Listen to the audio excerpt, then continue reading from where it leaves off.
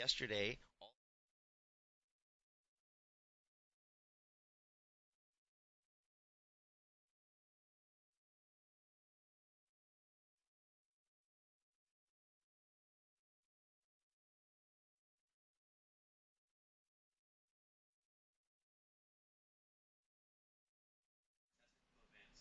Welcome, welcome. Here we are, day two of competition in beautiful La Jolla for the 2016 Stance ISA World Adaptive Surfing Championships.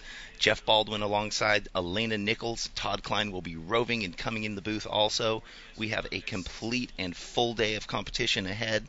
It's looking good out there. It's definitely a more drizzly day, and the athletes are a little bit. I would say they're looking a little bit like they surfed all day yesterday, but we've got some waves today. Tell us about that. Yeah, driving down here, I passed Torrey Pines and it looked virtually flat, and I was a little worried because we had thought that the buoys were going to rise just a foot or so. And when I got down to the beach, there's 2 and 3 foot peaks all over the beach today. The competitors that I saw coming in from free surfs and the coaches that I saw on the beach, they're all excited. There's a lot more contestable stuff. Unanimously, they said, "Oh yeah, it's much better." Where yesterday we heard, the athletes talking about getting down at 5 in the morning, having their free surfs, and it was high tide and really difficult. Today Yeah. with the high tide, um, yeah, there's plenty of surf. You can see it on the screen there. So I was actually thinking today would be that day for kind of upsets where other athletes might be able to take out the top athletes just because it would be a wave catching game. But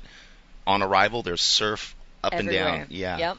Yeah, and yesterday we saw some pretty high scores up there. We saw a couple of eights in some small surf. So I'm excited to see what the athletes do today with some actual swell. And this is still a beach break, and you've definitely got to read the waves really wisely and make sure you're in the best spot for your type of surfing.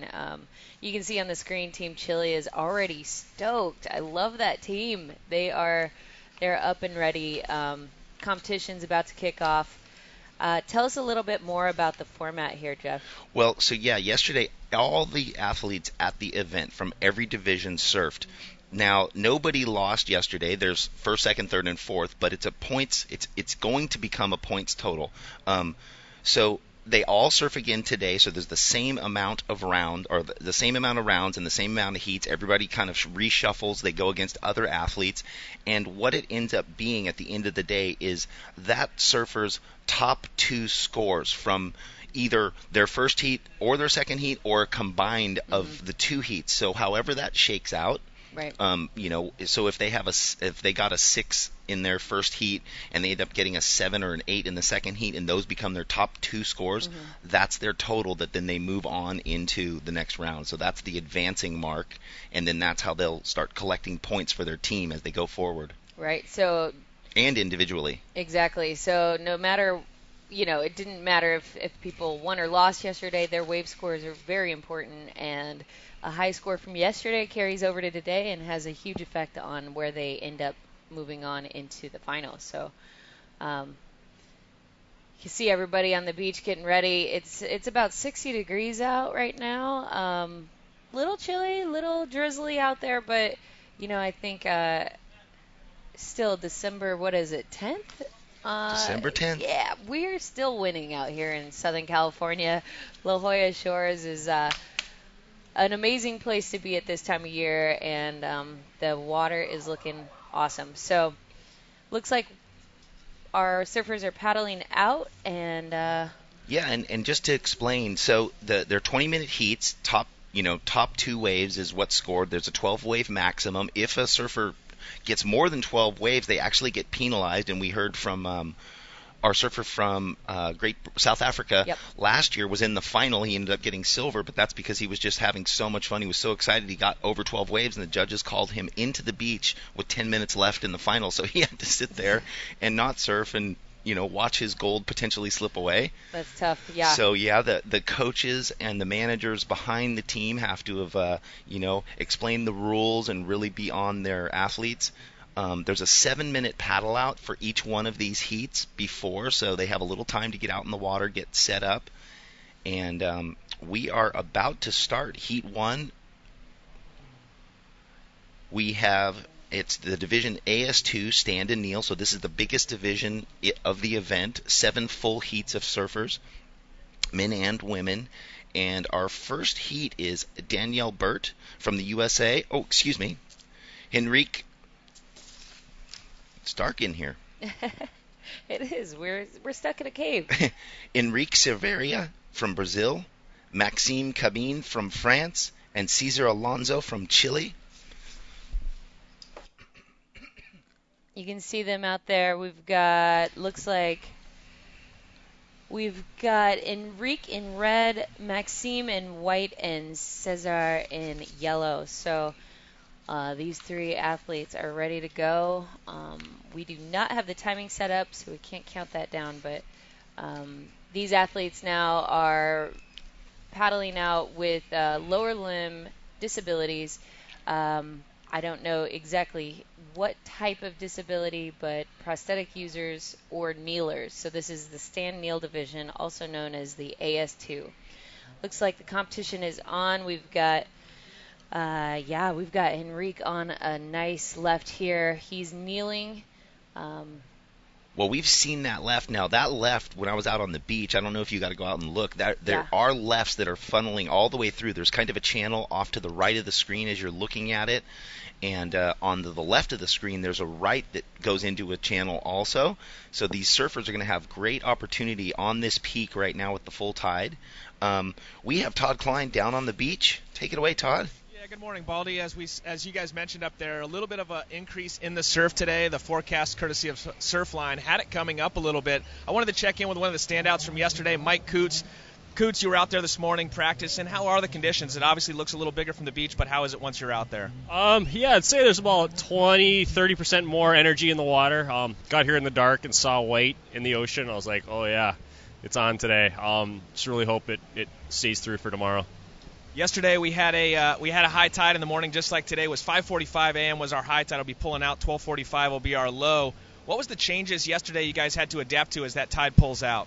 I noticed on the lower tide it seemed to have a little more push, a little bit. I don't know. My board fit in the wave better. You were a little less hopping. My heat's at 11:20, I believe. So I think the tide will help my heat for sure. Saw you change your equipment this morning. What did you change to and why? I was riding a flyer early on this morning. I just wanted to try it out, and this is a flex bar sampler. It seems to go a little more float in the water. It's got a little wider tail and a little wider board, and it seems to work better. Alrighty, guys. Well, the surf's up. It's a little bit better today. We've got a low tide at 12:45 midday, and looks like we're gonna have a great day of competition. Well, thank you, Todd. Mike Coots, definitely one of the standouts, ripping up the surf yesterday, gracing the cover of the first edition of the Adaptive Surfing magazine, which is amazing. It's such a powerful water shot. It is. That shot is going down in adaptive surfing history, absolutely. Yeah, because you think about, or I try to think about the challenge of surfing with a prosthetic, and when you look at his technique and his form on that, on the cover of the magazine, and then hopefully we can get a little broadcast of that, you can see his technique and the power he's pushing through his back leg, which is where he has his prosthetic. Yeah, it's pretty awesome. Mike Coots is an incredible surfer. We're happy to have him here representing Hawaii. Back to the competition, Enrique in red, just to catch you up from yesterday's competition, he laid down a 6.50 and a 6.3, so he's in a pretty good position after round one. Yesterday's competition, carrying some pretty good scores over to today, so I'm sure he's going to want to better those. Absolutely. I mean, 2 solid scores, because there was a lot of, mid 3s and 4s. And so anyone that passed that 5-point mark, to be able to, now his whole goal is to just better those scores, or at least get 2 there. Right. Because it is the 2-wave total between the 2 heats that they surf yesterday and today. Look at this set out the back. And there we had Enrique gambling on that left we were talking about. Didn't quite get around the section.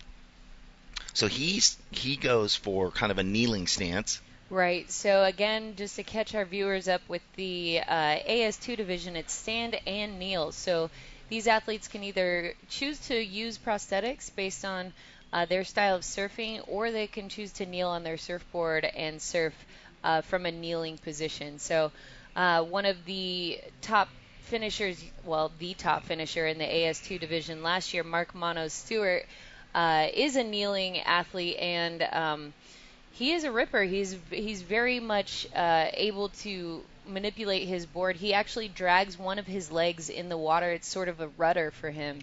And as you can see, some of these kneelers are absolutely kind of slapping the lip and really making some aggressive moves on the wave, on the face of the wave. So it's an interesting concept. One of the things some of the athletes are talking about is having a kneeling division separate from the standing, because right. it is so different. Well, and you saw them look at, and up on this beautiful left, we have our surfer in yellow, just couldn't get quite down the line there. That's the wave that he was looking for. That he's no doubt going to get back and find another one of those set lefts. You see in the orange jerseys the swimmers there in the view of the screen, and they'll be standing in the shoreline. They're there for safety precaution. Yeah. Volunteers that Stance has brought. They've closed down their entire office and brought their complete workforce down to this event as the title sponsor. Here we go with Enrique on that kneeling position again, ripping. He's actually leading the top 10 points in the AS2 stand kneel division. He's got a 12.83, leading Mark Mono Stewart just barely. Mark with a 12.27. So Ishmael, Eric Dargent from France, and Colin Cook following with 10s and 11s in that top 10 points category. So Enrique looking to hold on to his lead of a 12.83 point total from yesterday.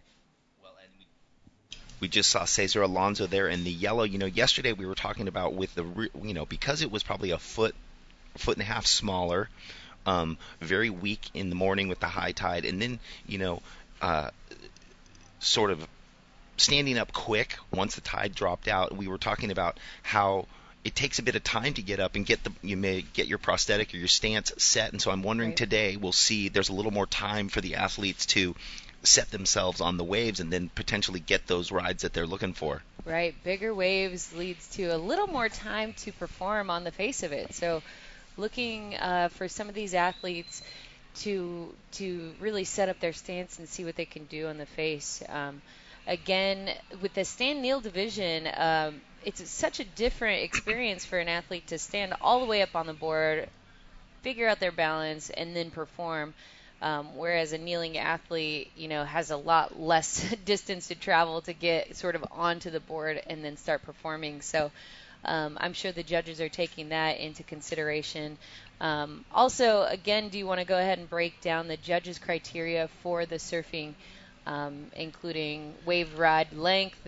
Yeah, it's very standard as it is in all of surfing. It's the best wave, riding in the most critical part, executing the most modern maneuvers, the most radical maneuvers.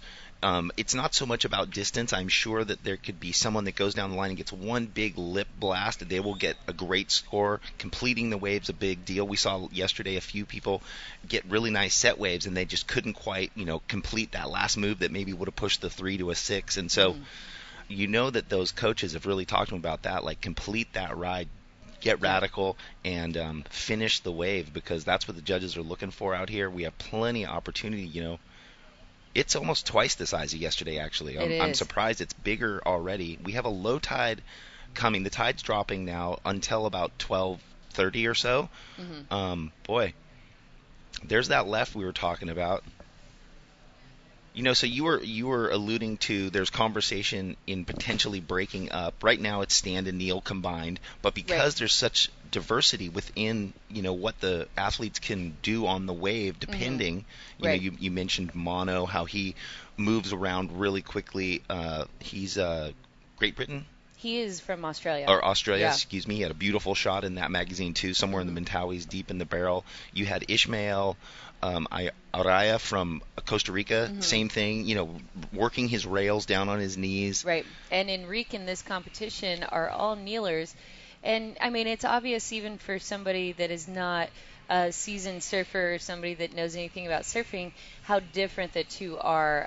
And standing on a prosthetic is certainly something that presents its challenges for these athletes. So, as adaptive surfing continues to develop, I think that'll be more and more a part of a conversation that we have.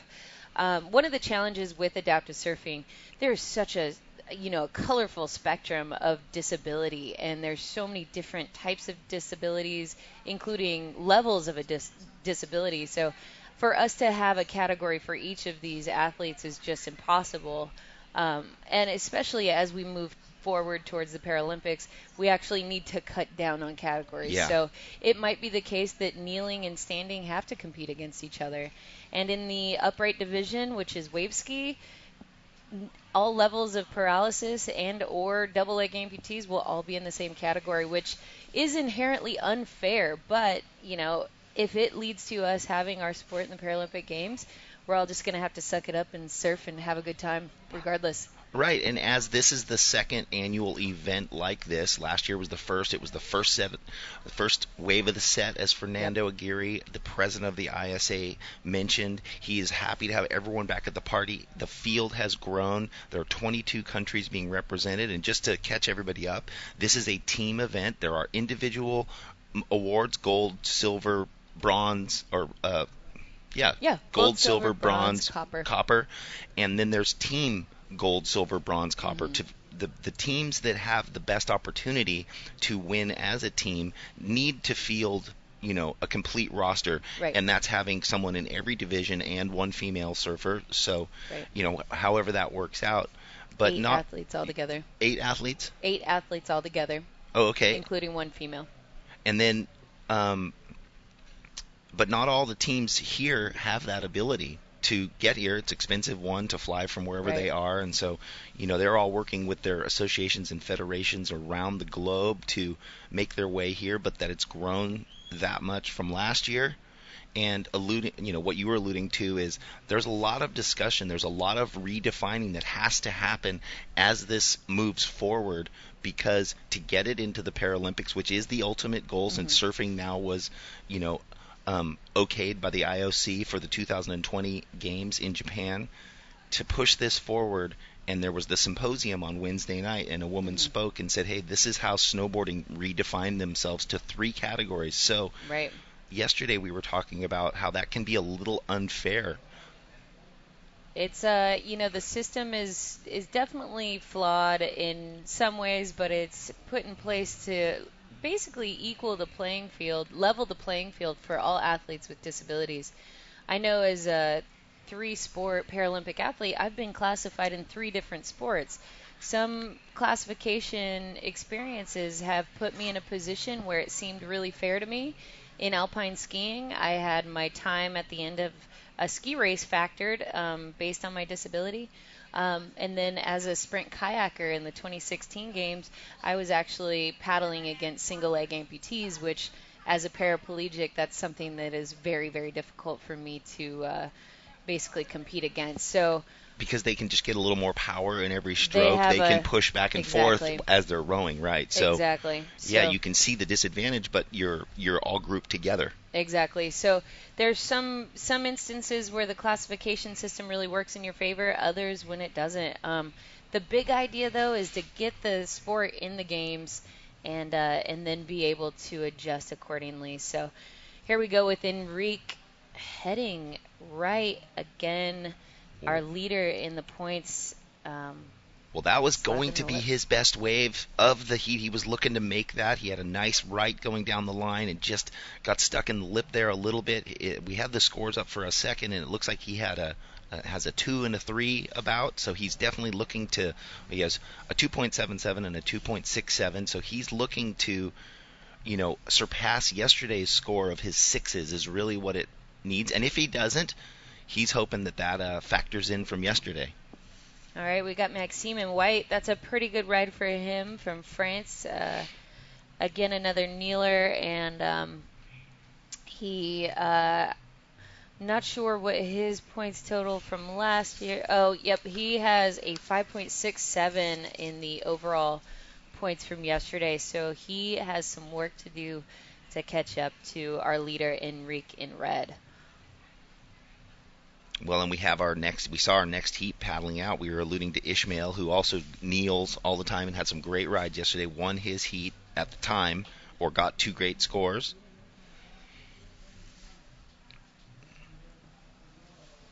Look at this set coming through. The waves are looking way better today. Wow. So this is a long ride for our surfer in yellow here, getting all the way through. And out the back, we saw our Brazilian surfer Enrique going for a big lip blast, and again, didn't quite complete that maneuver. It's funny, today, with this, there's more swell, but we haven't seen those scores. But no doubt we will see bigger scores coming.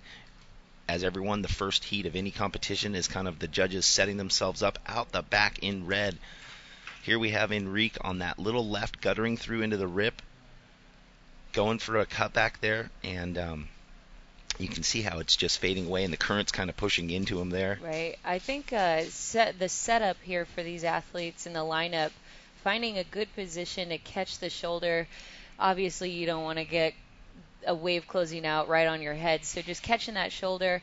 Each athlete, for our viewers that are not surfers, they more often than not have a favored side, whether they like to go left or right. And based on their disability, I wouldn't be surprised if an athlete missing a leg on a certain side likes to go left or right because of that. So either way, it's important for these athletes to know this break really well. Part of surfing is to learn the ocean and how it is performing at a certain break, and then set themselves up accordingly, and hopefully in a wave that favors the side that you like to ride. So well, it is fair today, though, because we have, there are these peaks up and down the beach. Yeah. There's the right in front of the grandstand and where it's focusing now. Later with the lower tide, we might see them move a little bit north where they went yesterday on the other side of that channel. So right now, with just under 3 minutes, our surfer from Brazil in red leading the heat with a 3.60 and a 2.77. Again, it's combining your 2 top scores from yesterday's heat and today, or just using yesterday's, whatever that is. So yesterday he had 2 6s. Right. So he is sitting in a good position for his team and for himself. Mm-hmm. He's leading the AS2 stand kneel division, so I think that's a pretty good position. However, there are a lot of really great surfers that are not far behind, so he is in his best interest to rack up some good points in this heat right now. And he's certainly trying. He's definitely gotten some good scores, good waves this heat. The best, I think, of the 3 surfers out there right now. So Team Chile, as always, standing out there supporting. Just had a great little chat with Team Chile's team manager. He spoke with Fernando Aguirre about getting Latin America together as a group, signing a little petition that just says, hey, we're on board with adaptive surfing and we really want to support you. And that includes all the Latin American countries and South America. Hopefully they can, combine forces and really create something in South America that serves everyone in the adaptive surfing world. So yeah, and did we interview him yesterday? I don't think so. We didn't get an interview with him. Oh, okay. So a different gentleman from Chile. Right. Yeah. Gotcha. They brought a full squad. There's some of the teams that have brought full squads. We're getting down to the 10-second mark here in the first heat of the day, which is heat number 5 in the AS2 stand and kneel division. And right now it looks like our surfer in red, Enrique Silveira, will be taking this heat from Brazil, or he was looking to get better than 6s. We'll see how that plays out. And we are going to go to a quick commercial break between heats, and we'll be right back in with round 2, heat number 7, here from beautiful La Jolla.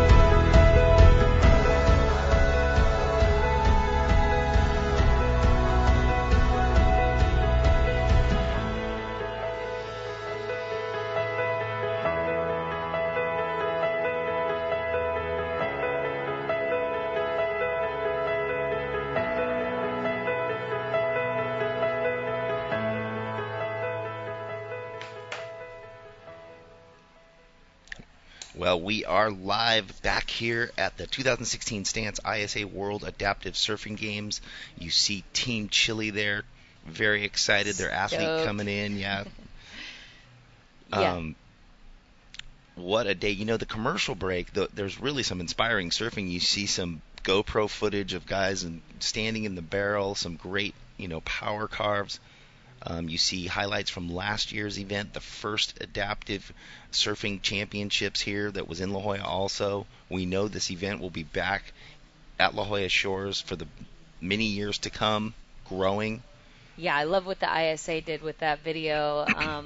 Mike Coots ripping some of the greatest adaptive surfers in the world at the time, at the moment. Really put that together well. Loving that edit. So taking a look at our surfers that just got out of the water. It looks like one of surfers in yellow calling his mom. Pretty stoked, maybe, letting her know that he just ripped up Southern California waves. Pretty exciting. So in this heat, in the red, from Costa Rica, Ishmael Araya. In the white, Marcus Chischili from the USA. In the yellow, Masafumi Kobayashi from Japan. And Victoria Fegg from Canada. So we have a field here from Costa Rica, USA, Japan, and Canada. And we see our surfer in red paddling for this wave. He had some great scores yesterday. Ishmael Araya, who he elects to go on the knees. He really uses that rail to pump up and down. I would have to say this is already going to be a good score for him. Oh, and he's looking to milk it to the inside too.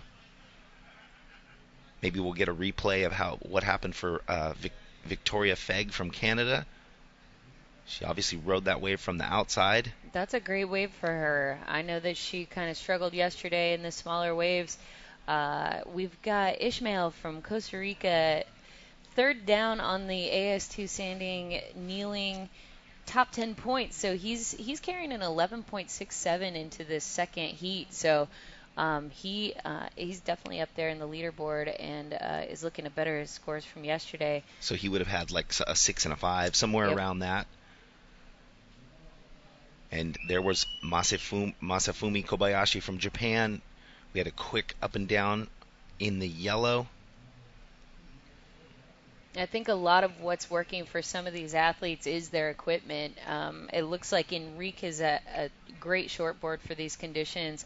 I know some of the athletes probably only brought one board, not knowing what to expect from these conditions, knowing what they're comfortable on, but maybe that's not exactly what they needed. So, again, as we progress in the adaptive surf world, I'm sure so many of these AS2 standing, kneeling athletes are learning from each other, just kind of watching them surf, looking at what works best for each of them, and probably going to go home and make some adjustments.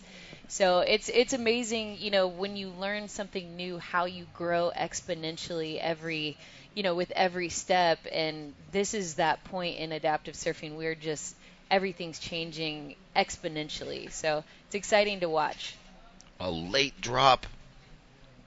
That was a late drop for our surfer in white from the USA, Marcus Chischili. It looked like it might be a split peak situation, but Ishmael decided not to go. I know some of the surfers came into town and they have a relationship with Bird from Bird Surf Shed, who is just a great pioneer in surfing in San Diego and a real historian. And some of them were borrowing equipment from him, so I'm sure we might hear some more of that today. But right now, Todd Klein has an interview down on the beach for us. Enrique Saraiva from Brazil. It was the standout in that first heat this morning. Enrique, being the first heat out there, tell us a little bit about the conditions. Yeah, it's pretty slow. It's beginning to come more sets. It's better than yesterday. So we had some fun waves, but being the first heat's kind of hard because you don't have like a lot of you don't know what to do in the lineup. You have to find out this. So that was a good hit. In your division, it's a stand or kneel. You can do either or. You prefer to kneel. Talk to us a little bit about your story. You don't have full mobility in your legs. Give us a little history on your injury and how that took place. Okay. Yes, in 1997 I got shot. I live in Brazil, in Rio de Janeiro. I was robbery. and they stole my bicycle and they give me a shot. So this made me use a wheelchair for like 1 year, and then I began to walk with crutches. And this is like 19 years ago, so there's a long time I've been walking with crutches. And surf saved my life, because I always used to practice sports, and I wasn't finding like a sport that I could play. I used to play soccer with my friends, and one friend, Marcos Sifur, he pushed me up to go try to surf. And once I came surf, I found my sport. I can be there like in a soccer field with my friends, with no limits, So being equal with everybody. Enrique, thank you for sharing that story. You also told me before we went live that there was an organization that helped you get back into surfing. Let's talk about that. Yes, in 2007, me and Luis Felipe, the Brazilian coach, and my friend and his wife, we found an organization that gives surf class for people with disabilities in Rio de Janeiro, Brazil. So we've been working in pro of adaptive surfing since 2007. And it's been great to see this event going on, and all these people from the whole world, and how the sport has been increasing. So we are so happy to be here. Enrique, congratulations on your performance. Thank you for sharing your story. Thank you. Back to you guys. Thank you, Todd. Well, yeah, look, there it is in a nutshell. From when he was injured and he used to play soccer with his friends, then he was kind of lost without the sport. He found surfing, and he said it, without limits. He can be in the water. He can be with all his friends, just like the soccer field, and that's his life. He's so blessed to have found the ocean and surfing, and it's great that there's associations that can help with that around the globe, and this event just helps push that further, right, and grow this sport for adaptive surfers all over. And boy, you can really talk about how, it's a losing feeling not having that sport if you've had the sport, right, and to come back into the ocean. But right now we see Ishmael out in front with a 6.17 on that opening ride, and that might factor into his top two waves combined from yesterday and today. And then we saw him during that interview on a nice fast right, almost looking like he was hunting the barrel a little bit there. He was looking for it. So yeah, we'll see. So that wave, his second wave that we were just alluding to, came in at a 3.83. And in second, or with just behind him in yellow, our Japanese surfer Masafumi Kobayashi with a 5.33. So again, anything past the 5 mark is really going to help better their cause in that two-wave combined total from yesterday's heat and today's heat. And so just to break it down, the surfers get to take 2 scores. Yeah. From the their combined. 2 highest scores. Yeah. Could be from yesterday, could be from today. Every wave matters in that sense that you have a chance to better your score and carry those points over into the final. So yeah, uniquely, it's a kind of a unique situation since it is a round robin, and the way they're doing that, 2 waves, combined, they're not competing against the other countries, so to speak, right now. They're not trying to beat them in this heat. They are just trying to better their personal scores. Exactly. And that is their sole mission. Can we just point out those Spam board shorts that Team Hawaii's got going on there? He's got Uggs, Spam board shorts, and a Santa hat on. I'm really liking what I'm seeing here. Well, have you been to Hawaii? Yes, I have. So you've had those, those gutter bomb, those rice and spam seaweed combos? I love that you said gutter bomb because that's what you feel. You're like, oh, God, after you eat that. Yeah, I've had some Hawaiian plates and all that goodness that you can't help but get at the Rainbow Cafe if you ever visit Honolulu. Oh, yeah.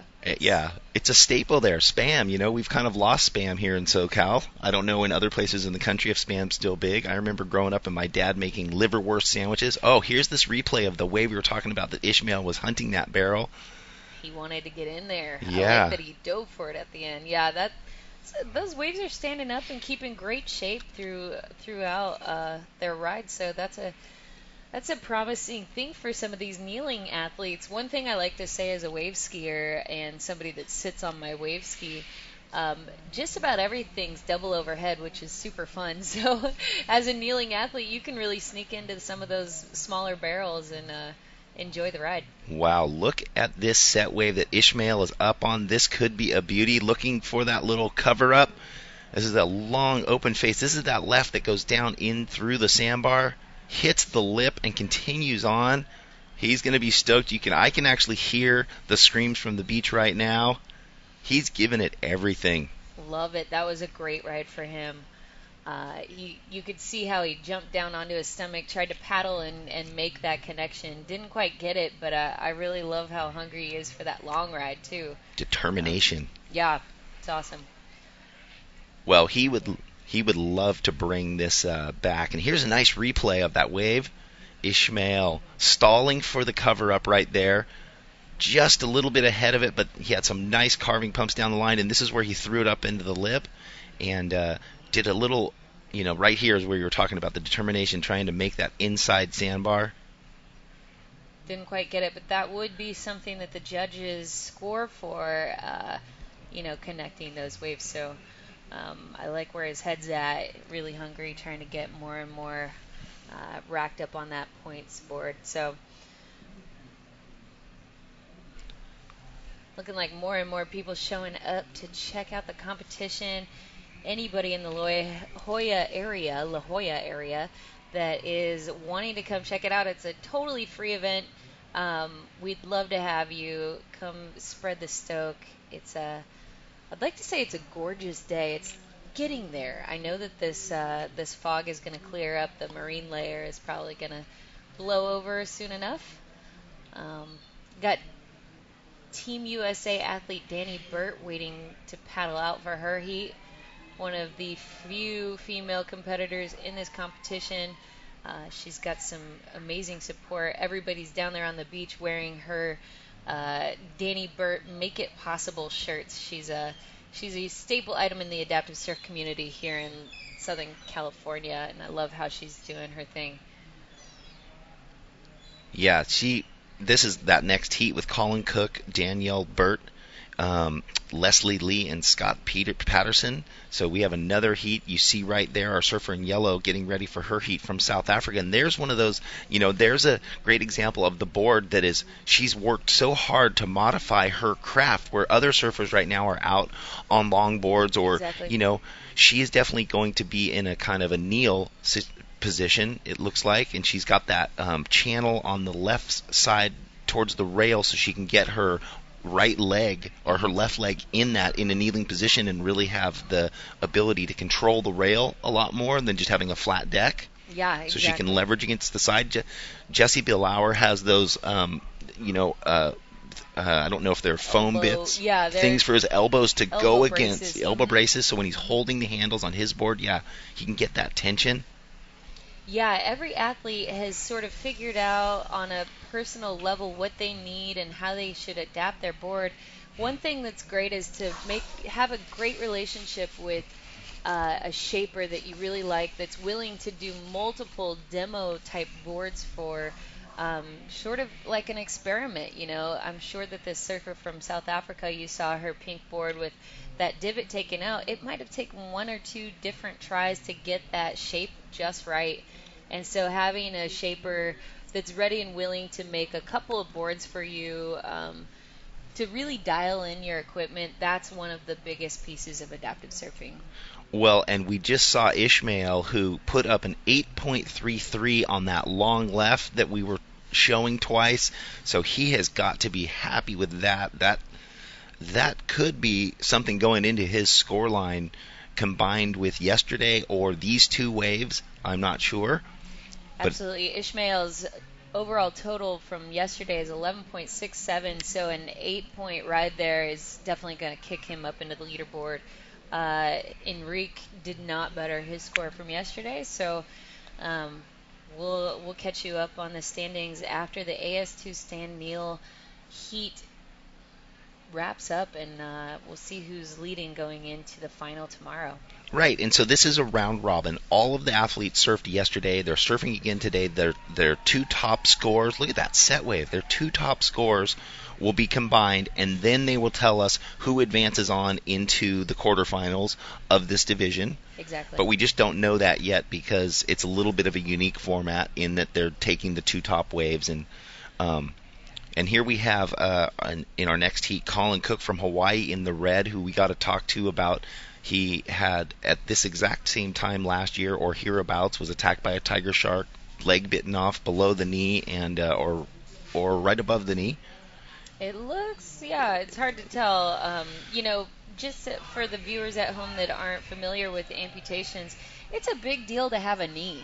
So, when somebody loses their leg above the knee or below the knee, it certainly plays a huge part in how you go about your activities of daily living, but also surfing. If you can bend a knee, if prosthetics obviously have mechanical knees that you can use, but they don't function quite like a human knee. So just to clarify, that's why it was such a big point on your side if he lost it below or above the knee. And he developed that prosthetic himself, so he was really inspired yesterday to come out, and he had a great heat. He had the 2 high scores from the heat yesterday, and he said, look, I had a kind of a background in this indirectly, and to be here this year, I would have never dreamed I have come this far and have developed my own prosthetic, and it works amazing. And growing up on the North Shore where he lived surfing his whole life, so right. No doubt he just jumped back in the water. And you had talked about going, and all athletes with disability or with that have their accidents, they go through that time of dark depression, and it's real. Yes, and it's so unwritten at that point in your life. You have this traumatic accident. You've probably never met somebody with a disability, and you're sort of left to reinvent yourself, redefine, re-identify as a person, and it's one of the hardest things to go through. And 9 times out of 10, especially for the athletes here at this competition, they're going to credit sport for getting them back into life, giving them hope and confidence, and that energy that they need to have the confidence they need to get back into whatever it is that they were really passionate about in the first place. So surfing is another vehicle for these athletes to express themselves, and you can see that happening here today. Our Canadian surfer, Victoria Fegg, on her what would be her second wave. She had that long ride earlier. She's looking excited, balancing through to the inside. Yes, a long ride all the way in. There's a minute and a half left, so you wonder if she might just make it to the beach or if she's going to turn around and sprint back out. She's elected to come in. She had a 2-point ride, and we'll see where the judges go with this one. And right before her, Masafumu Kobayashi in the yellow had another ride. He has a 5.33 in this heat, so hopefully that's tallying into his score line. And then we saw sort of a late drop, and he was kind of going for the barrel. We'll see where that score drops in. With just under a minute in this heat number 7 of round 2 of the AS2 stand and kneel division, Ishmael has just been scouring the lineup, and look at this peak. Take it away. What a beautiful ride for him. I think he knows his work is done. I think he's just going to go ahead and ride that in. He's got about 30 seconds. He had a great heat. He's going to carry that momentum into the final. We'll see if either of these two athletes can catch one more before the time runs out, about 15 seconds on the clock. Looks like Masafumi might paddle in. You can tell Masafumi's on a little bit wider of a board and a little bit longer. He's actually paddled for a number of waves that he wasn't able to get on, and I'm wondering if his equipment is playing a part in that. So yeah, the surfers, sorry to interrupt, the surfers are saying it, although there is more surf, it's still weak with this high tide. Right. We can see it really turning around here, but we will be back shortly to watch heat number 8, round 2 of the AS2 stand kneel division here in beautiful La Jolla. I grew up in La Jolla Shores, California. A friend of mine walked up to myself and a group of friends with an 8x10 black and white. He had like 6 of them that he'd processed in his home darkroom, and he starts showing them and passing them around to this group of friends of mine. And I just went, whoa! So right from that point, I went, that's what I want to do.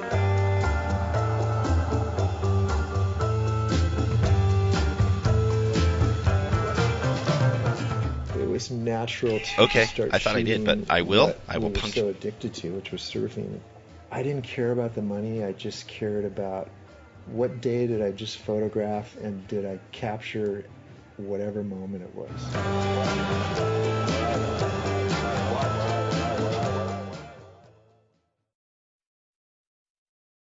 We are back here for the 2016 Stance ISA World Adaptive Surfing Championships presented by Stance. Stance is the title sponsor, and we thank them for that.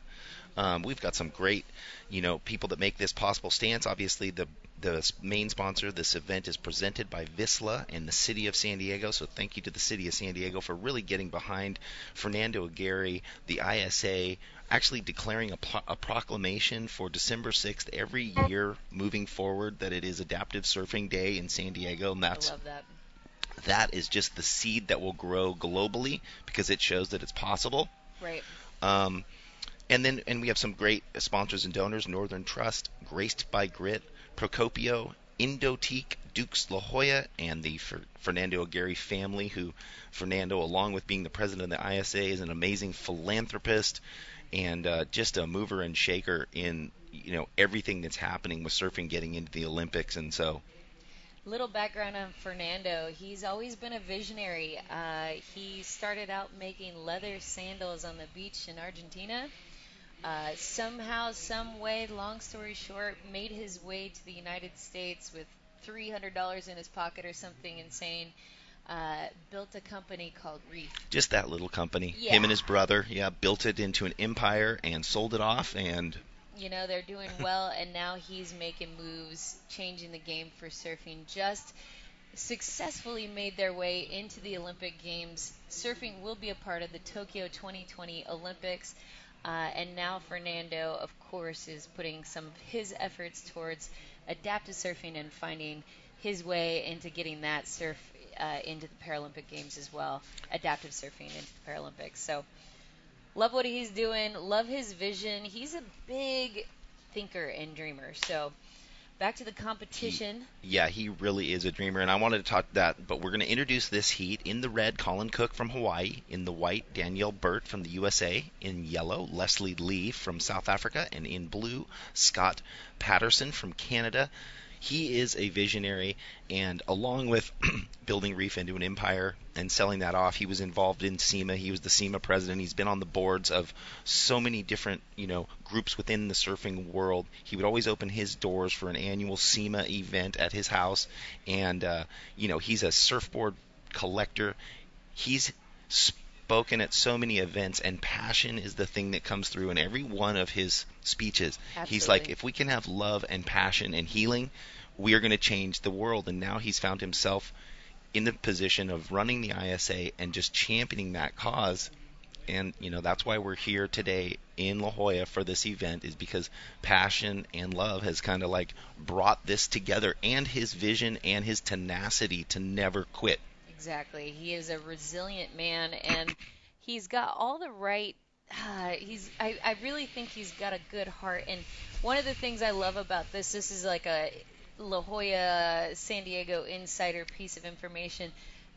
Fernando actually passes out physical pieces of love. He has these little red hearts that you might see all over Southern California, and when you do see them, you'll know it's Fernando Aguirre's love and his wife Florencia spreading their love and passion for life, really, and for surfing as well. So I've got one of those on the back of my phone. It's pretty cool. Well, look Yeah, at that's that. the Fernando Aguirre heart, and once you see it, you'll know it.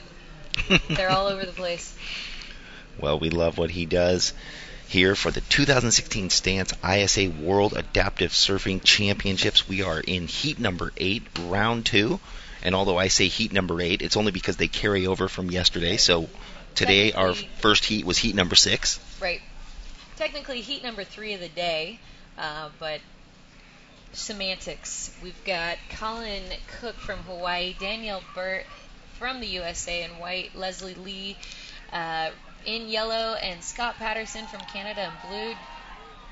Looks like Colin Cook going left there. It's a good ride for him. Well, whatever he did in developing his prosthetic, it looks so stable. It really does. I mean, it's a lot wider and bigger, more of a platform than a foot-looking shape. Right. Yeah, you can see, it's kind of hard to see from the screen here, but he's definitely got sort of a platform to stand on, whereas I've seen other athletes with more of like a peg or a smaller surface to kind of push onto the board. So, we're all kind of, again, a friend calls us aquatic astronauts, just sort of figuring things out. Well, that is what it is, aquatic astronauts. But we are going to take it down to Todd Klein. I think he is with Ishmael down on the beach. Raya representing Costa Rica, one of the standouts yesterday. Let's talk about that left-hander you got. You got one of the best waves out there in that heat, 8.33. Looked like a point breakdown in Costa Rica. When you caught that wave, what were you thinking in your head? I was thinking like slow down, try to catch like a little barrel, but then doesn't happen, so I just tried to build some speed, and I found out it was a good pace just to try to do something, and like I said, build some speed and do like a maneuver, a turn. You get a nice off the top. Let's talk a little bit about your story. You have some mobility in your legs, but not full. Talk to us about that and how your injury took place. Well, yeah, I have a lot of muscle damage and also bones, but it's getting better because of the swimming in the ocean, and I think it doesn't hold me back. I just want to go forward. Was this something that happened, or were you born with not having full mobility? This happened 3 years ago in a motorcycle accident. Yes, but I surf since I was a kid, so I just want to be in the ocean and do my best to go forward. Well, you're a motivation to all of us. We're so stoked for you. Keep that momentum. The Pura Vida. Thank you, amigo. Pura Vida. Guys, he's on fire. Costa Rica represent. That's right. Thank you, Todd and Ishmael. Another great performance. So he definitely bettered his cause by getting that 8.33 on that beautiful left. That will, I would say, safely put him into the next round, into the quarterfinals. Yeah, I actually got to spend some time with Costa Rica last night at a little party we had, and man, what a passionate group of people. Let's take a look at Danny Burt. Is that Danny Burt going left? Love that ride for her. Moving forward on the board. So 2 nice top turns, and then tries to jump up to the nose to get into that inside section. You could hear the beach outside of our tents, because we're in the back of the beach in a tent, just screaming and hollering. Team USA all fired up. That's a great drop for Danny, looking at the replay. One of the best rides she's had of this competition. So let's see if she can go ahead and do that again. Well, the judges were quick to put her score on the board, unless she had a wave before that we didn't see, but a 5.83 was placed on the score sheet for us. It's a good score for her. She's got a 10.16 on the overall points board, so it's a good score for her. Yeah, that would definitely seem like it factors into, that combined total of yesterday. Absolutely. And we saw Colin Cook with just a quick up and out, and it looks like he has 2, so he's just sitting on a pair of 1s. Our surfer in the blue, Scott Patterson from Canada, with a 2.27, and Leslie Lee from the USA in the yellow, waiting to get her first ride, but it looks like she's paddling back out, so maybe there was a ride that is being scored here. Looks like Leslie's going to opt to stay a little farther on the inside. Maybe.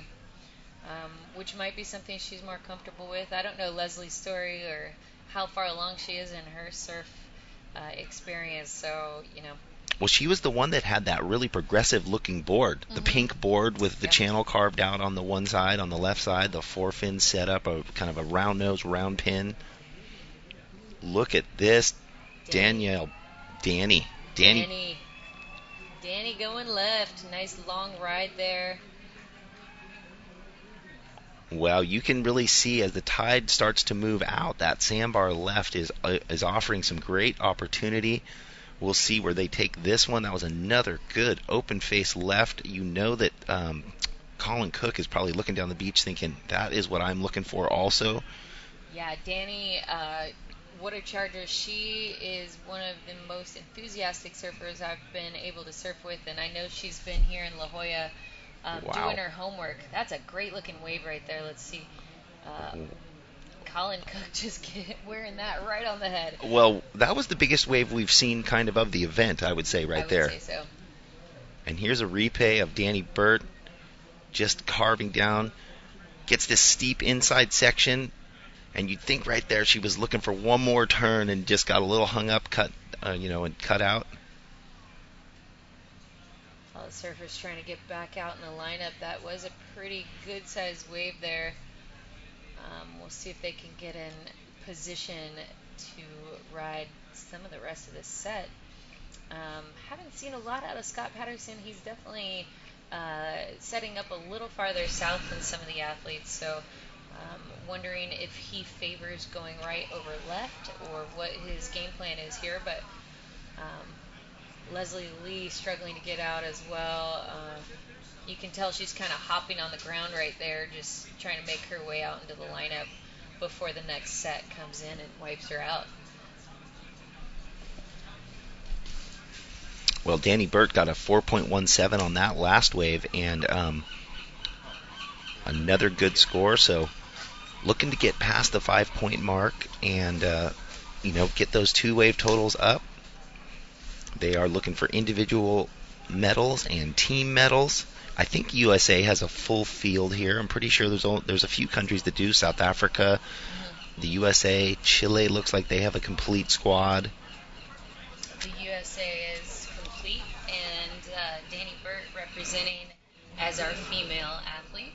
And so, again, as a team, we have 2 athletes in the AS2 stand-kneel division, 1 in the AS3, which is the upright or wave ski division, 1 in the prone. Let's just take a look at Colin Cook going right. Well, slapping the lip. that's going to be a big score. Surfing so clean. That was one of the larger waves ridden, and a nice, deep bottom turn, carves up off the top. And, he has his equipment. It's kind of a semi-egg. And, I would have to say, as he gets comfortable with his prosthetic and with everything that's going on, we'll see him rivaling other surfers from Hawaii, because he'll get his equipment redefined and get comfortable and be, riding maybe a board that he was riding before. Right. Just everything's progressing so fast, getting better and better. Colin Cook, that was a great replay there of his right, and we'll see what scores he threw up there. 7.3 for Colin Cook, so that's going to be a great addition to his already pretty high score on the leaderboard. Absolutely.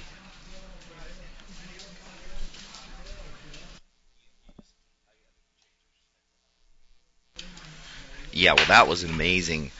A 7.33. Yesterday he got the 2 top waves in his heat yesterday, and we'll see where that plays in today. As you can see, the waves are definitely giving us more than we'd hoped for, which is wonderful. We knew that there was going to be a little increase in the swell, and from showing up this morning with the high tide, you could see that the sandbars were working, and it was like a foot or 2 bigger than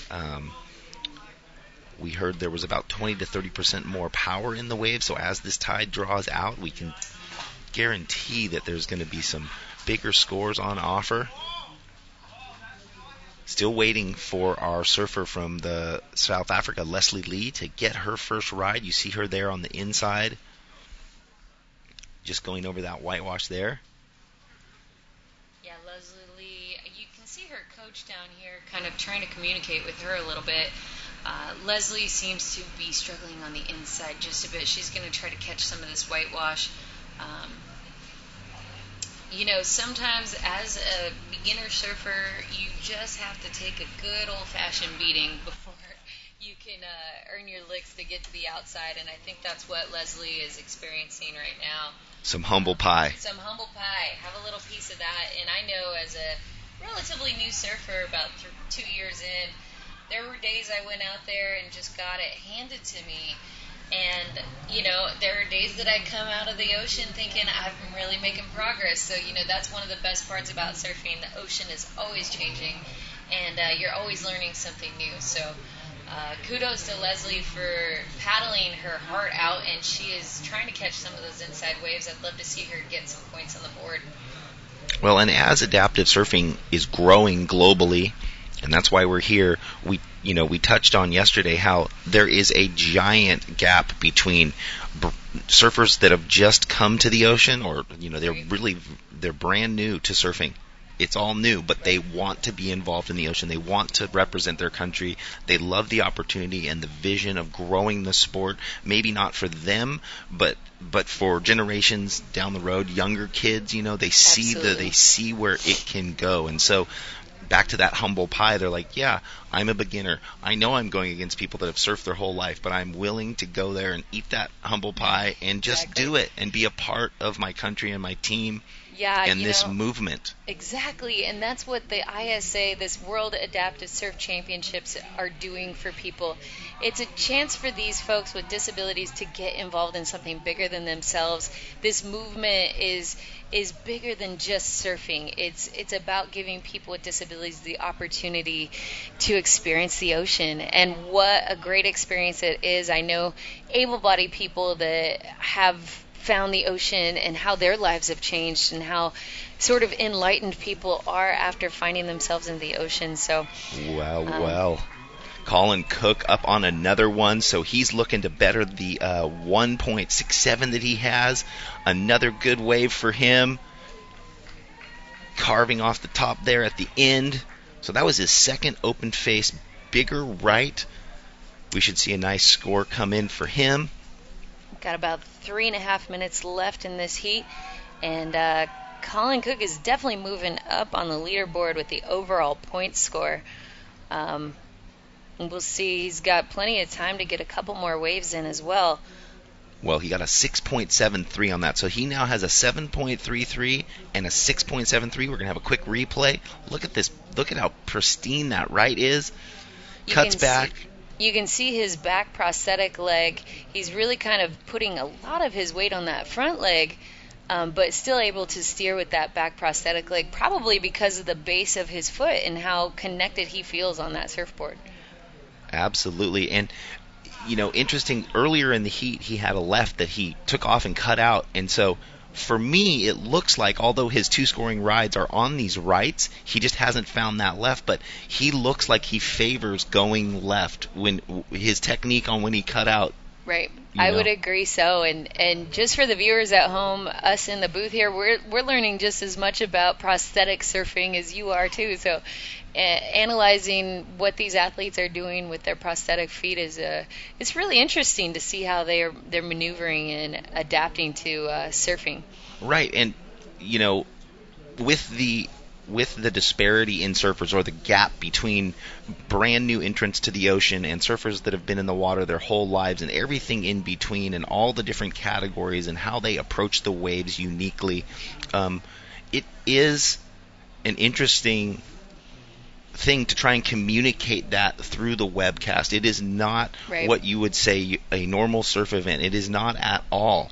Right. And there's so much more to analyze, so much more to talk about, so many more variables for these athletes. Right. And so you have to approach it with the real broad eyes, compassion, and understand what it is. And, there's a lot of people out there that, and if you want to get involved, if you want to know what's happening here, we have Blue up on a late drop. Look at this. Scott Patterson from Canada with a bomb drop, racing through to the inside, so he's kind of going for the kneeling and bellying. Yeah, he's actually a pretty high double amputee, so he does not have the option to use prosthetic legs, and he does everything he can to kind of pull that rail over. You saw him really leaning into that, trying to go left as hard as he can. So he's an interesting case. He's just got no legs to stand on, literally. And but what he's doing with that nice drop there, looking at the replay, and see how he's really pulling that board over and trying to set that rail into the whitewash, cutting left. So a double amputee can mean from above the knee, but like you said, a very high, so it's almost up to the groin. Right, yeah, you can see his left stump is actually longer than his right, but yeah, he's been an amputee for quite some time. He's actually a Paralympic athlete in the sport of swimming. I've gotten to know Scott Patterson a little bit. Looks like he's just going to turn and burn, see if he can get another one on the board. And he's going to dig that nose in. And a late drop there right in front of his fellow competitor, Leslie Lieb. This heat is winding down. And it looks like Colin Cook has got 2 good scores on the board. We will be back here from La Jolla for the next heat coming up for some exciting action here in La Jolla.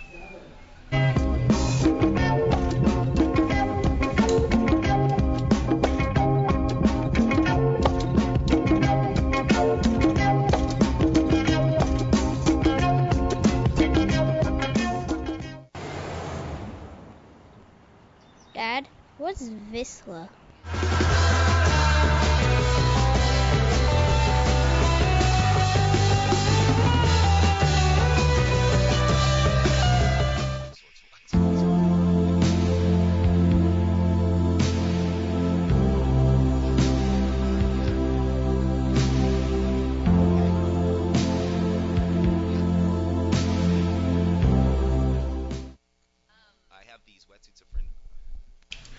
And we are back live and direct on this misty morning here at La Jolla Shores for the 2016 Stance ISA World Adaptive Surfing Championships. Jeff Baldwin alongside Elena Nichols and Todd Klein out on the beach.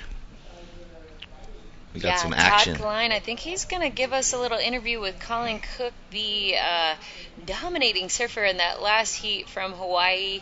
He's making his way out of the ocean and onto the shore to talk with to Todd Klein. So next heat we have up, let's talk about Eric Durgent from France. Andre, you're really good at the names. I'm going to go ahead and let you introduce this.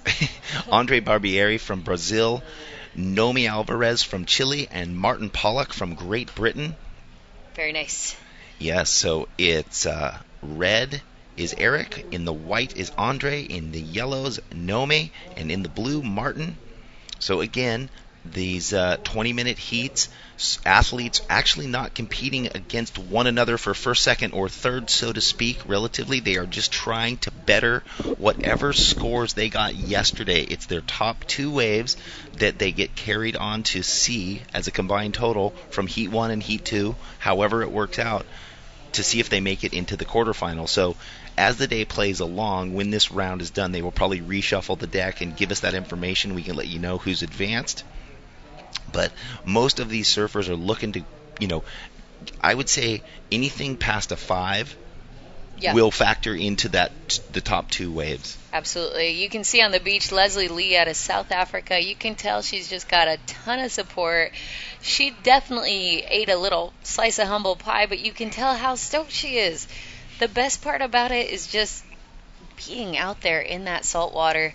As Fernando Aguirre says, saltwater smiles. And, it doesn't matter if you caught the best wave of your life or you just got to tumble in that white water. I think everybody's equally as stoked to get out in the ocean. So love seeing those smiles. Yeah, and look at, so you had Leslie Lee from South Africa who had a very tough heat, ate some of that humble pie, surrounded by her team and her posse, her support group, still beaming and radiating. You saw the coach for Hawaii, Chris, go up and give Colin Cook a big hug. You see Team Hawaii surrounding him. Shortly, Todd will get an interview, but it takes a little while. The athletes make their way in. They're surrounded by their team and their friends and family and whoever's there in the support group right up on the water's edge. And then by the time they make it up to, the camera area, sometimes they want to change, shower, change prosthetics maybe. And look at this ride. Eric Dargent from France went up for a radical lip maneuver. That's an interesting combination of stomach to feet that he's got going on. You saw his prosthetic doesn't bend, so he kind of swung it around behind his arm and really kind of stepped over his own hand just to get into a standing position. So, Interesting. I would love to run that in slow-mo and just like watch how that happened for him. He's obviously figured it out based on his disability, so love that. Look at Nome Alvarez from Chile in the yellow getting this insider, and she goes for the double knees like that. It seems, she could go out and get one of those beautiful rights. She almost looks like she's on a smaller stand-up paddleboard. Yeah, it looks like she's using a wider board for more balance. Obviously going to be harder to lay the rail into the face of a wave, but as we said earlier, we've got athletes from all different walks of life and athletes that maybe are learning how to surf even now. So she's probably in a progression where she'll move from a wider, more like a stand-up paddleboard to what will serve her better in more aggressive surfing as she progresses herself. So stoked again to have a female out there competing against the men. Our Brazilian surfer in the white, Andre, just nearly got that right. And yeah, as the equipment develops, there's ways to have boards with a lot of foam, have width, but then you can have more down rails. You can have a wider tail, more rocker, different fin setups that allow the freedom to turn along with the buoyancy. Exactly. And it's really finding that, and that's an expensive endeavor too. As having all your toys, it takes a long time to develop what works for you. Absolutely. Look at this right out the back. Oh, get man, in that barrel. Yeah. Big cutback, slashing back into the whitewash. Andre, that was the right he was looking for. Almost a little cover-up. Love his positioning there. He saw exactly where he wanted to be, and I think the judges are going to score that high for his position and his placement in the critical part of the wave.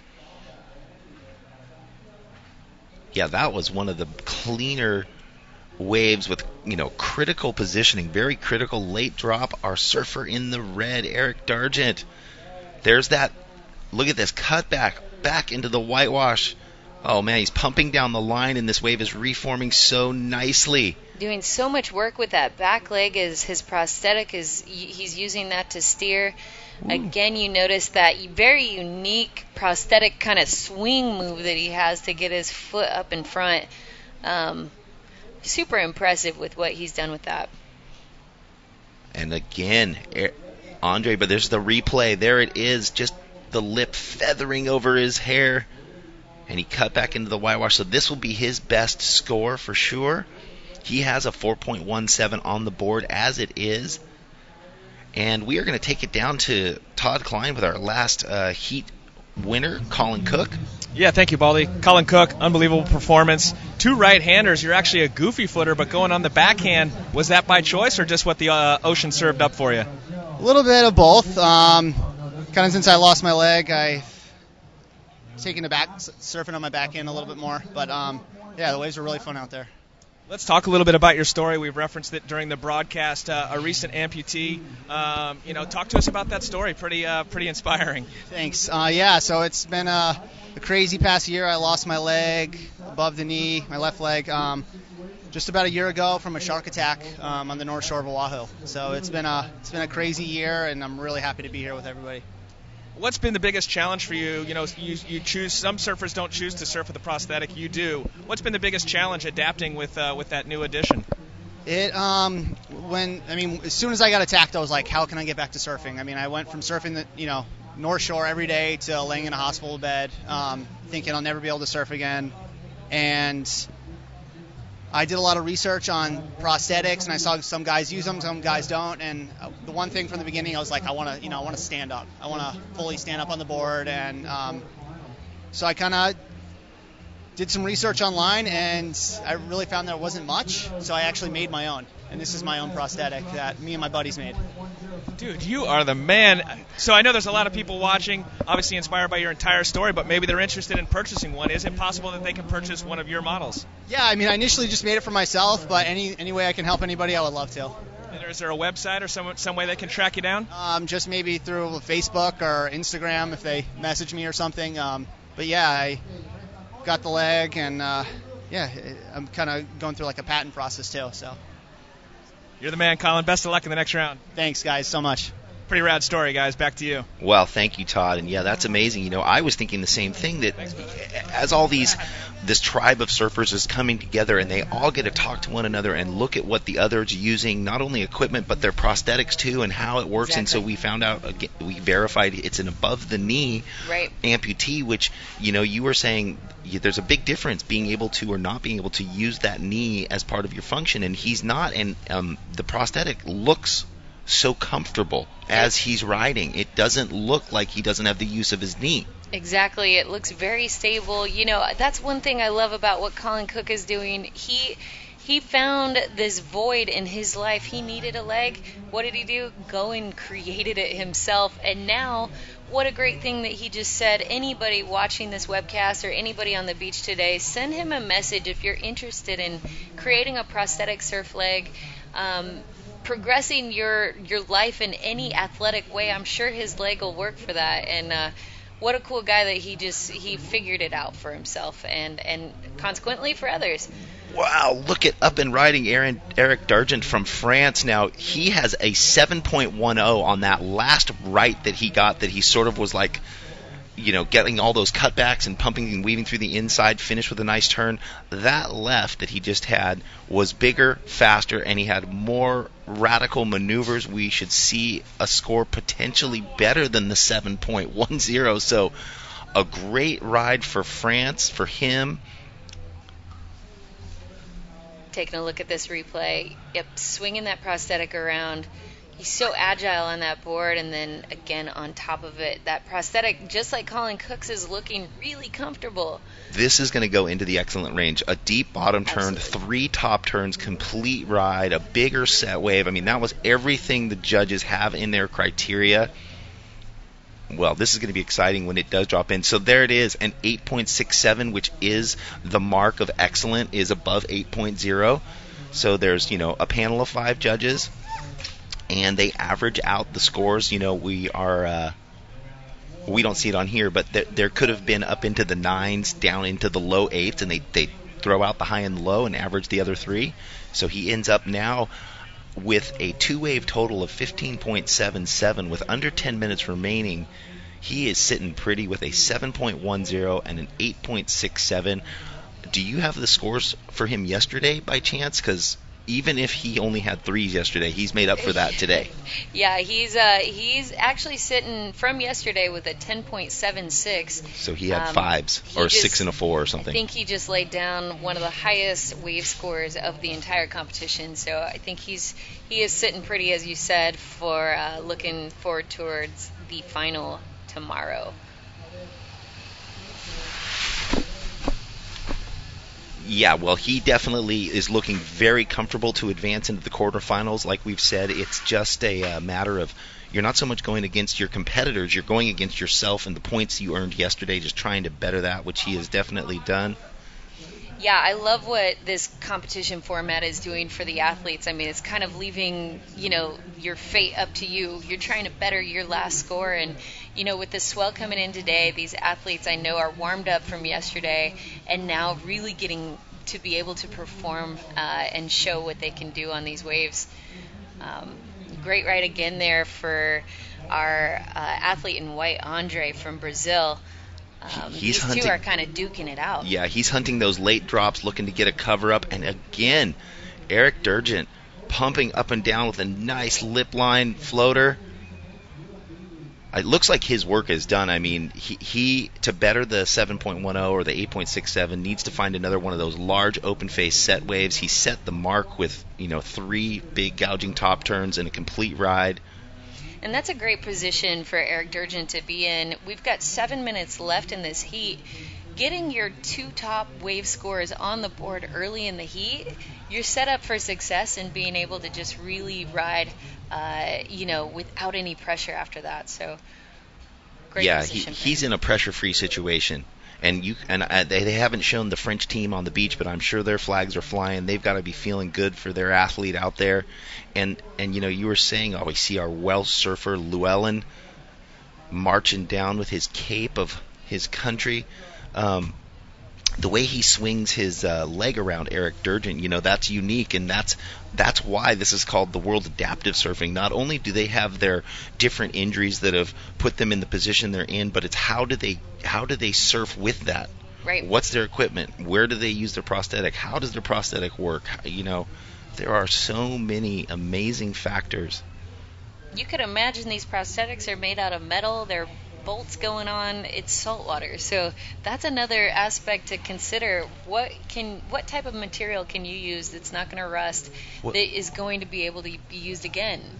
Well, that's what Colin Cook's, again, maybe he's going to sell some after this, but his was like carbon fiber and plastic and rubber, so it looked like it was made out of materials that can really handle the saltwater environment. Obviously, he's on the North Shore. He wants to be in the ocean every single day. Colin Cook changing the game for amputees around the world. I'm sure people are looking to him. Taking a look at this replay of Eric Durgent, again, the swing around, pumping. And he's really got his back arm. He's got his technique going. He's generating a lot of speed and using his rail really nice. Again, the board choice for these conditions, I think Eric Durgent kind of nailed it. Here's Andre. Nice gouging top turn deep off the bottom. Will he get a second one if he can get around this section? So these two, right, like you said, just duking it out on these rights. Andre, I'm sorry, from Brazil, opting to kneel on his board. One of the great things about coming together as a world of adaptive surfing is seeing how everybody else is doing it. And so I'm sure, minds are being open to the possibilities. Everybody's kind of sorted it out on their own. So loving the creativity that comes with adapting to this sport. Well, what's interesting? There's been a lot of sort of longboards and hybrids. This is Llewellyn, who's coming up in the next heat from Wales. He's riding a contemporary board. There is no modification. That's made by JS Industries. It's a Pier Pony. It's a stock board, and maybe he has a taller version of that because it's a real wide, foamy board. But he is riding a board that you would go into the surf shop and just buy off the racks. That's awesome. Yeah. And what a great world that would be if an adaptive surfer could go into any store and buy what they need. I would just love that. But that's a really great option for him. He can surf anywhere around the world, rent a board if he needs to. That's a very convenient factor for him. As adaptive surfers, we obviously have very specialized, customized equipment that we need to take really great care of. Hopefully the airlines take really great care of, and then, travel with some of this equipment. So. And that's a whole other thing, traveling. Well, look at that. Andre from Brazil in the white got a 5.60. I had a feeling that was going to be his highest score of the heat. He really had a nice critical turn up in the lip, came down deep off the bottom, and then just couldn't get around that next section. But so I'm sure that 5.60 is going to factor into his top two waves combined. We are seeing if Martin Pollock, with just under 3 minutes, can get himself a second wave. And our surfer from Chile, Naomi Alvarez, who had two nice rides, and she's ready to better that. You could talk to this. We were talking about equipment. You've had to, discover how to modify your equipment along the way and then try to fund it. Right. I mean. Yeah. As an athlete, again, my story, just to catch everyone up, or people joining us, I'm a Paralympic athlete in 3 sports. So I broke my back in 2000, and after I became paralyzed, I was a 3-sport athlete before my injury, and after becoming paralyzed, I thought, like most of these athletes out here, I thought my life as an athlete was over. Luckily, I found out about the Challenged Athletes Foundation, an organization that's local here in Southern California. They they raise a ton of money to give grants for athletes with disabilities to buy the equipment that they need. So very thankful for their support. I was able to get my first basketball chair, first monoski, and first kayak, and now my first surfboard through that organization. So Wow. financially, huge supporter of mine. Thankful as an athlete at a Paralympic level, I've been supported by several companies as well. So Well, that is Elena Nichols' story, and Jeff Baldwin sitting here. Sorry, I didn't want to interrupt. I just couldn't break your train of thought. And yeah, we are sitting in the booth having a great time here at the 2016 Stance ISA World Adaptive Surfing Championships at La Jolla Shores. We've got great conditions. I can't imagine what the environment is like out on the beach. No doubt all these athletes, surfers are excited. We have just under a minute here wrapping up this fourth heat of the day in round 2 AS2 stand and kneel division. That was our surfer Nomi Alvarez from Chile. Now she has a 1.8 and a 1.3. She just is trying to get over that 2-point mark or get into the 3 or 4 or 5. Out the back, our surfer Martin Pollock on a bomb left. awesome work there.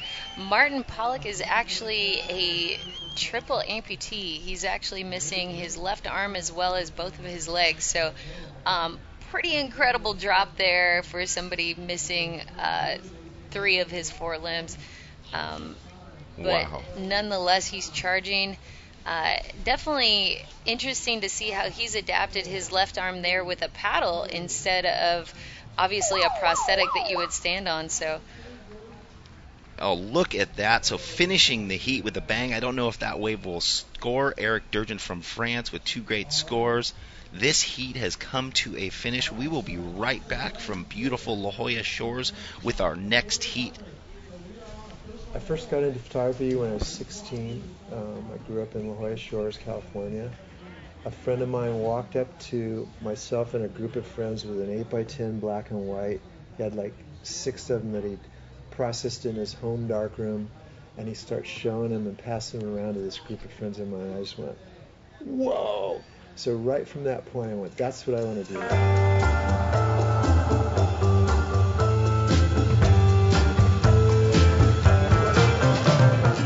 It was natural to just start shooting what we were so addicted to, which was surfing. I didn't care about the money, I just cared about what day did I just photograph and did I capture whatever moment it was.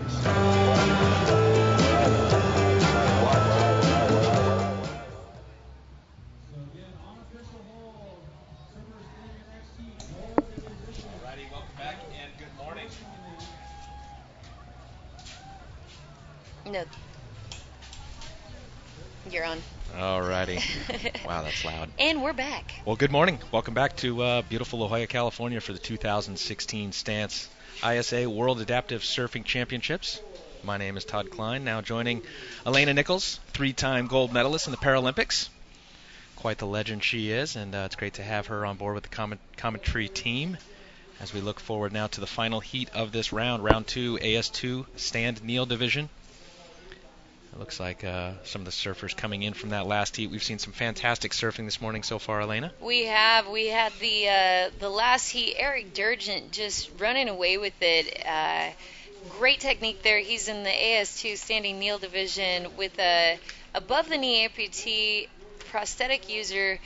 A lot of the people watching today saw him swing that prosthetic around, and it's his front foot prosthetic, and he just was able to manipulate that board so well.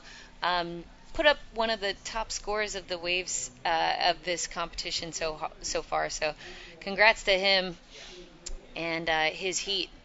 Yeah, I was listening to you and Baldy commentate that heat, and the way he was able to swing that leg and get to his feet, and solid technique going down the line, pumping. It's so rad to see in our sport of surfing as a whole, just the different styles, but it's magnified here at this adaptive surfing championship.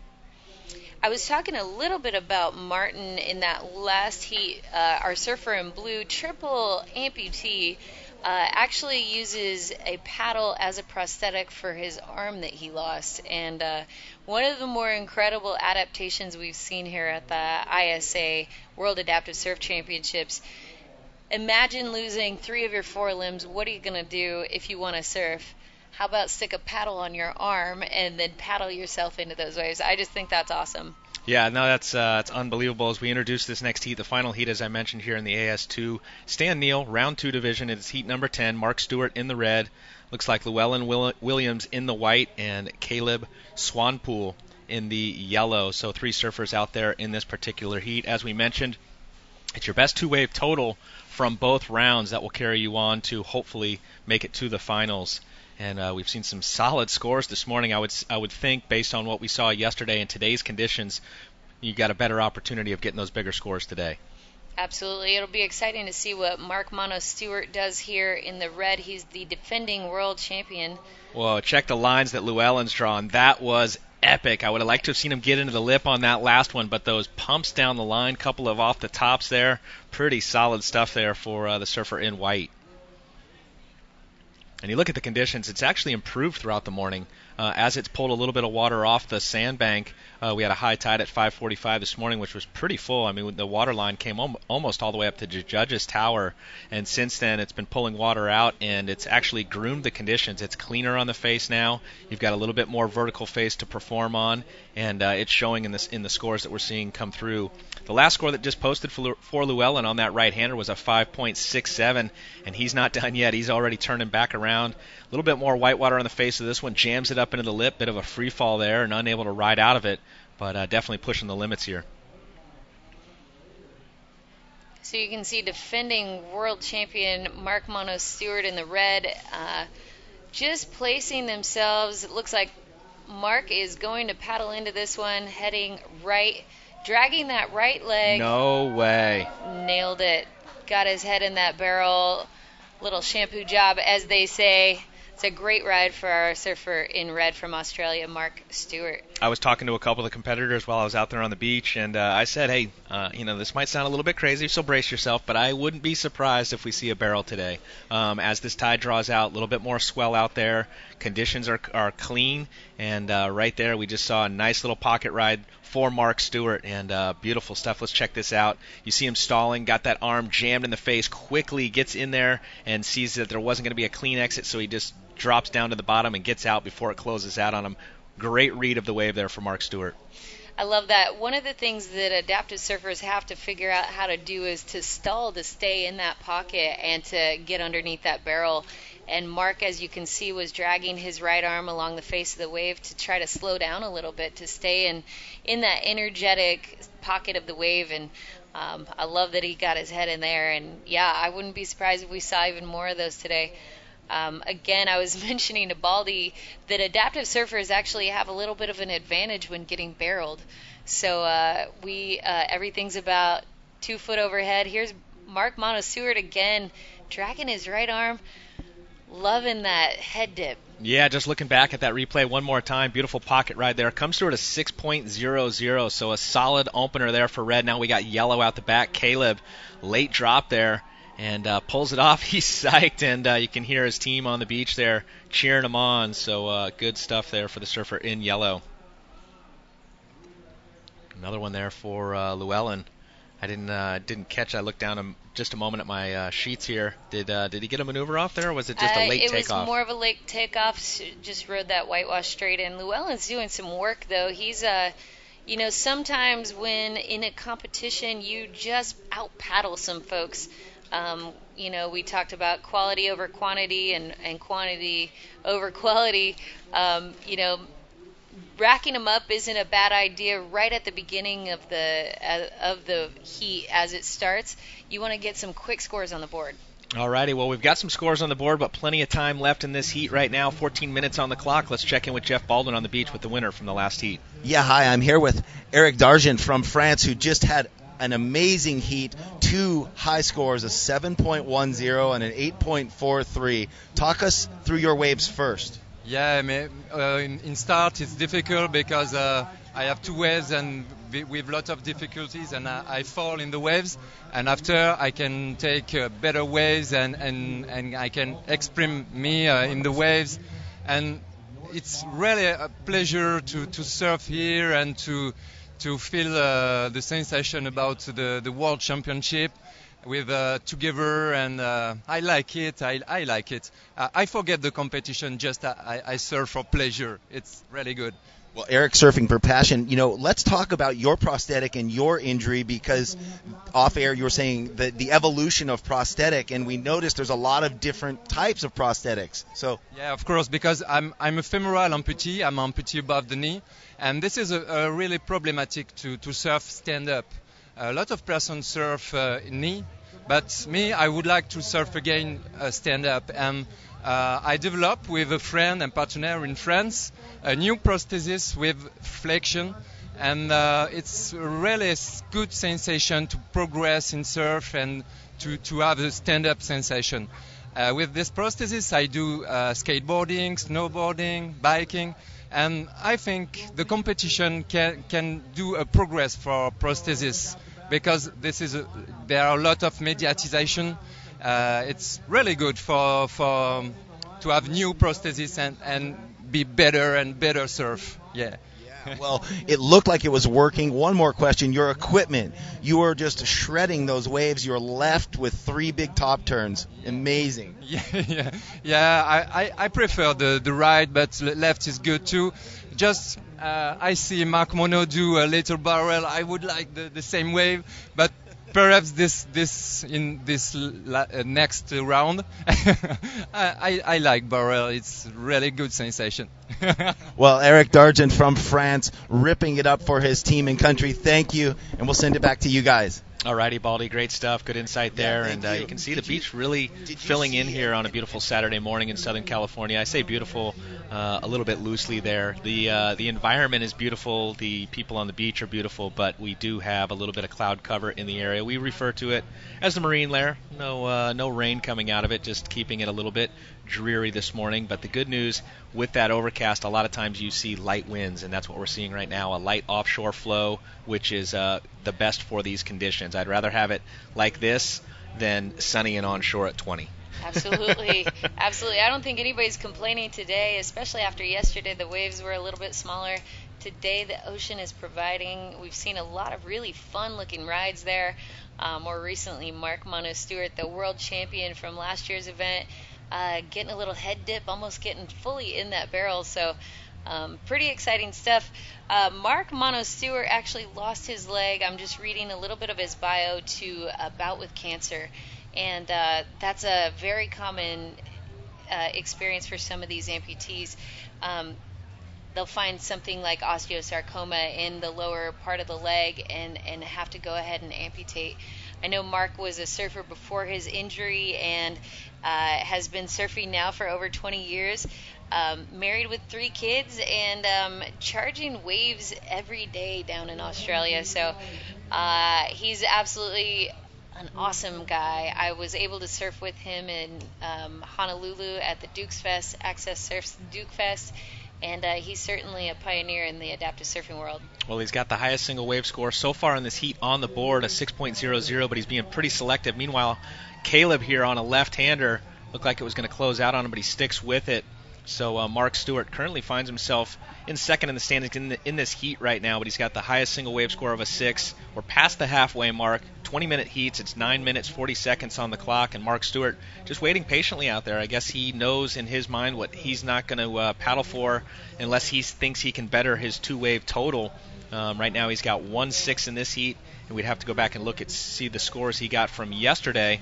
But it is your 2-wave total, whether it be one from yesterday, one from today, and then at the end of the second round we will total it up and see who is going to make it into the into the quarterfinals.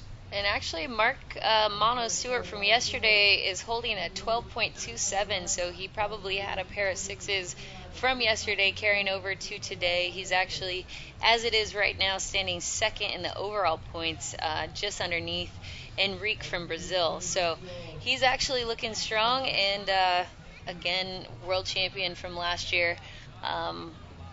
basically defending pretty well his title from last year. Well, no doubt, coming in with the momentum and the confidence, knowing that he's got that gold medal already. Competition, though, more competitors this year, more countries, and definitely more challenge this year than we had last year. But can't take anything away from that gold medal. But no doubt he wants to defend it here in 2016. Looks like we might have a set approaching the lineup. We'll see if one of these surfers can get into position. Wave selection is key. We've seen him wait for a long time now. Here he goes, Mark Stewart. Looked like he wanted to go left, then cut back right. It looked like maybe yellow was in front of him. And, you know, some competitions there, Mark might have gone ahead and tried to commit and tried to get Caleb on an interference. But that's not what this event's about, you know. And he thought otherwise and just cut back. And I think the judges will look at that, no harm, no foul. And there will not be an interference call, but we'll have to wait and see how that plays out. Now as we see Llewellyn in the white jersey, looking at this right-hander. Nice drive off the bottom, getting some speed. Nice off the top, sets it up again. Quick off the top one more time, and a little bit of a floater there to wrap things up. So Llewellyn pushing it there, the Welsh surfer. Definitely able to pump, and again, that one leg that he does have, some of these athletes are using sort of as a rudder. They can slow down, they can speed up, and sort of direct their board with their leg as it's dragging in the water. Some of the kneeling athletes, that is. About 7 minutes left in this heat. We know that Mark Mono-Stewart's going to look for quality over quantity, as he already has a really good score on the board. Well, that score just dropped right there for Llewellyn, a 7.00 for that fantastic right-hander that he got. So pushing the limits there, Llewellyn, drawing some nice lines. Looks like another wave approaching the lineup. Red and yellow having a look once again. Red pulls back, yellow pulls back. So right now we're in the second round of the AS2 Stan Neal division as we see White, current heat leader, Llewellyn, just kicking out of that one. You articulated it well yesterday. I'm going to ask you again if you could help us out as we shift gears. This is the round 2 for the AS2 Stan Neal division. Coming up next, we'll have another Stan Neal division, but it's the AS1. What is the difference? Right, so the AS1 division actually includes athletes with upper limb disabilities. Whoa. Wow, that was pretty close. That was drawing good lines. Yeah. Love the maneuverability on Mark Mono-Stewart's part. He totally avoided that board.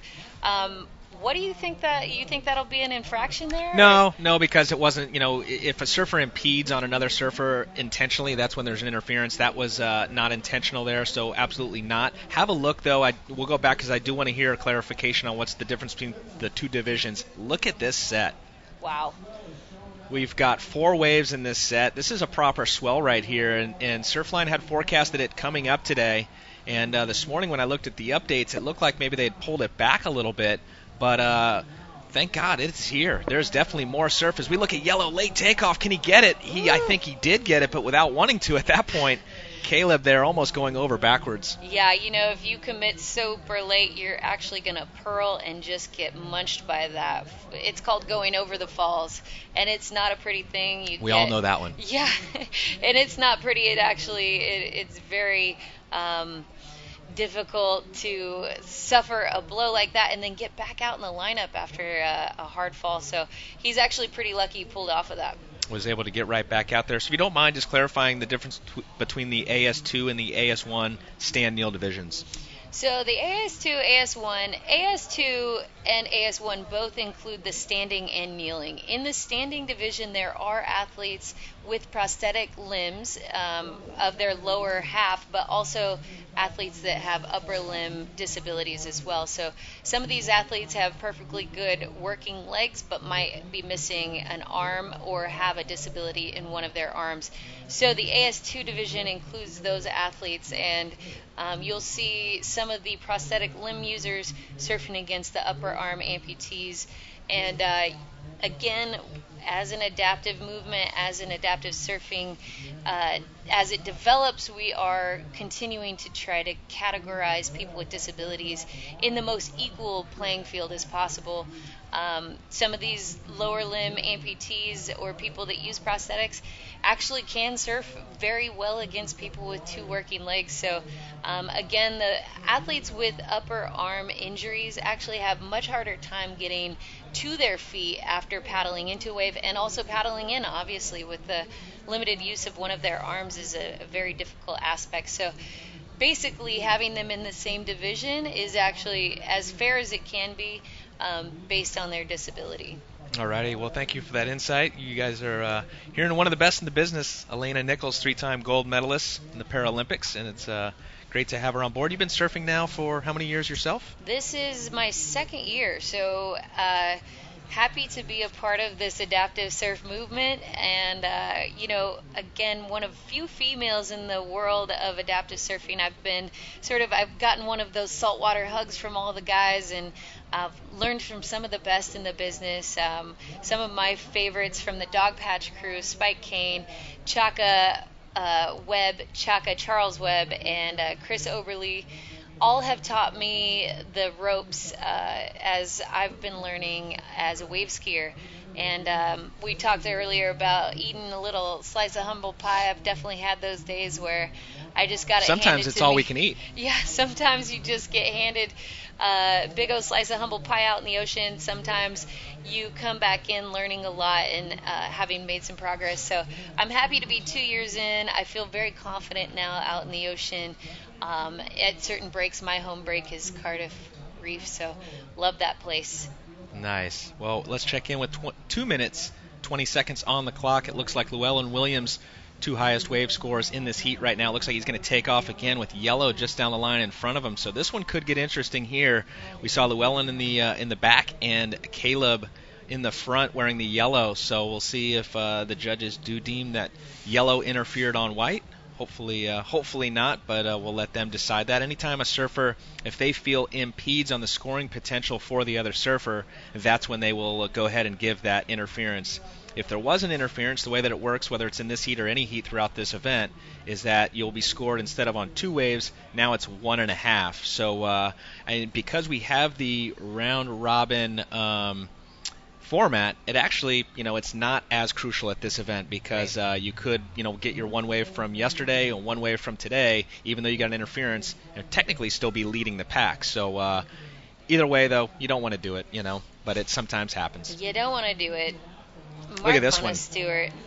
Yeah, Mark there looking for that section once again, trying to get up underneath it, but that left just zipped down the bank. And that's one thing we'll see, even though we'll see a little bit more vertical face, we'll see it more of more pockets out there, more power. As the tide draws out, you'll see less opportunity with open face. You're going to really have to pick and choose the best waves, whereas in the morning when you have that higher tide, it's a little bit more forgiving. You actually, sometimes it can break in front of you. You can still bottom turn around the whitewater and get back out onto the open face. Once that tide draws out, not as likely to make that happen with 50 seconds on the clock. Time is winding down here. And we'll shift gears. Coming up next, we'll go into another stand kneel division. We'll go into the AS1 stand kneel. 7 qualifying heats.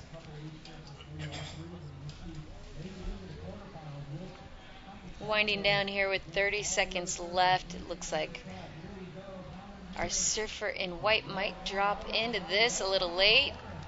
Trying to get in front of that whitewash, didn't quite make it. Yeah, I think we actually had a split of the peak on that one. Looked like yellow maybe went left. So we'll see if that maybe plays in there. And we know that Caleb has only a couple of smaller scores in this particular heat, a 2.67 and a 2.80. So Caleb really needs something as time winds down. That is going to be the end of that heat. Round 2, heat number 5, AS2 is done and dusted. Coming up next, stay with us. More live action from La Jolla as we kick off AS1 stand kneel division. I first got into photography when I was 16. I grew up in La Jolla Shores, California. A friend of mine walked up to myself and a group of friends with an 8x10 black and white. He had like 6 of them that he'd processed in his home darkroom, and he starts showing them and passing them around to this group of friends of mine. And I just went, whoa! So right from that point I went, that's what I want to do.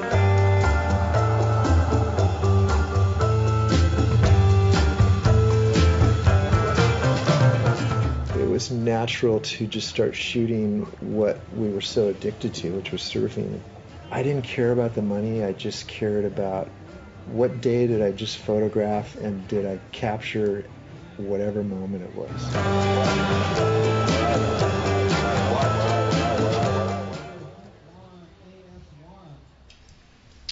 Welcome back as we kick off Heat number 1 in the round 2 of AS1 Stan Neal division. You're watching live here in La Jolla, California, the 2016 Stance ISA World Adaptive Surfing Championships. And the conditions have improved since yesterday. Beautiful conditions as we kick off this heat. We'll look at the surfers in the lineup. We have Anthony Smythe in the red. We have Baz Dirks in white and Nate Smids in the yellow. It looks like white right out of the gates. Baz Dirks going to take off on this right-hander. Quick little snap off the top. He goes down. Now right behind him. Looks like more waves on offer. We'll see if one of these surfers can get into position. We saw Anthony Smythe yesterday, one of the standouts. He also medaled last year here. He was one of the guys that a lot of the surfers feel is going to be the surfer to beat this year as well. Last year he silvered in this division. And Mark Stewart, who we just saw in the heat prior, was the gold medalist. So we'll see if it comes down to a battle between them again. Look at this. Yellow going to be probably late on this one. Actually perfect. Let's see what he can do. Paddling, trying to get down the face, and Nate Smids misses that one. Representing Canada. So, wow, maybe a little bit of an error there for him as he misses it.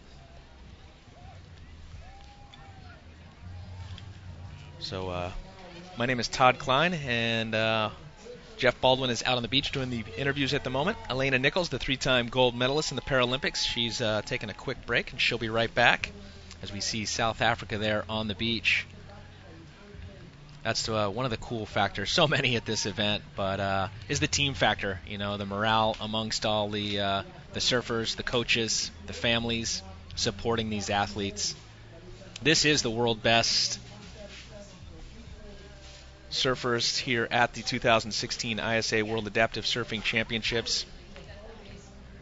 And that is the surfer from that last heat, Mark Stewart. As we just pointed out, he is last year's gold medalist, looking to defend here in 2016. And he's all smiles after that last heat. We saw him draw some beautiful lines. Actually saw him get a little bit of a tube.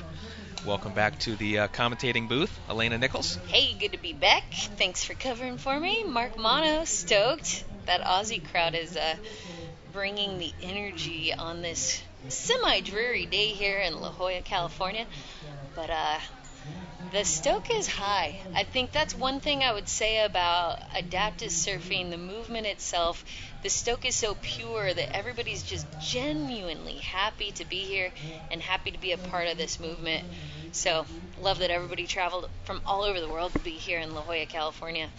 Well, let's check in. We've got a couple of scores already on the board. It looks like Nate Smids in the yellow, a 1.67. Baz Dirks, a 1.33 and a 1.63. But have a look. Our standout surfer from yesterday, he medaled last year, got a silver. Anthony Smythe, an 8.0 to open things up here. He's this guy's for real. That's a solid wave score to start off with. Actually, super solid surfing yesterday as well. So he's in a great position early on in the heat, laying down an 8.0. I'd be happy with that. Oh yeah, definitely. If you had any butterflies, which he said yesterday, his first round, usually helps get those done. If you have a good performance in your first one, he felt like he'd be confident through the rest of the event. So carrying on with that confidence, dropping that 8.00, and fantastic start to this heat. Loved his interview yesterday talking about how he was here last year, he knows the wave, he got the right equipment, made some adjustments to his board, and then decided he's going to bring it home for South Africa. He's responsible for that. And I love that sense of confidence. I love that sense of I don't have any excuses. And he said that yesterday during his interview. So best of luck to Anthony Smythe today as he continues to better his wave scores. Yeah, as you mentioned, Anthony picking up that board last year at Bird Surf Shack and making a couple little tweaks, and now he feels like he's got the right equipment, dropping scores like that. It obviously appears he does with that 8.00.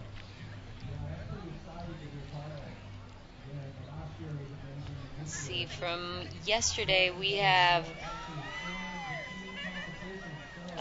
Baz Dirks from Holland. He's got some work to do to catch up here, and certainly this will be his first competition here in La Jolla. So advantage Anthony Smythe as a returning veteran of the World Adaptive Surf Championships. Everybody's learning as they go here about the wave, about the break, and nice ride here, nice left from Nate Smids from Canada. Yeah, he's had a couple of smaller scores so far in this heat. Well, I should say he opened up with a 1.67, and he actually missed a good one. But that one right there, solid. He's stoked on it. The Canadian team on the beach, they're stoked on it. We'll stand by and see how the scores post. As we pointed out, the format for this event is your best 2 waves total from the first 2 rounds, and that will carry you on, hopefully, into the quarterfinals. And it looks like in this particular division, an opportunity for 20 surfers to advance. So that's if we fill all 4 of those, but that's based on what I'm seeing in front. It looks like an opportunity for 20 surfers to advance.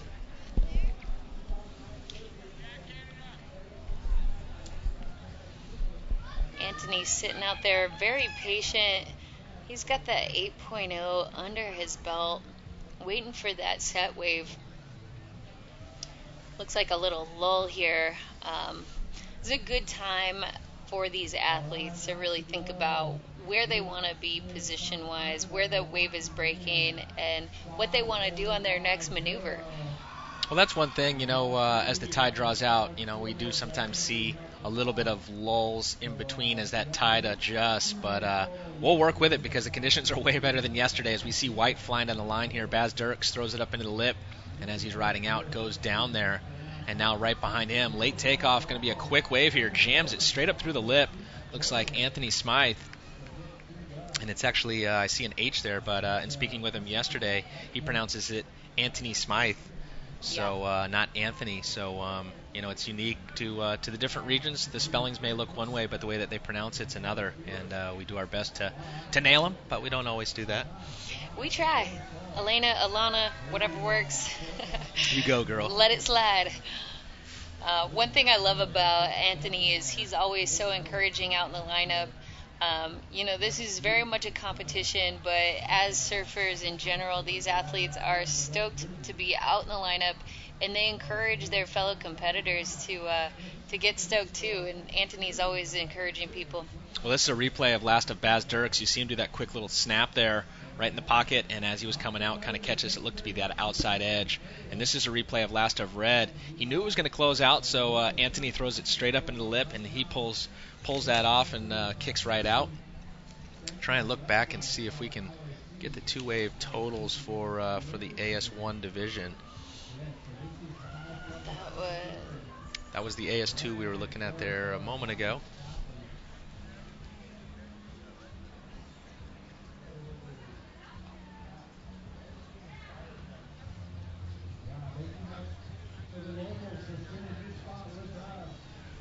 So looking at the current situation, 11 minutes on the clock, and that last score came through for the surfer in red, a 5.07, so it does go at the moment to help Anthony Smythe. He also has an 8.00. We'll try and see what his 2-wave total was yesterday, or his single scores.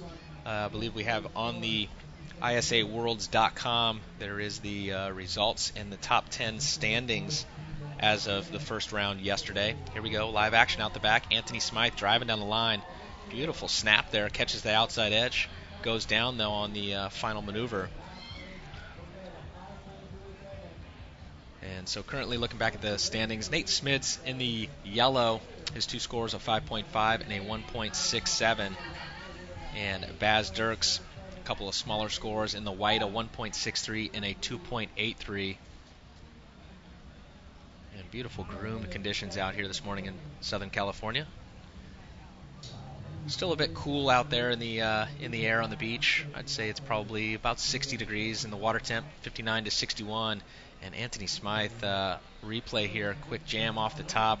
Last year he was a silver medalist, and we talked to him yesterday in his interview after his heat, and unfortunately made a little bit of a mistake last year. They were limited to 10 waves each, the athletes, in the final, and unfortunately he caught more than that, so he was called out of the water, and he had to watch the final minutes of that final. And he said, this year I will not make that mistake. He no doubt froths like all surfers do, And being a little bit of a veteran, if you will, being year 2 here, he says he will not make that mistake. He'll contain the froth and make sure he doesn't go over his allotment. Exactly. Quality over quantity once you get up there in the wave score. The unfortunate thing about Anthony, last year he was actually in second place when he went over his wave count, so he literally couldn't do anything about his standing in second place and just had to watch and take that second place. I'm sure that burned. Yeah, it's got to be tough, you know. He learned his lesson for sure, and that, like we said yesterday, we were talking about how much is going on in these athletes' minds. You've got to keep track of your wave score, where you're at, relatively speaking, and how you're surfing, but also your wave count, and then again, make sure you're doing everything you can to better your score without going over your wave count. So lots going on, including reading the waves and setting yourself up appropriately to surf your best. So takes a lot to learn how to surf, takes a lot to learn how to read the ocean, and every break is different. So some of these athletes, this is their first time surfing here in La Jolla, California, and being a beach break, it's a little harder to read than a point break, and I think all these athletes are getting really used to it and will continue to do so into the final tomorrow. Looking forward to seeing some of the best surfing probably we've ever seen at an adaptive level tomorrow in the final. Yeah, hopefully the surf will hang in there for us. Great conditions today. 7 minutes, 45 seconds on the clock as we look at the 3 athletes out in the water right now. And going back and trying to kind of look at the results through yesterday, I'm looking at Baz Dirks. His 2 keeping waves prior to this heat were in that 2-point range, so he definitely has his work cut out.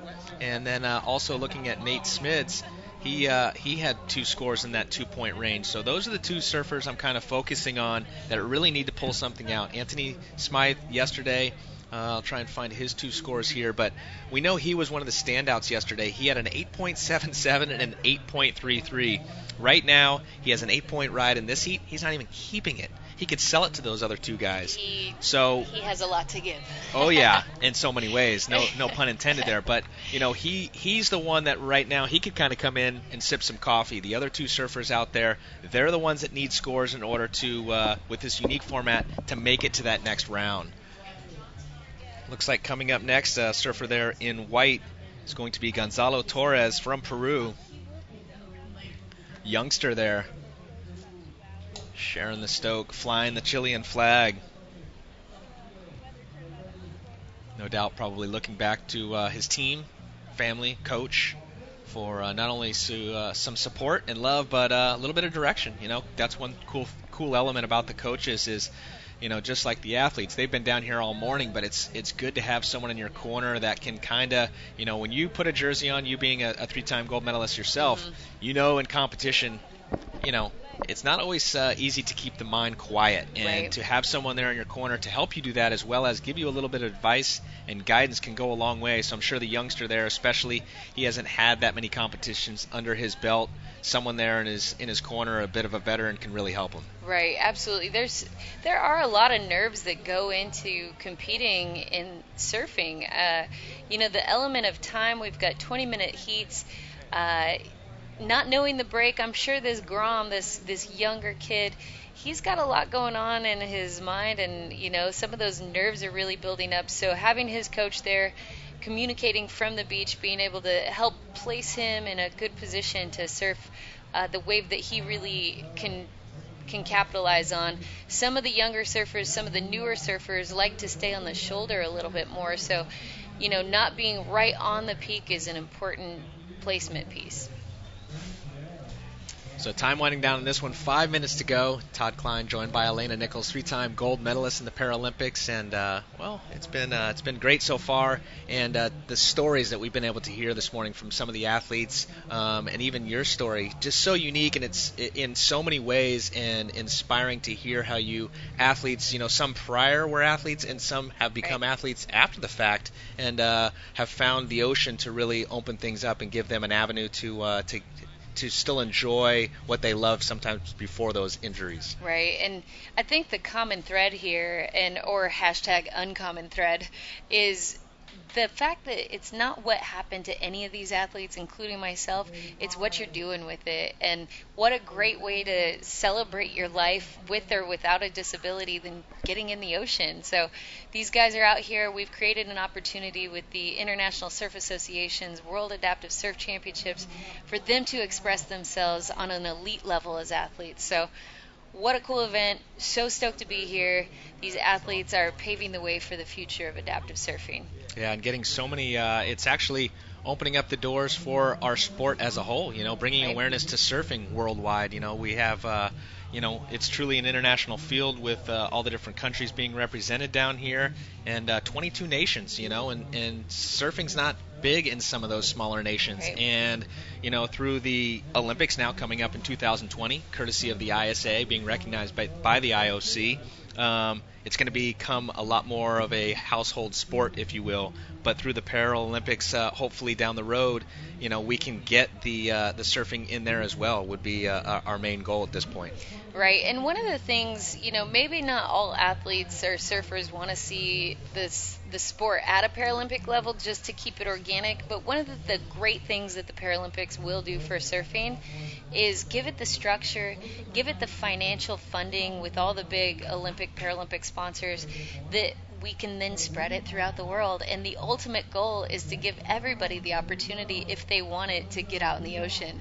So having the Paralympics as a foundation to work from to spread the sport of adaptive surfing is the ultimate. It's the holy grail of getting your sport recognized and then spreading it throughout the world. So that would be the ultimate goal. Well, 2 minutes, 40 seconds on the clock, and Nate Smids and Baz Dirks still looking for scores, something that's going to give them the opportunity to go on into the quarterfinals, because we saw yesterday, as we look back, they had small scores yesterday, and once again, unfortunately, some smaller scores today. Last of yellow, though, a 5.50. That's definitely going to help Nate out. You saw him there having a look at another left-hander, just couldn't quite get into it. Looks like he might get a rebate, though. Here's another opportunity. Jumps to his feet, going to try to get out on the open face. And you can see as that tide draws out, starting to definitely get a little bit faster as far as how quick these waves are breaking. So he'll have maybe just enough time to get back out there with 2 minutes on the clock. Yeah, Nate Smides needs to do some work here. He's the first-time competitor at the World Adaptive Surf Championships. So, just making his mark right now, representing Canada.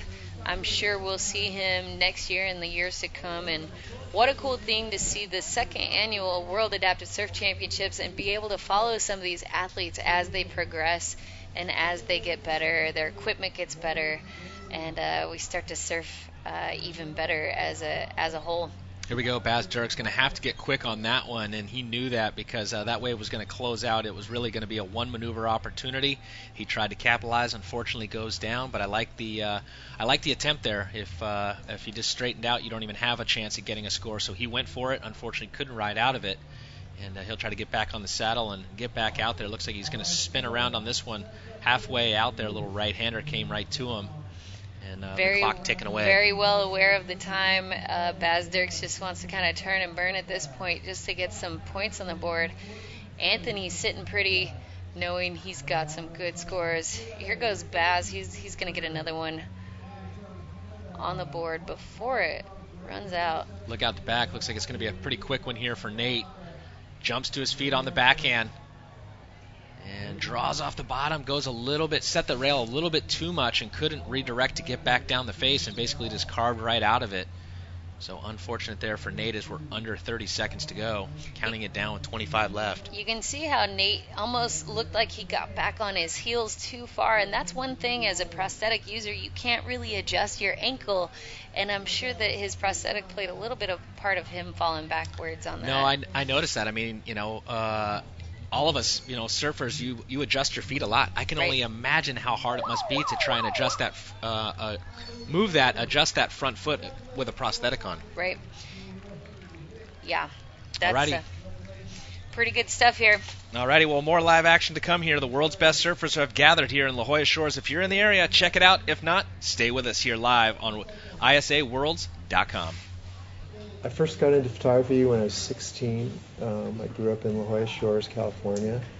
A friend of mine walked up to myself and a group of friends with an 8x10 black and white.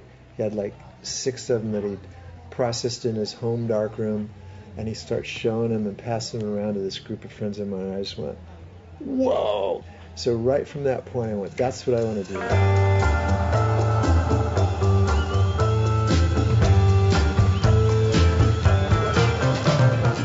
It was natural to just start shooting what we were so addicted to, which was surfing.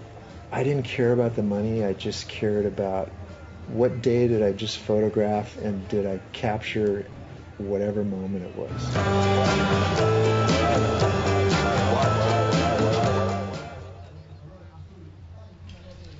22 nations, 77 athletes gather right here in La Jolla Shores for the 2016 Stance ISA World Adaptive Surfing Championships. My name is Todd Klein. Alongside me, 3-time gold medalist in the Paralympics, Elena Nichols. And we wrap up heat number 1 here in round 2 of the AS1 Stan Neal division and get ready to kick off the next heat. It's actually heat number 9, the way the sheet reads. And it looks like Kenjiro Ito from Japan, Gonzalo Torres from Peru, John Barantes, Costa Rica, and Valentina Date from Chile. Looks like we already got some wave scores up there. Looking like Gonzalo laid down a 2.33, and Kenjiro from Japan 1.50. Small wave scores, but getting right into it here. And special thanks to all the volunteers, everyone at the ISA, and especially our sponsors that help make this event possible. Our headline sponsor, Stance.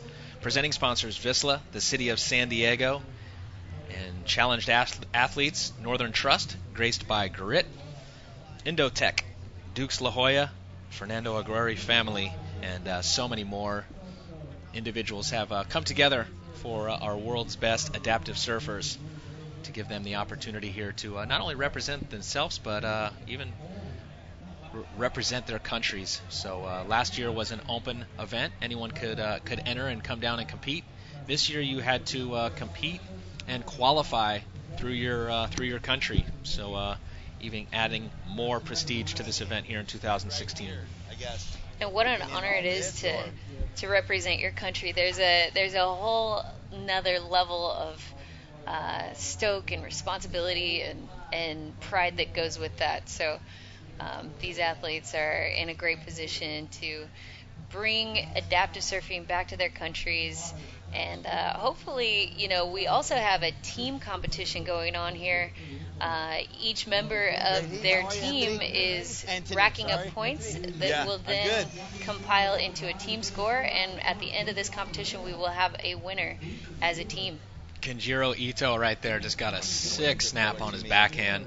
Drawing down the line, got up into the pocket there, snaps it down, rides out of it cleanly, and he opened up with a 1.50. That one, no doubt, is going to be better as we stand by, waiting on that score for last of red, Kenjiro Ito from Japan. We'll check in with Jeff Baldwin and the winner of the last heat. Hey guys, how you doing? I'm here with Anthony Smythe from South Africa, who just had another amazing heat, but as it turns out, your heat yesterday, you had 2 higher scores, so you could have come in for a cup of coffee. Talk about what's going on in the water for you today. I don't think I'll have a cup of coffee. I need the practice.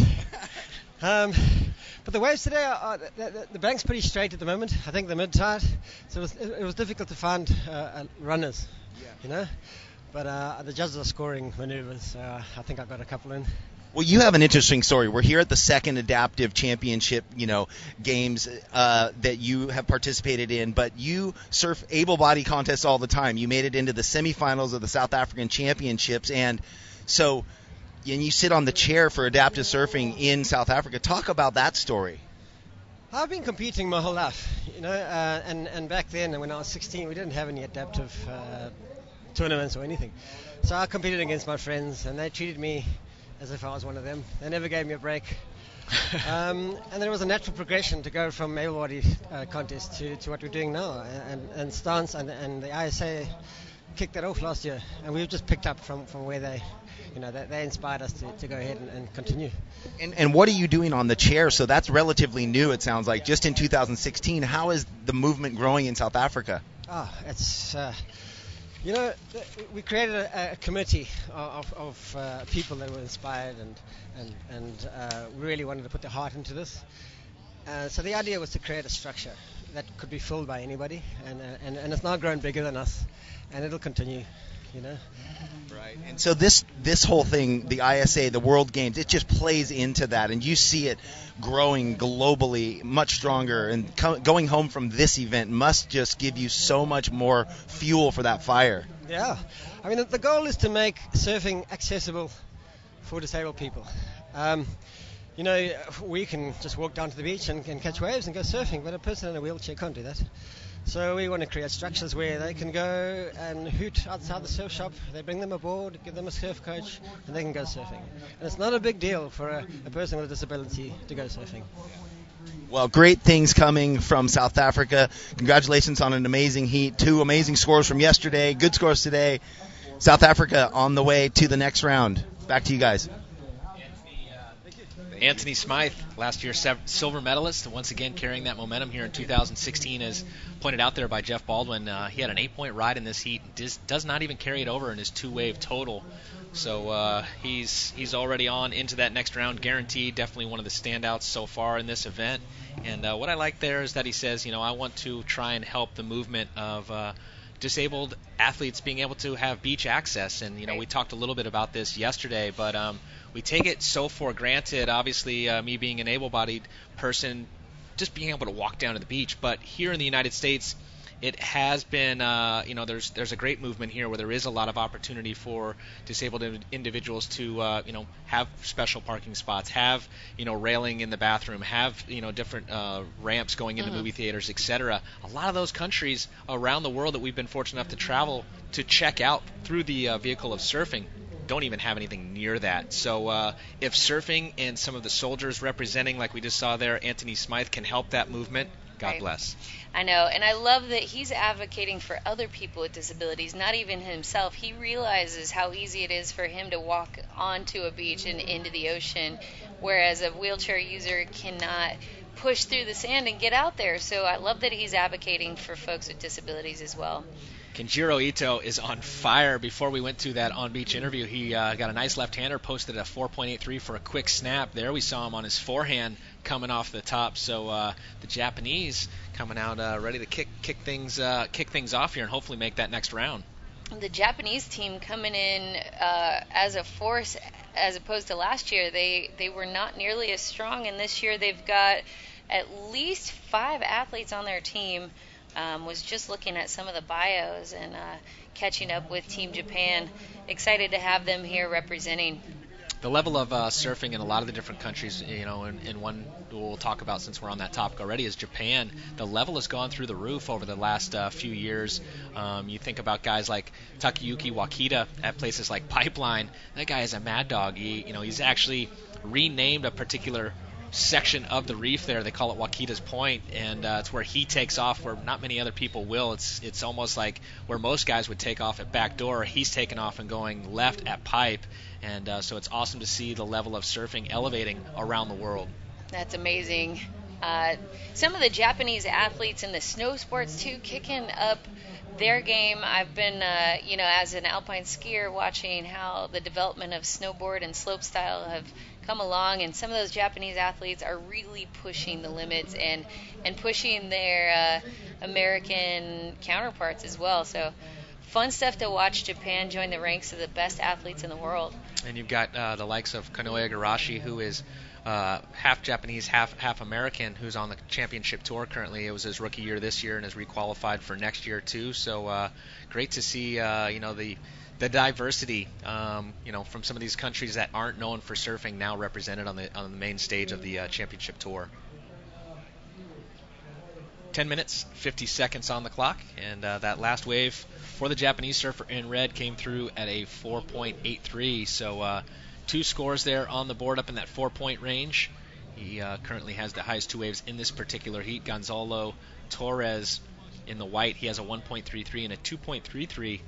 And John Barantes in the yellow out there representing Costa Rica has not caught a wave yet, so either just not in the right position or being very selective at this point. We'll see if it'll pay off with 10 minutes, 20 seconds on the clock. Kenjiro Ito carrying a pretty solid score from yesterday at 11.30, so he's sitting on a 6.47 and a 4.83. Definitely has some room for improvement and needs to lay down some bigger scores to catch up with the leaders right now, but in a good position moving into the final. Alrighty, well, right now out in the water, we do have the AS1 Stan Neal division this morning. We open things up with the AS2 Stan Neal division, and I've just been handed the results. As we talked about, it's a unique format. Each surfer will surf twice in the best two waves.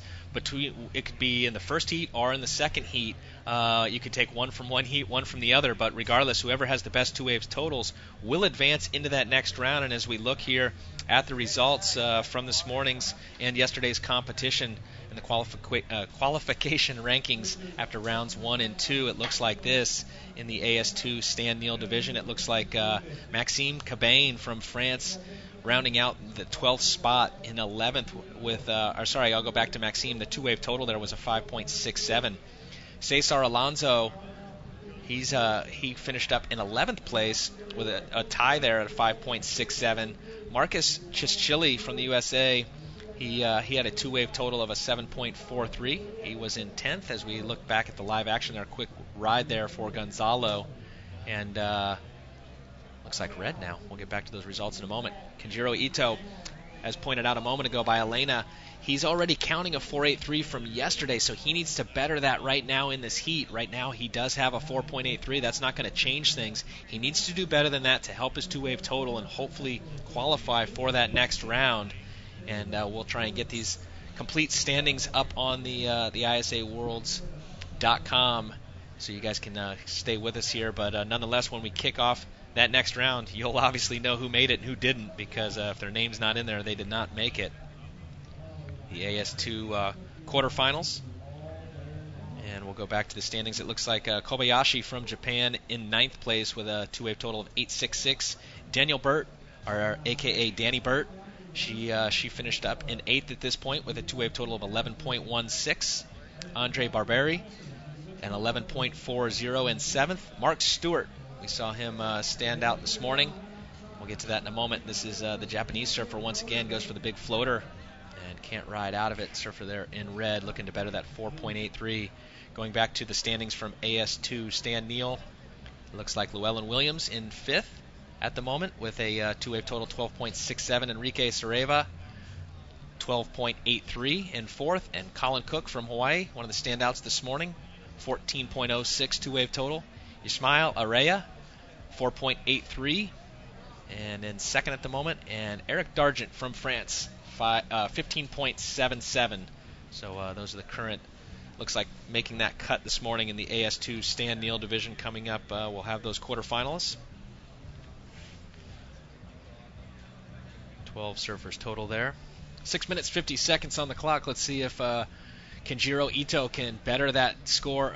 He's needing to better that 4.83, and we look back, try and find the results here for Gonzalo Torres, who currently sits in 2nd at the moment in this heat, but a couple of smaller scores. Looks like yesterday he had a 3.5 and a 2.40, so right now is still falling short of even lifting yesterday's bar. As we see Gonzalo now on cue, we saw him. He was the youngster on the beach as he just took off on that one. Look at Kenjiro. I swear there's like 4 of the Kenjiros out there. He's on every wave that comes through. Just charging, and I think he's very well aware of his wave scores at this point, and he knows he needs to better that to move, put himself in a great position to compete in the finals. So he's got about 6 minutes left, and I'm sure he's going to try to get as many waves and quality waves as he can at this point. Yeah, he needs to contain that froth. He's coming at us like he's on about 4 cups of green tea. Yep. And he needs to better that 4.83 right now. He does. A really solid ride from him. Again, judges' criteria, they're looking at difficulty of wave, time spent in the critical part of the wave, and that's as close as you can be to the peak, and also maneuverability or radical maneuvers on the face of the wave. So not just riding every wave, we're looking for technical maneuvers and difficulty as well. It's impressive the way that Ito is able to throw that. It looks like a little bit of a longer board around. As we saw that shot there zoomed in, it looks like he has a prosthetic on his what was that? He's going on on his left leg, and it looks to me like he is a regular footer, so on his front foot. But no problem for him. He's throwing that larger board around. And I think if he can just ride out of one of these maneuvers that he's been going for, because it seems that the wave's been getting a little bit better of him, I think he'll better that score. Wouldn't you know it? His last score comes through at a 4.83 again. He's what right are the on odds? he's right on the cusp of trying to better that score. Now we check in with Gonzalo Torres, his best wave so far. Jams it up into the lip there, just not quite enough power in that wave to push him back down out into the to complete that maneuver. But giving it a good go there, the Peruvian surfer. You know what? Kudos to him. He has to be somewhere in the range of 15 years old, competing against some of the best adaptive surfers in the world. So holding his own as well. Our surfer from Peru. I'm not sure that yellow is out in the lineup. It shows yellow and blue on our screen here, but I haven't seen yellow or blue get a wave yet, and I haven't seen them on the monitor. You know, I think all signs lead to they're not actually surfing with us today. So we've just got Kenjiro Ito and Gonzalo Torres today. Not sure what happened. Hopefully with they yellow didn't and eat at the same restaurant last night. Who knows? Who knows what happened to those two? Maybe they are, going to compete in a later heat. We will Try and let get an you update know. on that, yeah. And that was a quick ride there for Gonzalo Torres. 3.5 minutes on the clock, and you can see tide's starting to draw out. You see the volunteers. We talked about it yesterday. Tons of volunteers, both on the beach and in the water. And to signify who the volunteers are out in the lineup, they all wear those orange jerseys there. And you can see on the beach plenty more. Anyone in an orange jersey is there to assist out in the lineup, and they're strategically placed in different areas, both on land and out in the water, just to make sure safety first for all of our athletes, because they're the world's best adaptive surfers, but anything can happen when anybody's surfing, and just like we have on the championship tour, water patrol. Well, that's our water patrol out there, just in case you prepare for the unexpected. Absolutely. Last year, I wasn't expecting to be wearing a jersey, competing in the competition. I had my jersey covering my strap that I cover my hips with to stay attached to my wave ski. Could not find my strap. I'm flipped over. I'm underwater, and one of the water safety experts actually flipped me over. It was a pretty scary moment for me. I'd never trained or surfed with a jersey on. Gonzalo Torres having a strong left ride there. Hands down, that was his best wave thus far in this heat. Generating a ton of speed there, a couple little off the tops. He currently, his best wave score so far is a 2.33. Score starting to drop for that last one of white. Looks like it's going to definitely help him out just a little bit, not too much. He needs to commit a little bit more to those maneuvers in order to elevate those scores. And there it is, a 2.60. Look at this out the back now. Kenjiro stalling, trying to get in the pocket. Let's go. Gets back out on the open face. And similar to what we saw earlier, though, he goes for those bigger maneuvers. Can't ride out of it, but I've got breaking news. His score prior to that wave we just saw came through at a 5.07. He broke that threshold of a 4.83, so it's going to help his two-wave total in hopes of trying to make it into that next round. So good job there for the Japanese surfer. Still has a little bit of time left on the clock. 1 minute, 25 seconds to go. That last one comes through at a 3.03, but the Japanese surfer there making a little bit of a movement with that 5.07.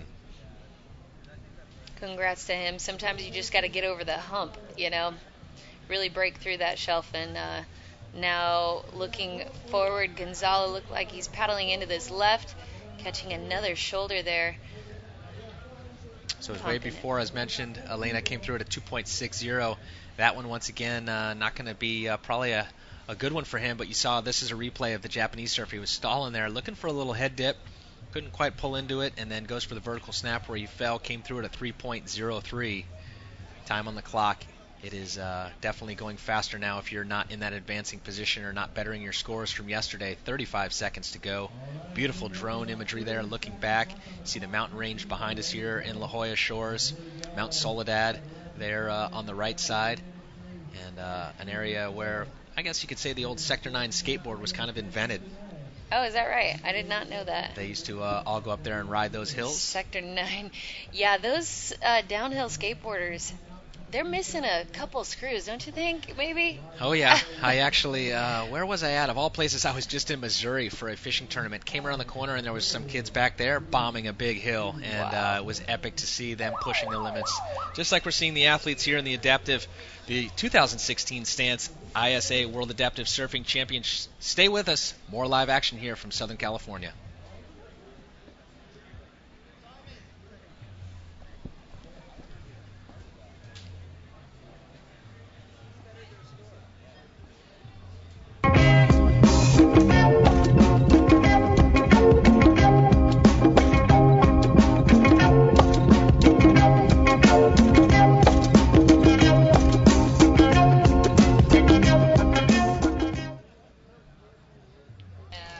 Alrighty, welcome back. We are live here in La Jolla for the 2016 Stance ISA World Adaptive Surfing Championships. Now out in the water is the AS1 Stan Neal division. This is round 2, and we'll kick things off here with heat number 10. Looks like now hitting the lineup we will have in the red, Peg Bennett, Tyler Dixon in the white, Miloslav Brzik in the yellow, and Ronald Abando in the blue. So those will be our 4 athletes, all vowing for a spot into the quarterfinals. Best two waves from their 2 rounds. Yesterday we ran round 1. Today will be round 2. And then you can see Team Japan, all high fives there for Kenjiro Ito. The standout in that last heat. We'll see if it was enough. He did better his 4.83, which was counting prior to that heat. We see him using a unique deck patch there. It's actually something new that's come out in the last year or so called Wave Track. And it's an adhesive that goes on your board. It's got like different patterns, and you just wax over it, and every time you get the perfect wax job. It also is kind of cool because if you happen to just travel down to, let's say, a place like Puerto Escondido where you're definitely using warm water wax, and now you've traveled here to California to compete, you just peel up that layer of wax and go ahead and throw a new one down and wax it up. So pretty cool new technical feature you can add to your board there called Wax Track. I was checking that out earlier when Team Japan was just cruising in the athlete area. That's awesome. That's really interesting. And speaking of the athlete area, I'm sure you may or may not have had a chance to go over there. If you haven't, check out what Stance has done over there. Last year they were a presenting sponsor. This year our headline sponsor, and have stepped it up in so many areas, and that athlete area is one of them. Very relaxing area over there to take care of the athletes. They have an on-site masseuse, some great Stance athlete packages for them over there, some snacks, some water, etc. It's awesome to see the level of that this competition is elevated by the help of Stance and their sponsorship. So with 18 minutes, 30 seconds on the clock, we stand by for the opening scores. Well, we'll get to that in a moment. We're going to head to a beach interview, but right now we've got Peg Bennett up and riding, working it back and forth. This wave hasn't even broken yet. Got into it early. Now he's going to head to the nose there, get up there for that GoPro shot, and does a little soul jive, and he's out. So now we'll send it down to Jeff Baldwin in the winner of the last heat. Hey guys, thanks a lot. So I am here with Team Japan's Kenjiro Ito, who had another great heat today. He bettered his score from yesterday, so things looking good for Team Japan. Can you tell us about Kenjiro's story? 今日は昨日よりもいいスコアが出ましたけど、日本のチームのためにすごい良かったですけど、何かストーリー話すことはありますか？一言どうぞ。はい。日本ではまだまだ障害っていうこのスポーツがあまり認められてない国なんで、それをまず今回自分の力もしくは日本の力として認めたかったっていうことが一番の力で、それが今回のヒートに出せてよかったです。Okay, adaptive surfing is not still well recognized in Japan yet, but I'm here to demonstrate like I can do it and we can do it. So. And ask, is he excited for the surfing coming to the Olympics in 2020 in Japan? 2020年の東京オリンピックでサーフィンが正式種目になったのには期待してますか？はい、もちろん期待します。自分が今サーフィンやってるスポットで千葉しだした海岸でオリンピックが行われるってことにとても誇りに思います。Hey, He's Baldy. very excited, and also he is excited the place for the surfing competition happening in Olympic is actually his home local break. So So Kanjiro is from Chiba, and yes, Todd, what was your question? Please tell him Gambate Kudasai. Kombate kudasai. From Todd, yes. So Kanjiro has a vision. I want to ask one more question. So the Olympics are coming for surfing in 2020. Does he see the day that adaptive surfing will be in the Olympics also? アダプティブサーフィンがオリンピックの種目に追加されるのは希望を持ってますか？もちろんです。少しでも今のこの、パラリンピックにつなげられるように自分自身も日本で頑張りたいと思います。ありがとうございます。Yes, of course. Like he will be his best to bring the surfing into the Paralympic too. Well, there you have it. Kanjiro Ito has a vision, also ripping in the surf. Thank you very much. Domo arigato. Back to you guys, Todd. Gambarimasen. Simasen. Arigatou gozaimasu. Awesome stuff there, and I love the Japanese. I used to spend a lot of time over there, and the surfing culture is alive and well, and good to see it being represented here in the world's best, the 2016 Stance ISA World Adaptive Surfing Championships. 15 minutes, 20 seconds on the clock in the current heat out in the water. Round 2, heat number 3, the AS1 Stan Neal division, and standing by for 4 scores to post. Having a little bit of a glitch there in the scoring system at the moment, so thanks for working with us. We'll get those updated here in just a second, let you know what those current standings are. As we pointed out earlier this morning, Elena, it is a unique format. You know, your best 2 waves total between the 2 rounds. You could have one from yesterday, one from today. So kind of a really cool format because yesterday, you know, you might have had the nerves, you might not have liked the conditions. Well, you got another shot today. Every surfer has another shot today. Time to step it up. Yeah, everybody, they might go ahead and call yesterday a little bit of a warm-up for today. Dip their toes in the water and get used to what's going on here. Today the swell picked up a little bit, and you can see in the performance of the athletes that they're rising to the occasion. Here we have Peg Bennett getting up, nice right, beautiful open face, cutting back and falling off the back end of his board. Little update on the Peg Bennett story. Yesterday, I admittedly called him a female, assuming that his name was Peg. Today, I learned he actually legally changed his name. This is not a joke, to Peg Leg. He actually has a license and a passport that says Peg Leg. He is an actual prosthetic user and is going with it. Well, you kind of touched on that yesterday. It's kind of like Ocho Cinco, the football player. Exactly. He was number 85 and just renamed himself, or the basketball player from the Lakers, Meta World Peace. Yep, just going ahead, former AKA, committing full-on commitment, changing his name. That's so, good stuff. Pretty rad story there. And 13 minutes, 30 seconds on the clock. And we'll look back and try and find some scores from yesterday for these surfers and see what they're looking to better. It looks like Ronald Obando in the blue out there. We'll get to that in just a minute here. Late takeoff for White. Not much scoring potential there. He'll kick out.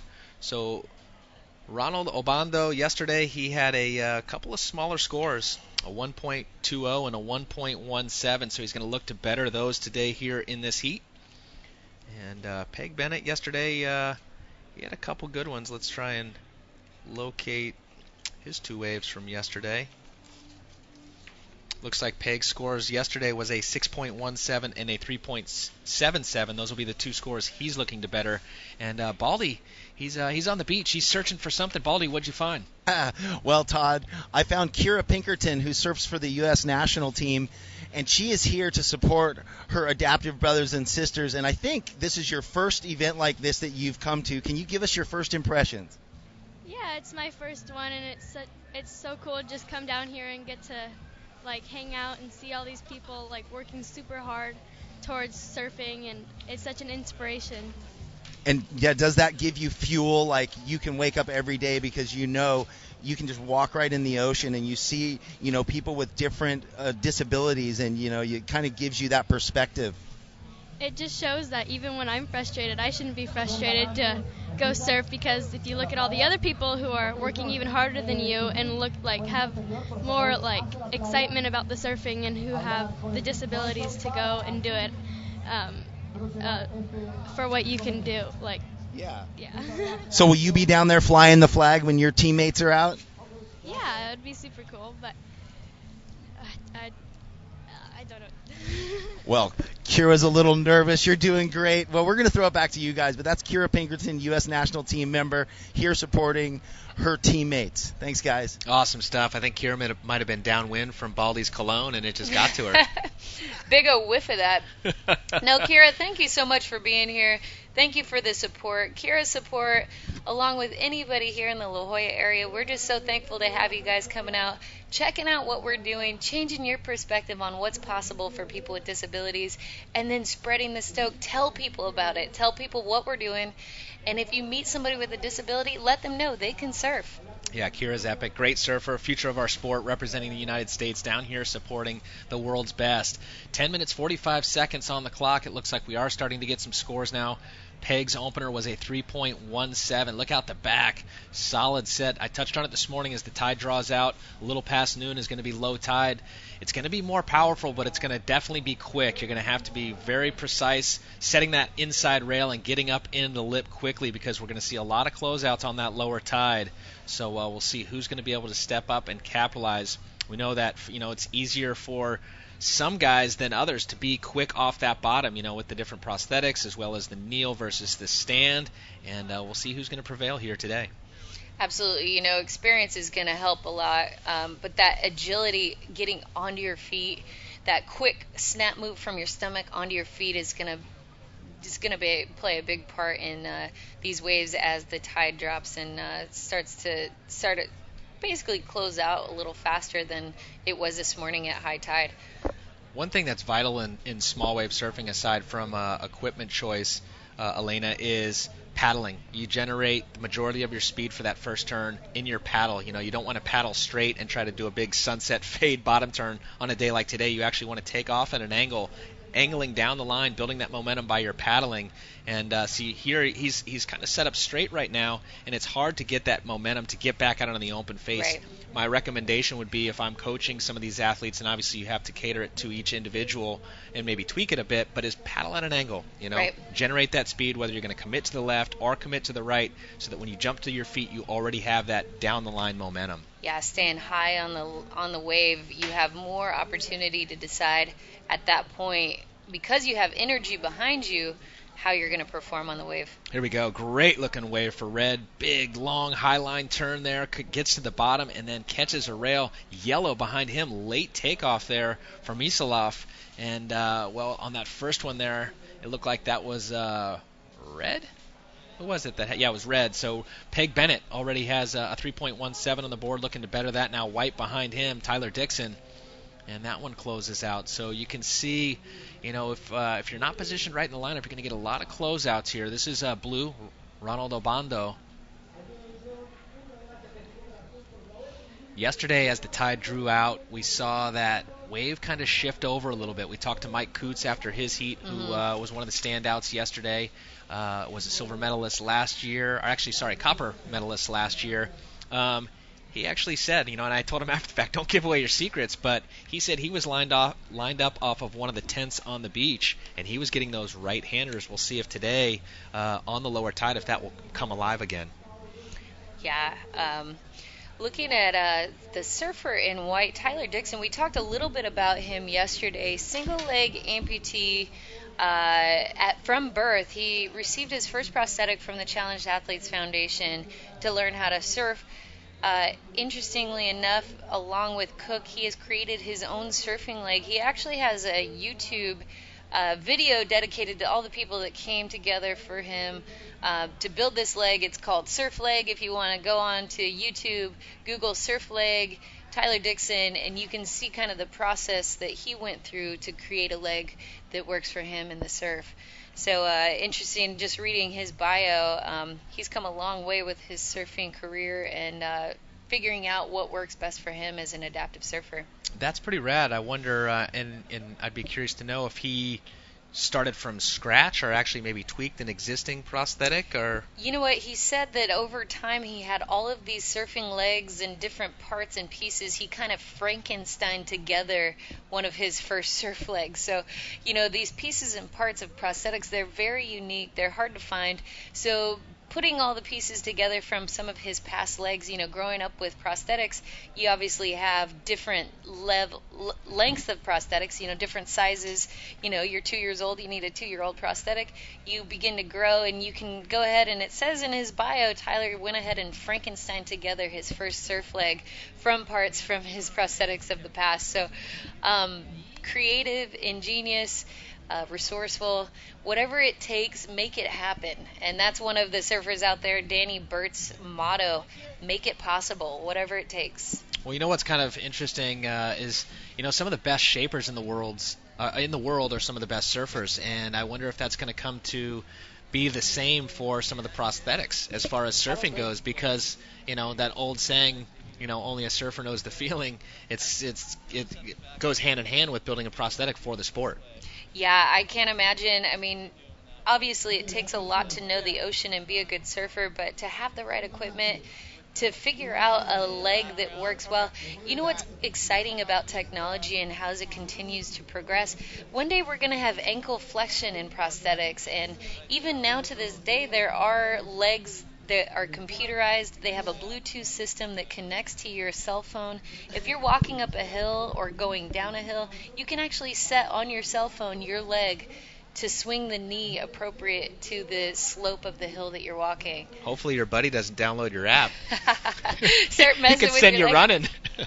Just takes off, one of your legs starts running without you. No, that's rad. Technology, It is. it's so amazing, some of the things that are possible nowadays, and I think it's super cool to hear these backstories and hear it directly from the athletes, building their own prosthetics to give them the opportunity, or the best opportunity to surf. As we look live now at Peg Bennett on the backhand, nice draw off the top, draws back off the bottom, gets up into the lip one more time. Looks like behind him maybe White was having a look there on the left side, and he doesn't go by, so I'm assuming he didn't catch it. Tyler Dixon was having a look out the back. 4 minutes, 30 seconds on the clock. Peg Bennett at the moment in the red. Two scores of a 3.17 and a 2.70.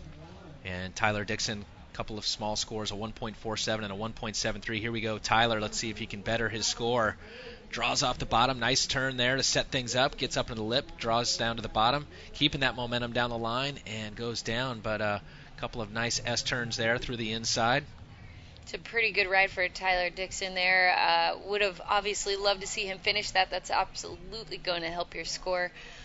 Just to ride out that whitewash for a second or two after you finish that wave. Yeah, drew some nice lines though on that wave. We'll see. We'll see how the scores came through. As I mentioned a few moments ago, Peg Bennett yesterday, his two scores was a 6.17 and a 3.77. So looking to better that 3.77 right now at the moment in this heat. He has, and he's up and riding right now. Let's see if he can do it on this wave. Flying down the line, sets up a little pocket there, and then goes down. His wave prior looks like it's knocking on the door of almost maybe bettering that 3.77. We'll see what it comes through at with 3 minutes 20 seconds on the clock.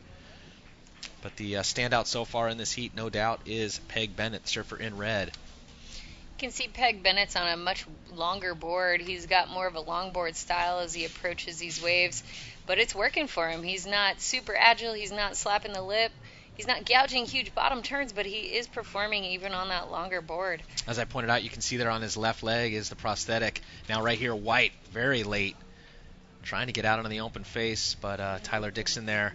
His wave prior looking like it's going to be his best. So with 2 minutes 50 seconds on the clock, he might be just helping his cause. Again, best two waves from the 2 rounds going into your overall advancement. Yesterday he had a 3.3 and a 2.83. So trying to better that 2.83. At the moment he's only got a couple of mid-range ones. Yep. Look Clock out the back. Winding down. Hopefully Tyler Dixon can get out into that lineup. Peg lining up nicely for this. He's going to look it off. Yellow paddling for it, but can't quite make it in. Looks like Peg is going to try to line up for something even better. See what he comes up with. Yeah, Miloslav Brazic right there, trying to get into the face. It looks like maybe he doesn't have the arm strength to get into some of these waves. You know, we talk about all the different challenges that these athletes have, and this being a stand-kneel division, you know, it looks like some of his challenges are actually just trying to get the momentum into the waves. And we see utilizing a longboard here as our current heat leader at the moment. His 2-wave total. Peg Bennett, look at this. Solid left-hander. Crowd goes nuts. He goes for the pig dog, looks to pull up into it. Wave closes out. Yellow out the back from the next heat, clapping. Solid stuff there for Peg Bennett. Yeah, nice ride there on Peg's part. Looking at our surfer in blue, might catch one. Nope, he's going to have a little more of a hard time paddling into those as well. Abondo needs to put up some wave scores. You know, newer surfers just looking to get on the board at this point. Not necessarily even to stand up. He's just trying to get into those waves. So hopefully with the last minute winding down here, he might be able to get one more wave on that board. Well, Tyler Dixon has improved his scores from yesterday. He posted a 4.10. So that's his highest wave score so far in the event. Yesterday he had a 3.30 and a 2.83, so he'll replace that 2.83 with a 4.10. So he's done well here in this heat at the moment. We'll see if it'll be enough to get him into the quarterfinals. As I mentioned, 20 surfers will advance into the quarterfinals. As we count this one down, 30 seconds to go. Conditions still very clean, light offshores. Talked about the sky. You know, it's definitely not bluebirds conditions, but just a light marine layer, which is helping keep those winds at bay. It's like Ronald Obando got into a wave. He just wasn't able to hold on to it there. 10 seconds left as things start to wind down. Looks like Peg Bennett going to run away with this heat. That is it for heat number 3, round 2 in the AS1 stand-kneel division. Coming up next, heat number 4, live here from Southern California at the 2016 Stance ISA World Adaptive Surfing Championships. Stay with us.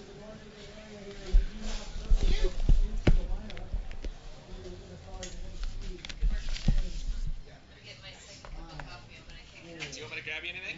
No, I have. Okay. Yeah. Got your kombucha? Just trying to lead a healthy lifestyle over here with these pancakes.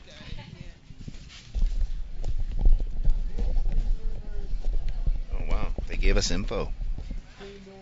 Wait, this is it.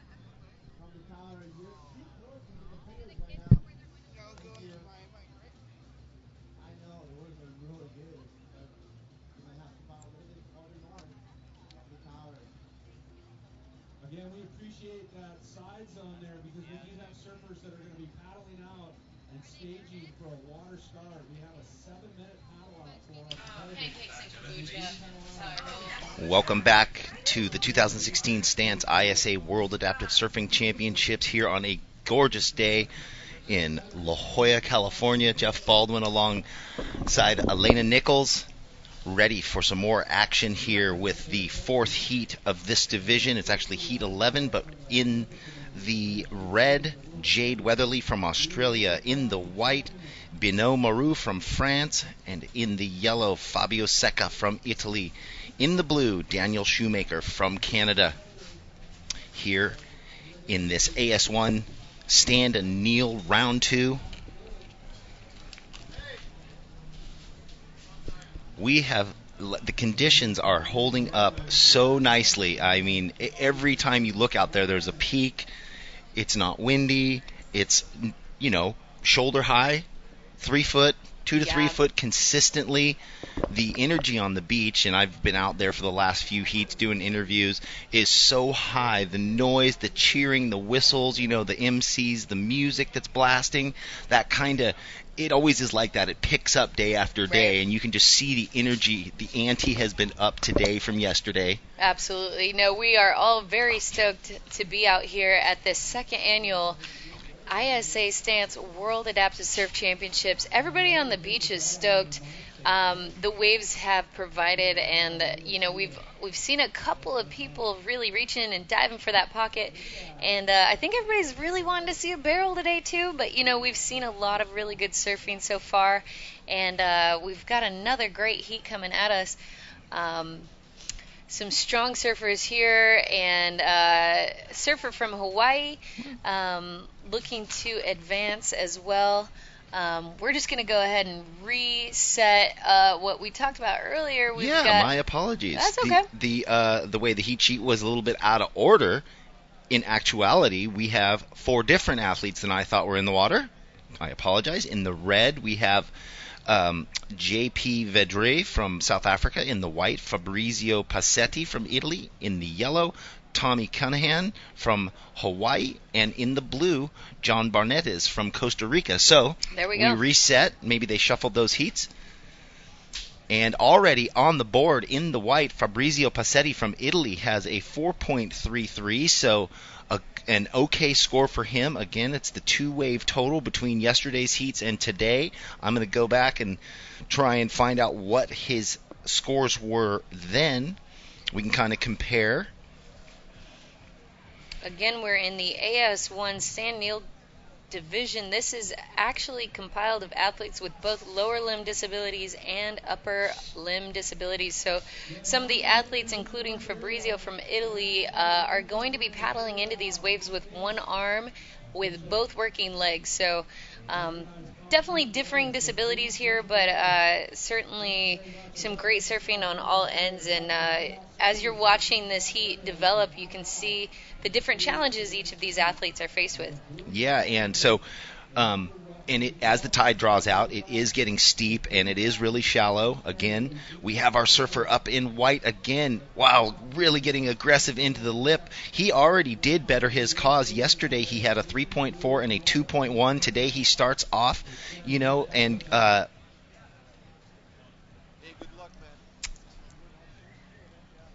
yeah, well, we're actually dealing with some technical difficulties, and now we've got a totally different lineup here. So here we go. This is absolutely, we're looking at a totally different lineup. Okay, we've got Jade Wheatley from Australia. So it was what I first read. You had it right. Man. Well, okay. Looks like we're going to scratch that. Start over back to the beginning where we started originally. Yeah. Jade Wheatley from Australia, as you know from yesterday, double leg amputee representing Australia.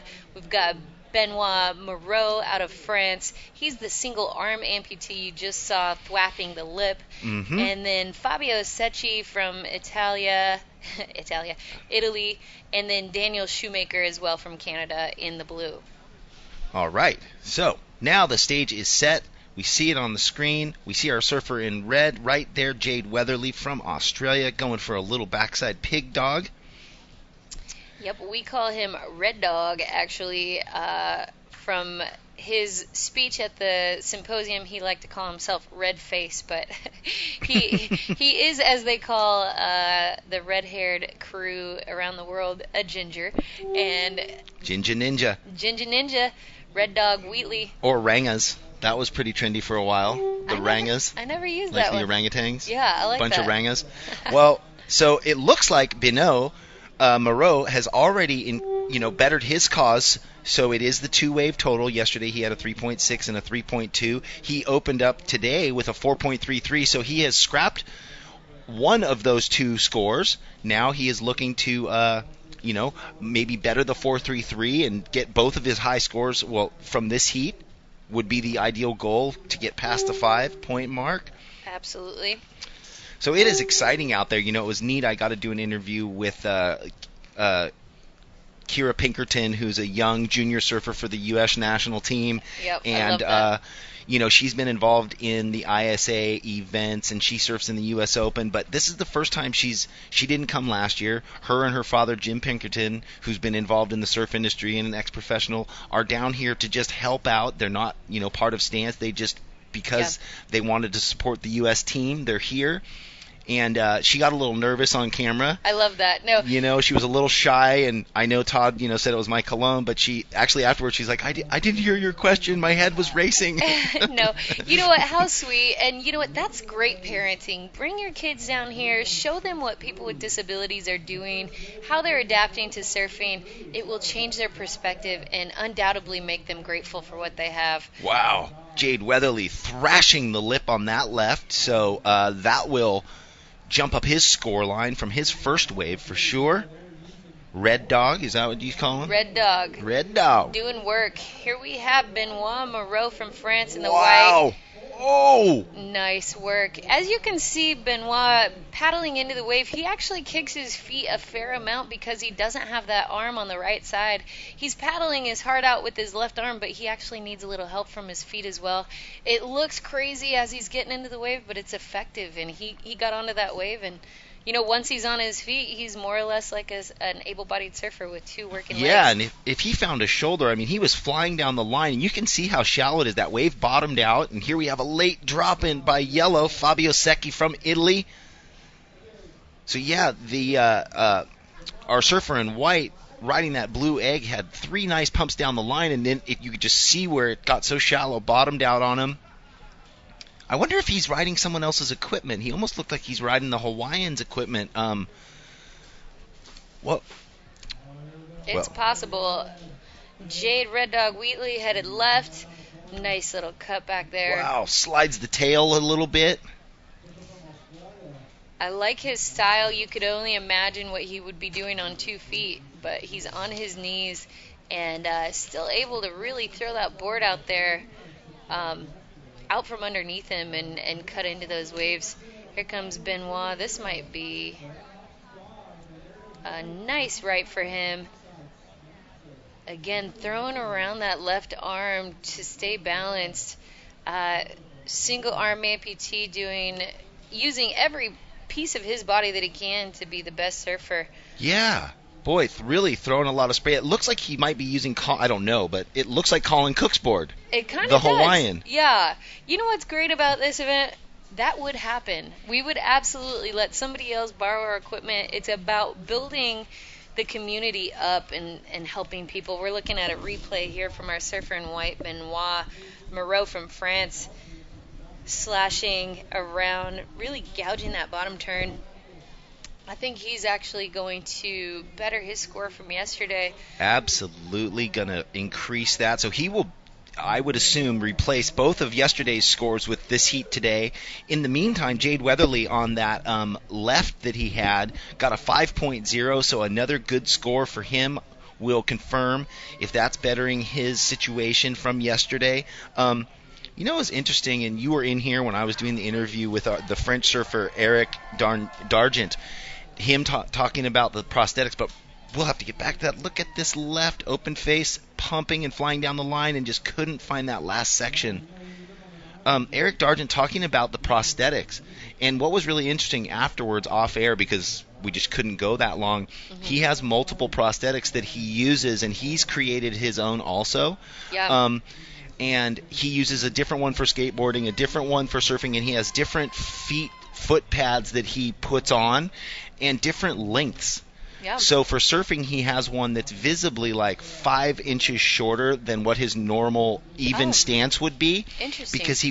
Because to bring it around, like we noticed, where he has to swing it over the rail to get up, and then it gives him the ability to have a natural back knock knee. I see. So he's already down because the leg length is shorter in his front foot, and he's already in that bent knee sort of position. Brilliant. On the back leg, yeah. Right. But he's like, man, it's so expensive, and right. I have all these different legs that I put on, and they're for each sport. Right. Well, and what a great opportunity to talk about one of our sponsors, Autobag, a prosthetic company that's here supporting this event. Autobach is also a personal sponsor of the U.S. athlete Danny Burt, and somebody that has worked closely with her developing a surf leg that works, that fits. They've adjusted that, and I don't know that an athlete can do that without financial support from Autobach. It's just so difficult. Again, these parts and pieces are so rare, you can't just go to Home Depot and come up with a leg part that you need. So really thankful for Autobach being here and supporting this competition. And it sounds like you can't even, it's very limited even if you do deep and intensive research. Right. Like Colin Cook talked about. He did everything. He's like, I'm not happy. I'm not satisfied with what I'm finding. It doesn't seem like it's working for me. So amazing. And we're still waiting for this score to drop in for Benoît Moreau from France, and it's looking like it's definitely going to push the mid-range, low to mid-range 5. There it is, a 5.10. So he's done it. He's replaced both of his scores from yesterday with a 4.33 and a 5.10 today. So great showing for France. And we saw earlier Eric Dargent on Team France do the same thing and get a bunch of 8.43 and a 7.33 or something. So France looking good, getting both of their guys moved forward. Yeah, absolutely. These athletes know that with the waves and the swell today, they really need to capitalize. Benoît put up a 3.63 and a 3.23 yesterday. Like you said, bettering his score from yesterday. It was crucial today with the swell as it is, and all of the scores going higher as a whole. Everybody's putting up higher scores, and with that, giving themselves a better opportunity to move to the final. Hey, well, we're going to go down to Todd, who has an interview on the beach. Yeah, thank you, Jeff. I'm here with the standout of that last heat, Peg Bennett. Peg, some great surfing once again here today. A little bit bigger surf, but still choosing to ride the longboard. Is that your standard equipment, no matter where you're surfing, that you chose the longboard today? Yeah, that's what I ride. I tend to lean more towards the traditional surfing rather than the kind of progressive. But obviously for this competition, we're all in it together. We're all riding the equipment that we normally ride. Well, you look very comfortable out there, and it seems to be suiting these conditions. As we talk about some of the stories, unique stories with our adaptive athletes, you actually have a prosthetic from the lower leg down. Tell us a little bit about your story and how you've come about to wear that prosthetic leg. Well, basically it was a birth defect. I was born without the ankle in my left leg, and the foot was all twisted. My parents were given a choice of amputation, or basically I'd wear a club shoe for the rest of my life and sort of drag it, and it would hinder me in some ways. It was a tough decision for them. Eventually they decided to go with amputation, so at 13 months old they lopped it off, and I've never looked back. Yeah. Awesome stuff. Well, at what age did you actually start surfing? 17. Yeah, got into the water then, and I know it just felt right. I've always been a water baby. I love swimming and stuff like that in the pools. Used to dive the 10-metre boards and stuff like that, and then started surfing, and everything else just got blown out of the water. That was it. That's what I wanted to do, and been doing it ever since. Yeah. So for other adaptive athletes that are out there watching and want to get involved, maybe they don't participate in surfing at this point but happen to be tuned in watching right now, what type of advice would you give them? Do it. It's not surfing is about fun and enjoyment, just getting in the ocean. We're all competing here, we're all representing our countries, which is a great honour for all of us, but we're also supporting and representing each other in the adaptive world. But it's about fun. And that, for me, that's what it's all about. That's why I'm here, to have fun.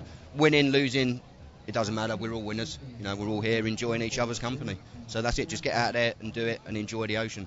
Awesome stuff, Peg Bennett. Hopefully your two-wave total from yesterday and today will be enough to get you into the quarterfinals. We'll stand by to see. Yeah, fingers crossed if I'm lucky. Cheers, man. Alrighty, guys, back to you. Okay, thanks, Todd. Well, another great and inspiring interview, and that is just the tone of the day, inspiration. Every athlete you speak to, even if we're being, having translators for, our Japanese surfers or our Spanish surfers or wherever, everybody's coming here with the same story. How do we grow the sport? How do we bring the stoke of surfing to everybody across the board, from beginners to advanced? Right. And opening the minds of folks just to know that they can do it. I love what Peg said there. Just do it. Get out there. What we're finding a lot of, and as I look through some of these bios, our surfer in blue out there, Daniel Shoemaker, he's actually a crossover athlete with skiing and snowboarding. He represented Canada in snowboard cross. He's a spinal cord injury after landing a jump a little bit short. He sustained a spinal cord injury and is now adaptive snowboarding and skiing. Crossing over now into surfing, reading his bio as well, he says he loves surfing, the ocean, the board, the wax, the wipeouts, the speed, the flow, all of it, before my injury and after.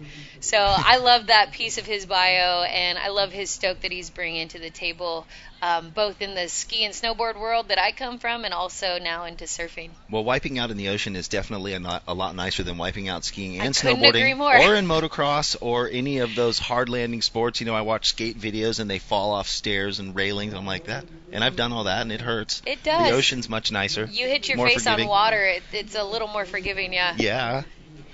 Well, we are here in beautiful La Jolla, California for the 2016 Stance ISA World Adaptive Surfing Championships. This event is presented by Vissla and the City of San Diego, and the major sponsor is Stance. We'd love to thank Stance for closing down their doors the last bunch of days, bringing all of their employees and just really championing the cause of these adaptive games. Absolutely. And you know what we haven't actually mentioned yet? Stance makes some really rad socks. And the socks that they have down here at the beach are these beautiful, almost like surreal acrylic paintings of surfers shredding on waves. And if you've never gotten acquainted with Stance socks, they're quality. They feel really good on your feet, but they're also super rad. So come down to La Jolla Shores, check out the Stance setup. They've got socks. You can actually win free pairs of socks in a little game of, it's like Planko. Pegboard. It's like Planko from The Price is Right. So, it's a little bit luck on your side, but come down and get a free pair of socks. Check out some adaptive surfing. And those acrylic, the paintings that they put on those socks, they're all very iconic, historic photos of surfing over the last 20 years. So you had Matt Archibald doing one of the first airs in a pink Lanty wetsuit. You have Tom Carroll with a very famous snap at Pipeline. Just like that famous snap right there by Jade Weatherly from Australia, looking to better a 3.50.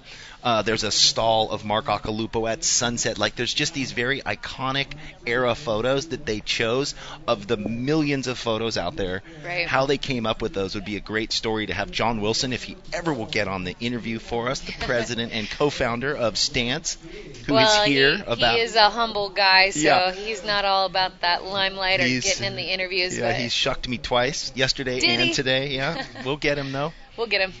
But we appreciate that. We have some other great sponsors. We are supported by the Challenge Athlete Foundation. You mentioned Autobach, which is a prosthetics company, which is here. So if you need to find out more about prosthetics, you can go to Autobach.com. I'm sure www.autobach.com. Absolutely. Natural High, Carrier Johnson and Culture, Chipotle, who brought us some amazing burritos, Antonio Patamano's family, and our media partners, Pasión Extremis, Gravidad Zero, Free Surf Magazine, Waves, Surfline, bringing us the Surfcore forecast, Vibras, Surfos, and the Inertia. So within that media guide, you can tell how big it is in Latin America. Absolutely. 5 of the 6 or 5 of those 8 media partners are out of Latin America, and it shows with the teams that are here. You know what? We love what Peru, Latin America. Chile, yeah, they're actually Argentina. leading the charge. Absolutely, especially in the adaptive world. What a testament to their priority system down in Latin America. They know how important surfing is for people with disabilities. And what it means to us. Loving this shot of our volunteers. I know the man on the right, Nicky, he is always out here giving his time and making sure these athletes are safe out in the water. It's super important. Thank you to all the volunteers. You'll see them in the orange jerseys, ready, willing, and able to help some of our adaptive surfers be safe out in the water. Well, it looked like we just rolled right through the end of that heat straight into this next heat. So we will introduce this next heat in the red, JP Vedri from South Africa. In the white, Fabrizio Passetti from Italy. In the yellow, Tommy Cunahan from Hawaii. And in the blue, John Barnett is from Costa Rica. And they've already gotten waves on the board, so we'll have to kind of recap when the scores drop. Plenty of surf, close interval swell that has increased from yesterday. It is going on, getting lower and lower tide. The tide's still dropping till 12:30 or something. So, we will see it really bottoming out soon. Up and riding in the blue, John Barnett is from Costa Rica, finding this beautiful long right. He's down on the stomach and he's getting back out. Is a good clean ride for him. Finish that wave. That should score nicely. We've got JP Vedro dropping in here, going left, and wow, look at that ride. Turn. Big backside Super snap. Solid. So he opened with a 4.43 on his first ride. That could better that score right there.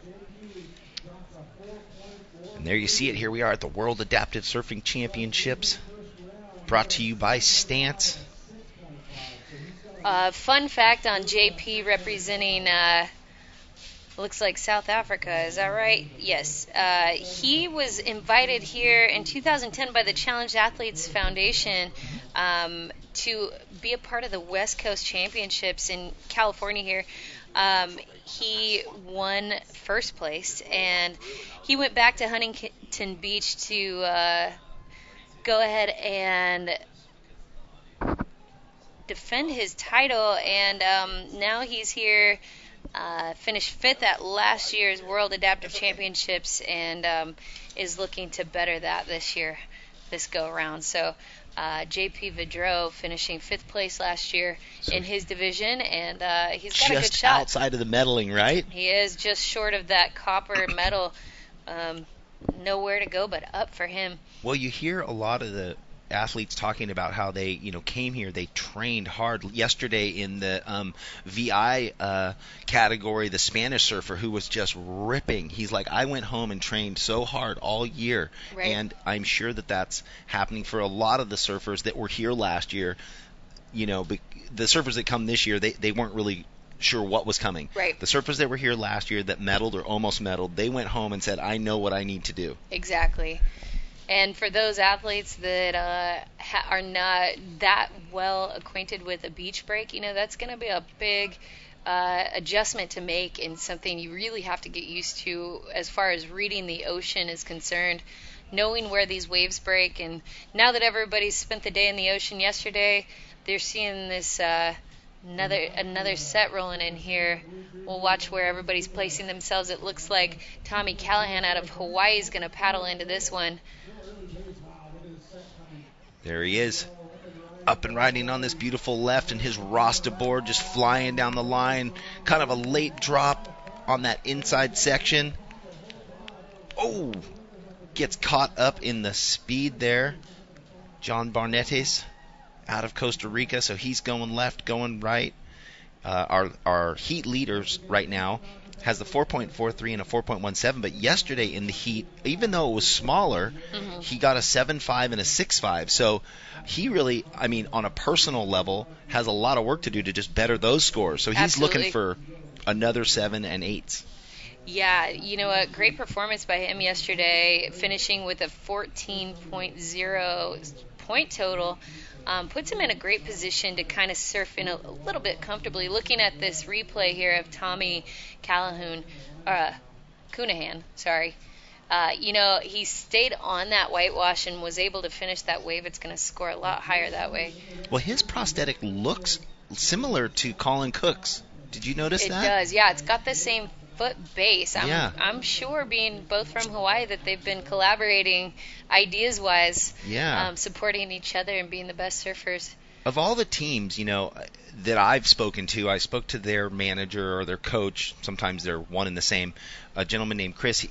They're busy. He said that he hasn't had a week off since these games last year or these championships last year because they train every weekend, or they train 2 weekends a month, and they have one competition a month. Right. So they are just flat out every week. There's something going on, and that's on the island of Oahu. Exactly. Tommy hanging onto this wave, walking forward. I like it. Trying to hang 5 or hang prosthetic. That would prosthetic. be What's that? That's a new category. That would be hang prosthetic. And the art for this event created by Andy Davis, a local artist who's world renowned. Yeah, wow. What a wave for JP. He had a few variations of what the final creative was, and one of them sort of had a toes on the nose, so to speak, a prosthetics on the nose. I like that. We could call it hanging carbon or something. Hanging carbon. Big There's cutback. a replay of Tommy there walking forward on his board. Didn't quite get there, but I really like the attempt. One other thing I'll say about the Hawaiian crew, they run a program there called Access Surf. Let's see. White can catch this. Everybody's paddling for it. Tommy will get it. Headed left again. Very well played on his part. Kind of stayed safe there would have liked to see one more thwap of that lip, but he's definitely bettering his score. Waiting for that score to drop. But back to the Access Surf program, they actually run day-long programs called Day at the Beach with Access Surf. So anybody watching this webcast or somebody with a disability that's interested in trying surfing that might not be at a competitive level, they do run Day at the Beach at Access Surf, where they have plenty of water support. They'll get you out in the water. It's actually where I learned how to surf myself. They'll teach you how to surf and support you in every way to where you can become independent out in the water. And is that on the South Shore by Duke's there? It is, yeah. So they run that program right off of Waikiki Beach and usually surf Queens Break. So the wave breaks nice and slow. It's very clean. And it's a very good wave for learning. And I encourage anybody, find your way to Hawaii anyways. You'll fall in love with surfing there. But then contact Access Surf. They will get you out in the water and teach you everything you need to know to be independent. So they are really pushing the movement. They are. And at the symposium, or was it, they're trying to grow it because they realize it's still only Oahu based. You know, they want it to be on Kona, on Kauai, on Maui. You know, they want it to reach the other islands within the chain, but right now it's just focused in Oahu. Up in riding, John Barnett is from, whoa! That would have been a massive score. Putting it up and over vertical there, our Costa Rican surfer in the blue.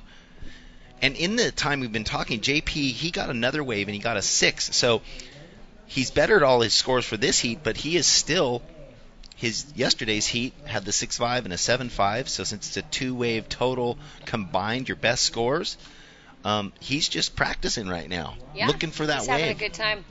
I actually got some time last night with John Barantes from Costa Rica.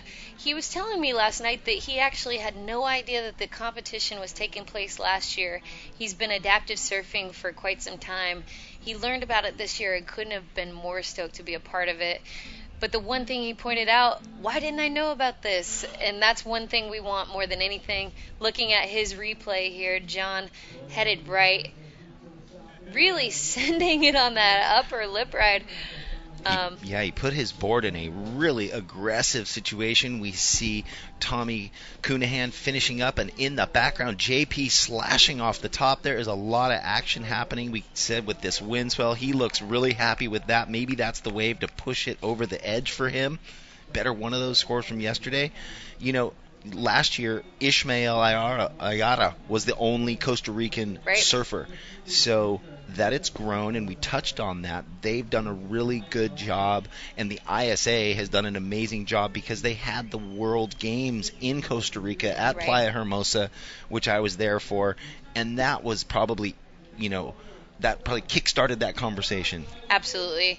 And, the more we can do to get adaptive surfing kind of mainstreamed into the able-bodied surfing world, whether it be through an expression session or just a demo, more people will be aware, more people will know, we'll spread the word. So considering that, we're really thankful for our involvement at the ISA. That's for sure. And so, they're fielding a team of 6. What?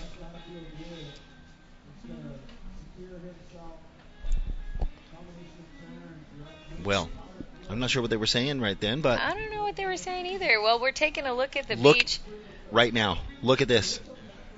A 9.57 for JP Verdry from South Africa. So that was what he was looking for this whole heat. Wow. Now he adds that to his 7.5 from yesterday, unless within the next 9.5 minutes he can up the ante again. I don't know.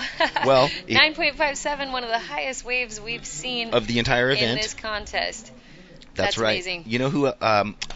The Spanish surfer, the visually impaired Spanish surfer, almost got a 10. Wow. On one of his waves in his heat yesterday. JP now looking to replace a 7.5 from yesterday. So he is on a mission. And Tommy Cunahan looked like he had a great left there. Look at how many waves they're surfing. So he just got a 3.5. Yeah, some parts of surfing coming in is just good luck that comes with the timing of your heat. Well, Jeff Baldwin here with Elena Nichols. We're having a great time. How is everybody? How's it going? You guys, if you want to, get onto our social media, go to @ISA Surfing for Instagram, www.ISA Surfing Championships. There are just no end of social media tags we can get you involved with. Tweet at us, Instagram us. Be a part of that conversation. #ISA Worlds, #Uncommon Thread. Send your questions. If you have questions about prosthetics, about wave skis, about how to get involved with adaptive surfing, we're more than happy to answer those. Tweet at me at Elena Nichols 21 or Instagram Elena Jane 21, and be sure to follow all these other athletes that are a part of this event. Well, that's what I was going to say, and I was talking to so many athletes, so many interviews. One of the South African, who Anthony Smythe, who had such an amazing heat, following up. He just was so impressed of the connectivity, and he's like, I can't wait to be going back and looking at the Facebook and looking at the social media posts and sharing them all and blasting them out and growing this educational base, really. Absolutely. And I have a feeling that ISA's marketing and social media team is going to be pretty busy fielding questions and commentary and pushing them to those athletes that people don't have their addresses or don't know how to find them. Absolutely, yeah. The ISA being the governing body for the International Surf Association and now is housing adaptive surfing, they are the go-to for all things adaptive at the moment. Wow, a screaming right. So he looked like he was trying to find that same move that he had before. JP on a screaming left. Well, this could be the one that pushes yesterday's 7.5. We will see. That was a really committed first turn on a set wave. JP surfing his brains out already with a 9.57 on the board. We'll see what that scored. Well, yeah, one of the top seeds coming in here, ranked number 2. So does that mean, did he have a silver medal last year? I'm not sure where JP finished last year. I'll find that out, but he is the high seed on my sheet, and boy, between him and Anthony Smythe in this division, they are crushing it. They are crushing it. We'll be curious to see how JP lines up with some of the other top surfers in the other categories as well. We've yet to see Mike Coote surf, one of the better surfers in this entire competition. So lots more to come and exciting surfing to watch. Love that the swell is holding in for us, and hopefully will for the rest of the day, especially for the prone division and also the upright wave ski division we have coming up later in the day. That's going to be so exciting. And the prone division, man, with these waves bottoming out, the prone division, they're going to have a lot of speed. They're going to get some great faces to work with. JP up and throwing it vertical in the lip twice, a little bit of a layback, and he just doesn't quite ride out of it. So that last wave that he got was a 7.07. One judge threw him an 8. Another a 6.5, so it averaged out to a 7.07, so not quite replacing yesterday's 7.5. We'll see. And if he would have pulled that layback, we could have seen something up in that excellent range again. Still substantial scores for JP Verdry, and something that the other AS1 and AS2 division surfers are definitely taking note of. He is setting the standard going into the final, will be one of the top seeds for sure. And we see a set coming in. It looks like there's some gentlemanly competitive games going on. Giving this wave to Tommy Cunahan. And he just comes unglued right before he makes it out to that open face section there.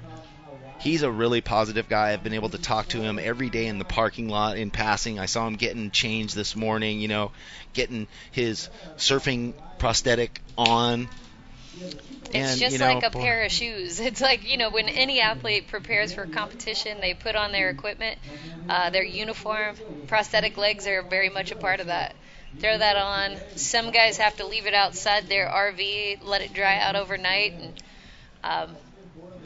throw it on in the morning and head out into the surf. Well, that must be a whole other part of, the material it takes to build the different prosthetics, and how do they actually function after they're wet, and do they dry, and do they, rot? Do they get smelly? Like, all surf equipment, all wet to dry equipment kind of has its day, right? It does, yeah. Towels in the car, wetsuits. Everything gets pretty gnarly. One thing that a lot of people don't consider is with the size of these stumps, right? So when you lose your leg, you have a stump. The stump actually changes size as you gain and lose weight. So you're actually going to have to adjust your prosthetic socket size as you gain and lose weight as well. So a lot of athletes, getting into the surf season, surfing takes a lot of energy. They lose a lot of weight mid-surf season, and their socket doesn't quite fit as tight. Some people, and Danny Burt will attest to this, have actually lost their prosthetics in the water, had to go swimming for them. I was talking to a gentleman today. He came up and said, hey, are you involved in the ISA? Have you been involved? And he had a bunch of questions going back to the early 2000s, which I couldn't answer, but he said he was at the U.S. trials in Oceanside. And he said he was leading the first heats. He had 9s and 8s. And in the final heat, or in the second heat, or whatever it was to try and make the team, he said, I had lost a bunch of weight coming up to the event, so I had changed my prosthetic, and in the heat, I must have lost weight through the day, and my prosthetic spun around completely, and it wouldn't reattach properly.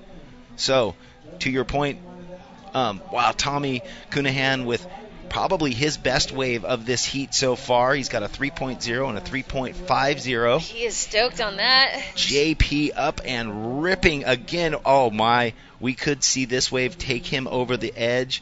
He has a 9.57. He gives a little Taking bow. Taking a bow there, knowing he liked that ride, slashing. Well, he started this heat with a 4.43, went to a 3 and a 4 and a 6 and a 9.5, a 7, and then a 7.5, matching yesterday's high score. So we'll see what this wave does for him.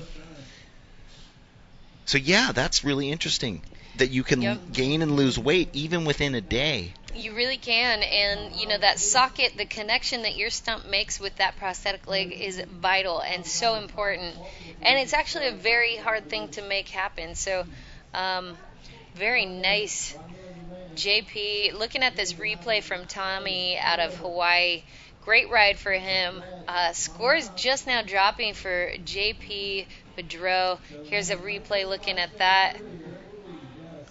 That was the turn. The money turn was that second turn. That wave cornered off for him so nicely, and we love that he bows to the crowd. He gets an 8.37, so this heat has come together for him, replacing yesterday's scores completely with a 9.57 and an 8.37. I am sure Todd Klein, after this heat, will have some cool words with him. Tommy Cunahan has been staying so busy. He just is trying to get past that, 3.5 mark. But I'm going to just do a quick check with, 15 seconds and winding down here. He had a 2.8 and a 2.23 yesterday, so he bettered his scores with this heat. He's going to call it, and so are we. That's the end of that heat. That's right. That's the end of that heat. We will be back with the next exciting heat here from the 2016 Stance ISA World Adaptive Surfing Championships in La Jolla. We will see you soon.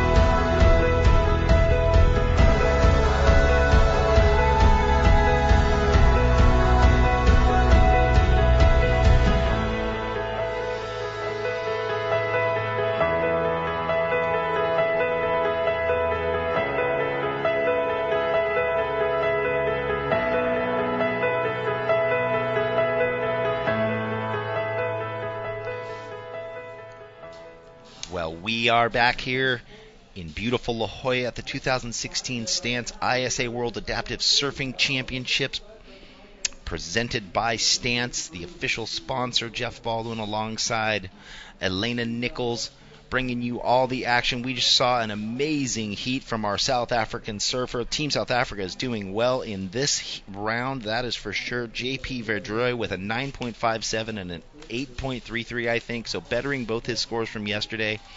Moving into this next heat, round number 2, we have Mike Coots from Hawaii, incredible champion to the sport. Ryan Gambrell from the USA in the white, and in the yellow, Andre Zux from Brazil. Mike Coots, I mean, well-spoken, involved in not only surfing, but he's a shark attack victim. He's involved in protecting sharks, diving, spreading the word of how beautiful those creatures are and how important he thinks they are, which is so counterintuitive to people that get attacked, but you see it so often. Yeah, they gain this amazing insight and respect for it, and then they want to protect instead of hate, so to speak. Well, Mike Coots going right here is going to kick off this heat.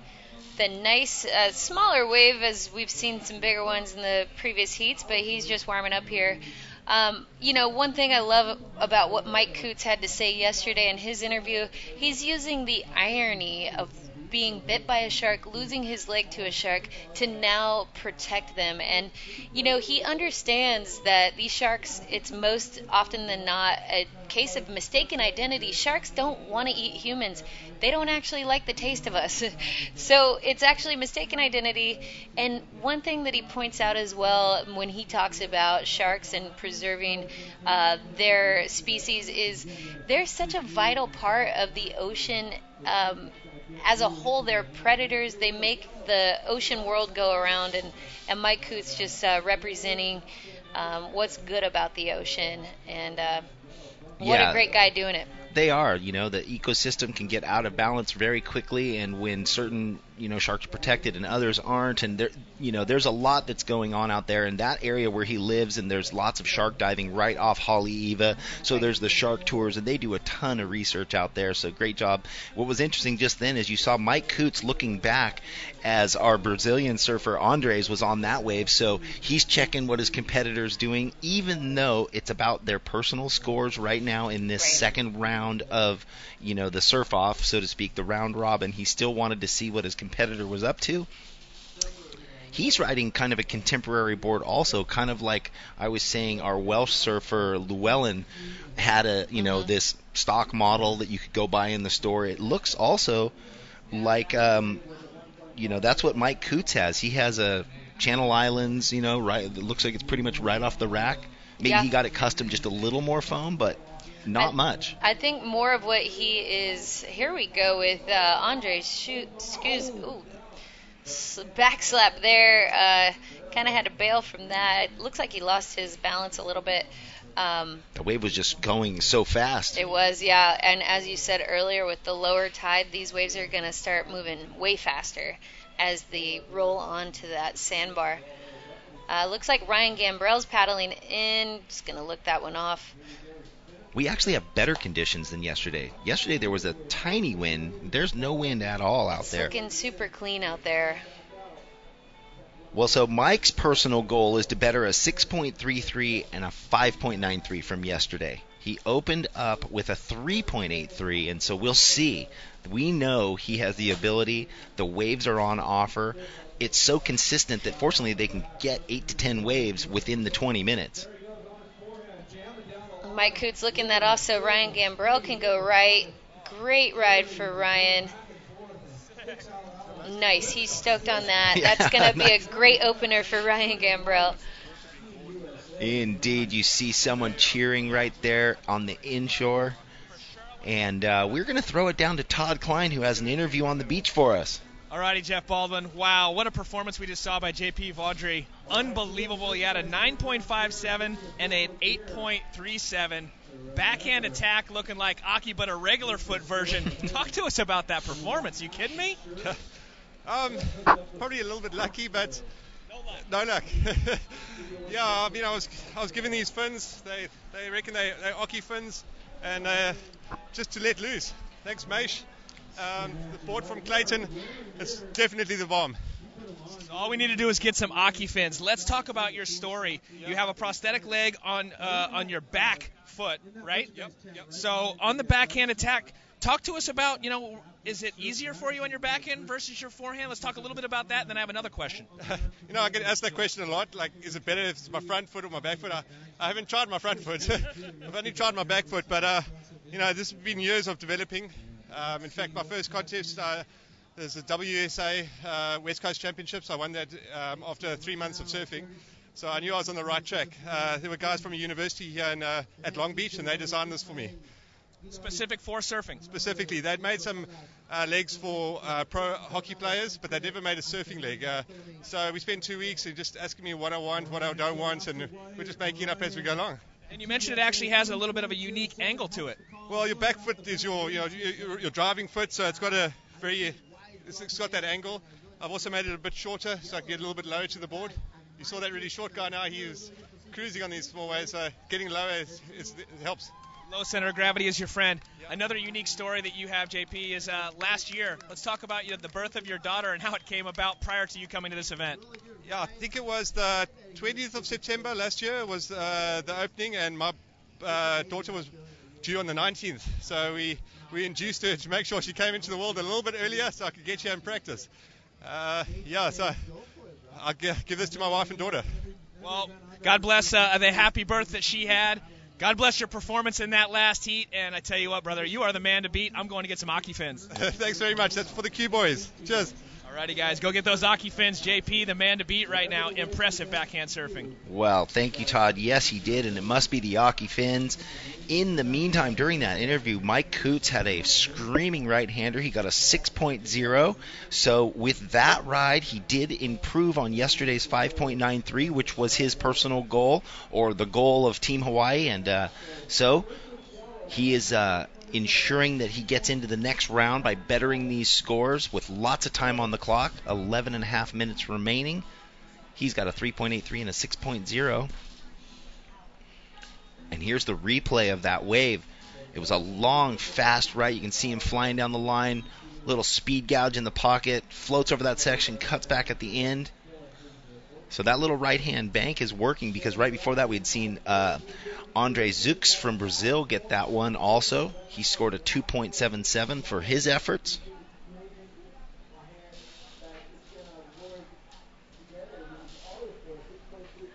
Well, yeah, if you want to follow us, if you want to get involved, make sure to go to the Facebook, which is International Surfing Association. Our Instagram is @ISA Surfing. The Snapchat is ISA_surfing. Twitter @ISA Surfing. Hashtags @ISA World, or hashtag Inspired Surfers, and hashtag the Uncommon Thread. So there's no reason not to get involved. Follow all these athletes. Follow the event minute by minute. There's a whole team here from the ISA pushing out content constantly. And there's just no end to the content that can come from this event. Absolutely. And feel free to get on www.isaworlds.com and check out the athlete bios. Every surfer out here has an incredible story, how they've overcome adversity, how they've adapted to surfing and other things in their life. And they also have an Instagram, a Facebook, and a Twitter. You can follow them there, encourage them, get to know them, ask them questions. Also send any questions you have to the folks at ISA Surfing, and we'll be happy to answer those. That's right, because this is a launch board. This is the second annual event of its kind. And so in the merit of growing this sport, in the spirit of what this is all about, there's a lot of goals being achieved all at the one time. And if you have questions out there and you're watching and you want to learn how to get involved, or by reading these bios, you can find who's most like what you might have going on with yourself, and then you can start that dialogue with them through the ISA and those bios to really dive in deeper. Right. This is like a brainstorming session. Yeah. No wrong answers. Throw it out there. What do you think? I actually just got a tweet from a friend. We were talking about prosthetics earlier. We were trying to come up with what we should call a prosthetic on the nose, hanging 10, or and he said pros on the nose. Pros on the nose. There you go. So we're getting some great suggestions in the booth. Feel free to tweet at us. We love your comments and questions, and continue the conversation with us. Stoked to have you with us. Yeah, my Instagram's at Jeff Baldy. What is yours? I am at Elena the Jane on Instagram. I've posted some videos and photos of me wave skiing, which is the upright division of surfing for people with disabilities. Ryan Gambrell dropping in right. It's a late drop, but was able to hang on to it. I really like the difficulty of that drop there. That was a late drop. Yeah, I didn't think he had it, and then he, just made it perfect at the bottom. The wave ended up being short. He's sitting on a 3.07 and a 1.83. He is looking to better a 3.23 and a 2.33 from yesterday. So Ryan Gambrell looking to do some work. So just under the mark at the moment. Absolutely. Ryan, again, is one of the many adaptive surfers out in Southern California who represents the United States here at this competition, but also on the Western Surfing Association circuit. So he's also in the standing division at the WSA contest, shows up at everything, and is really helping progress that movement. So talk about that. The WSA has events regularly or throughout the year with adaptive surfing, so they are championing that cause. Absolutely. First. Yes, the WSA has opened up their arms and their competition to include adaptive surfing, which has absolutely changed the game for us as competitors. The more you get into adaptive surfing competitions, the more you get versed at what it looks like to compete. Looking at Andre here, headed left, that was a great lip smack and followed by a little floater. He didn't quite finish it, but that's a good wave for Andre. I think is going to score highly. Yeah, I think he will definitely replace those 2.7s. So the WSA, Western Surfing Association, is our local competition circuit for surfing on the West Coast.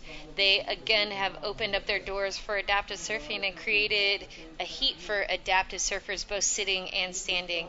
So that is what we use here in California to qualify for the ISA World Championship event. So we have a national title on the line there at the WSA as well. Wow. And Mike Coots on a screamer, a bomb set, and he finishes with a big tag at the end.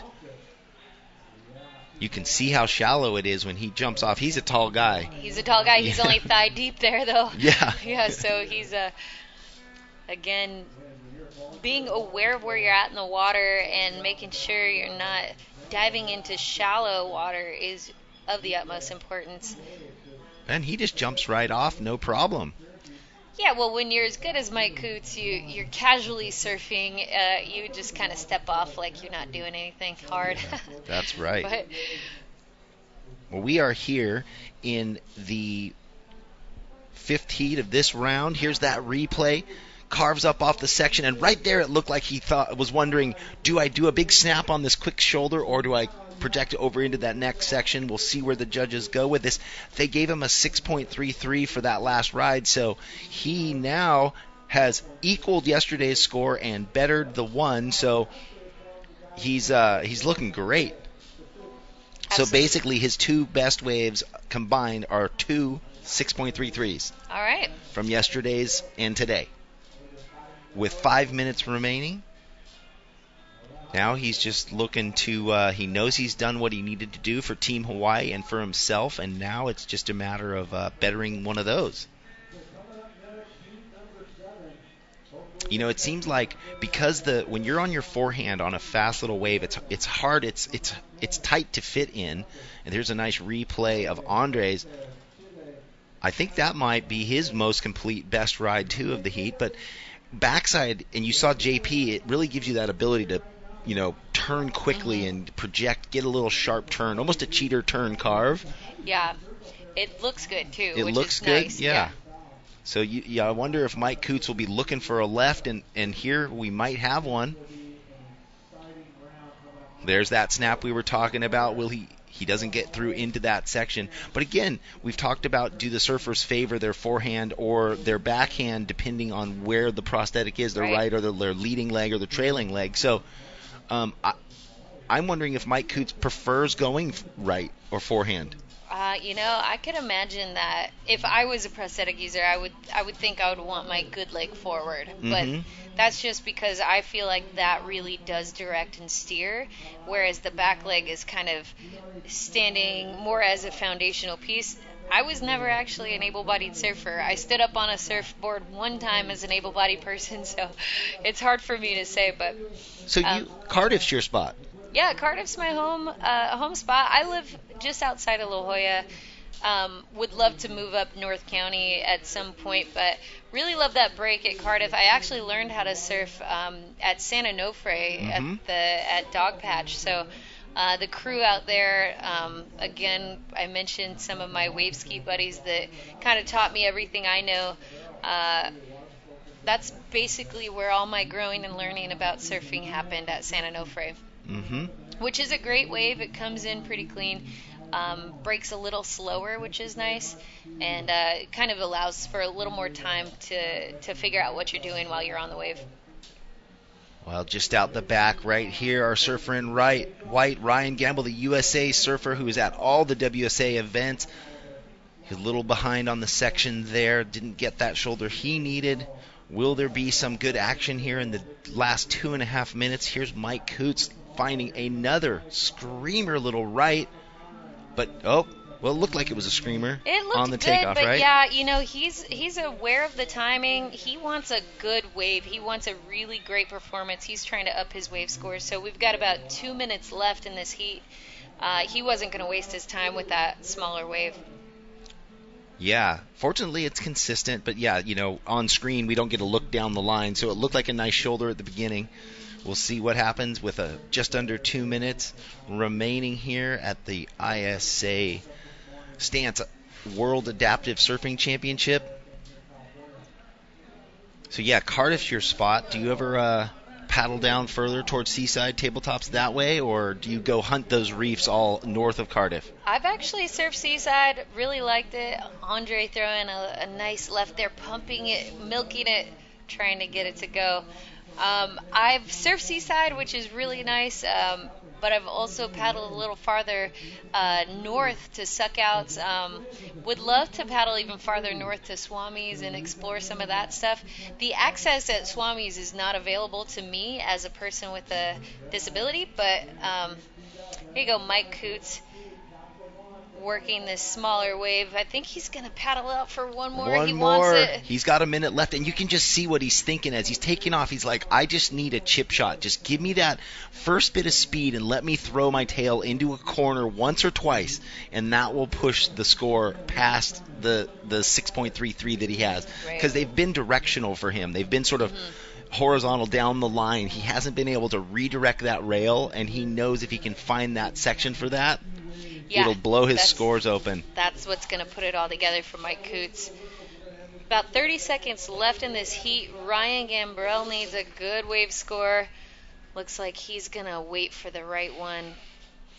Love seeing that Mexico flag. We've got one competitor, Mexico, getting ready for his heat, running out into the ocean. That's right. Victor Salas sprinting out into the lineup.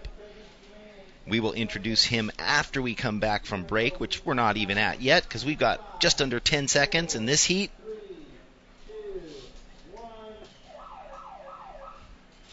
Well, we see the flag of Hawaii flying high, supporting Michael Coots and his heat just there.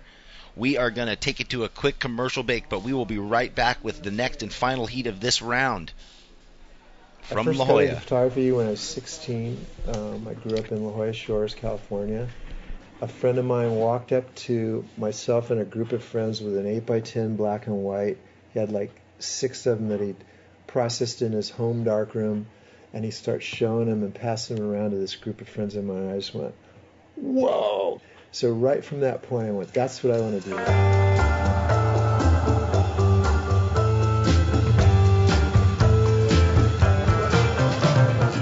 It was natural to just start shooting what we were so addicted to, which was surfing. I didn't care about the money. I just cared about what day did I just photograph and did I capture whatever moment it was.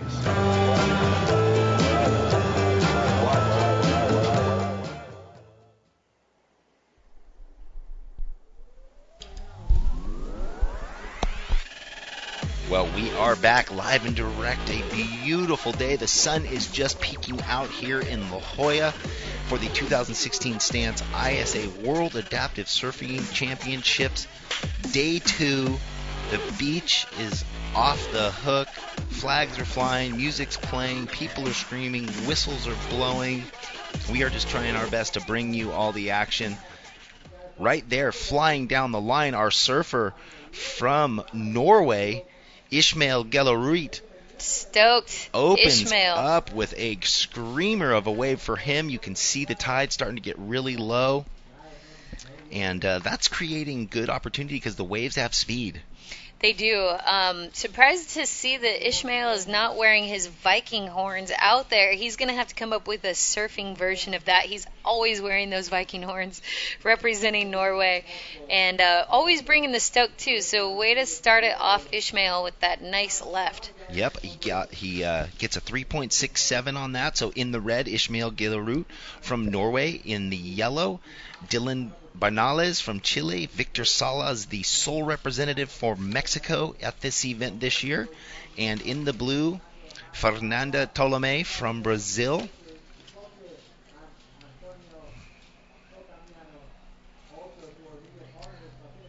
There you see them on the screen. Dylan Bernales had an opening wave of a 1.17. We see our Chilean flag flying high right there, supporting Dylan Bernales. Chile has a stacked team, a complete team, a full squad here representing. Chile being very proactive in how they approach these second adaptive surfing championships. How they're approaching, all their surfing for trying to get into the Olympics and the Paralympics. They're very calculated. Very inclusive as well, setting the standard for all of the Latin American countries to include adaptive surfing in the games here at the ISA World Championships, but also looking forward to the Paralympic Games. That's right, and we just are blessed right now here having the best time in La Jolla. Fernando Aguirre is giving us his blessing, having a great day. The sun is shining. I think Fernando, right. Did he order that sunshine? He did. He's running the show. More saltwater hugs. He says the ISA is so organized that we can call the sun when we need it. So it's great. We'll get Fernando in here, and he will really break down what's going on, and he will share the passion that he lives with. Maybe he'll put a heart sticker on the camera for us. Maybe. Spreading the love, spreading the stoke, spreading those saltwater hugs. Nothing like those Latin American countries that are just hugging and kissing, and they bring a new human element to the world, and I love that about them. I feel like Fernando's one of my good friends. He's good friends with just about everyone. That's right. Well, this event made possible. The title sponsor Stance is our presenting sponsors, Vissla and the City of San Diego, supported by the Challenge Athlete Foundations, and some sponsors and donors are Northern Trust, Graced by Grit, Procopio, Indoteak, Dukes La Jolla, and the Fernando Aguirre family. We're just loving all the support by all these people, brands. They've, not only brought volunteers, they brought product, they bring food, they bring water. They're here just making it as comfortable and easy for the staff, which is huge, the volunteer army, which is huge, which Stance has provided a lot of. I'm sure there's other organizations contributing and people that just wanted to be involved coming down and signing up. But Stance championing a big part of that volunteer organization. Absolutely. Also like to point out the Life Rolls On organization. Jesse Belauer has spearheaded his wave. So see these big wheelchairs with the blow-up tires? Life Rolls On brought a whole fleet of those to get athletes with paralysis in and out of the water. So thanks to Life Rolls On as well. Mike Coots headed right, looking awesome. Mike Coots, that was Ishmael. My bad. Yeah, yes. He switched Stance. And that's a free surfer. cruising into the area. I'm sure he will be coming in. Our beach announcers will be scolding that surfer. We are having a competition, for sir. trying to jump in our party like that. As a kid, I would always sit right on the edge of where the lifeguard said you couldn't surf, and I would always go over that boundary and into that area and sounds about right, multiple Baldy. times get my boards confiscated and be a little brat and say, fine, I got more at home anyway. Sounds about right. You never know where the edge is until you're on it, right? Yeah. So looking like everybody's headed a little farther south. Not sure who's running the show out there, but... Well, we saw that yesterday. You know, the peak, as the tide gets low, moves down to the south a bit more, and then as the tide started to kick back up, it moved over towards the right-hand bank a bit. Well, you can see the next...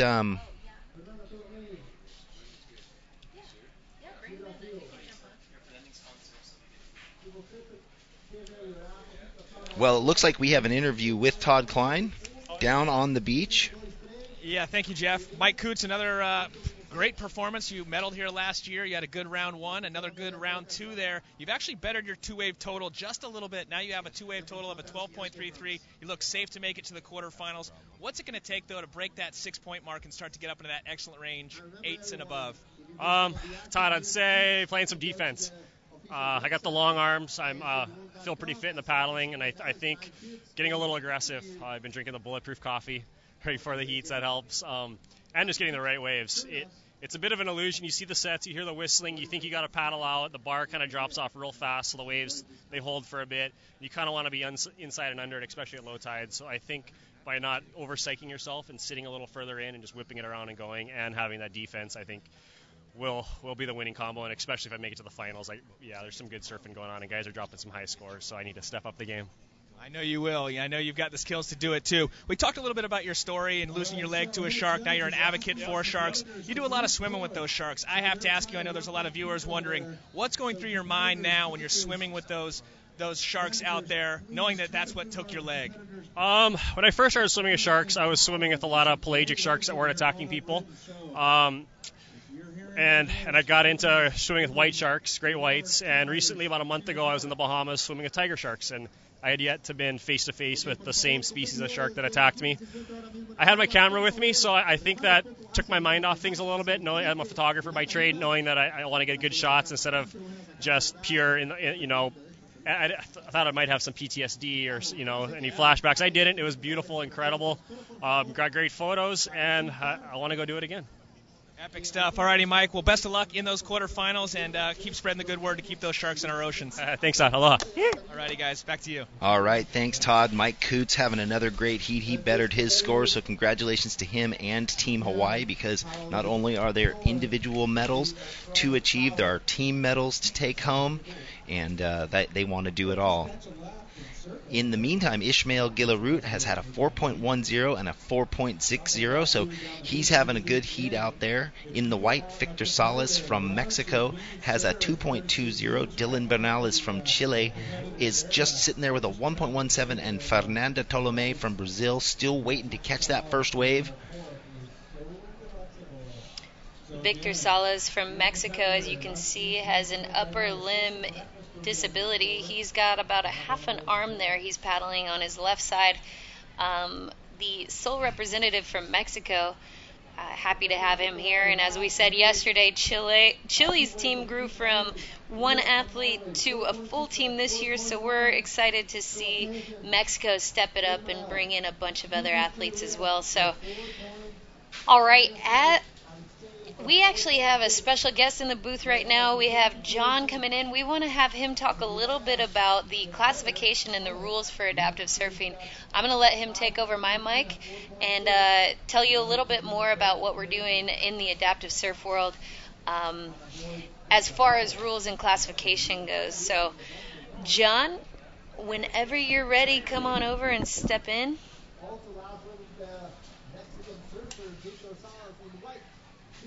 Well, yeah, it looks like we have a great guest, and it's always good to get more clarification. We're going to let him get in here just shortly.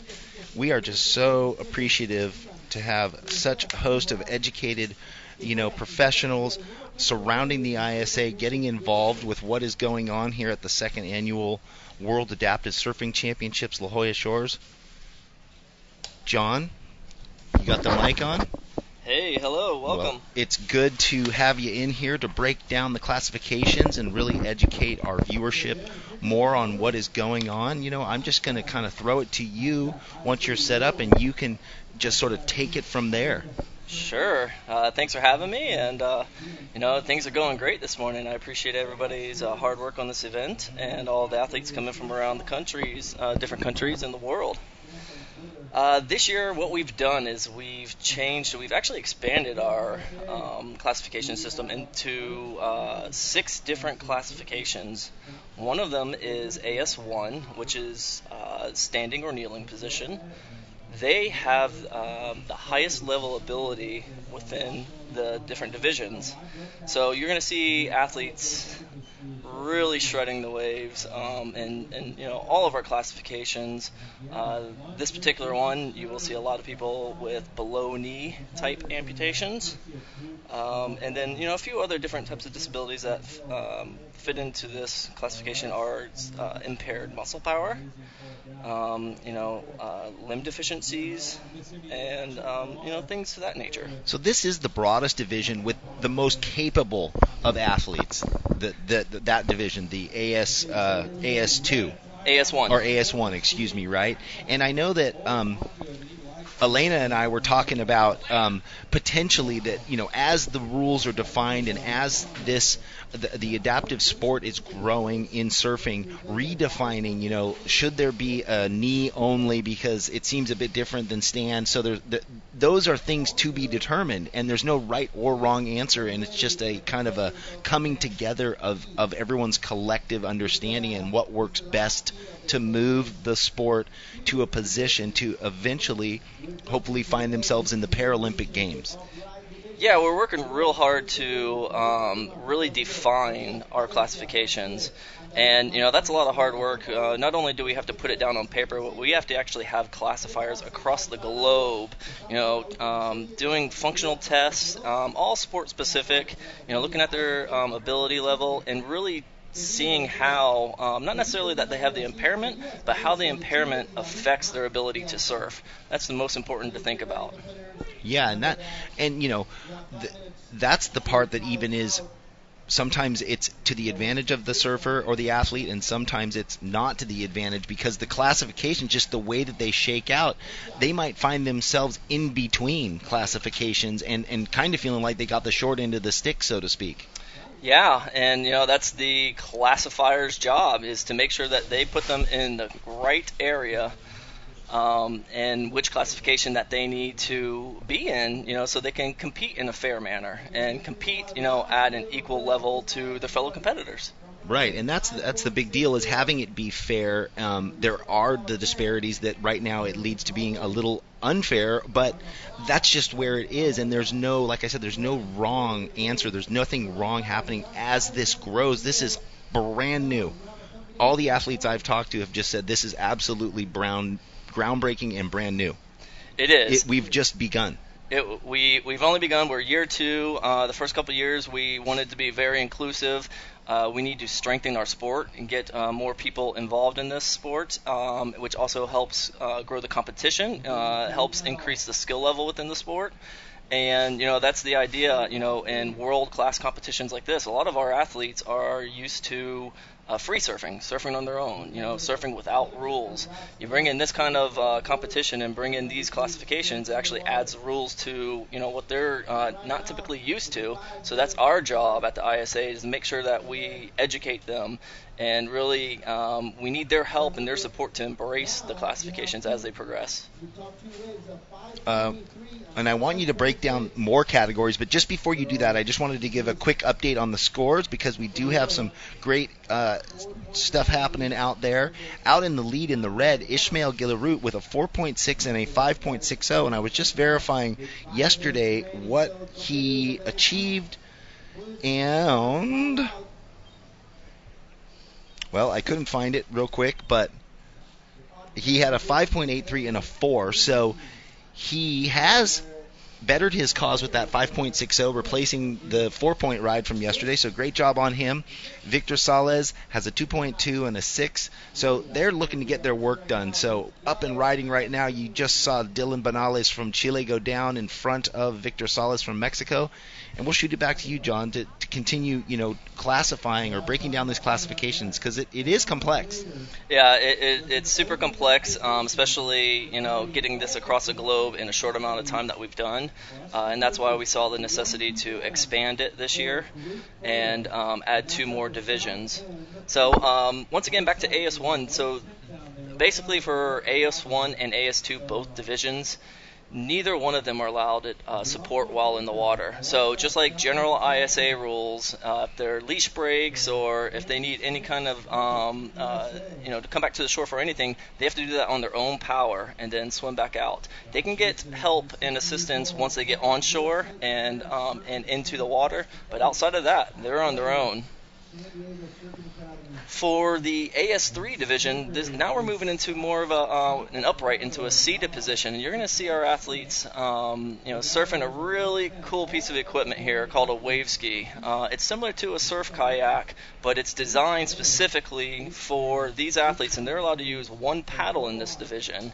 You're going to see a lot of athletes here with below the waist paraplegia, and again, super independent in the water. But if they do need a little more assistance to cut through the waves, we can help stabilize them, but they are once again on their own power to get through the waves and into a wave. They were ripping. Is that coming up next? Is that what's on the dock next? After this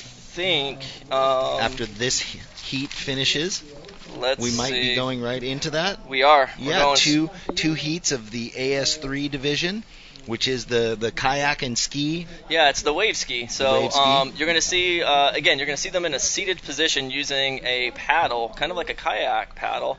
And these guys rip. Their turns are really sharp.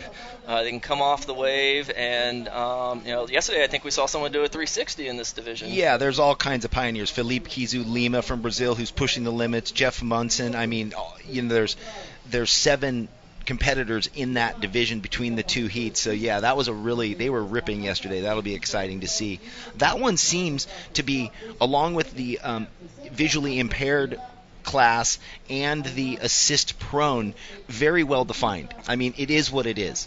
It's the AS1 and the AS2 where it almost seems like teams have the ability right now, as it is, to kind of shuffle their athletes. They could be in either division, and so they kind of place them. Actually, it is our job as classifiers to keep them separate. You do? Yeah, for the AS1 and the AS2, they do have a good example between the two would be for AS1, the higher level ability, they have perhaps a below knee amputation. So this is an amputation that has actually taken place. They actually have their knee, and it's actually taken place below, where an AS2 could be an amputation above their knee. So they actually don't have a knee in Which that is sense. what Colin Cook and like Mike Cooch from Hawaii have. Although they're ripping, they have above the knee amputations. Yes. Right. Gotcha. And so moving to the AS4. The AS4 division. So this is a similar division as our AS3 surfers, except they are lying down in a prone position. Again, super independent. As a matter of fact, Christian Bailey has surfed Mavericks before. I mean, think about that. Laying down on the surfboard, surfing 20-foot Mavericks. Pretty impressive. So these athletes really have the ability to, be independent in the water. They may need some assistance to get up to the water's edge. Sometimes they may need some assistance to get back on a board. But for the majority of these athletes, they're 100% independent in the water. And it's great to watch, our athletes at that division, compete.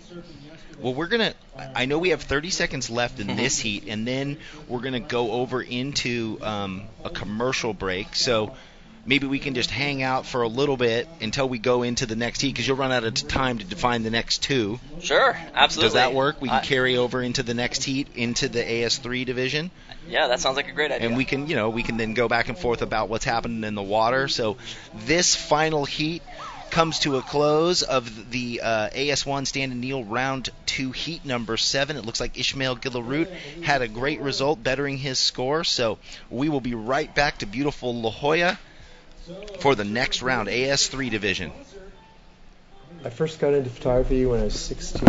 I grew up in La Jolla Shores, California.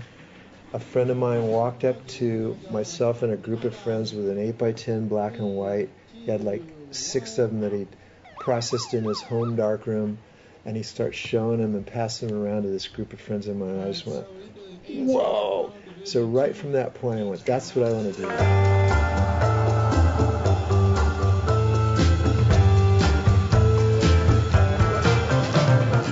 It was natural to just start shooting what we were so addicted to, which was surfing. I didn't care about the money. I just cared about what day did I just photograph, and did I capture whatever moment it was.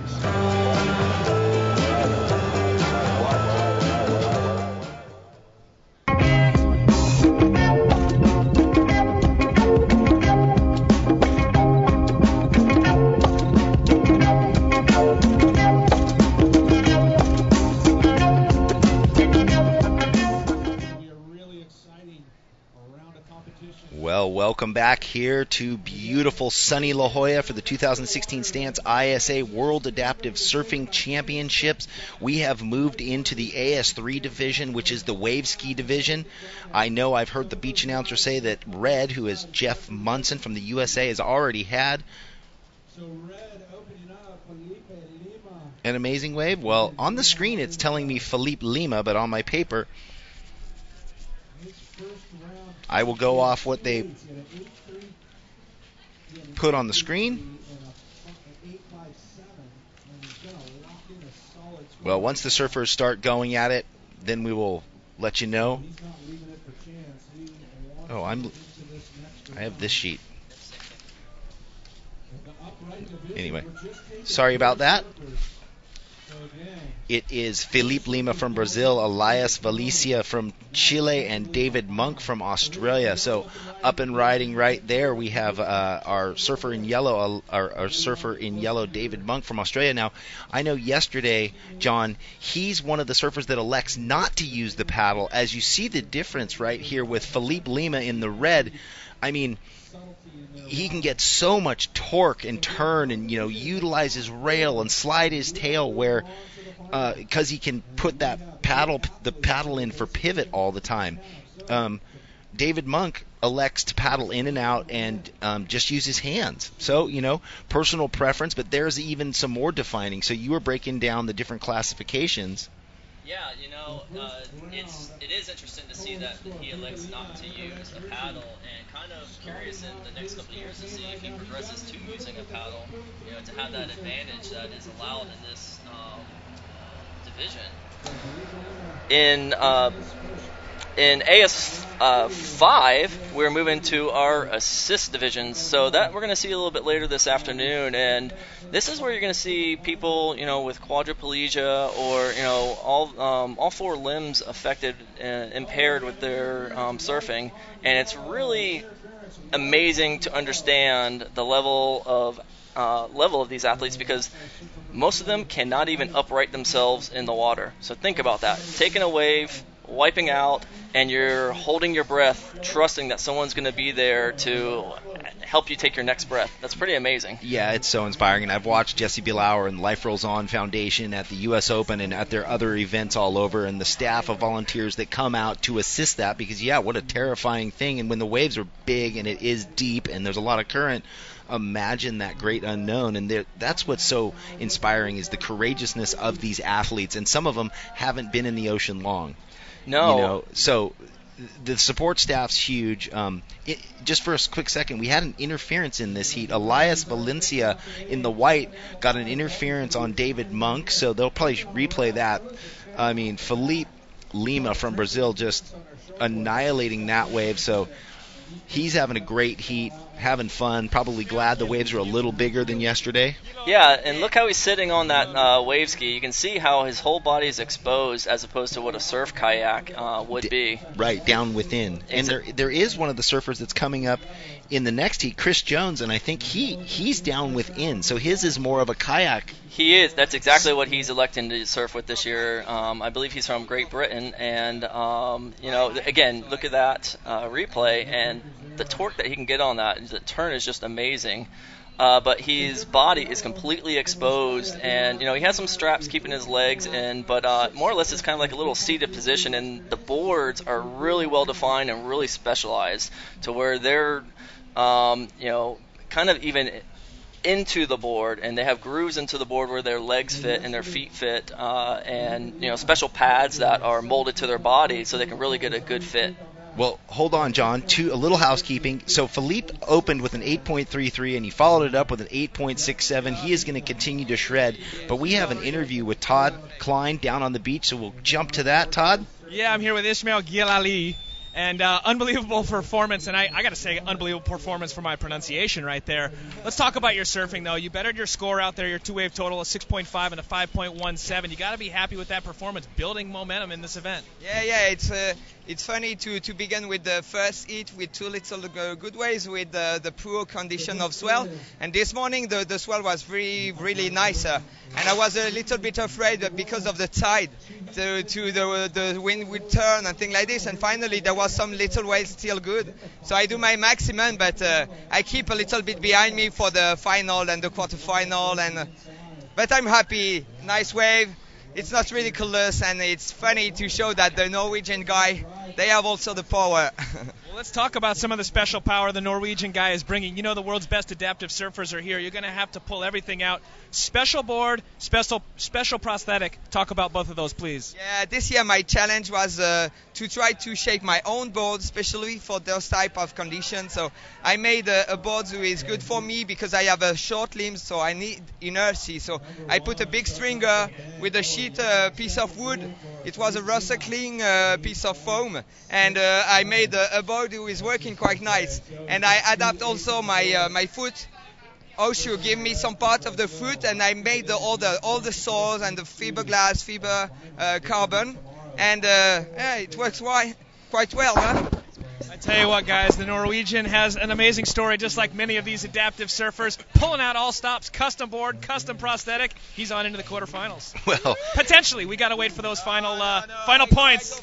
I think I don't want to get horned. Back to you guys. That's right. Well, hey, nice to see you in the horns, taking on the Spirit of Norway, and what a heat for Ishmael. And I like how he said he's holding some back in the tank, waiting to get into the quarterfinals. That even though he went out and gave it his best, he conserved a bit of energy. Up on screen, Felipe Lima from Brazil just continuing to jam, and there's the difference. The electing to no paddle or paddle. It's hard for me to say, but our surfer there in the David Monk from Australia. So there's two surfers in this heat without paddles. Yeah, so Elias and David.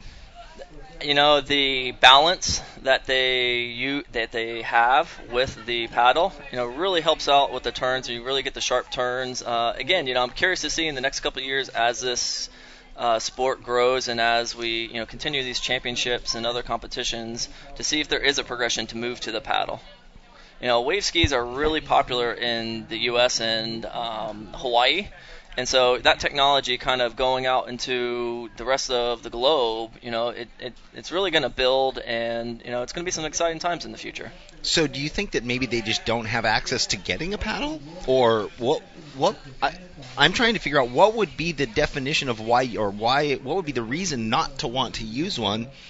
Because it seems to be such an advantage, not only in the speed of paddle, so you can get around and catch the waves and get in and out quicker, and torque and pivot. I don't think it's that. What I think it is just that technology and shapers actually coming out and making those types of skis. We have somebody here in Orange County who makes a lot of the different skis for our Hawaii and our U.S. teams.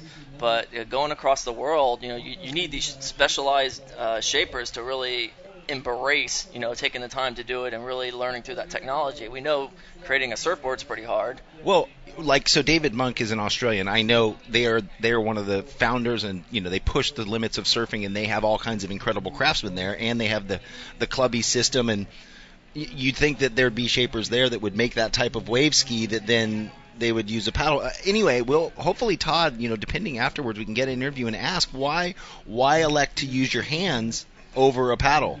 Yeah, I would love to hear his response on that, and maybe this is a call for the rest of the globe. Say, hey, this is a cool and amazing sport, surfing on a wave ski, and you can see how these guys rip and girls rip, and let's get this technology out across the globe. Yeah. Well, so we were getting into all the different classifications, and I know that we had gotten into the prone. Yeah, so now we started talking a little bit about AS5, which is the assist, and in this division, the athletes are allowed to use two water coaches. One's a water coach and one's a water assist to help them paddle out into the wave, out past in the lineup, and the other person is to allow them to get to help push them into the wave. So the surfers in this specific division do not have the ability to paddle.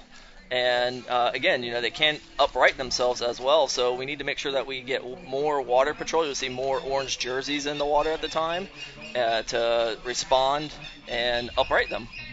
Right. The moving on is our last division, which is the ASVI, the visually impaired.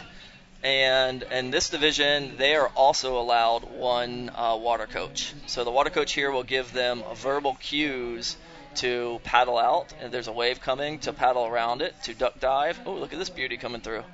Oh, and yeah. Philippe is just running away. I mean, he's having a ball. He has bettered both of his scores from yesterday. He had an 8. Let's see.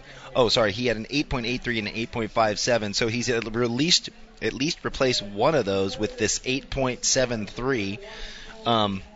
So yeah, sorry about that. He's ripping it up. He's ripping it. He's having fun out here in La Jolla.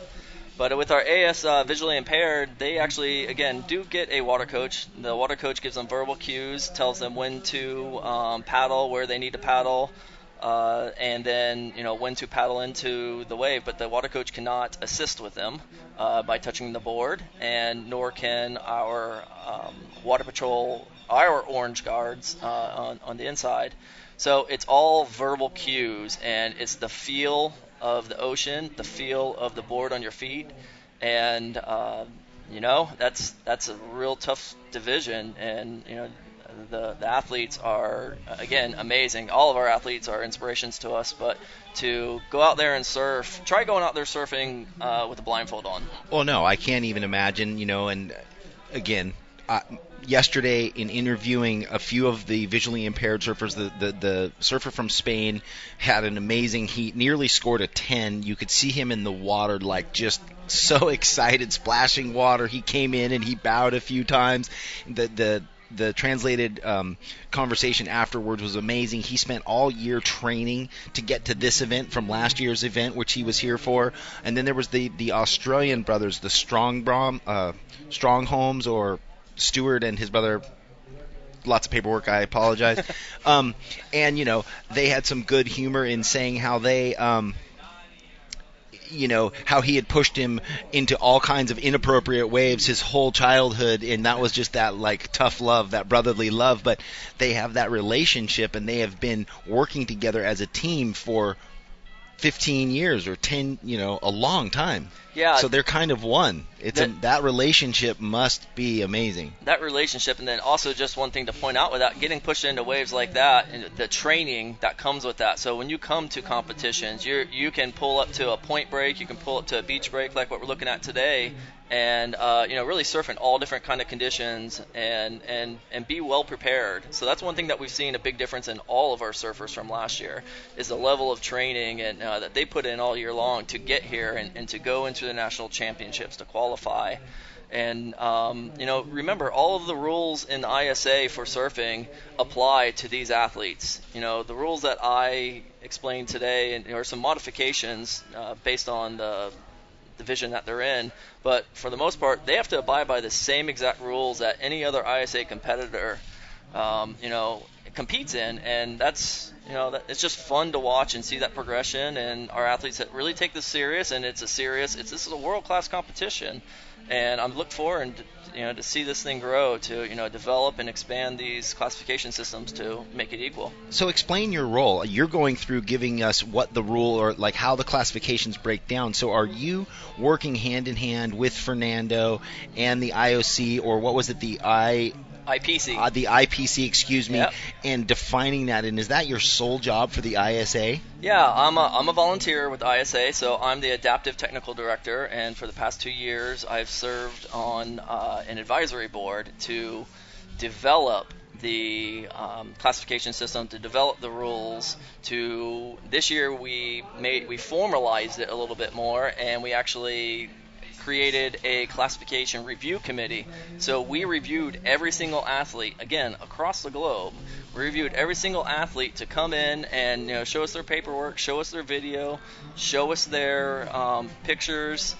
And sorry, we have a visitor from Fernando in the tent here. And so we, with the review committee, we formalized that process to make sure that they are in the correct division. So when they come to this competition, the judges don't have to judge any differently. They see every single athlete in the division and the heat that they're working in, and they don't have to have any consideration. Oh, there's a 360. Whoa! Nearly Nice. pulls it off, and it gets dangerous in there because it's really shallow. And yesterday we were talking about that with Elena, who also does the wave ski now. Is like your head going in is the first thing, So when it's shallow like this, it's kind of scary and kind of dangerous. Yeah, and some of our competitors, you'll see them wearing helmets, for that reason. And so depending on where they're surfing, the helmets are an extra additional safety precaution. Just like river kayaking and everything with the rocks, yeah.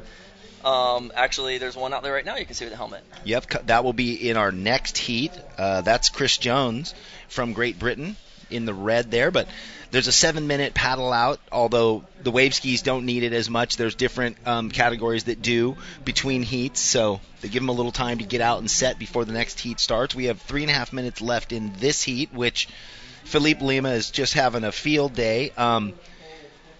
Elias Valencia from Chile has a 3.0 and a 2.53, and it looks like he has another score coming in, which could better his 2.53. We'll see. We see a slight onshore finally coming. I don't know what time it is, but we might be afternoon. We might be around the bottom of low tide. It's high noon. So we are just about the tide bottoming out, but very grateful the conditions were holding up so well. Plenty of, wind swell in the water, creating peaks, lots of waves being ridden, not walled, which you could have a day like this where it's just straight walls. It's just lefts and rights everywhere. So I don't know if it could be better, and I know you've done a lot of these, and you probably go to the WSA events also. These are kind of almost optimal conditions, being that the spread between abilities is so different. Yeah. If it was bombing, it just really gets hard for everybody. There's certain things that we have to consider, and one, being the conditions, and the conditions should, they're going to drop and think for another half an hour, and then the tide, and then it's going to start picking up. So we should see a nice little push a little bit later. But yeah, some of the considerations we need to address are being able to get out into the lineup. So if we're talking about our athletes who are not used to surfing in beach breaks, some of our athletes are used to point breaks or channels, and they can get around. So it's a whole new. Whoa. Almost a collision there. But it's a whole new ball game for those athletes in these conditions. So we're talking about pumping surf. It gets a little bit more difficult for some of them to get out there. Some of them can negotiate it because they're used to beach breaks. And here's a nice little left. Wow, he just throws the tail so vertical there, Felipe Lima from Brazil, and buries the nose. And then the ride before, I'm not sure if there'll be an infraction, but you had both our Chilean and our Australian athletes on the same wave at the same time, both going left. So I'm not sure. There's been one interference earlier in the day. We'll see if there's another. I'm not quite sure. We'll see what the judges say. That was scary.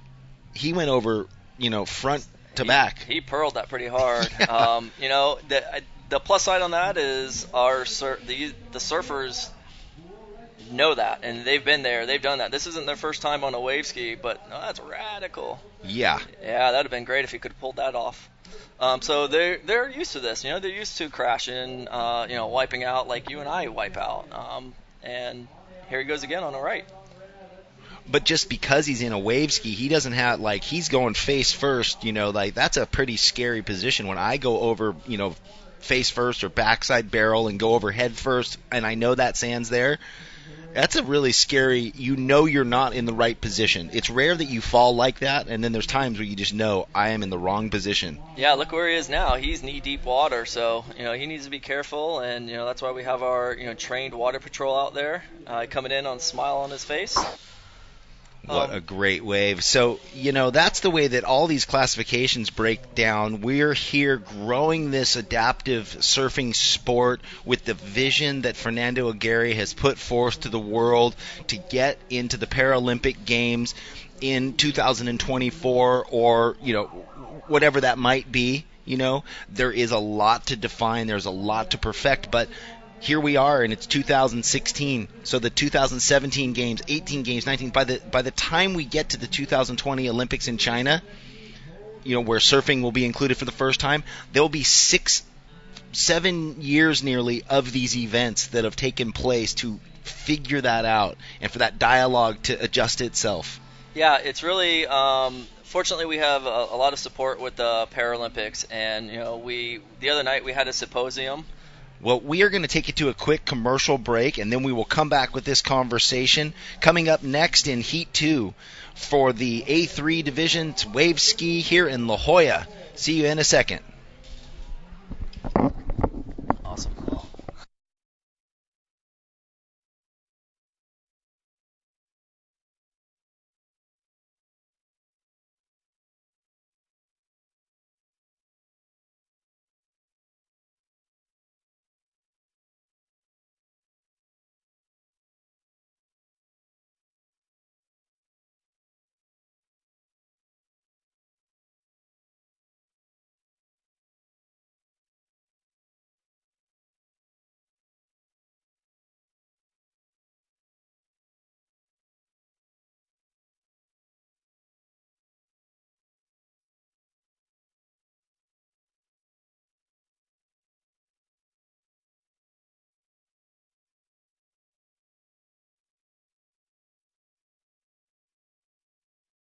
Adaptive Surfing Championships here at beautiful La Jolla Shores. The sun is shining. We have a lot of great interviews going on. We have hot action in the water. We just saw the third heat, or the first heat for today, of the AS3 upright division. Felipe Lima from Brazil, Elias Valencia from Chile, and David Monk all jamming. Felipe Lima gracing the covers of the new, or the inside pages of the new Adaptive Surf magazine that just had its first edition. He is pushing the sport to all new limits. And here in the second heat, we have Chris Jones from Great Britain, Jeff Munson from the USA, Myra Duarte from Hawaii, and Juan Camacho from Costa Rica. So we'll get down with some more hot action, and right there we see our surfer in red, Chris Jones from Great Britain. He is wearing that helmet. Did you want? Yeah. Well, we have. Thank you, John. I'd like to, thanks for coming in and defining what the different classifications are, letting the world know how that works, and great job. And I know it's a lot of work trying to define that, and you guys are doing an amazing job. Well, thanks for having me, and we'll continue expanding this and updating it and working with the Paralympics so we can move towards that. I appreciate it. Yeah. All right. Well, we are going to welcome Alyssa Nichols back into Elena Nichols back into the booth here. After a little break, we had to clarify what was going on with all these classifications. We've had some great waves ridden in between here. Chris Jones and Jeff Monson looking like they have comparable waves. Well, welcome back, Elena. Hey, good to be here, Baldy. I was just out checking out everything on the beach and love being out there. Watching the wave ski division, looked like Philippe Kizu was shredding. He is one of the best wave skiers in the world, and certainly showed it today. That was exciting. He got me so excited. I want to go out and try that. Yeah, absolutely. I like the turns he was doing, the tail slides. We were talking about John and I was trying to get my head around why David Monk and Elias Valencia, elect not to use a paddle, and then. Can you explain that? I had a little conversation with David Monk Jeff Munson going right, letting it build, leaning in. That's a great ride for Jeff Munson. Nothing too fancy to kick it off, but I really like the stability there. One thing about David Monk choosing not to use a paddle, he says there's a lot of equipment going on when you're flipping and getting tousled in the whitewash. So, his main concern was getting hit in the head with his paddle and everything. I tried to help him understand that it's kind of a process of holding onto the paddle, which is connected to your board with a leash, until you unstrap from your board, and then you let go of the paddle, you hold onto the board, you jump on. If you're doing it right, the paddle's never really a big concern as far as getting hit in the head or anything. So it's just a matter of kind of sorting through the process of getting on and off your board with a paddle. So that's what it was really coming down to, because I wouldn't think, and here's a replay of our surfer in white, Jeff Monson, for his opening ride. Nice cutback. And this is where I think he really wanted to slide the tail right there, but just maybe got caught a little off position on the board and where he was trying to pivot off the paddle. Exactly. Jeff Munson usually, or at least yesterday, was running a single fin. Our surfer, here's a replay of our surfer from Great Britain in a kayak. He's actually not running any fins, I don't believe, underneath that kayak. So his just has a sharp rail, or bottom edge. Mm-hmm. And actually, some of the original wave skiers, there's a man named Merv Larson that started wave skiing back in the 70s. He actually surfed finless. He is able to do 360s, even a little bit of a back rollover, things like that. He was really sort of pioneering the sport of wave ski back in the 70s. And little did we know it would apply so well to adaptive surfing later on down the line. Well, it looks like right there Jeff has either very small spins too or no fins, because the way the board was sliding off the bottom of the wave there. Right. So any of these wave skis, these are wave skis shaped by a guy up in Santa Cruz named Tyler Lawston. They actually have a lot of foam in the back and a pretty good rail, but are able to be a thruster design. You can put one fin in there, or they've even gone up to 4 or 5 fins as well. So let me ask this. You are much more familiar with all these athletes. This is the sport you do, too, for the last 2 or 3 years. I'll get back to that after Mira Duarte gets this wave. She's just having a ride. Look at that. That's a great wave for Mira. Nice and long. Loving the cutback. She's going to have to paddle up and over this next set of whitewash, but that's a great right for her. Well, and that's where the paddle seems like a big advantage, too, because you have the torque and the power to time how you're going to wheelie over that whitewash coming, or back paddle or turn left or right to avoid, different parts of the wave. But what was I going with the concern to no paddle? It's just that uncomfortableness of getting on and off the board and how that applies. But what I wanted to ask is, are all these athletes comparable in their upper body strength, or would the paddle be harder for some than others? Right. So, a lot of the AS1 and 2 division is very clear. There's upper body disabilities, lower limb prosthetics. It's a very clear disability. Here, as we see everybody sitting on wave skis, there's different levels of paralysis going on. Some folks are paralyzed from the chest down, some are just from the waist down. And that paralysis that takes place in the core really does make a difference as you're sitting, trying to balance and maneuver on a wave ski. So this division is actually much harder to decipher between disabilities. But as we see the surfer from Great Britain charging in his kayak, that's what he knows about surfing as an adaptive surfer.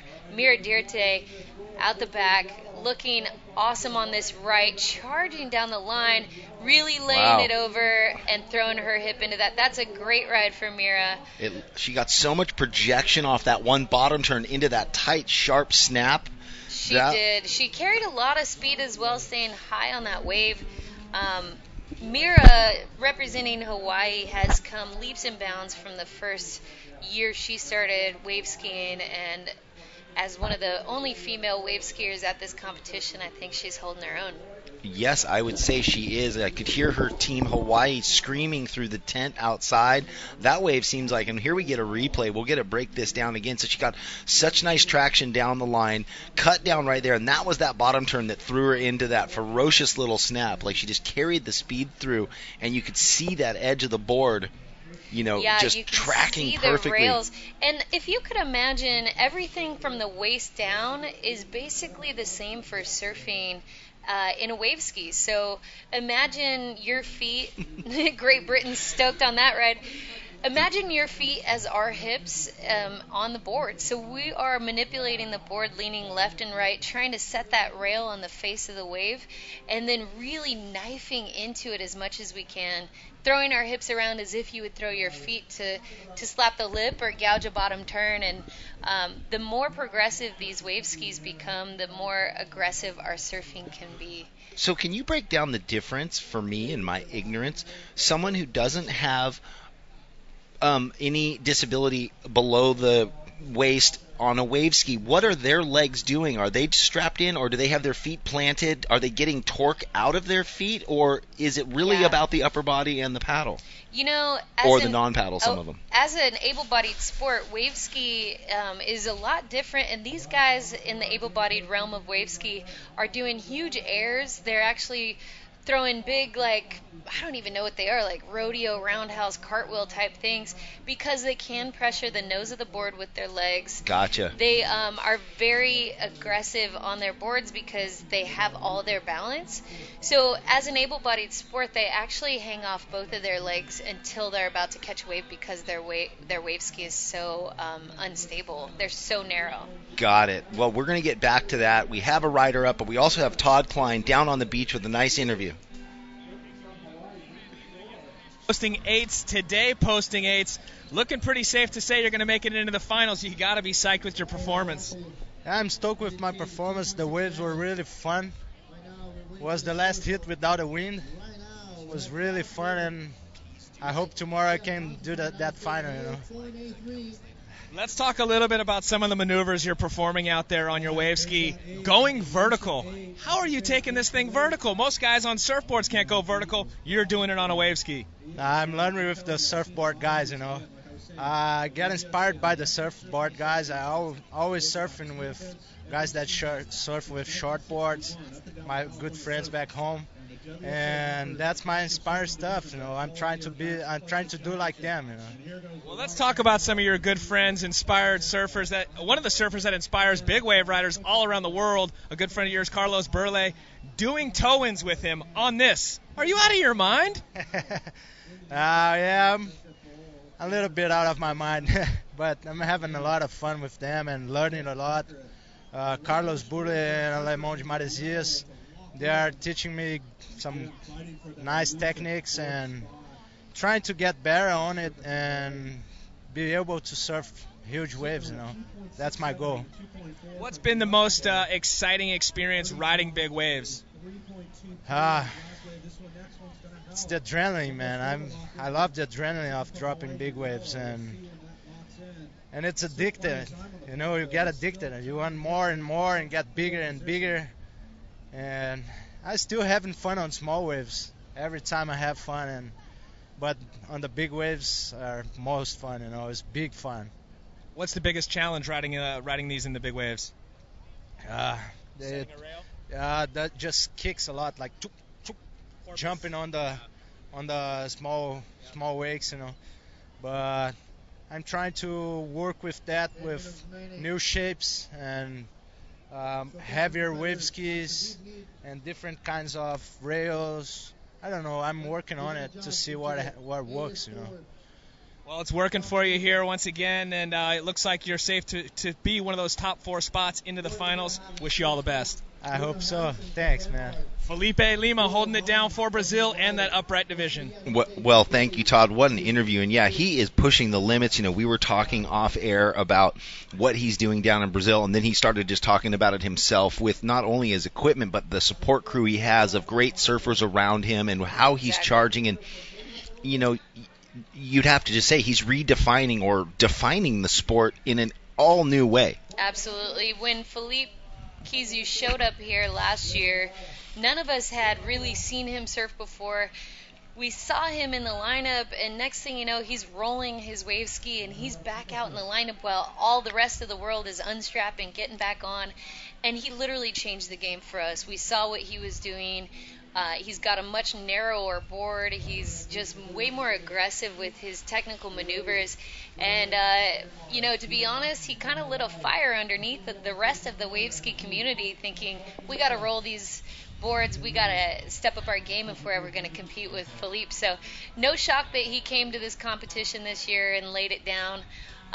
Jeff Munson is one of the other best wave skiers in the world, and he's got a totally different style but charges just the same. And I'm just super excited about the sport in general and how much progression we have left to make. So have guys has Jeff Munson's game upped itself in the last 12 months from when he first saw Filipe Kizu here, or were they kind of parallel at the time? I would say they're pretty parallel. Jeff Munson going right now. As we talked about yesterday, Jeff Munson actually broke his back at Puerto Escondido, one of the heaviest waves in Mexico, and then came back as a paraplegic and surfed Puerto Escondido, which is just insane. He's pushing the limits, and he's one of the most inspiring athletes in the wave ski division for everyone else in the United States. So we always call it getting Munsoned when we get beat by Jeff Munson on the WSA circuit, and it's pretty predictable to know that Jeff Munson's going to do something pretty awesome in competition and out. So he's always an inspiration we look to when trying to up our game as wave skiers. So, I'm just honored to be in the lineup with him. Here's a replay of that last wave he went right on. Again, he's on a Tyler Lawson design wave ski. Our surfer from Great Britain taking his kayak down the line. Well, it has been a busy heat. These guys are all getting a lot of the waves, and Jeff Monson has bettered his cause. So yesterday he had a 6.83 and a 5.57. Today he's scored on that last wave an 8.83. So he's going to add that to that 6.83 as it is from yesterday's heat. Again, 20-minute heats. The combined two best waves from yesterday and today make up the score that will either determine if the athlete moves on into the next round, and in this case the next round will be the final. So because you have a limited field of 7 athletes in total, that whittles down into one 4-person heat, one 4-man, one 4-man and woman. We will see heat that will be the final. So it's a smaller category. I could see this category growing. Absolutely. Just because looking from the outside, it's allowing so much speed and freedom and maneuverability and modern surfing. And, maybe if you've come from surfing before and you can't, the prosthetic isn't working or whatever, this is giving you that ability to ride a wave and shred in a way that maybe you did before, or if you're new to the sport, it's giving you a way to look at the lines that these people are drawing and go and emulate that. Absolutely, yeah. Just chatting with the Chilean crew last night, they want to just get a wave ski to Chile. They don't have one there. Right. They've never seen it. They've never surfed it. So spreading the stoke, getting shapers like Tyler Lawson, Ian McLeod. Even here locally, we have a couple of guys working on some shapes. I know King's Paddleboard has made a wave ski as well. Jeff Munson throwing his hips around and slashing the lip there. Trying to get that 360 to go. Couldn't quite get it. Pushing that tail at the last minute. Love that direction change at the end, too. Jeff Munson, again, one of the best wave skiers on the circuit, pushing the limits. So Chile, I could see this wave ski division growing. We actually have a huge contingency of wave skiers in the United States. We have at least 8 to 10 guys in Southern California on wave skis. There's only one wave ski category, one position on each team for wave ski, because there aren't as many wave skis around the world. That we have had a whole division for wave skis out at the Dukes Fest, where we had 2 complete heats for wave ski. Right. So we have a whole division, and super exciting to see all these guys. Look at this bomb set for our surfer from Great Britain in the in the kayak, So he's sitting down within. You see the walls of the board kind of coming up around his waist, where the other surfers are up on top of the water. Right. So back in the 70s, founder of Patagonia, Yvon Chouinard, was a great kayaker and somebody that moved out to Southern California and wanted to surf. He took his kayak out into the surf, and that's kind of how wave ski evolved as well. So really, the All bottom right. of a wave ski is more or less the bottom of a kayak, just without the cockpit. So it's come a long way, and I think it's just getting more and more progressive, especially as Adaptive has made their mark on wave ski. Well, and with the stand-up paddle movement that came in, 12 years ago or whatever, the redefinition of how paddles work and what we need, and I'm sure that's translated into what type of blades they're using on the surf skis or the wave skis and the kayaks in the surf, shorter handles, different paddle shapes. It all makes a difference, from what they were doing in a river maybe. What you need to pivot off of is different than what you just need to stroke around. So Exactly. And now with the dawn of adaptive surfing getting into these wave skis, we're seeing different shapes come about for different levels of ability. So say somebody's a T6 paraplegic, meaning pretty high from the chest down, they're going to have a back shaped into the foam of the board. Right. So they have more support behind their back and more support as they're surfing. So getting super creative with the shapes. Jeff Munson paddling in, looking like he's going left here. floats up, and he just elects to get out of that one. Well, we are down to under 1 minute, and Jeff Munson bettered his cause with that one 8.83, so adding to one of his waves of the heat before yesterday. Chris Jones, he had two amazing waves yesterday, an 8.5 and a 7.17, so the heat today, he hasn't upped that ante at all, but he's looking pretty to be in the final with those two solid waves. Let's see what's going on with Mira Duarte, if she has upped her scores from yesterday. Well, she has, because she added to it with a 3.23, where yesterday she had a 2.67, so she upped her ante a little bit also. She did, and just missed that wave. That would have counted if she got on it, but that will be the end of the heat and the end of that round for wave ski. Well, that is it. We're going to be coming back to the event here in La Jolla for the AS4 Prone Heat number 1 right after this commercial break. I first got into photography when I was 16. I grew up in La Jolla Shores, California. A friend of mine walked up to myself and a group of friends with an 8x10 black and white. He had like 6 of them that he'd processed in his home darkroom, and he starts showing them and passing them around to this group of friends of mine. And I just went, whoa! So right from that point, I went, that's what I want to do.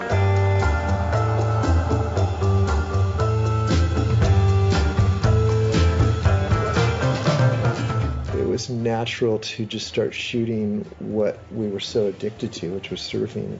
I didn't care about the money. I just cared about what day did I just photograph, and did I capture whatever moment it was.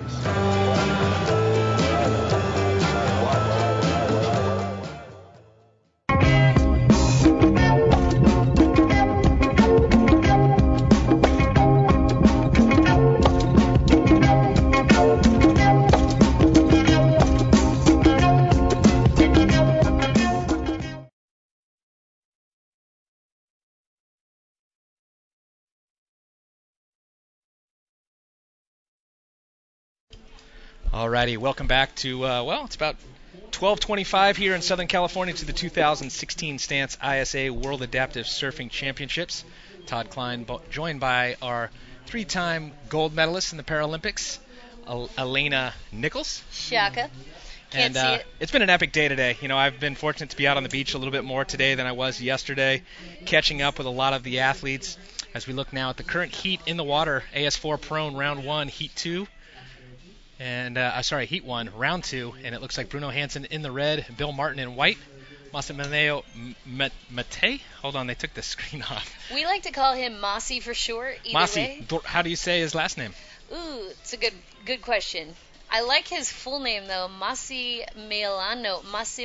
I can't say it. Masi Nissan. Masi Nissan. That is one of the most annoying commercials I've ever heard. All right, so we've got this second heat kicking off here.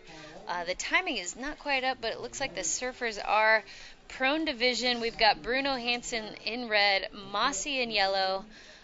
We've got Bill in white, and one other surfer. Looks like Matthias Hucht. Matthias Hucht in the blue. So 4 surfers out there doing battle, 20-minute heat. And just like all of the divisions, your top 2 scores, whether it be from yesterday or today, will be combined and looking to move on into that final. This is the AS4 prone division unassisted. So these athletes are all athletes that have elected to surf on their stomachs without being pushed into the wave. You can see one of our athletes out there that's getting some assistance. That is water safety and somebody helping him out. Looks like Mossy there. Yeah, and a couple of volunteers helping him out. Now red right behind him is Bruno Hansen. Sick off the top to open things up. Drives around that section and gets caught there. But a solid off the top there to open up for red. Bruno Hansen representing Denmark, as we were talking about yesterday, is an Indonesian surfer, lives in a tree hut, is a man of the world, and has surfed all around it. Definitely pushing the limits. Seen some amazing shots of him getting barreled at some of the bigger breaks like Chopu and Cloud Break. Bruno Hansen really pushing the limits for adaptive surfing. And bear with us here as we're standing by for scores. A little bit of a technical difficulty, and as those start to come through, we will get you updated. And it looks like, well, there we have it. A couple of scores have posted now. So out of the gates, Bruno Hansen is our current heat leader at the moment with a score of a 3.67 and a 2.93. And Bill Martin is on the board with a 1.33. Matthias in the blue with a 5.83, so the highest single wave score so far for him. And we saw Mossy on the inside in the yellow, getting a little help there from our volunteers. He's back out there into the lineup now, looking to possibly catch his first wave here, having an eye on this left-hander. Started to attempt to get into that one. It looked like maybe Blue was on his way out, so maybe having to alter his approach to that wave just a little bit, catching that edge and goes over. So he'll once again get back on, then make his way back out in the lineup, hopefully get on the board and get some scores posted. If you take a look at Mossy and Yellow's board design, he's actually got a substantial size wedge underneath his chest to keep his face up and off the board so that he can paddle. That is a board design that I haven't seen, and I think a lot of folks are eyeballing as we continue to progress in adaptive surfing board shapes. So Mossy out of Italy started his own foundation called Happy Wheels. He is in the Tuscany area and getting folks out into the water, doing everything he can to get to progress adaptive surfing in Italy. One of the most impressive things for me has not only been to see the level of talent here so far at this event, is the word adaptive can be applied in so many elements within this event. And we talk about the different equipment.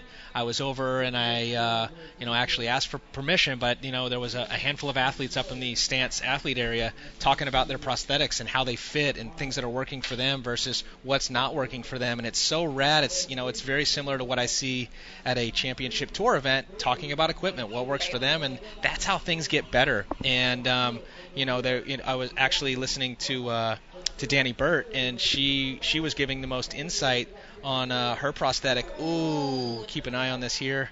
A little bit of a cross up there between white and Mossy looked and like the yellow again. Yeah, so Mossy maybe a little bit rattled, into this heat right out of the gates, got flipped over, and once again maybe didn't see White, or White didn't see him, but looks like both athletes there seem to be okay, and we'll get back on board and get out there. But going back to that conversation, it was really insightful the way that the prosthetics actually adhere to the surfers. Right. Obviously it's unique to each athlete, but there's a bit of a suction there, and you've got a valve that's on those to release it or apply it to suck up onto whatever maybe remaining limb you have. And it's actually an interview I hope, or maybe Baldy can catch up on later. And we're going to bring in the marketing manager from Autobach too to talk about it. Here's the replay. Let's have a look. And thank God that Mossy just got off there in time, because literally White went over his head. The And, point of that whiteboard is looking really sharp when it's coming right at your face. So looks like Mossy was able to duck underneath that. He's back on his board and back out in the lineup. And we do have a couple of more scores posted on the board. Last I've read for Bruno Hansen was a 4.83. So there's a great shot looking down right there on the right side underneath that tent. That's the entire length of that tent is the athlete area put together with our headlining sponsor, Stance. And like I said, it's sweet in there. You know, as you can see, some of the athletes grinding a little food to stay energetic throughout this long event, as well as they've got a on-site masseuse. You can see some of the latest products down there from Stance as well, and all these athletes got killer packages given to them. So shout out to Stance for stepping things up. Last year they were a presenting sponsor. This year they are the headlining sponsor. I'd also just like to point out Duke's here in La Jolla is providing the food. I actually just had some of that. Traditional Hawaiian. I You would didn't love get it. any No, food? No. Tradition. I had to ask for my own hat too. You know, I guess one day I'll be, like you and Baldy, and Big you deal. guys probably have your own parking spots too, huh? I actually do have Rockstar parking. It's called disabled parking. We're right up front. Yeah. Actually, at an you should event be. like this, I didn't get a handicap spot. There's a lot of disabled folks here. Yeah, I made sure I get here early every morning just like you guys do, but I literally park up the block and leave all these spaces out here for the athletes because it's a good opportunity for them to make it that much easier to get out there and get amongst the surf. And it's been great to see the family support coming out throughout this event. A lot of the locals and even a lot of the athletes' families flying over for this prestigious event. You know, this being the second annual 2016 Stance ISA World Adaptive Surfing Championships. The world's best adaptive athletes are all converged right here at one spot. That doesn't happen but once a year. And don't miss the opportunity. So if you're in the area, get down here. Tomorrow will be finals day. We'll crown champions. We'll give out medals. And if you're not, stay tuned. Watch it live like you are right now on ISAWorlds.com as we see yellow there. Mossy getting one little left-hander there. And you can see the challenge, one of the many challenges for these athletes in this particular division. We talked about it yesterday. Wouldn't you know it, it's low tide again. And, there's not a lot of space between their equipment depending on what they're riding out there and the sandbar. And, it can lead for some awkward kind of falls out there, but these are the world's best. They know how to do it, just like we see guys at pipe go over and we think, oh man, that guy's done. Pops right back up, grabs his board, and gets right back out there. And so these are the world's best, and they're doing it. Last of yellow, 1.77. So Mossy trying to build a little bit of momentum here. He's got plenty of time. 10 minutes on the clock, so coming up on about that halfway mark here. Can we look back and try and find the results or the two-wave totals for these surfers at this point, knowing what they're looking to better? Por favor. Sure can. We've got Bill Martin trying to better a 4.17 and a 3.0 for a total of 7.17. Bill needs to work on that. Yep. Mossy is looking to better a 3.27 and a 2.57, so also needs to do some work. Let's take a look at Bruno Hansen's score. He's trying to better a 6.70 Wow, he had a great heat yesterday. and a 5.93, so he's got a little bit of work to do. It looks like the swell's kind of getting a little smaller. Well, what changed is I was literally out there on the beach, and that last heat, it was clean at the beginning, and right as that heat ended, the winds came on shore, and you heard it in that post-heat interview with Felipe Lima saying, I was so lucky. That was the last heat that was clean, and that's gonna affect the scores out there. And not, obviously the judges will adapt with the changing conditions, but it does make it much more challenging when it's this small to set a rail when you have bumps on the face. Absolutely, yeah. And one other person we need to look at is Mateus. He is looking to better a 1.60 and a 1.50. So Mateus also, it looks like everybody in this heat is going to want to up their scores. Bruno Hansen in the lead with an 8.50 combined score. Bruno Hansen, obviously, to catch everyone up that's just joining us, is actually the reigning champion from last year's first annual World Adaptive Surf Championships. Bruno Hansen took home the gold last year and is looking to defend his title. So we'll see how all that goes down if and when he makes it to the final tomorrow, as everything unfolds for the 2016 World Championships. You know, one thing I noticed when I was just out there, we'll get to that story in a second, it looks like red there. Big carve off the top. You see how Bruno's dragging his arms to really manipulate that board? That's another technique used by the prone surfers to get some direction. Yeah, no doubt it'll give you you talked about it yesterday in the upright division, you know, you being an upright surfer, utilizing that paddle to pivot on, he's using his arm to pivot on. Exactly. So I was mentioning one of the things I noted when I was just out on the beach was how extreme the tide is today. It's coming up 12:45 is low tide. This morning we had a high tide at 5:46, and it was all the way up to the judges' tower. Right now when you walk out on the beach, you can actually see a defined sandbar where the teams are standing now. It goes in to the right of them, and they're out on a bit of a headland or a pinnacle out there, which shows kind of, you know, obviously it's a beach break, but similar to, you know, what you see at places like in France or Puerto Escondido, when the tides are extreme like that, you can see where there is defined sand banks, and right now it's very shallow out here directly in front of the competition area. You know, thankfully we got through the wave ski division while the tide was a little higher. These prone surfers thankfully are not diving off. They're kind of rolling off of their boards, so it's a little safer for them, but again, like you mentioned, just getting stuck on that sandbar is going to be difficult for these prone surfers trying to get out in the lineup.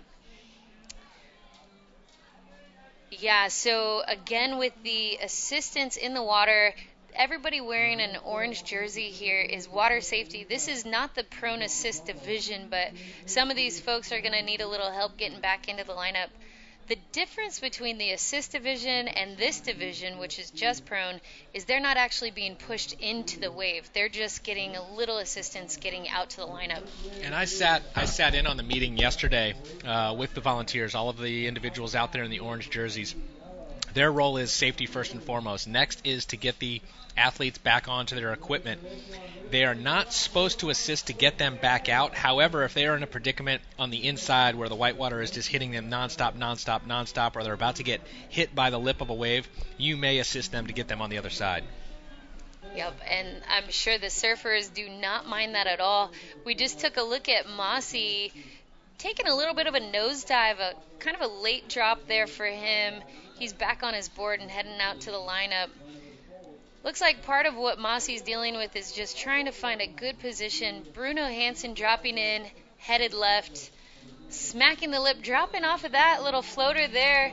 Get you some of that. I think he's pretty stoked on that. Bruno Hansen putting up some wave scores. We'll see what the judges think about that. Yeah, big old lipper there, and pulls it off cleanly. I don't know if that was a claim or just a little bit of a styly bottom turn kick out as he had his arm up in the air coming out of that maneuver. So his highest single wave score so far in this heat is a 5.10.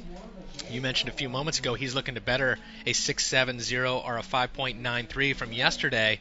And it almost looked like he looked back at his competitor as we look back there at the replay, saying, yeah, what's up there? Just to see if you saw me ripping. Look at this set. Yeah, good-looking waves out the back. By the way, I just, in between conversation there, sampled a little bit of that Duke's plate, courtesy of Duke's in La Jolla, and yes, it is Primo. It tastes almost authentic Hawaiian plate style. Mossy with the late drop. Yeah, super late drop there. Pulls it off. Unfortunately, no open face. Look out the back. This is going to be another late drop. This time it's going to be for blue. Oh, Mateus unfortunately goes down. You see him there come up directly under his board.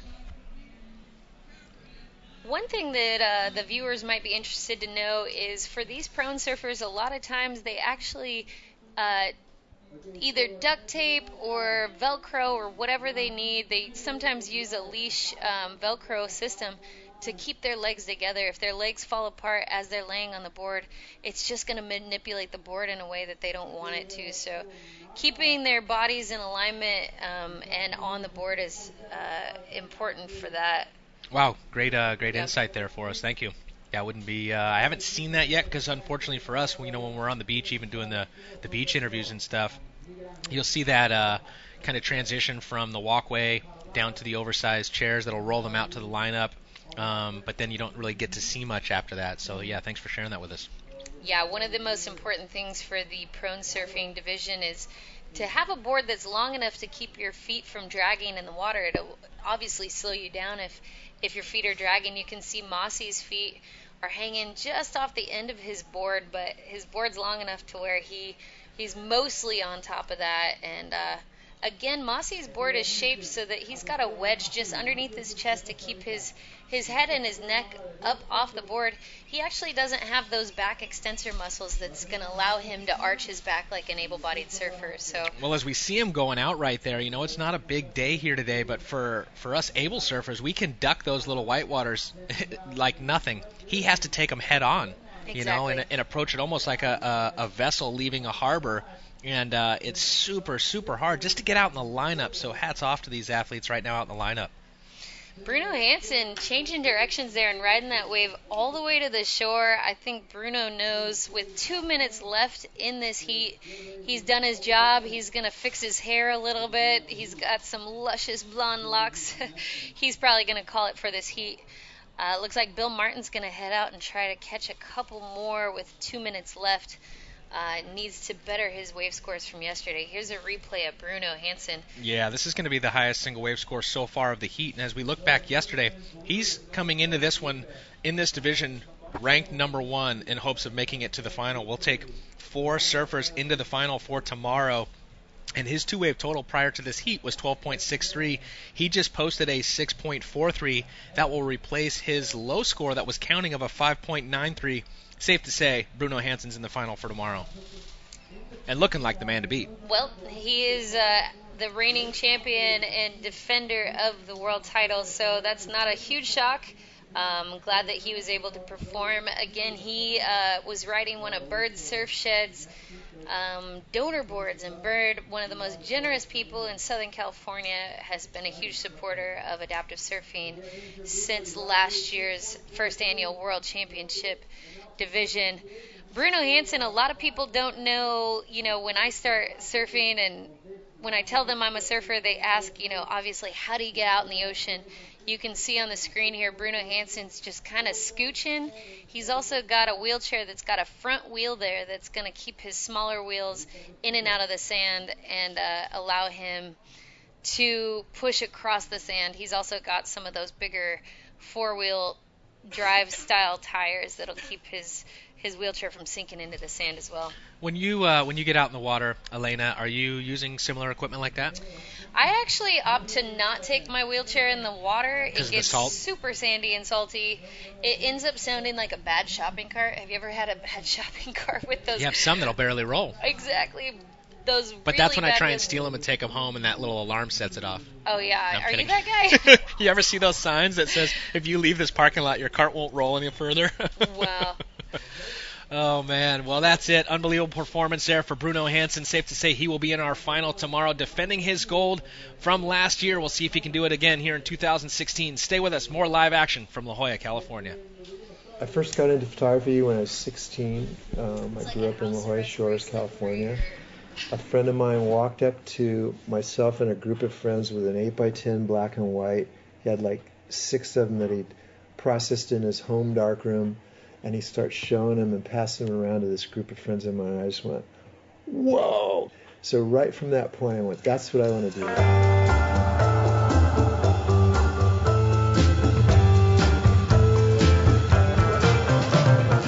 It was natural to just start shooting what we were so addicted to, which was surfing. I didn't care about the money. I just cared about what day did I just photograph and did I capture whatever moment it was.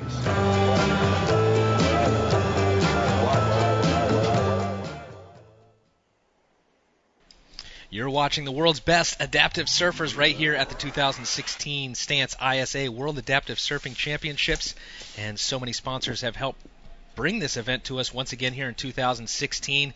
Our presenting sponsor, Vissla, the City of San Diego, as well as Challenged Athletes Foundation, Northern Trust, Graced by Grit, Indoteak, and looks like Duke's La Jolla, who we just had some fantastic food from, and the Fernando Aguirre family. Thank you for all of your support, each and every one of you, including all of our volunteers.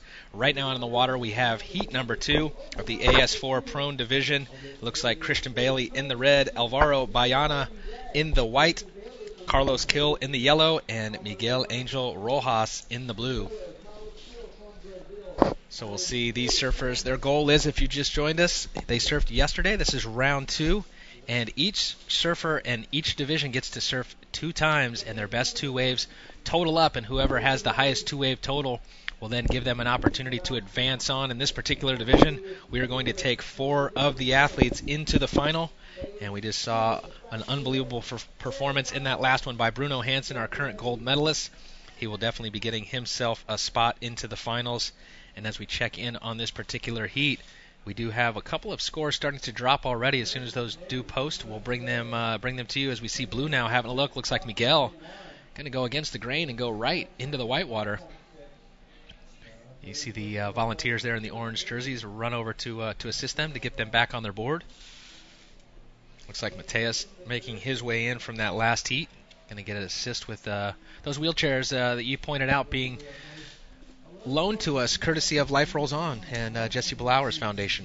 Jesse Blauer, a pro surfer, broke his neck in the surf, started a foundation, Life Rolls On, to get surfers back in the water after a major traumatic or life-altering injury, and also back in the skate park. So he runs a lot of WMX, wheelchair skating, and WCMX, I apologize.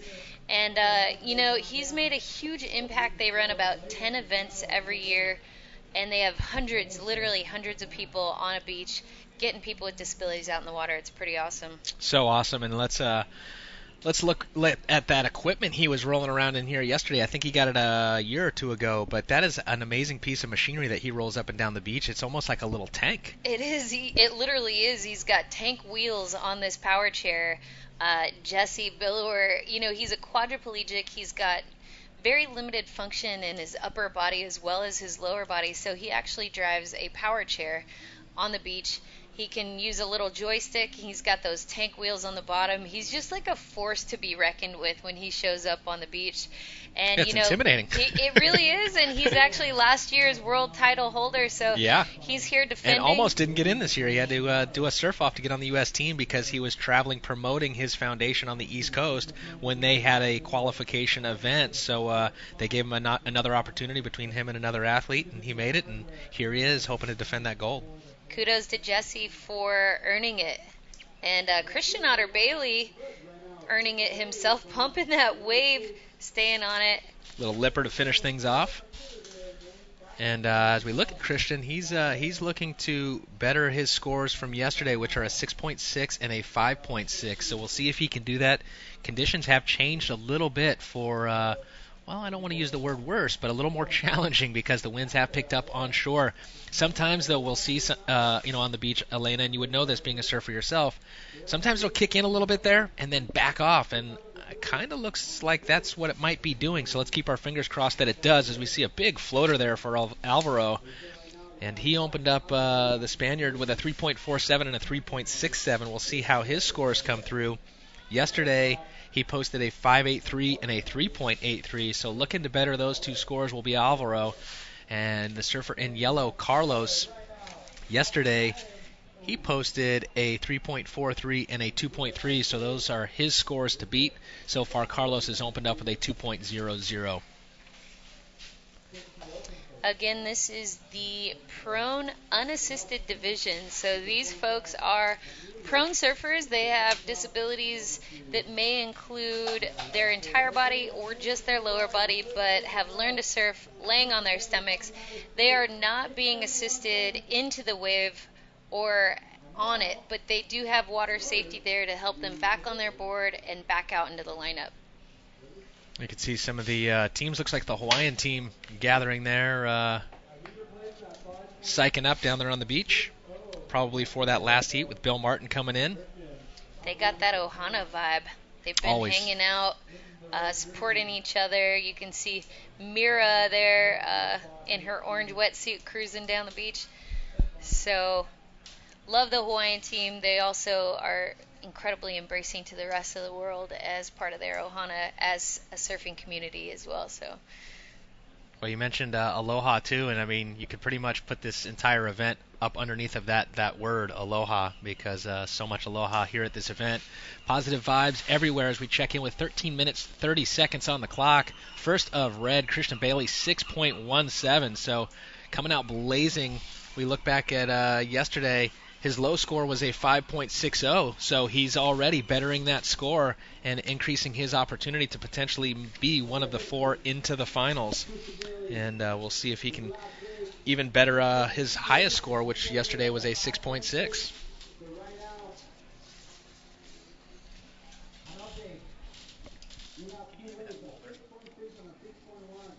Christian Otter Bailey setting up, seeing something out the back. Christian Otter Bailey, fun fact about this charger, has actually dropped in at Mavericks. If you Google Christian Otter Bailey and Mavericks, you can see this insane picture of him dropping into a huge wave on his stomach. I saw a picture of him yesterday. It may be the one you're referencing that's in the new Adaptive Surf magazine. Yes. And you mentioned it yesterday in the broadcast, and when I got that magazine, you know, until you see it visually, it doesn't give it scale. Right. Very impressive. Yep.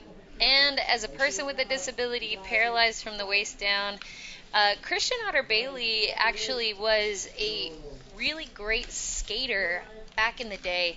He was explaining his injury to me last night, how it all went down, and he said it was just an average trick that he had done a million times at a park that he had skated a billion times. He had just gotten back into town after being awake for about 36 hours. I think he was in Morocco. He said he showed up, he was just going for a regular session, and ended up throwing a trick that he had done a million times, actually blew his knee out, and then ended up falling directly on his back in this bowl, and broke his back in a couple of places, becoming paralyzed from the waist down. The crazy thing about Christian's story, however, is that he didn't know that he was paralyzed at that time. He was just being young and sort of invincible. He had a couple of his buddies literally just kind of pick him up, carry him home, lay him on the couch. He passed out. He woke up and realized he was paralyzed after that. Wow, heavy. And you shared a little bit yesterday about your story. You know, there's always many new viewers that are on watching right now. You being a 3-time gold medalist at the Paralympics, talk to us a little bit about how you suffered your injury that put you in the predicament you're in now. Yeah, so about 17 years ago, I was 17 at the time, I was backcountry snowboarding with some friends.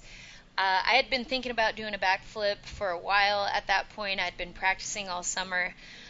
November 19th came around early in the ski season, 17 years old. I was chomping at the bit, couldn't wait. That was last year. Thank you. I actually tried my first backflip on a snowboard. I didn't want to under-rotate the flip, so I threw it as hard as I could. I over-rotated the backflip. It would have been fine, but it turns out there was about a 4-foot boulder underneath the snow where I landed. I landed back first with my board and my boots over my head, and unfortunately, because of the density of that landing, broke my back in 3 places and became paralyzed upon impact.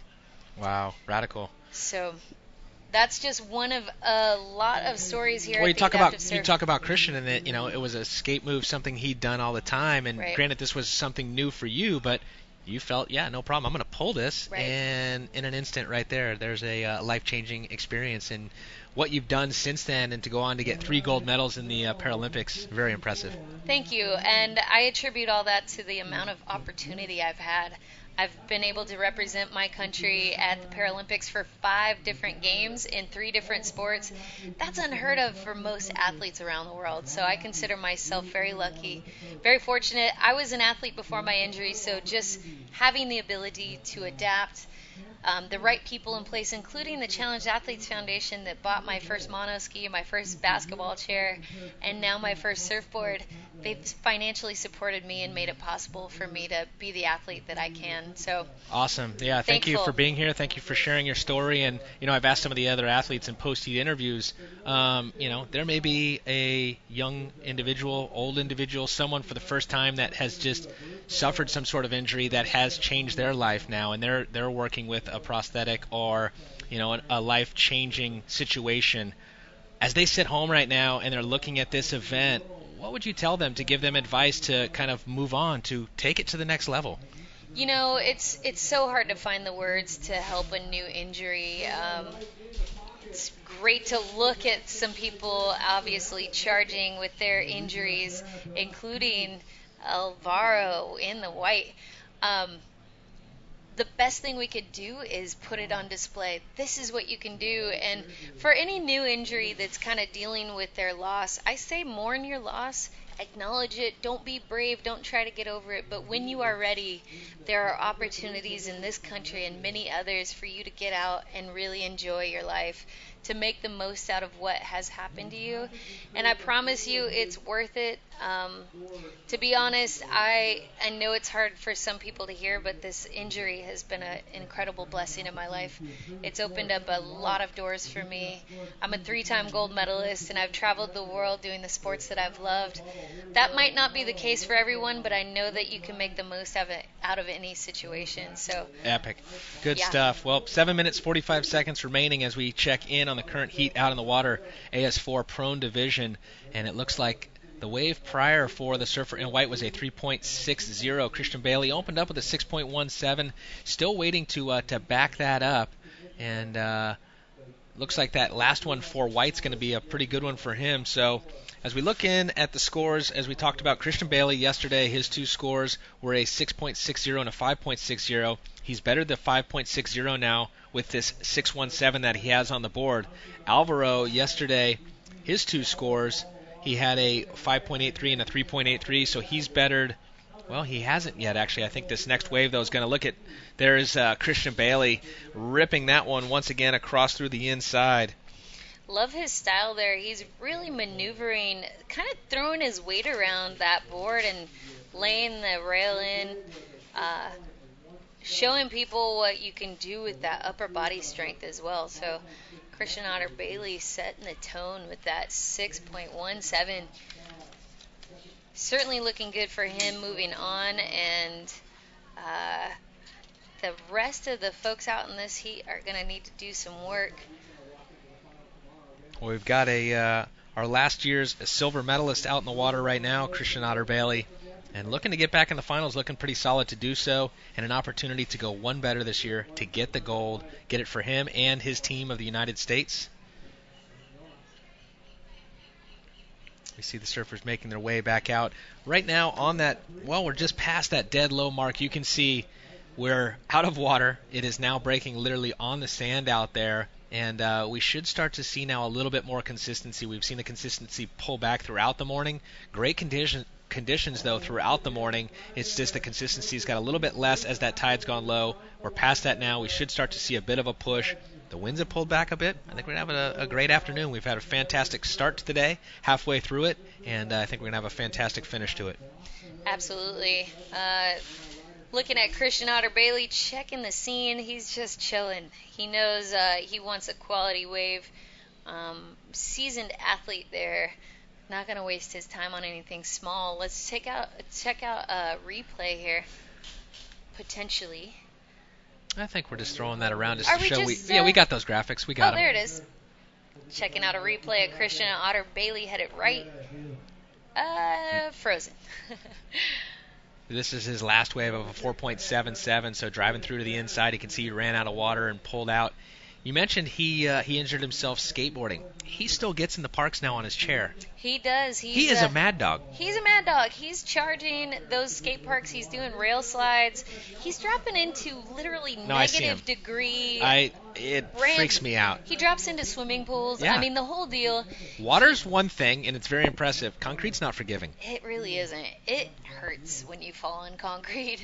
And you know what's cool about Christian Otter Bailey? He works closely with a local guy named Mike Box, who hand makes custom-made wheelchairs for almost every person in the Southern California area that wants to be in the skate park on their wheelchair. So these wheelchairs are actually designed with bars in place so that you can do rail slides, so that they can substantially take some of the hits that those guys are giving them. I don't know that Christian's ever attempted a backflip on a wheelchair, but there are guys out there doing it. I've seen it, and I want to say he has. I don't know. I know Aaron Fotheringham is the wheelchair basketball kid, you know.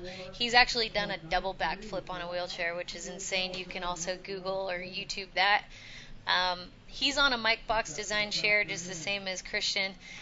One of Christian's main passions is giving back in the skate park. He has all these little Groms, little 9-year-old, 10-year-old kids in wheelchairs that he likes to help out in the skate park and inspire them. Well, imagine just what the able skaters think when he shows up and just starts ripping. Right? I mean, it's pretty humbling when you see that. You're just like, oh my gosh.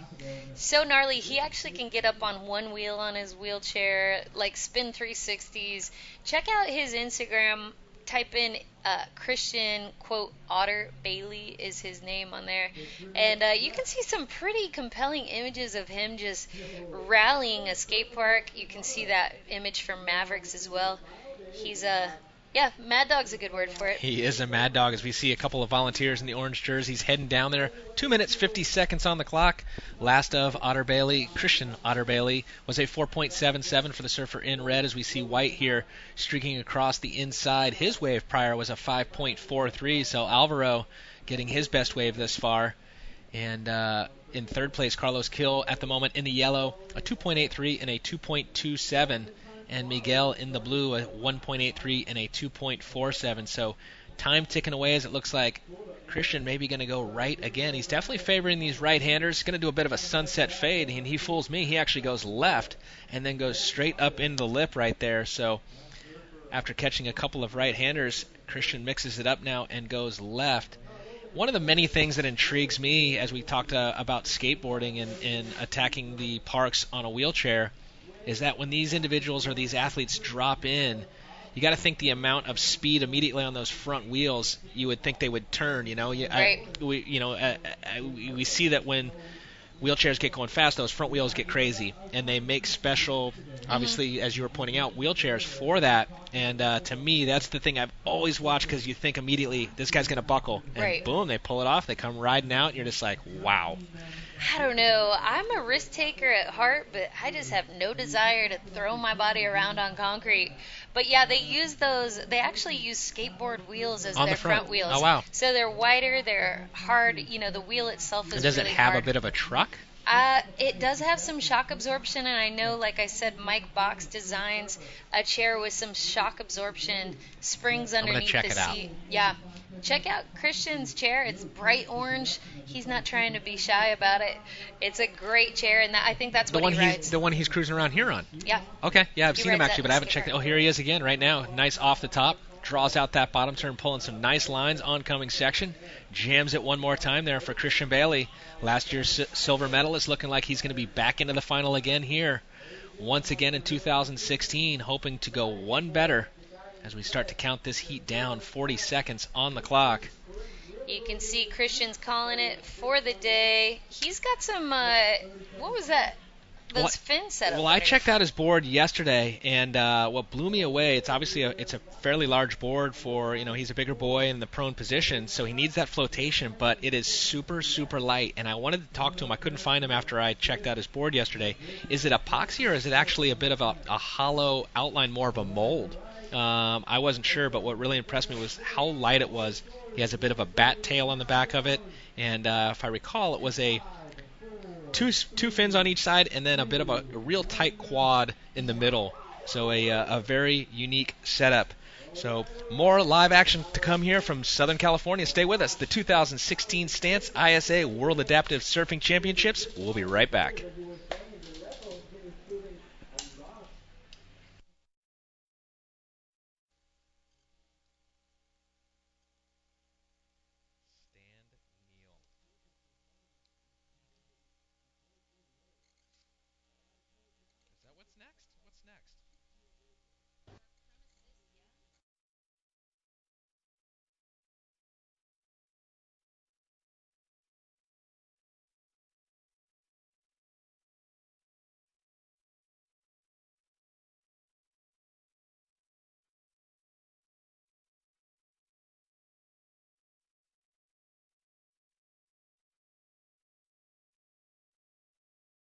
I first got into photography when I was 16. I grew up in La Jolla Shores, California. A friend of mine walked up to myself and a group of friends with an 8x10 black and white. He had like 6 of them that he'd processed in his home darkroom, and he starts showing them and passing them around to this group of friends of mine. I just went, whoa! So right from that point, I went, that's what I want to do.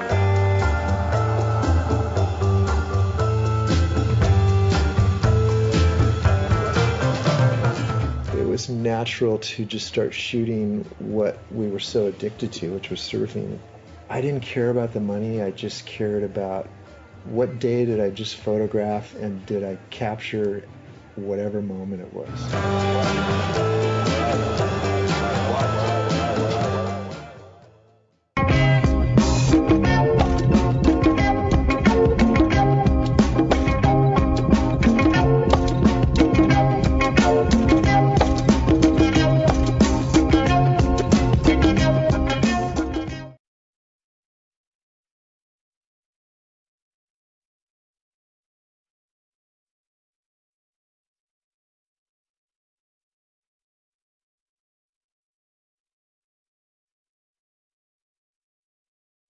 I first got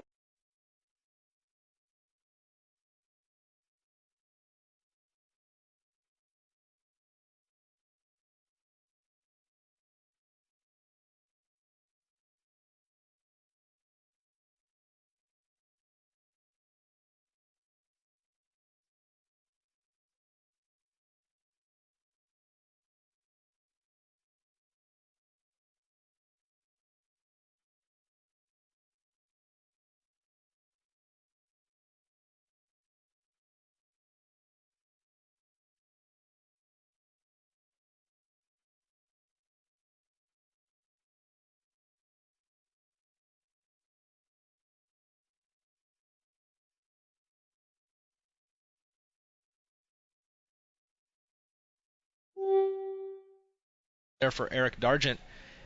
And we'll get clarification, but I believe we're carrying over with that round-robin format. Top 2 waves total out of the quarterfinals will take them into the semis. Or will it be first and second? We'll get clarification on that in just a moment. But there are the 4 athletes we introduced a moment ago, representing France, Australia, Brazil, and France. So 2 surfers out there representing the country of France.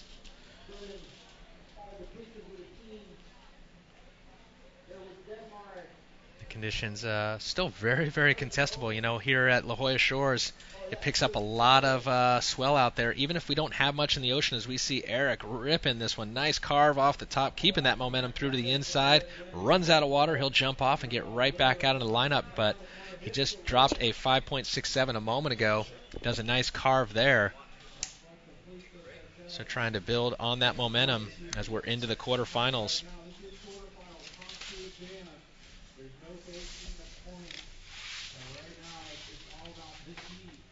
So ISA's mission is to create a better world through surfing, and there's no question that we are doing that here at this event. Last year was the inaugural event, and this year being the second year, this year you had to qualify to represent your country. Last year it was an open event, and we had 69 athletes last year in 18 countries. This year we have 77 athletes 16, in 21 countries, as we look at a replay here from Eric Dargent. A friend of mine. We saw him a moment ago drop a 5.67, and I think that one's even going to be better. A nice carve off the top. Live action here as he swings into this one and kicks out. Todd Klein now joined by Baldy, Jeff Baldwin. Jeff, welcome. Welcome. Yeah, this is going to be a hotly contested heat. I was out there. It's really low tide, and all these athletes, you know, Eric Dargent from France was standing right next to Mark Stewart from Australia, the French team and the Australian team having their pep talks. Eric Dargent looks very determined. His heat earlier, you know, he had those blistering waves. I think he had a high 8 and a high 7. We got to talk about, you know, his custom prosthetic that he worked on. So he's open, or, you know, his first good wave was a 5.67, then he backs that up with a 6.50. So straight into this quarterfinals with a bang, Todd. Yeah, no doubt. This, you know, each round, just like any competition, starts to the competition elevates, and the athletes will start to push it a little bit more. And as you pointed out, a solid score a moment ago there for the surfer in red, 6.50. Now we see yellow Andre ripping this one through to the inside. Right behind him, blue's going to get his answer. Maxime, late takeoff, drives off the bottom. White water all around him, and we're not done yet. More waves in this set. Eric Dargent, he's back. Look at this, driving down the line, trying to get the open face. Goes for a late hit and goes down right there, but no question, definitely committed as we look out the back. A couple of porpoise out there, it looks like. We have the buoy swimmers, we have the porpoise, we have everything that's beautiful about La Jolla, you know. And what a contrast that's going on. You know, you have we have Eric Dargent, who has above the knee amputee, and so his prosthetic, he chooses to surf upright, where two of the other surfers, it looks like Andre and Maxime, both choose to, they're double amputees, so they are riding on their knees basically, holding the rail with their hands. So there's a real broad spectrum between how these surfers are approaching the waves in this classification. Oh, no doubt, and on so many levels, not only from their own approach, but as well their equipment, as we see a epic wave out the back for yellow. Look at this thing, nice carve off the top, setting it up through the inside, and he kicks out. A couple more waves coming through out the back. So Andre chooses to have one leg down, one leg up, and he relies on his hands for the rail so much. So again, we will clarify if the top two scores from the previous heats help them in this, or is this just straight single elimination? Whoever wins and gets second moves on into the semis. Right now, Eric Dargent out in the lead in the red from France. France is having a great showing here so far. Quite a few of their athletes advancing through the next rounds, where then the points totals start to kind of add up and not only work for individual gold, silver, bronze, or copper, but then a team gold, silver, bronze, or copper. Here we have Eric Dargent. Now he has that really unique style. When he gets up, he has to swing his leg. Look at that aggressive cutback there, completing his rides. When I got to talk to him before, Todd, he has different lengths in his prosthetics for the different sports he does, because he skateboards, snowboards, and surfs. And so for surfing, he elects to have a different foot pad and a much shorter prosthetic so that he can get up and naturally have his back leg bent for power. Well, let's check this replay here of Andre, solid off the top and finishing out there. But, going back to the prosthetics, so earlier I was catching up with some of the competitors, and Danny Burt being one of the ones that was kind of leading the conversation and talking about the different prosthetics, such as you're touching on there, for different things, for on the beach, for in the water. And what blew me away, as I learned so much being a part of this event, is how the prosthetics actually adhere to the individuals. It's unique to each prosthetic, and how much they have left, if any, of their leg. And majority of them, and again, maybe all of them do, but what I've learned, the ones that Danny was using actually have a compression chamber within the area that it adheres to your body, and it basically causes a suction onto the body. And she can tweak that throughout the day, because as we've been in here calling the action with all these heats going on, we've heard some of the athletes that their bodies adjust throughout the day. Yeah, they change. And so we've even heard some, not at this particular event so far, thankfully, but lose a prosthetic. And so having that compression chamber there allows them to adjust throughout the day. Well, yeah, Elena was saying that there actually is variance through the day, that where the amputee happens, it can shrink and grow. So they need to be able to tighten it down or loosen it, because if all of a sudden they lose that torsion or that strong connection, it changes everything. I was talking to an athlete that was at the U.S. trials trying to make the U.S. team. He said he had lost a bunch of weight physically and got a new prosthetic. In his first round was doing great, had a 9 and an 8, and in the second round, his where the prosthetic attaches had shrunk so much that the very first wave he took off on, his prosthetic just spun around. I heard you tell that story earlier. Yeah, crazy. And I, again, that's new to you and me. Yeah, oh yeah. But Elena backed that up and said, oh yeah, that's a big part of it. So you have to be aware of how your prosthetic attaches. And you can imagine in cold, it probably, shrinks down even more, where in heat and humidity it swells, and dry and cold it shrinks. Well, we're just past the halfway mark here, Jeff, in the quarterfinal, our first quarterfinal of the event, the AS2 Stand Neal quarterfinals. Actually, we just had the semis a moment ago, but this is the quarterfinals here for this particular division. We'll check in on the situation. I've just been informed now that we are into the quarterfinals, our semifinals, depending on the division, we are back to a normal contest format. So it's 50% advancement. First and second will move on. Third and fourth will be out of the event as we see an epic left-hander here for White. Beautiful carve off the top. Oncoming section jams it again. Mark Stewart just going mad on that one. Great surfing. Last year's gold medalist, looking to get back there and get it again. And he's looking in form there, and so such a contrast in styles. Gold medalist from last year in this division going up against Eric Durgin at the moment. The two of them are in the lead, right? Mike Stewart with a 7.03 and a 6.20. Yeah, so looking at the current situation, as I mentioned, 50% will advance on. Currently, right now, in first is Mark Stewart. Stand by for that last score, because I think it very well will go into his score line. At the moment, he had a 7.03, looking to better his low score of a 6.20. Second place is Eric Dargent in the red. His two scores are a 5.67 and a 6.50. Andre Barberi in the yellow. He has a 1.73, a 3.0. He needs a 9.17, and Maxime in the blue requires... Well, he needs a very solid score. It says 0 to advance, but he's going to need a two-wave total of 12.17. So he needs to get some scores on the board. Scores posting for last of Mark Stewart in white. Going to be solid. There it is, 7.67. No question it was going to go into his score line. It's his best wave thus far here in quarterfinal number 1.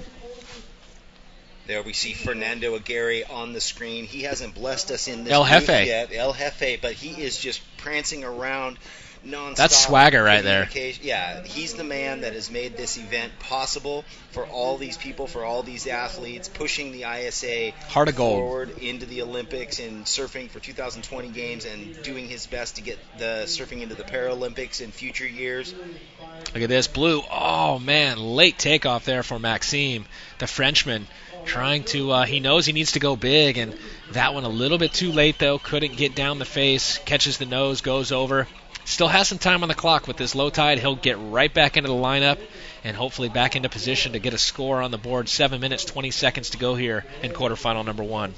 So much going on out there. You know, as I was walking around, I got to talk with some of the wave ski category. I got to talk with Felipe Lima from Brazil and look at his equipment and see how he had his fins set up. I got to talk to the British wave ski, Chris. I'm forgetting Chris. I don't know, but hold that thought. Let's check in here with Eric Dargent, ripping now on his backhand. We've seen him taking some rights, this time going on the backhand. We talked about it earlier. Super unbelievable the way that he's able to swing his prosthetic to get up on the board. I mean, it's challenging for able surfers to get to their feet quickly. He does it in a split second with a prosthetic. Very impressive. And he doesn't have the knee flexion, so everything's coming from the hip and then the way that the ankle prosthetic is moving for him. But yeah, he has to swing his leg around, which is quite unique, a la Sonny Garcia in the get-up. Yeah, well, Liam McNamara. Liam McNamara, that's right. So, yeah, everybody's got unique styles, and it's no different here at the 2016 Stance ISA World Adaptive Surfing Championships. Time winding down, 6 minutes, 11 seconds to go. Well, and look at that score. Mark Stewart did increase, the points lead there. He got a 7.67 on that really radical cutback that we saw just a bit ago. And there's an inside shot right here of the Stance athlete area. We've been mentioning it throughout this event. Just a super sick area, as you can see. On-site masseuse. She's been taking care of the athletes. I've actually heard from quite a few of the coaches. This is the first time some of these athletes have ever had a proper massage, coming from third world countries. First of all, it's never going to be done in an event. And to have actual certified on-site physios, right, pretty next level. Which is taking it next level, which is what you see on the World Championship Tour. Yeah. And to adapt it into this, it is a fair playing field. And, earlier in the day and yesterday, Elena and I were talking, but, how America has done since 1990 and getting ramps for all access for people with disabilities. Like, we are pushing that movement so far forward. And, there's a ramp to get up in here. All the athletes are welcome to come up in here. Stance is providing all kinds of swag for them. You have the masseuse there to work on them because food, water, it's epic. I mean, between the ISA and especially Stance being our headlining sponsor this year, really stepping up the game here. This being the second year. Last year was the inaugural event. This year being our second one, you actually had to qualify through your country to come and represent your country and be a part of this prestigious event. 4 minutes, 30 seconds on the clock. AS2 stand at Neal Division quarterfinal, heat number 1. Currently still in the lead is the surfer in white. Mark Stewart, Eric Dargent in red in second, looking for an 8.20 if he wants to move up into first. But as we mentioned, first and second will go into the semifinals. Andre Barberi in the yellow, he requires a 9.00. And Maxime Cabane looking for 2 waves totaling 12.17. And you saw a little handshake go on there between our current heat surfer, Mark Stewart, and then the next heat, Ishmael Araya from Costa Rica, who's coming up. They have 7 minutes to paddle out, but he made his way around and was just giving his fellow competitor a little high five and love in the spirit of this event. Well, it's interesting because, you and I have been around some pretty prestigious events around the world. And one of the only things that I'd say is even close to this as far as a brotherhood goes is the Eddie event. That is in memory of one of the best watermen of all time, Eddie Aikau. And here, sure, it's a competition, and we've heard it through some of the athletes. Sure, it's a competition. Someone will get a gold. Someone will get a gold for their country. But at the end of the day, it's about being together with your brotherhood who share in the like-mindedness of surfing and have challenges but have overcome them and are now sharing that message with the world. Just an epic event. Yeah, there was a recent post from Brian Bielman, and it was just kind of an overview of the circle that you see during the Eddie Aikau event where everyone gets out there, they have a prayer, they have their lays go, and they hold hands. And I had to repost that and just write brotherhood because that's what it is, and that's what this is, and that could be a cool thing to adapt into this. A circle, hold hands. Yeah, well, I mean, that's kind of what you get with the parade and bringing the different sands. Yeah. As we look here, this was just to the left a moment ago, we saw the beach marshal, the check-in area. It's where the athletes grab their jerseys, and some of the sponsors here on site. It looks like how do you pronounce that properly? Procopio. And the Junior Seau Foundation, as we mentioned, our headline sponsor, Stance. And, they've got all kinds of products now, but their staple product is socks, and the best socks in the world. And some of the most comfortable and stylish there is in the world. That's right. Autobach, who is a prosthetic manufacturer, is down here bringing all their latest and greatest so that these athletes can go and not only talk to other athletes, but look at their wares and see what might work better for them. Dukes, who's done an amazing job catering everybody, catering this amazing food for all today's of us. Lunch was epic. Yeah. A little bit of pulled pork. Have you been able to go over to that restaurant in La Jolla?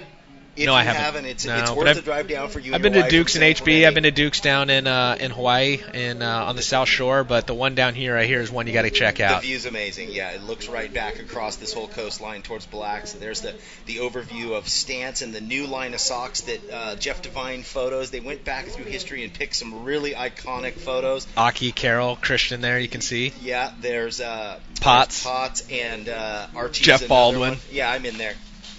That's right. There's John Florence product as well. That's right, and she was holding her Chipotle burrito. So everybody's taken well care of up into the Stance VIP lounge and athlete lounge. We really appreciate having that sneak peek up into what Stance is providing, what Fernando has put together. Well, again, if you're in the area, I mean, it's all happening. Tomorrow will be the final day. We'll crown the world's best adaptive surfers, and come down, check it out. It's definitely a positive vibe on the beach, and I definitely promise you, if you come down here, it will get you thinking a little bit differently about life. 50 seconds on the clock. Situation still the same. Mark Stewart in first in the white jersey out there. Eric Dargent in second wearing the red. And Andre Barberi still looking for that 9.00. So looks like at this point, unless Andre can find that 9, it looks like unofficially Mark Stewart and Eric Dargent will be going into the semifinals. Mark Stewart, last year's gold medalist, looking to defend once again here in 2016 and looking pretty darn good. He sure is. He sure is. He would love to back that up again. great that the conditions have held all day, Todd, and now we've reached the bottom of the tide. It's starting to swing back around, and it just looks like it's going to get better and better for what's to come. Well, what's to come next is quarterfinal number 2 in the AS2 Stan Neal division. More live action here from La Jolla, California for the 2016 Stance ISA World Adaptive Surfing Championships. Stay with us. I first got into photography when I was 16. I grew up in La Jolla Shores, California. A friend of mine walked up to myself and a group of friends with an 8x10 black and white. He had like 6 of them that he'd processed in his home darkroom. And he starts showing them and passing them around to this group of friends of mine. And I just went, whoa. So right from that point, I went, that's what I want to do.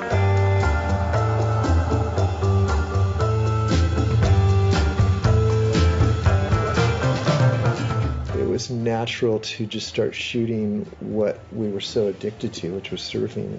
I didn't care about the money. I just cared about what day did I just photograph and did I capture whatever moment it was.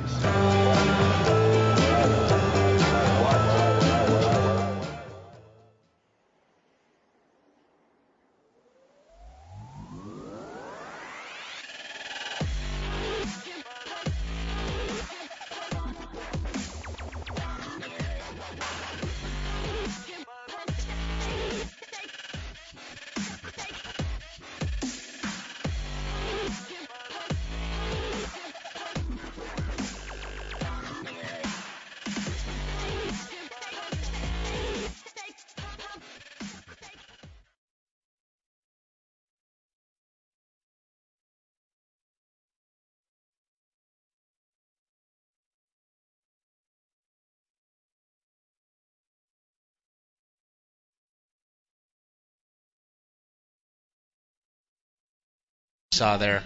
I mean, it's mind-blowing what we're seeing out here in the water. How about that mega ramp? I'm so glad you brought that up because CAF just brings that vision. And, not only did you have Mike Cooch in a backside barrel in I don't know if it was Tahiti or Hawaii, you had the mega ramp with the roller. Then you went into the Paralympic Games with the basketball and the hockey and snow. And the snow, and it just covers that realm. And that's the first time I think they played that ad. That was a great insight to what the championship here is trying to push forward to in working with CAF and the IOC and everybody. Well, that was some of the world's best at their disciplines, and hands down, this is the world's best surfers, and that's why they're all coming together to represent their countries at the 2016 Stance ISA World Adaptive Surfing Championships. We've already got a couple scores on the board in this quarterfinal number 2. It looks like Ismael Araya representing Costa Rica. This was it, a 3.67 going on that backhand again. Love this dude's style on the backhand. It's so sick. It's a bit of a drop knee there and just able to grab that rail and pump, drive down the line. And at home in some of the beach breaks in Costa Rica, that dude's been barreled. Oh, so barreled. And he definitely has some good style. And the way he flares it up with his front hand, he's just feeling it. Yesterday, he was talking about how proud he is of his country and alluding to what you were talking about earlier, how in the USA, we've migrated to being very open, and we have ramps, and we have handicap parking, and we have a lot of amenities look at this, shot of Australia. Just quickly, while we're looking at that board, so I was able to catch up this morning with some of those kneeling athletes, and that concave that's in the deck is actually where they put their functioning leg in the knee, and on the other side you'll notice a big foam pad, and that foam pad is where they put their limb or their nub. And because we saw these boards going down to the beach and we weren't sure how they were actually utilized, so I got confirmation this morning that's exactly what it's for. That big divot on either side, depending on which leg they still have, they put their knee in there in the length of the lower limb, and then on the other side where that pad is, they put their nub. As we look in right now, live action, Ismael driving down the line once again on the backhand. Opened up with a 3.67, working this one all the way through to the inside. Do you think he'd like to go to Snapper Rocks on a good day and get I'd a love wave to or two? see him. I'd love to hoot him in on one behind the rock. He'd just be Neil Purchase Jr. Oh, man. Barreled for miles. No doubt. Well, yeah, he's got the stoke. And what he was saying in his interview was... Sorry, there's Eric Dargent coming in. We were impressed with his style, the way he's able to swing his prosthetic around. You made a good point that he doesn't have, you can see there on his prosthetic, he doesn't have a joint on the knee. It's a straight all the way through. He does have a little bit of a pivot at the ankle, but very impressive the way that he can jump to that's his front leg and swing that up onto the deck and then just get down. And the reason he wears that prosthetic so much shorter than other prosthetics that he uses normally, probably to be able to swing it like that, and so he can swing it, and also so his back leg is already naturally in that knock knee position to get a lot more pump and torque. So he's customized. He has a quiver of prosthetics, and he creates his own. And so, he's pushing it, and people come to him in France. So doing an amazing job there. So rad as we see the last heat coming in, and you can see that prosthetic that we were just referencing there. There is no knee joint. It's basically locked there. The only pivot you have is at the base around the ankle area. So very impressive, as Jeff Baldwin pointed out, running a little bit shorter length there. As you can see, it's not as long as his actual leg, but it gives him the opportunity to swing it up onto the deck. Here we go. It's almost like another replay. Ishmael on another smoking right-hander, just flying down the line. Couple of off the tops, grabs that rail and pulls out. Well, you saw how he's letting go of the beachside rail to try and put his hand down and grab the other rail and get a bit of turn, but it is hard with these low tide conditions. There's not a lot of room to move for him. Doing a great job and just blowing up with style. Well, he's opened up with a couple of scores in that 3 range. His first wave was a 3.67. Second was a 3.37.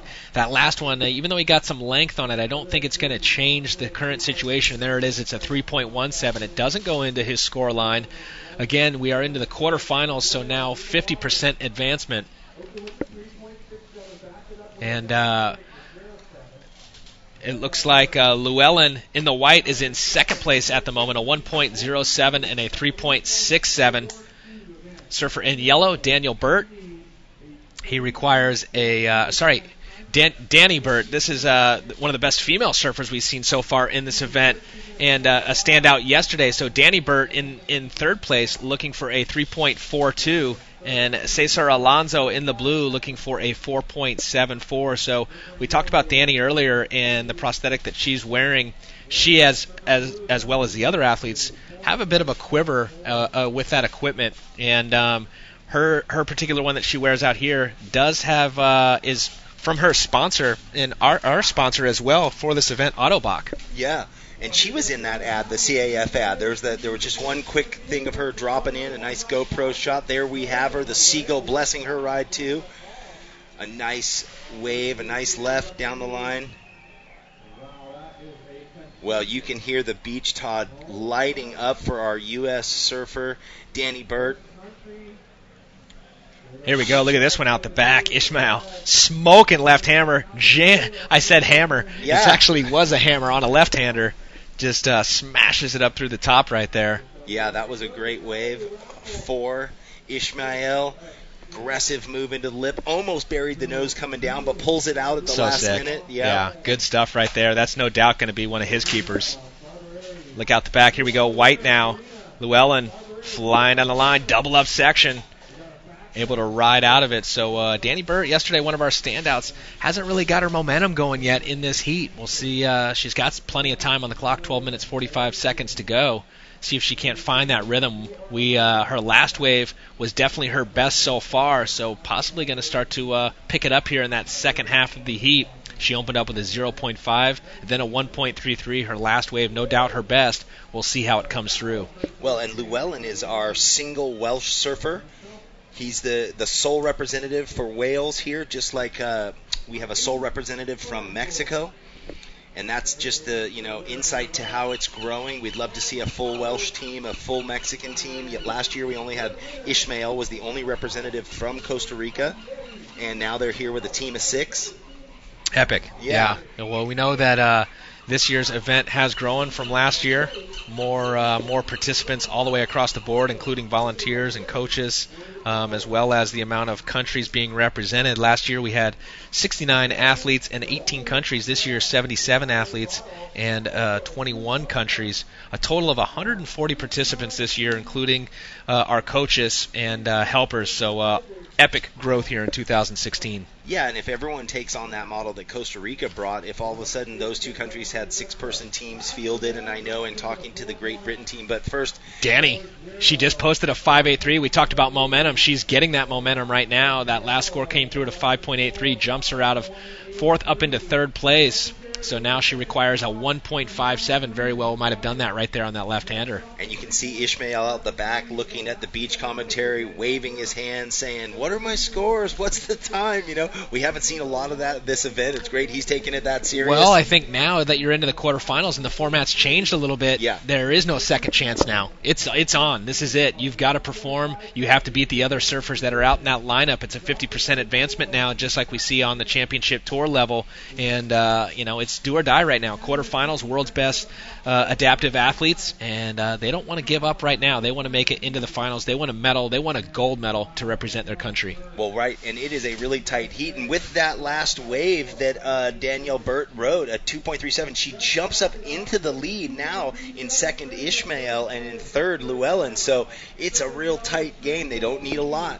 No, it's a very close heat, but we talked about momentum. Danny came out of the gates kind of slow, 0.50 and a 1.33. One thing that's super rad, obviously she's got the home court advantage, if you will, Danny Burt, but her entourage, it's like her album just dropped, dude, and she's triple platinum. She is balling with her entourage. Yeah, Elena just can't stop talking about how inspired she is by her. What a positive person. I think she lives in North Park, surfs San Diego regularly, always is sharing the stoke. Yeah, big entourage. I mean, it's pretty cool to see because, if you've got that many people around you helping you, you're a pretty special individual. So without even knowing Danny, I want to learn more about her. She's obviously impressive for what she does in the water, but I think she's probably even more impressive on land. She's touching lives. Oh, yeah.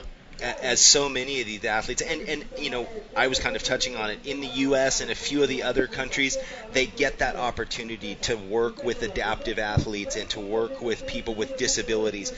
Other countries, they don't. Or they're just figuring out how to. Like you were talking about traveling around the world like we've both been allowed to. You go to a lot of countries and there is no handicap access. It's hard to access as an able surfer a lot of places. Right. Think about being, in a wheelchair and how challenging it is. I just mean even grocery stores and parking spots. That's what I'm saying. And restrooms. That's what I'm saying. There's, we take for granted, sidewalks. We take for granted, parking on a concrete. A lot of those third world countries, dude, they're riding donkeys. You know what I mean? And so to try and first and foremost find a wheelchair, let alone the beach, that's what's awesome about this event, that we're seeing places like Costa Rica, bringing teams, Mexico, some of these different countries that surfing is big, but, it's hard to access a lot of those spots as an able surfer, and now we're seeing adaptive surfers coming here representing those countries. It's just great to have ISA as a platform showcasing this to the world. It is so much, and there's social disparity in a lot of those places where they're looked down upon, also. So they get to come here and validate and get this warm, that goes back to that brotherhood we were talking about earlier. That saltwater hug that Fernando talks about. And he's going to bring that out to the world, and God bless him for doing that, because he's changing their lives. He's giving a vision that maybe they never even thought that would be available to them. And they get to go home and start a federation, start a movement, and have that movement grow. Maybe not for them in the Olympics, potentially, but for children that are just young now, that in 10 years could be surfing. Well, what I think's cool, too, I'm going to carry on with that story in just a minute. Let's check in on the current heat right now. Quarterfinal heat number 2, AS2, stand kneel division. 7.5 minutes to go. Danny Burt in the yellow, out to a lead right now. She has a 5.83 and a 2.37. Ishmael Araya from Costa Rica in the red. His two scores, a 3.67 and a 4.40. Llewellyn Williams in the white requires a 4.35 to move up into second. And Cesar in the blue requires a 5.24 as we see live action here. Ishmael, our current surfer, in second, blazing across the inside. So what I wanted to talk about was, what the ISA has done over the years with the Worlds, and what I've seen that's really cool is, at all the different levels within the World Games, the grommets meet other grommets from other side of the world. And so maybe one year, one kid will come over and stay in California at that kid's house, and next year that grommet goes and stays in Australia. And that's going to be the same type of movement we're going to see here with the adaptive surfing, is that now, one of these youngsters are, even older surfers that are living down in Costa Rica, they've got friends now in Hawaii, they've got friends now in Europe, they've got friends now in Mexico, et cetera, and it's just that whole surfing community, continuing to spread the aloha. It's so sick. And yeah, and even if they're at home and maybe they get down, maybe they've shared Facebook addresses and Instagram addresses, and they get to check in with everyone. So now they are connected to this tribe, this brotherhood, men and women around the globe of all ages that they can access for not only surfing but for other things probably that are challenges in their life. Just like we do. It's you hit me up all the time. Hey, Kleiny, what kind of cologne are you running now? Because I noticed the women are talking. I said, hey, bud, I'm married, but this is what I'm rocking. I like that earlier, poor Pinkerton's daughter. Alrighty, well, we're getting late here in the afternoon. 5 minutes, 40 seconds to go, and we are well past that low tide mark. Starting to see a little bit of a push here in the afternoon. A little bit, it's coming up 20 minutes till 2 o'clock here on a Saturday afternoon. And about an hour ago, the winds really got brisk. Yeah. And it looked like it was going to just wipe things out for this afternoon. But fortunately for us, it has pulled back as we see Llewellyn here. Nice-looking right-hander, nice off the top, drawing some beautiful lines. Whitewater on the face here on the inside, a little bit of a double-up, banks it back one more time and kicks out. So Llewellyn currently in third place, needing a 4.48, drawing some beautiful lines there. You can see he's got that one leg and doing a bit of a hop there to get back on the board, back into the lineup. Impressive stuff. My left leg sore just looking at how fast he was hopping in, a foot and a half of water. That is tough. He's riding a board that you would just go into the store and buy, a Pure Pony by JS, where a lot of the other surfers, maybe it's a longboard or then a very modified surfboard. He's just riding a stock JS off the rack. Okay, well, we've got a major shift in the standings with 4 minutes, 40 seconds on the clock. We'll get to that in a minute as we see Danny Burt right there goes for the big backside hit. Llewellyn Williams' last wave in the white was a 4.83. Now Llewellyn is in first, and Danny was in first a moment ago, but last of red, Ismail Araya in the red was a 4.10, enough to take him up into second as we see him right now blazing across that left-hander, bit of a head dip and comes out, drops Danny Burt in the yellow down to third. She now requires a 2.67, and Cesar Alonso in the blue requiring a 5.67, so less than 5 minutes to go. Things are getting interesting. So interesting. Well, Llewellyn needed, I think, a 4.73, and he ended up getting 4.83. Or he needed a 4.83. No, that's what he got now is a 4.83. I'm not sure what he needed, but he went all the way from third to first. I had looked over, and it was something in that mid-range 4, so he just got that score, jumps up in, and maybe that's why you could see he was so motivated. He knew he probably got the score and was wanting to get back out there and potentially increase the lead even more, knowing it's such a tight heat. And on the wave prior for Llewellyn, Ismail got that wave that gave him a score of a 4.10 that jumped him up into second and dropped Danny Burt all the way from first down to third. So she was playing a little catch-up in the beginning of this heat, couldn't find her momentum. She dropped a 5.83 mid-heat. Her backup score now is only a 2.37. So the good news is for her, with 3 minutes on the clock, she only requires a 2.67. Very obtainable right now. Still some time on the clock. It's up to her putting herself into position to get that scoring potential. She's looking for one of those long lefts. That's what we know she's looking for. She's sitting off to the sort of north end of that sandbar, which has been that left that kind of funnels Here down she goes. in. She's having a look. She actually looks to be maybe going right. Let's see what she does here. Blue's also having a look. Yellow is going to go right. Danny Burt, nice-looking wave here, draws off the bottom, keeping that momentum down the line, oncoming section, banks it off of it, souls it, kicks out. You can hear her entourage in the ambient sound there, hooting and hollering for her. She is all smiles, 24/7, 365. And we'll see, was it enough for the surfer in yellow? Needing a 2.67, 2.5 minutes to go. She's on the inside. It's almost going to be, she's going to need the score because I don't think she's going to have much time once she gets out the back. No time at all, really. White here having a look. Llewellyn trying to get into that one. You can see Danny Burt spinning underneath that one. This is a replay here of last of Llewellyn, the one that got him up into first place, 4.83. All the way through to the inside. You can see the crowd loving it. Live action now. Once again, current heat leader. Llewellyn going to go right one more time. That one not giving him the opportunity that we saw a moment ago. Time ticking away. 1 minute, 45 seconds on the clock. Well, we have just scored with the conditions. Leading into this event, I was thinking that, it might be kind of walled. And just that we've had A-frames up and down for this side of the La Jolla Shores. Perfect timing with the season. These northwest wind swells really create this environment. So here we go. Current heat leader Llewellyn, this time looking at a left-hander. Not going to give him the potential to better his score right now. His low score is at 3.73. But the focus really at this point, knowing that we're into the quarterfinals, it's do or die, is on Danny Burt and Cesar Alonso. Danny is in third, needing a 2.67. Her last one comes through. It's looking like it's not going to be enough. We've still got a couple of scores to drop, but it doesn't look like it's going to be enough. We'll see. 1 minute on the clock. She is outside. Cesar is out the back as well. Cesar needs a 5.67. You wonder if Llewellyn knows he's in the lead. I mean, not that he's in the lead by much, but he is just catching wave after wave after wave. He's keeping so busy. Yeah, hard to say. You know, we do have a separate commentary team on the beach, giving these athletes all the information, their current standings, how much time's on the clock, etc. So you'd have to think he's in the know. He's probably just frothing. Look at this wave. Ishmael goes for the barrel right there, and rad. So counting it down, that is going to be the end of quarterfinal number 2, AS2 Stan Neal division. Stay with us. Quarterfinal number 3 coming up next. I first got into photography when I was 16. I grew up in La Jolla Shores, California. A friend of mine walked up to myself and a group of friends with an 8x10 black and white. He had like 6 of them that he'd processed in his home darkroom. And he starts showing them and passing them around to this group of friends of mine. And I just went, whoa. So right from that point, I went, that's what I want to do.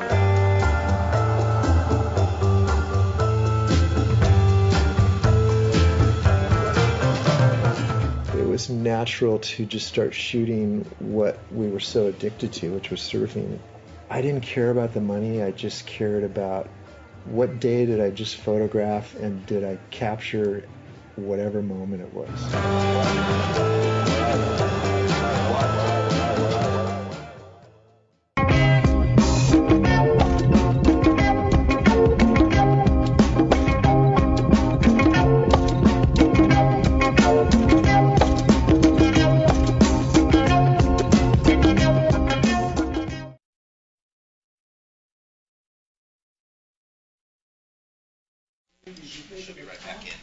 Alrighty, welcome back to beautiful Southern California here for the 2016 Stance ISA World Adaptive Surfing Championships. We are still standing by for the final results of quarterfinal number 2, and we'll kick things off here. Coming up next will be quarterfinal number 3. That was the last heat that was in the water right there. We're standing by for the scores from that heat. Unofficially, it does look like it was Llewellyn Williams getting the win and Ishmael Araya getting second. So that is unofficial as we get ready to kick off quarterfinal number 3 here. In the red, it looks like it will be Colin Cook, Enrique Saravia in the white, Masi Kobayashi in the yellow, and in the blue, Marcus Chischili. So all 4 athletes there on your screen representing the different countries. Beautiful shot there looking towards Blacks. You can see Torrey Pines Golf Course there up on the bluff. And you get the hand gliders down there. Todd Klein joined by 3-time gold medalist Elena Nichols. Yeah. Welcome back, Elena. Hey, well-deserved break for you. Good to be here. No, I needed that. Got to mingle with some of the crew out in the beach area. I got to take a look at that stance setup we were talking about earlier. Yeah. Stance has done a great job just supplying the athletes with a comfortable place to sit between heats. The food setup, everything's awesome. We're so grateful for our sponsors and the people that came together to make this a great event. Yeah, no doubt. Special thanks to, as you point out, our headline sponsor, Stance, for everything that they've done. Our presenting sponsors, Vissla, the City of San Diego, also a presenting sponsor. Our supporting sponsors, Challenged Athletes Foundation, our CAF. We saw an epic commercial there from them a couple of moments ago. Other sponsors, Northern Trust, Graced by Grit, Procopio, Indotech, and Dukes La Jolla. So many people, so many volunteers, so many tireless hours go into making this event possible, but it is well worth it to see the world's best adaptive surfers gather here in La Jolla, California, this being our 2nd year, and bigger and better than ever. It is. So here we are. We just saw Colin Cook headed right. I think we need to refresh that to drop the scores in here, but looking strong for the heat in the semifinal. I just got handed a pair of Stance socks, looking super sick. Well, that's because you're a gold medalist and kind of a legend in the sport. So Me and Todd, we're just kicked to the curb. Todd doesn't even get lunch. We're going to have to work some angles for you guys. I'll see what I can do. We need the superstar power. We're just lowly here. Well, here we are, looking like Masafumi Kobayashi out in the lineup in yellow is in a good position. Here's a replay we're running from Enrique. Nice left there, slashing the top. He's a kneeling competitor, and as you can see, he's able to maneuver that board pretty well on his knees. Colin Cook of Hawaii. Colin Cook ripping it up with his homemade, I wouldn't call it homemade, but his own prosthetic, taking the challenge in 1 year, and here he finds himself in the World Adaptive Championships. What a year it's been for him. I was looking at these names, and when I got to do the MC, the opening ceremonies, the Parade of Nations, and the pouring of the sand, Masafumi Kobayashi was the best name of all the names. That is the one that just feels right. Masafumi Kobayashi. Yeah, I could just say that all day. I could too. That's awesome. That's my new Instagram handle. Well, I love this. We got a couple of scores on the board. Colin Cook with a 2.83. Enrique threw up a 4.0. Masafumi Kobayashi with a 2.07. And Marcus out of the USA has yet to score. Well, there's the replay of Colin Cook for Team Hawaii in the red. Flowing down the line around his competitor up into the section there. Complete cutout. We saw on screen coming in from that heat Ishmael Arai from Costa Rica, who had a tight battle with Llewellyn Williams from Wales. Those two kind of trading blows, and Danielle Burt was right there up in the lead for a second, and then it all fell that she had a high 5 and a mid-range 2, and she just couldn't get that 2 off her score line, and the other two athletes had mid-range 4. So it was a tight heat. Danny Burt holding her own, though. Super proud of her and all the female competitors out here competing against all the men. I would just like to say, for the record, the more females we get involved in this contest, the sooner we will have an all-female division. So let's get these females out here. Anybody with a disability that's interested in surfing, let's do this. We want an all-female division next year in the 3rd annual World Adaptive Surf Championships. Well, and you can just see that becoming reality. Absolutely. Why not? Yep. We just need more participants.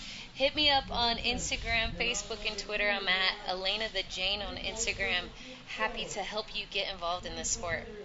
And up and surfing right now in Henrique Sariva from Brazil.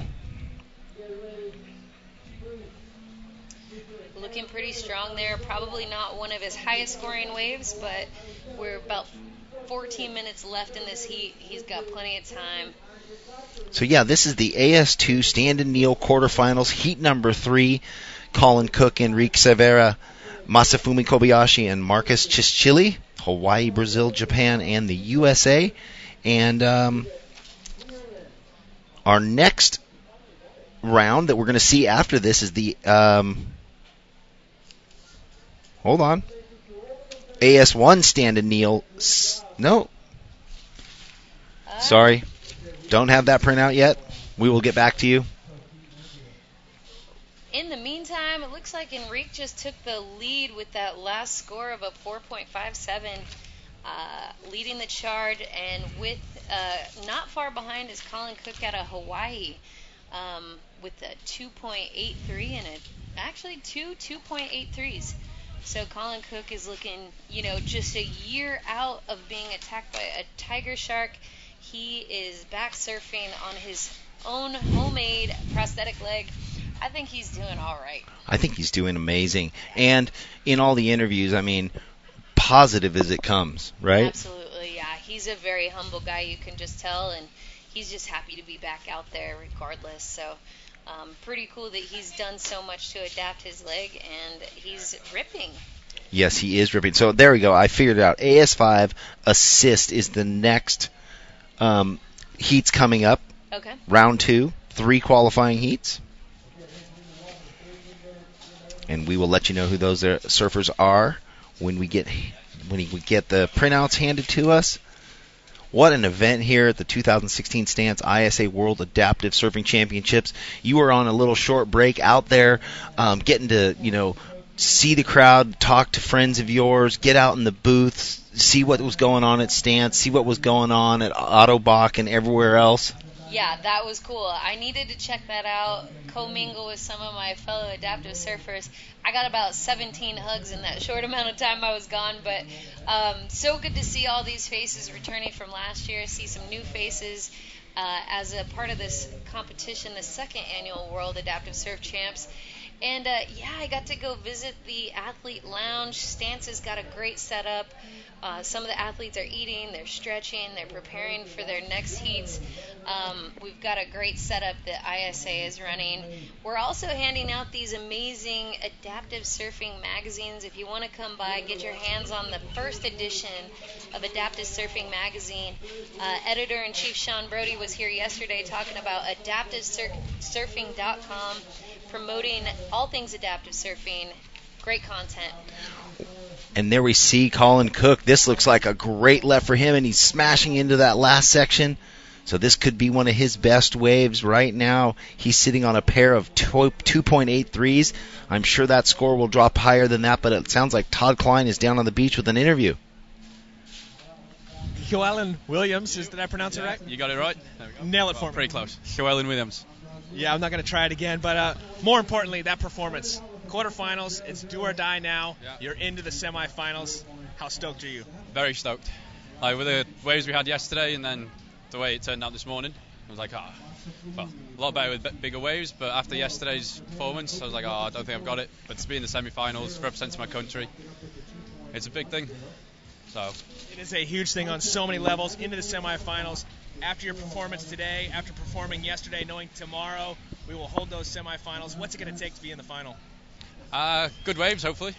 So if the waves are playing, I'll be all right, I think. Well, high hopes. Just wishing for waves. It's an equal playing field, good or bad. What's it going to take from you to make it into the final? A lot of rest tonight, then some Herbalife shakes tomorrow morning for breakfast, get some energy going, and try my best. Alrighty, you bring me one of those shakes tomorrow? If you want one. Alrighty, guys, let's celebrate. He's on into the semifinals. Back to you. Thanks, Todd. Well, Jeff Baldwin in the booth here with Elena Nichols, and I was out and about for a little while, and I got to talk to a few athletes out there, and one of them was Chris Jones from Great Britain. I got to look at his equipment. I got to check out his fin setup, which was interesting, and he's running a quad setup in that wave ski, but he was saying that you're a legend. He knew you. And then I was also down on the beach with Matt Formston, the Australian visually impaired surfer who was at the Paralympic Games for cycling with you in Brazil. Did you know he was down there? I did know that. And he was calling you a legend also, and it was great to talk to him and his brother Stuart. And they'll be coming up here shortly, but I was thinking that they'd worked together their whole life. Well, Stuart has coached rugby his entire life, and he said, no, actually, two things happened. We had never done this competitively, which is completely different. We'd always just surfed as a family thing. And so, but we'll get back to that. Colin Cook up on a bomb left, flies off the bottom. He looks like he has this great inside section. He's looking for something big on the inside. Late drop off the top. So he's happy with that one. But he was saying two things happened. They'd never really done that as a team, and it's completely different in how you select waves and how you think together. Right. So my idea of their relationship in that way was a little off. And then secondly, he said that Matt hadn't been surfing at all because he was putting all his time into cycling.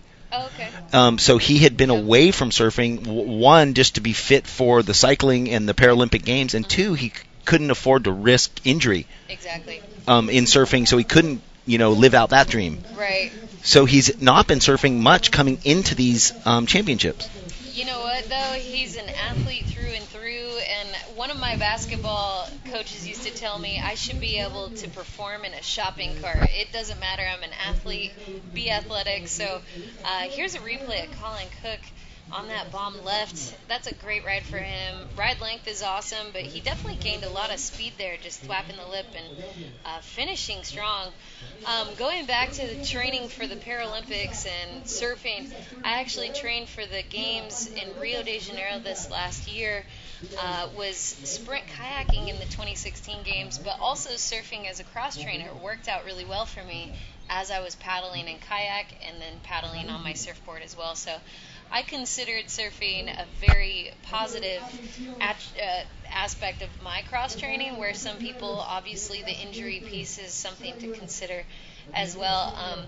It really helped me with balance and some of those fast twitch muscles I needed in my core to really stay balanced on a surfboard, then translated over to sprint kayaking and helped me in my performance down in Rio as well. So.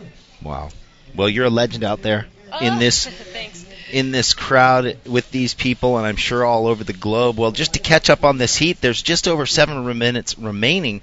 Out in front right now in the white, our surfer from Brazil, Henrique, with a 4.57 and a 5.83. Coming in second, Colin Cook, who got that score on the last left, a 4.73 and a 3.90.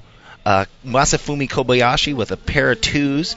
So right now, that's really where it sits. Masafumi needing a 6.53 to jump up into second and advance on into the semifinal heats, which we'll see tomorrow.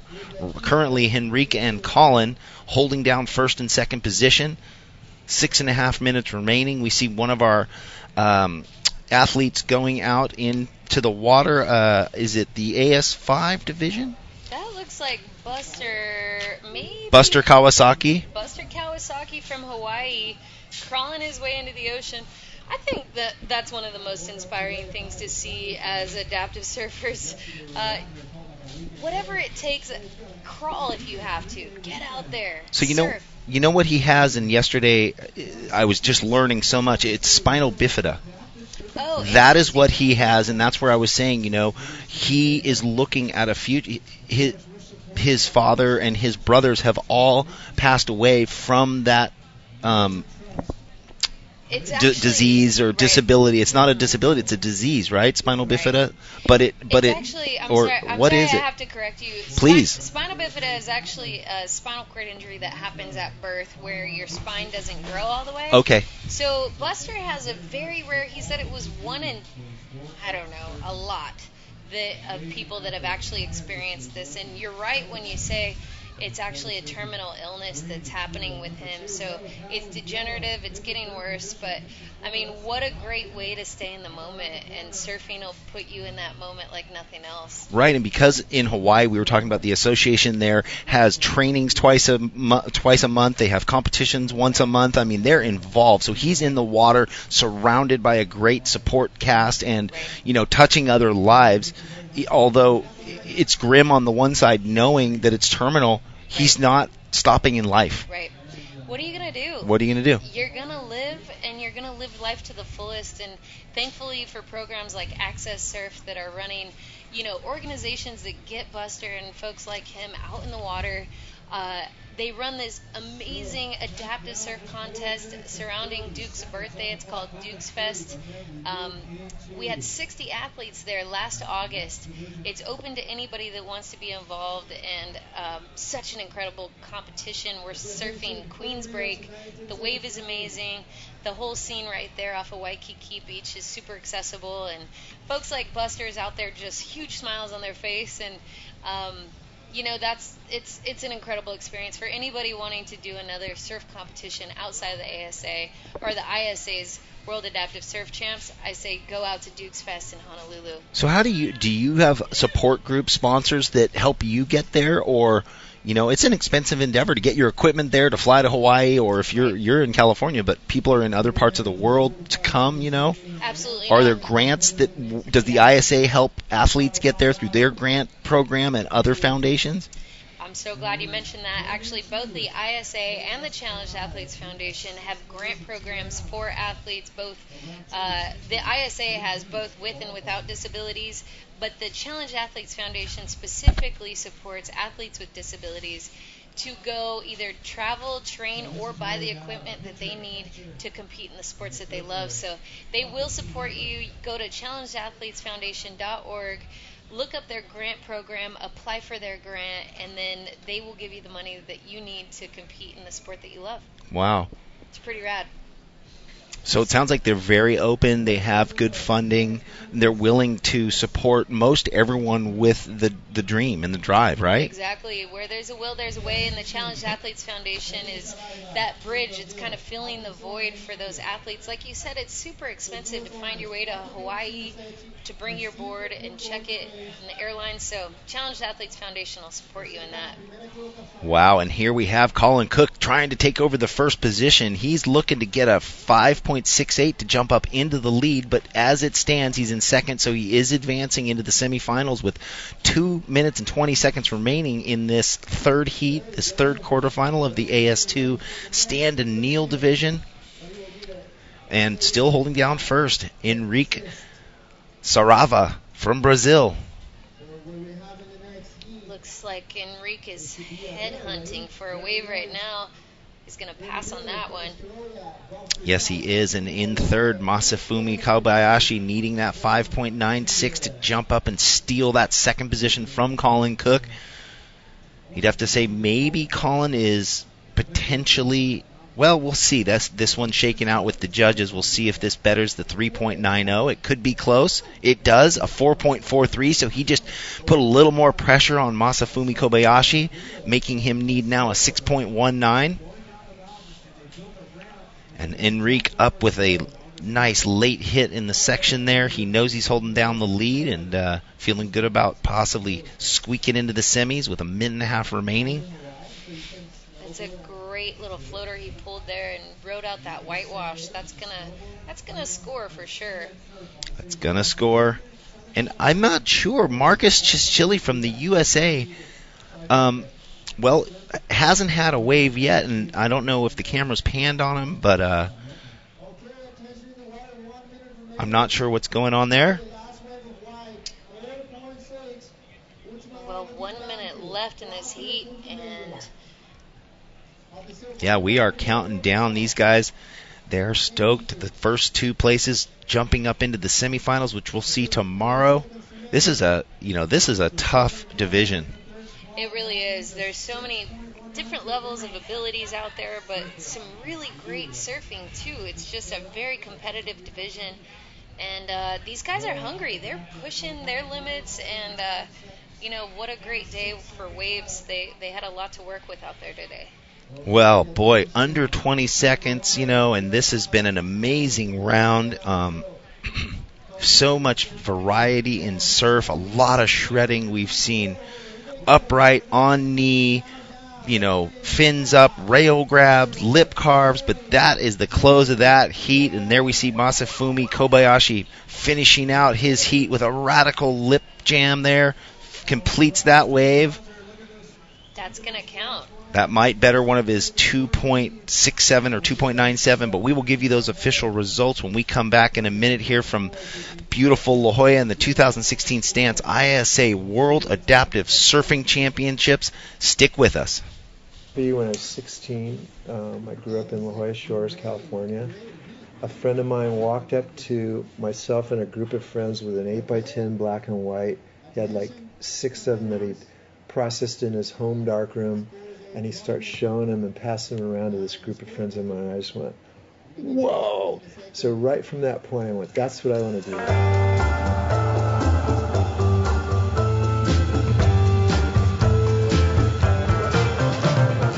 It was natural to just start shooting what we were so addicted to, which was surfing. I didn't care about the money. I just cared about what day did I just photograph and did I capture whatever moment it was.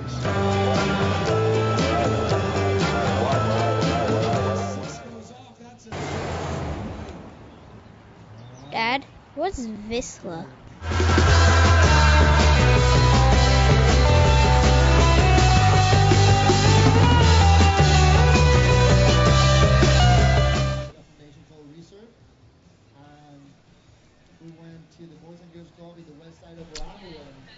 Well, welcome back and aloha from beautiful La Jolla Shores in Southern California. Jeff Baldwin alongside, alongside Elena Nichols at the 2016 Stance ISA World Adaptive Surfing Championships. We have an exciting round, the AS5 Assist division. We have Barney Miller in the red, Buster Kawasaki in the white, and Luciano Benitez in the yellow. A lot of legends in this heat. And there's a view of Scripps Pier, Black's Beach. You see the gliders up there on the top of the cliff. That is the glider port that is above Black's. You have Torrey Pines Golf Course, famous for the Farmers Insurance Open and the U.S. Champions, or the what was it? Sorry, not the U.S. Championship. I think it was, but it's all happening right here. Scripps Institute of Technology is right behind us. You have the Scripps Canyon, which is why the Oceanography Institute is right here, because it goes from 0 to 4,000 feet within a mile. Amazing. So, yeah, it's pretty amazing. There's some deep water going on right here. Also amazing, fun fact about this area, Black's Beach, actually a nude beach. That's right, part of it. That's right. All of you nudists that would like to come out to Southern California. That's an adaptive sport. It is. No. You can totally find yourself adapting to a nude beach, having a good old time. Well, I surf there regularly and have often, and I always enter from the glider port, which is where the nude part of it is, and yeah, I have many years past the nudes playing their games, doing their thing. Nude volleyball's big down there. Nude frisbee. It's all happening. All right. I don't think it's very accessible. I haven't been. No. Yeah. No, the La Jolla Farms Lifeguard Access Road, is there, but there's parts of it that are really steep. I wouldn't know the grade, but it's really steep. Might have to make a change to the nude beach accessibility. Yeah. Might have to do And that. then if you did access it from that side, it's a real long way up to the very north end of the beach at Black's. Okay. Good to know. You could always pull up on top with binoculars, if you're really looking for some.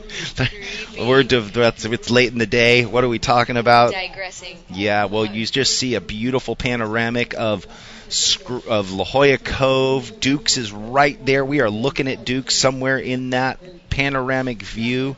When you go to Dukes in the late evening and look back, it is one of the best views. They did a great job with that new restaurant. Thank you, Dukes, one of our sponsors, for catering great meals for us. We see Masafumi Kobayashi coming in. And there we got some scores. Barney Miller on his opening ride in the red got a 4.67, and we will see what the judges deem this one. Barney Miller, just a champion for the sport, traveling all over the globe, inspiring people, networking with top athletes in surfing and beyond. Amazing. So this is the AS2 Assist, right? Are we AS? Yeah, I'm sorry, AS5 Assist. I knew that. Well, I'm glad you got it wrong. I knew it sounded weird coming out, but this is the Assist Prone Division. As you can see, we're looking at Buster Kawasaki getting pushed into that wave and riding it out. That's a great ride for Buster. These athletes are all the most severely impaired and do need assistance onto the wave. As you can see, Barney Miller in the red, Luciano Benitez in the yellow riding out that wave. These are athletes with multiple impairments of their limbs, including quadriplegia and Buster's very unique disease that is keeping him from being able to paddle into the wave by himself. So you can see their pushers and catchers are wearing the same colored jersey. The yellow catcher right there is kind of dragging him off of the sand, waiting for the water to fill in. And then his pusher will be ready to get him onto the waves. So the athlete themselves like to call the waves. So they like to say, hey, I'm ready to surf, push me into this one. And they make the choice whether to go left or right. They're working very closely with their pusher and catcher to surf in this competition. So that must be a real team effort too. Like, they don't like to change their pusher and catcher, or do they, get a rhythm with, a couple and go with it? I'm sure that depending on where they're trying to surf and how often they surf, they actually probably have to get resourceful with anybody that they can work with. It would be ideal if they had the same pusher and catcher for every surf session. I know from one of my friends in the assist division, Spike Kane, he's always looking for a consistent pusher and somebody that he can work with very closely on.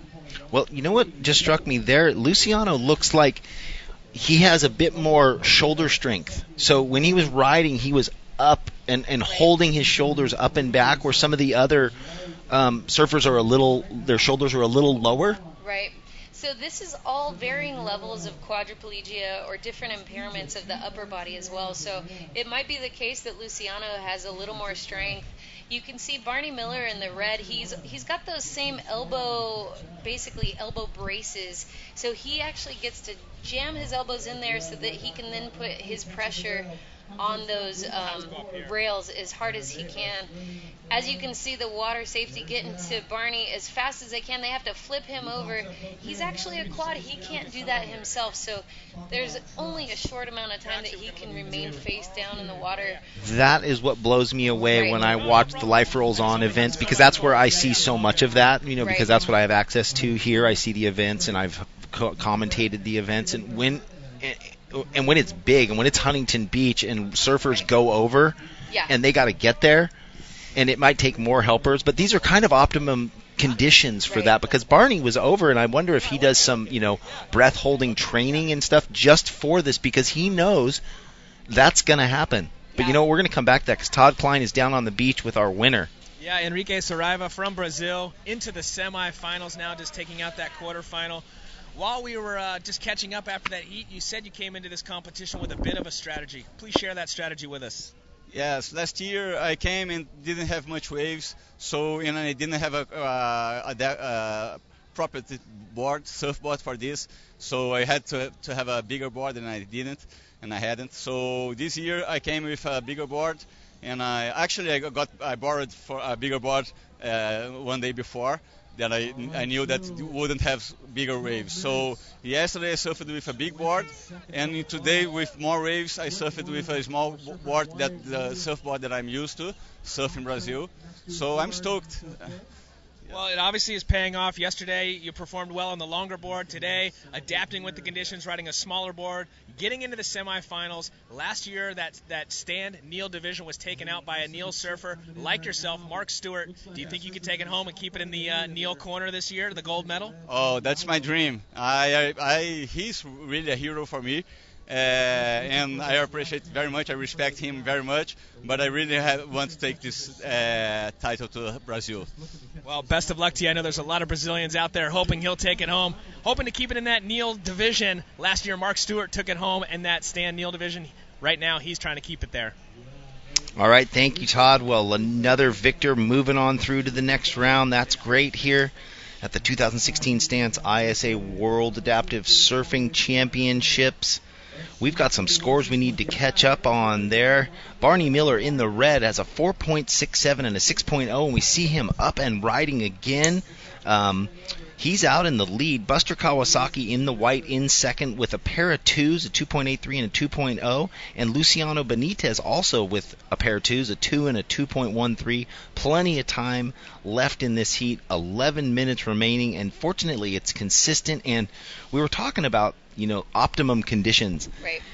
And this seems like it's pretty optimum in that, it's shallow enough that the helpers or the assists can run in and out. They can get where they need to quickly, to be able to touch the bottom on the outside and get the surfers into the waves that they're choosing is helpful, instead of just having swim fins and, having to bob, so to speak. Yeah, and just to clarify for those on the webcast watching at home, these athletes are wearing personal flotation devices. They're not out there just flailing without any sort of safety equipment. The other thing that is very important to know and make sure that you can do, if you are a quadriplegic and you're looking to get out in the ocean, you have to do some swimming pool training. Let's take a look at Buster Kawasaki driving. Oh, took a little nosedive there, but great ride before that. As a quadriplegic, you need to do some pool training with the right amount of people surrounding you, making sure that at very least you can flip yourself over when you need to. So that's of the utmost importance with the right life vest on and being able to flip over so that you can breathe until your water safety gets there. That's right, because some life vest, if the buoyancy's in the wrong place, you can't, and especially when you don't have use of your arms and limbs to use torsion to roll over.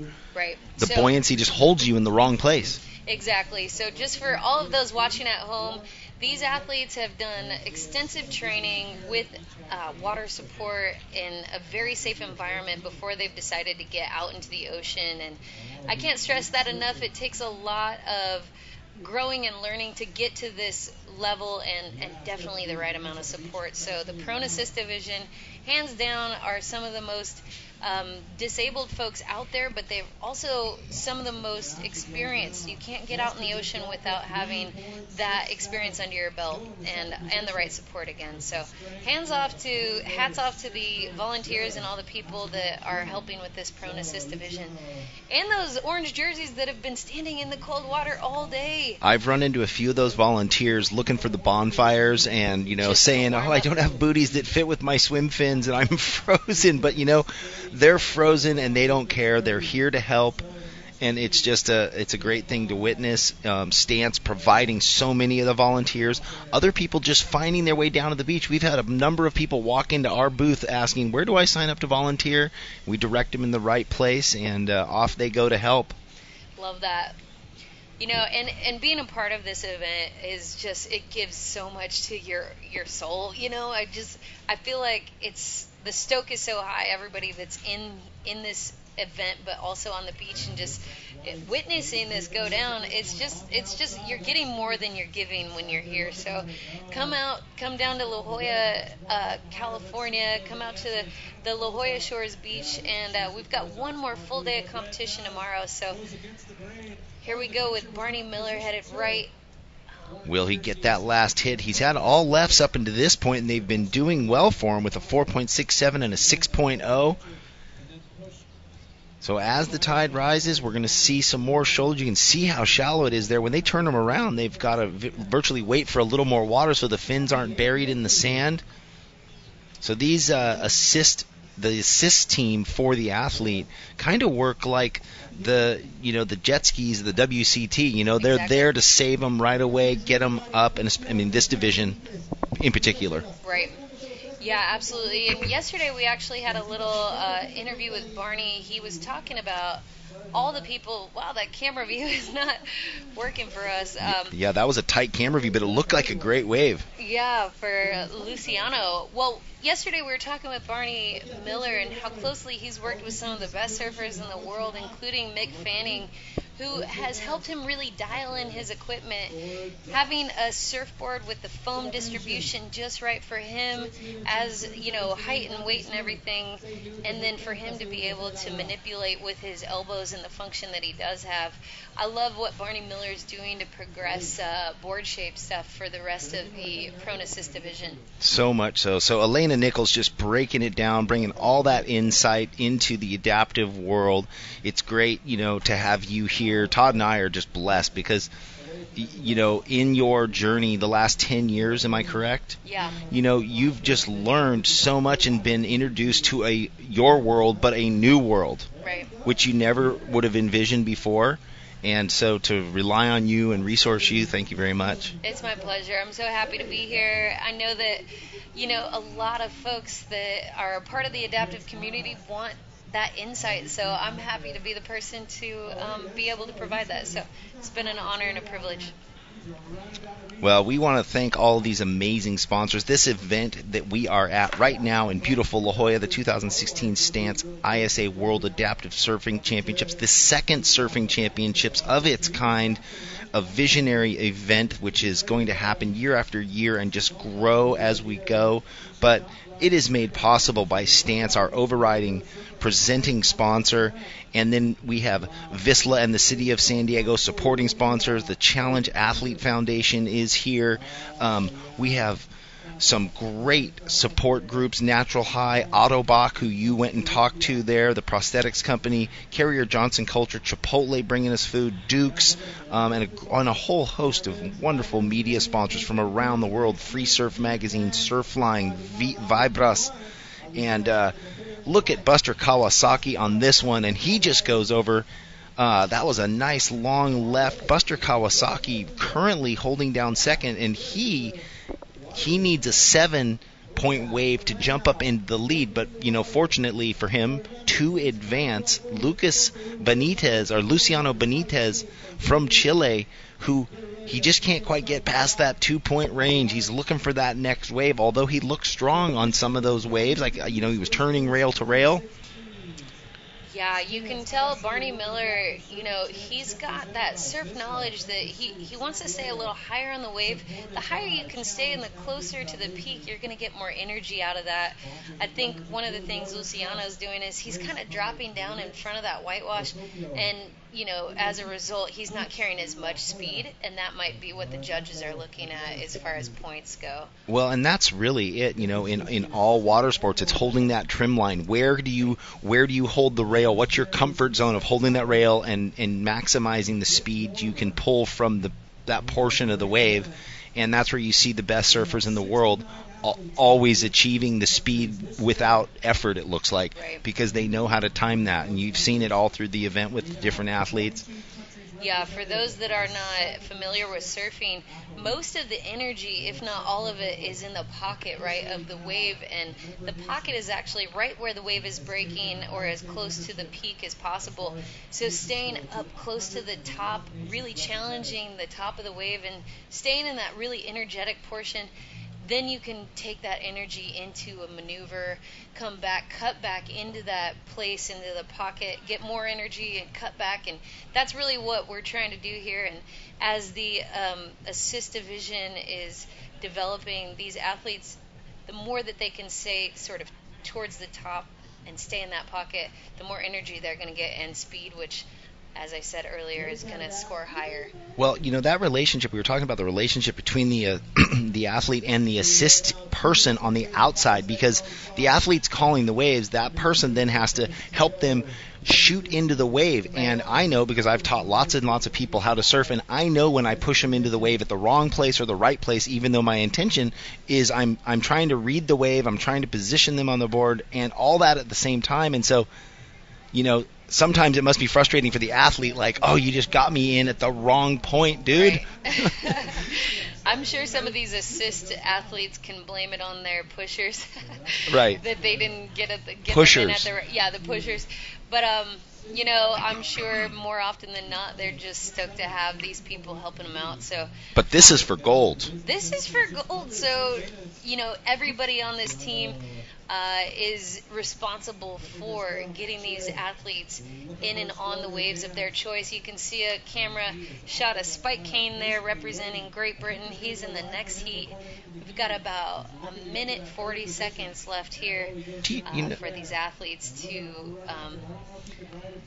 finish up. Let's see. Looks like Barney Miller is still holding it down with that 6.0.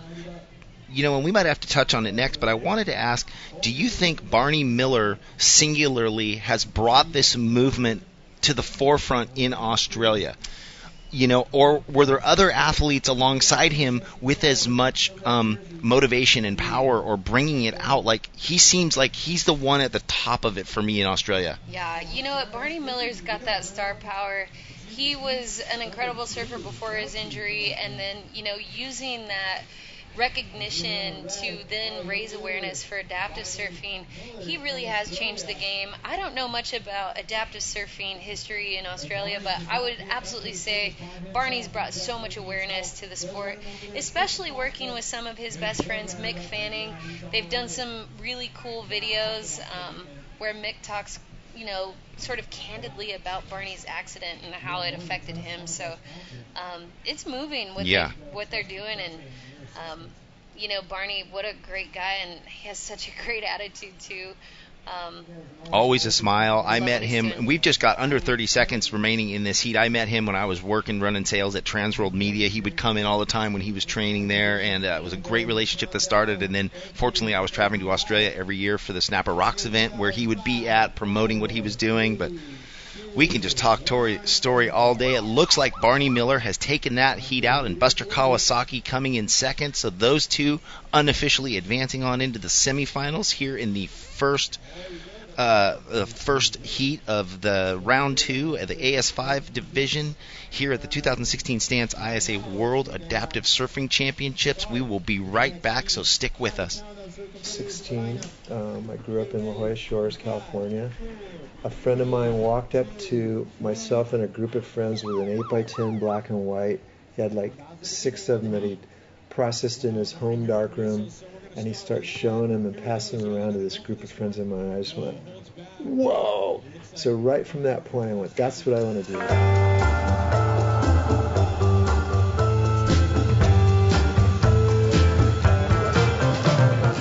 It was natural to just start shooting what we were so addicted to, which was surfing. I didn't care about the money. I just cared about what day did I just photograph and did I capture whatever moment it was.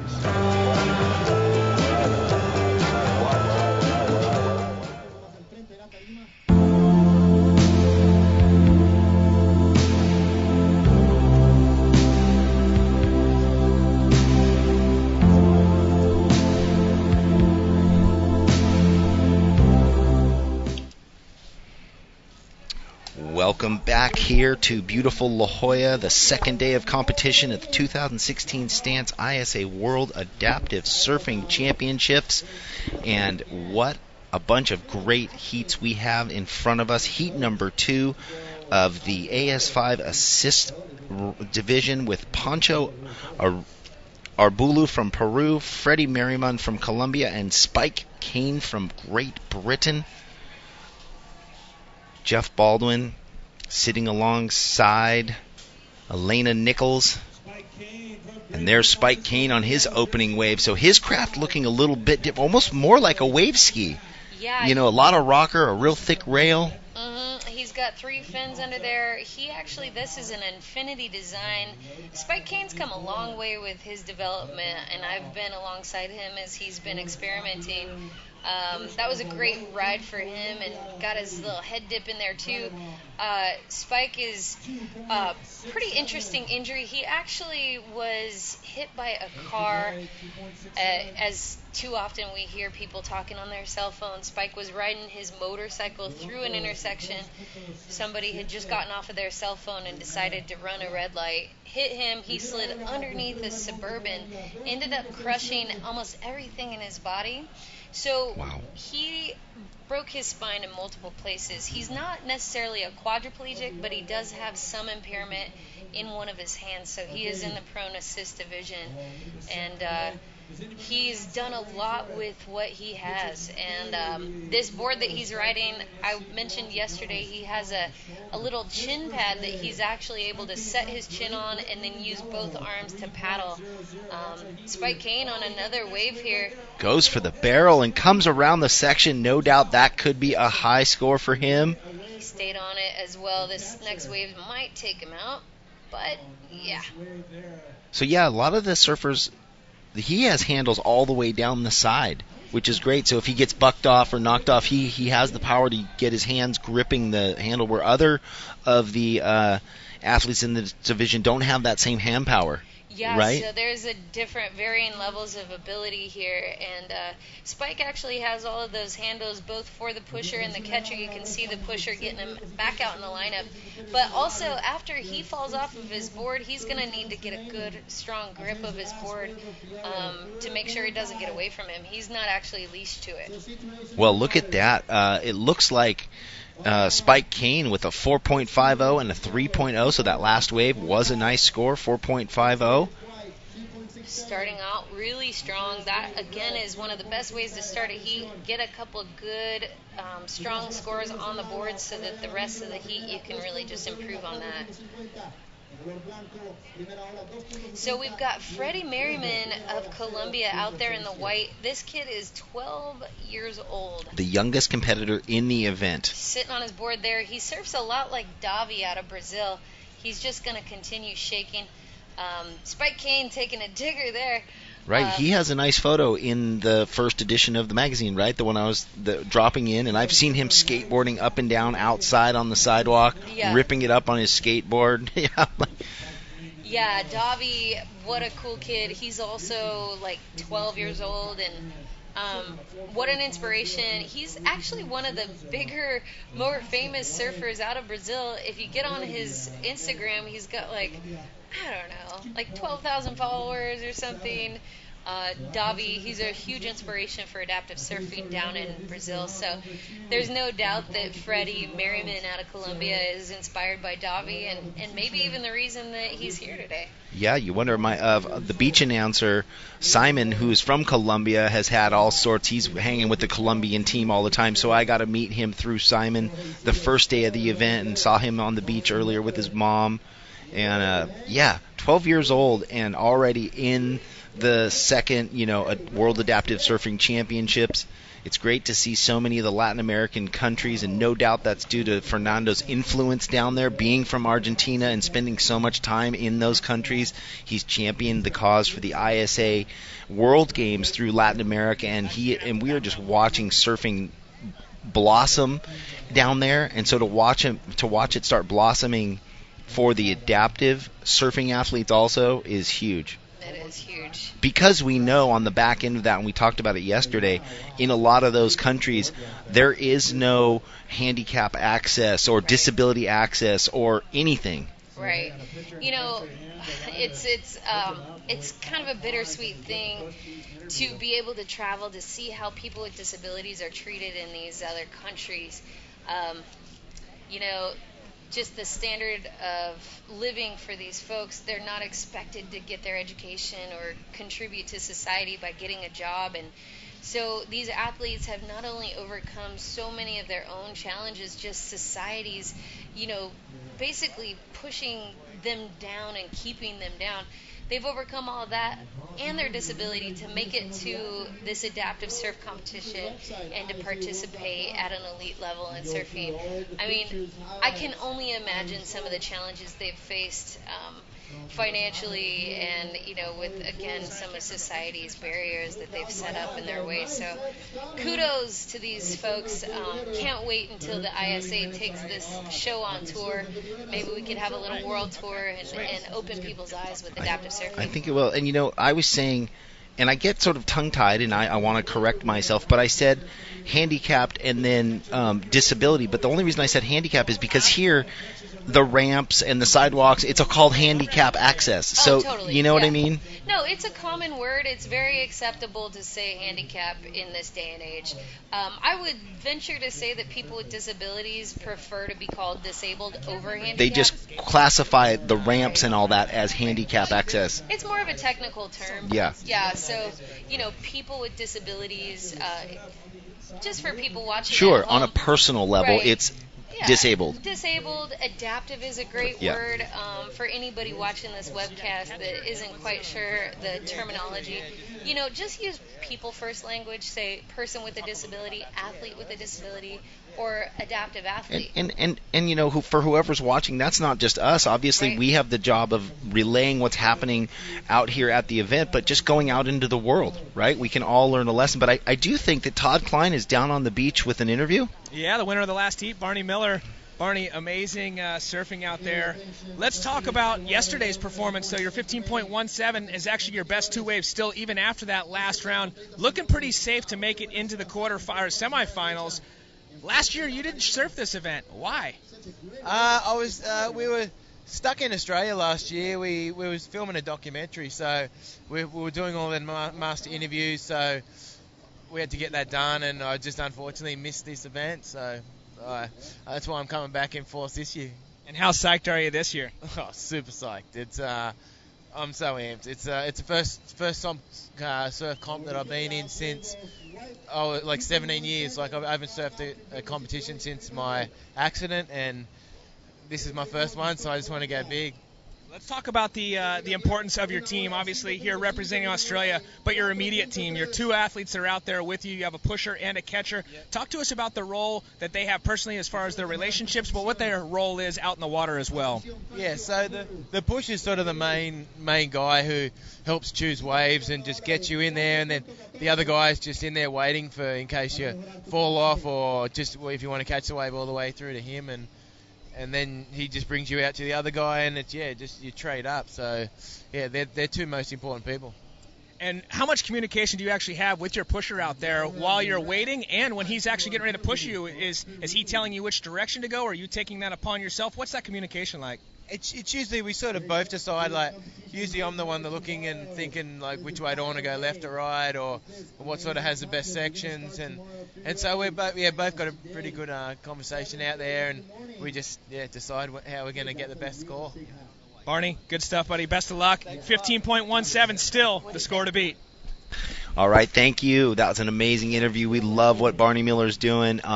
That was interesting to hear that this is his first surf competition since 17 years ago, or since his accident. So, I mean, that's hard to imagine, but it's not hard to imagine at all because there aren't adaptive events. I mean, we have them here with the WSA. I don't know how many years that's been running that adaptive surfing has been within the WSA. Just recent. So actually been within the last couple years. So it's very new. So in Australia, I don't know, maybe that just doesn't exist yet either within their amateur or club ranks or whatever it is.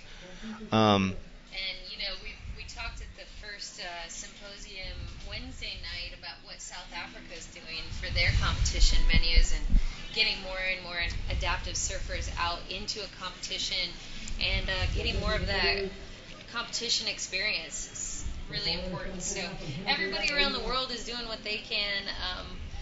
Barney, as an athlete before his injury, there's something about competing that just, it fires you up. I was an athlete before my injury. I couldn't wait to compete again as a person with a disability. So providing that opportunity through this ISA event is amazing. Spike Kane is surfing his brains out right now. Yeah, his pusher and catcher are definitely in sync, it seems like, finding peaks up and down. Just doing work. It looks like Spike is leading with a 3.0 and a 4.50, which has him in the lead by 2.66. That is not a normal sight. We do not get watercraft landing out here ever. I don't know what's going on. We see some flames underneath, that's a light, but that's very unique. A touch and go off of La Jolla Shores and Blacks for the waterplane. All right. That's a first. I've grown that. up on this beach my entire life. That's interesting. Yeah. I wonder what the lifeguards are saying about that. But anyway, there's a lot going on down here La Jolla Shores. As we pan north, you see the surfers off to the north side of the contest there, one stand-up paddler. Well, we hope this guy isn't coming in to land on the beach. Yeah, let's just take a second and see what this plane is doing. I'm not sure if those lights mean he's in hazard mode or maybe he's just cruising. Well, I can hear him going by, and he's going to go buzz Duke's Restaurant above La Jolla Cove here shortly. That was interesting. That was interesting. I'm sure we'll see that on the news tonight. Back to the competition. Yeah. So in this heat, Pancho Arbula from Peru with a 1.67 and a 1.70. Freddie Merriman with a 2.67 and a 2.17. And Spike Kane, who is just having a blinder of a heat with a 4.5 and a 4.67. 6 minutes and 40 seconds remaining. Spike Kane in the yellow from Great Britain out in the lead. So, boy, Great Britain looking good. The more of these teams that advance their athletes into the final round, then that's where the points start building. And right. We know that Chris Jones has made it in through the ski division. Yep. The AS3. Right, upright wave ski division. Yep. So, fun fact about Spike Kane, he actually does both wave ski and prone surfing. So, he's actually one of those crossover athletes that is trying to sort out how to be a wave skier and has also done the prone surfing. So, he's a higher injury and has actually figured out on a wave ski what he needs to do. He actually straps in across his across his chest, securing his entire body to this wave ski, which again is, debatably very dangerous, but something that he feels confident doing out in the water. So for those out there that are wanting to try wave ski, but maybe they have a higher level of paralysis, Spike Kane's doing it. Follow him on Facebook and Instagram and Twitter. See what he's done to adapt his wave ski for a higher injury. Well, we keep going back to the wave ski just because it seems like such a dynamic way to ride a wave. Yeah. And it seems like there's a lot of crossover ability depending on what you have to use. And so I hope he finds what he needs for that, because there's a lot of freedom and movement on the wave and surfing ability. We were talking about the paddle aspect, and there's a couple of the athletes that weren't using paddles. And I interviewed Chris Jones, not on air, and he said he had the same exact question. He didn't understand it. And then we got a little further into the conversation, and he said, look, it took me about 18 months, 2 full years to really get comfortable with my paddle. Right. And he said he'd started out with a kayak club and then, found himself doing the wave ski, and the wave ski, the kayak club was like, what are you doing? He was finding himself, he surfed for a long time before, so he's like, I know where I'm going. And they're like, you're not ready. And he's like, yes, I am. And so he got himself in all kinds of trouble and said he spent most of his time swimming and losing his paddle. But when he figured it out, right, he couldn't understand why they weren't using a paddle too now. Yeah, so... You know what? I realize that some athletes want to keep it as pure as possible. Having a paddle does put you over into a paddle, kind of a kayak right? category, so that maybe they want to feel more like they're surfing. Whatever it is, to each his own. And, one thing I love about the Hawaiians, they were surfing OC6s, 6 people in one canoe. Yeah, outriggers. With an outrigger. Come on. It's like, as long as you're riding a wave, I call it surfing. As long as you're adapting and getting out in the ocean, I think it's awesome. So, all types of crafts are welcome. All types of crafts, but, you watch Philippe Kizu. He looks like he's surfing. He looks like he's ripping, having fun. Chris Jones, Jeff Monson, all of them look like they're having a great time. Sure. Mira Dorte, ripping it up, although she was sick. I tried to talk to her, and she had a bad chest cold. Looks like Jesse Billower is making his way out there, got his water support team and his board. You can see, looking at the front of that board, you see where his elbows sit, and he just really jams those in there, and then he's able to lean left or lean right and put all of his weight on that rail through those elbow pads. So, again, Jesse, a quadriplegic from a surfing accident, has adapted his board to fit his specific needs as a person with a disability, and he rips. He's actually the defending champion. Wow, look at Spike wanting to get over that ledge. He saw something on the inside. I think he was thinking that left was going to reform, and out behind him in the red, Pancho Arbula from Peru. And it looks like he's rocking his GoPro on his helmet there, collecting footage to broadcast what he's got going on in his heats. Love that. We love all kinds of content of adaptive surfing. Post it. Tag us at ISA Worlds and hashtag ISA Worlds, hashtag the Uncommon Thread, and hashtag Inspired Surfers. That's right. And get on Instagram at ISA Surfing, Snapchat's ISA_surfing, Twitter at ISA Surfing. Stance is jumping in, no doubt. They are posting what's going on with them. I'm sure their website is full. Their Instagram is at Stance Socks. Their Twitter is at Stance. Snapchat is just Stance Socks. So collectively, all these athletes and the ISA and Stance putting out a lot of content to grow this sport, or grow these sports, grow the adaptive championships. That plane really wants some seagulls. It's going seagull hunting. So Todd Klein is just in the booth. Big eyes looking at this plane. It landed out there before. Can you go interview them? I heard you. You actually said flames, and I was like, what? You know what happened? Well, yeah, so there's a light in the tail of the plane that flashes, and from here it looked like flames. And I'm like, why is there a water plane landing at La Jolla Shores?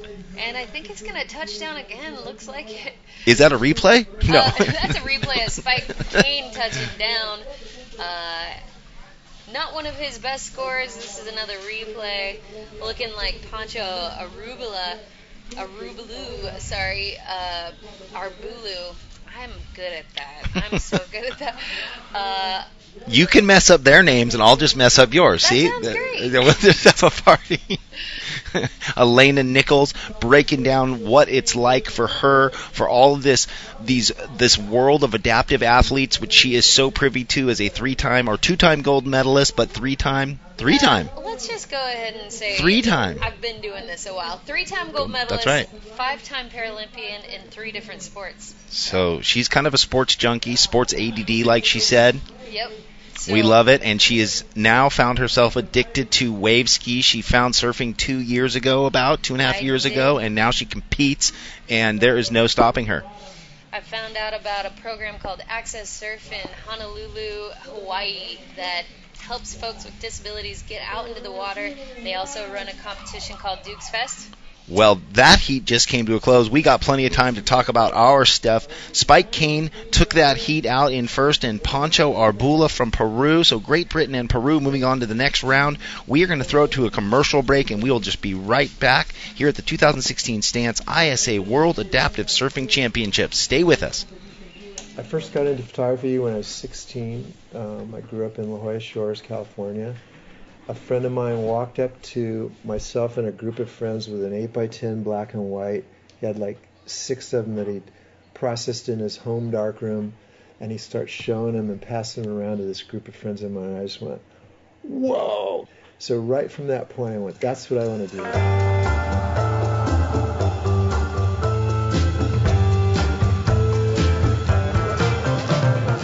It was natural to just start shooting what we were so addicted to, which was surfing. I didn't care about the money. I just cared about what day did I just photograph, and did I capture whatever moment it was.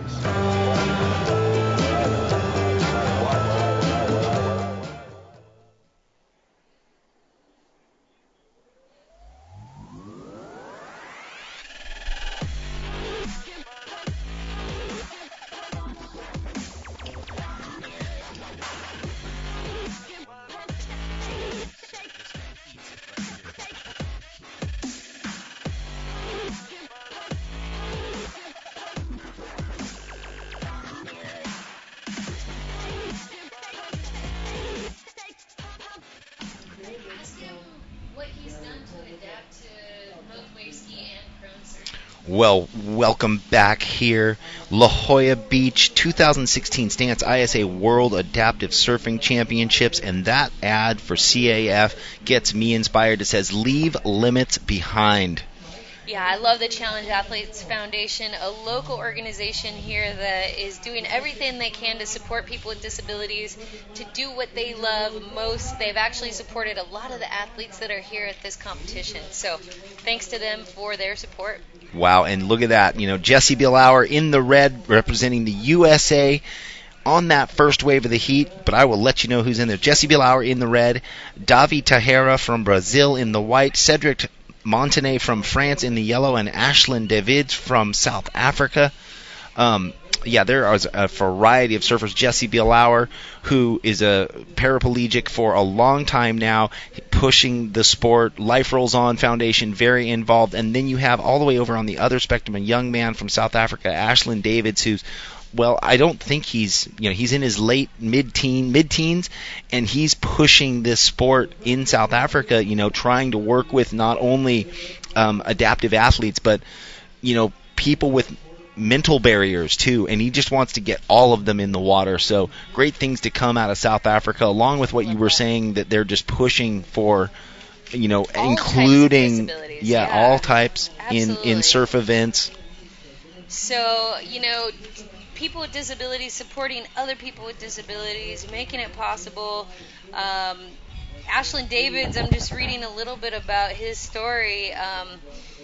He says the shark slammed into the right side of his body, gripping onto his right leg. It pulled him underneath the water and started shaking around.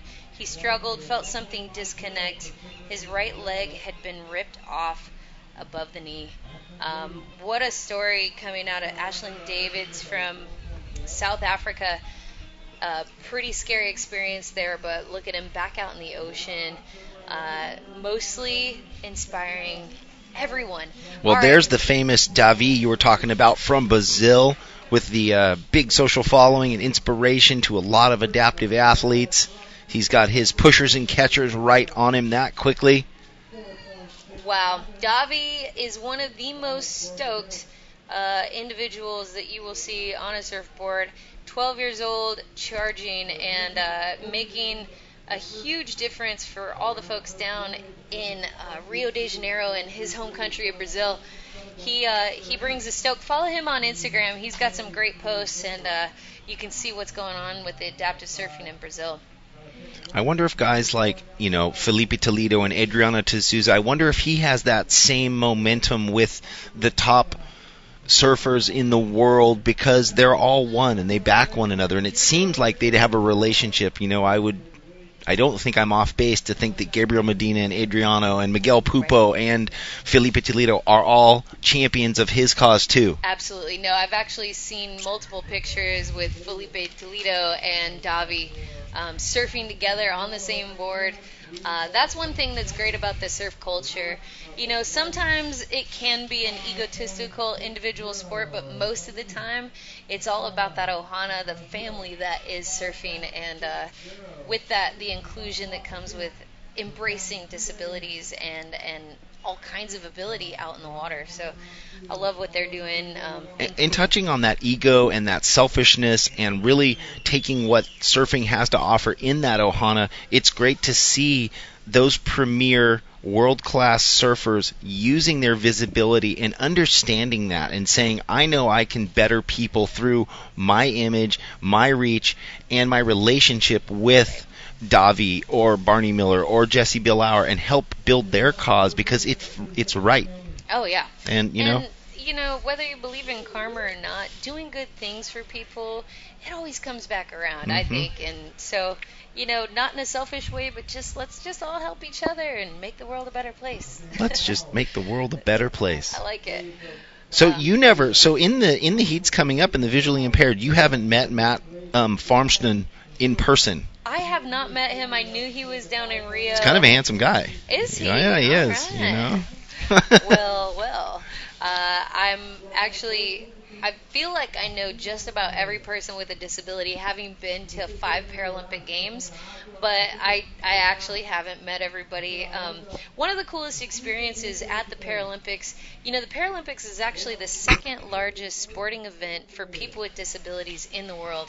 Jesse, let's take a look at this wave here. Wow, and it's a shared wave, but I do not see any infraction as Jesse took off first and Davi kind of took off behind him. Jesse getting a long wave. He's got to be loving this one. He was watching Barney, no doubt, intently, and this is one of the longer waves that we've seen. As the tide pushes up, we talked about that left that goes down into the sand or into the channel.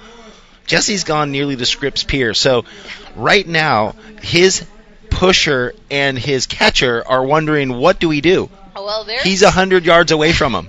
They're super stoked. They're also probably pretty glad that he's still on his board. Yeah. What a great ride for Jesse there. We'll see what... Well, you can see because the orange jerseys have come in to assist. Because his pusher and catcher are way away from him.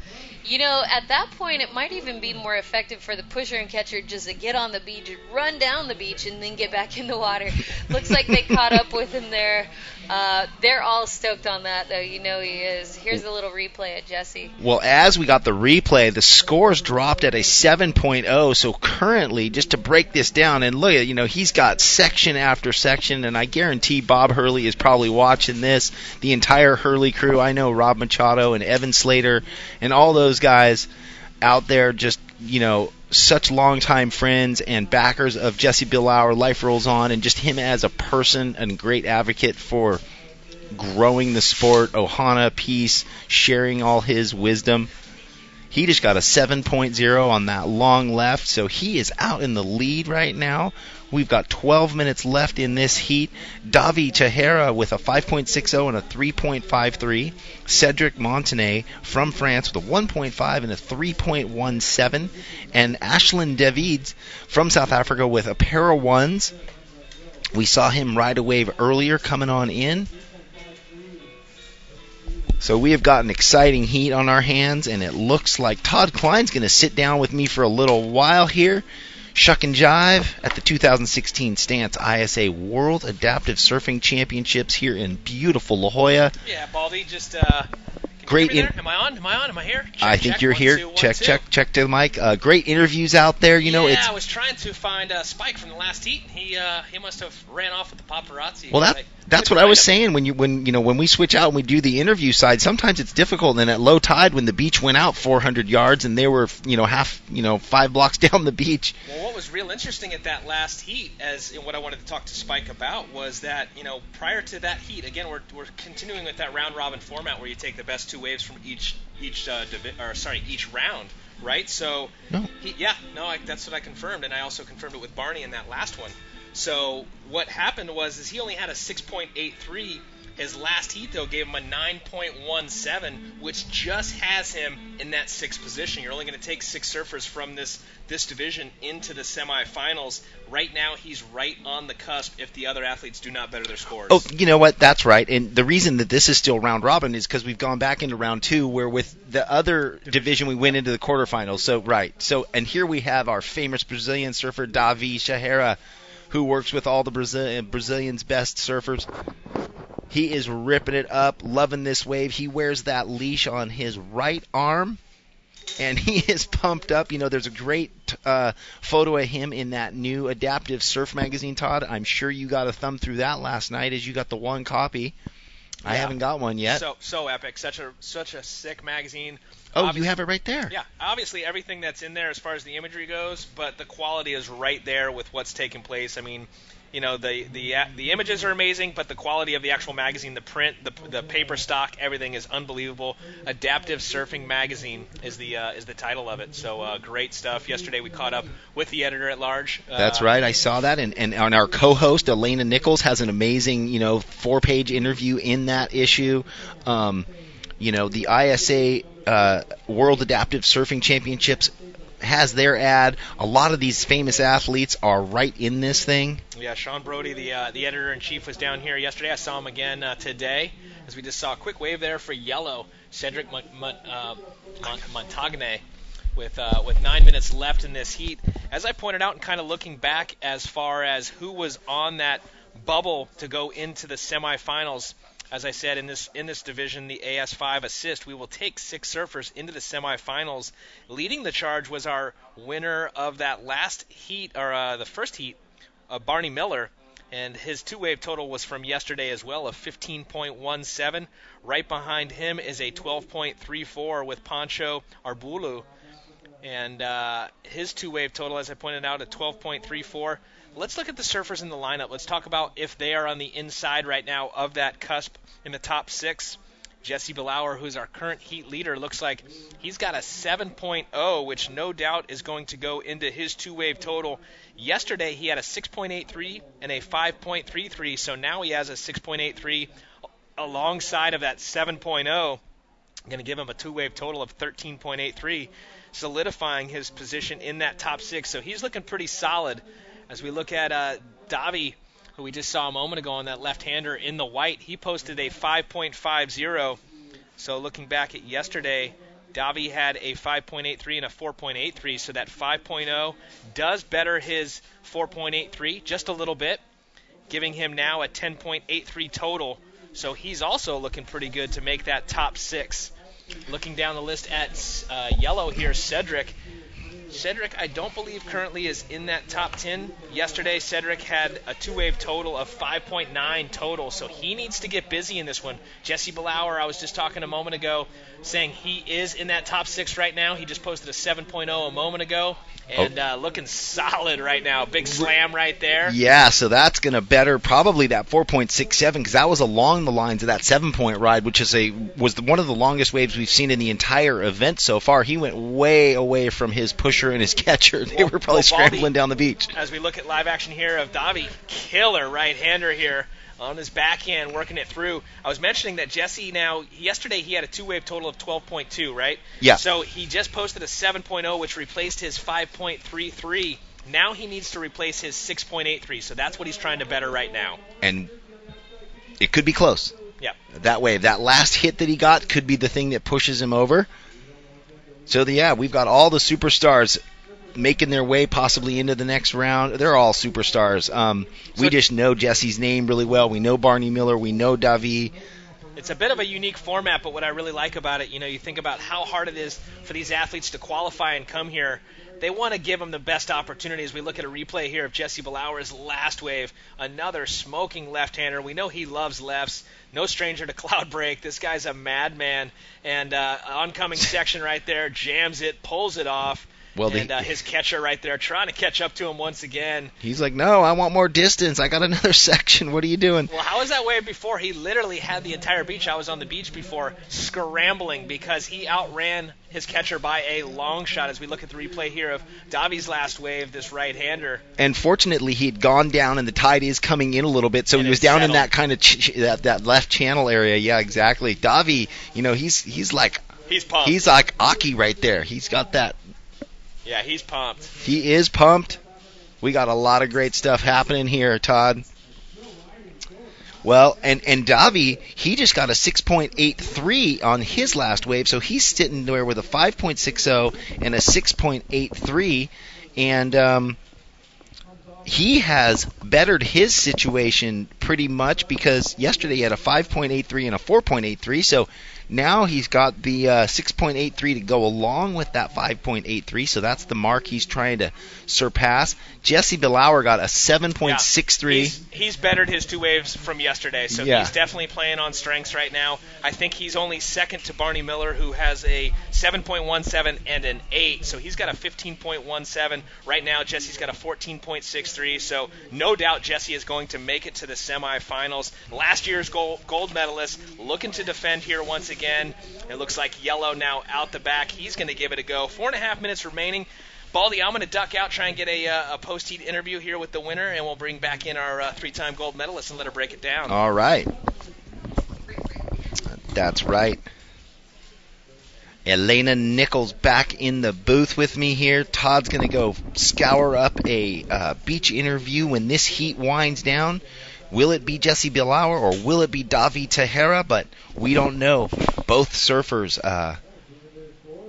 Right now, Davi needs a 7.8, so a big ask for him.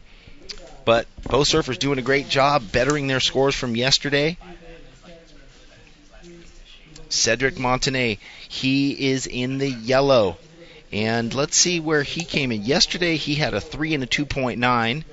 So he has bettered both of his scores from yesterday also. So great job for our French surfer in the yellow. Really, that's what they're trying to do is just get their two top scores, either combined from yesterday's heat and today, or just from today, however it works.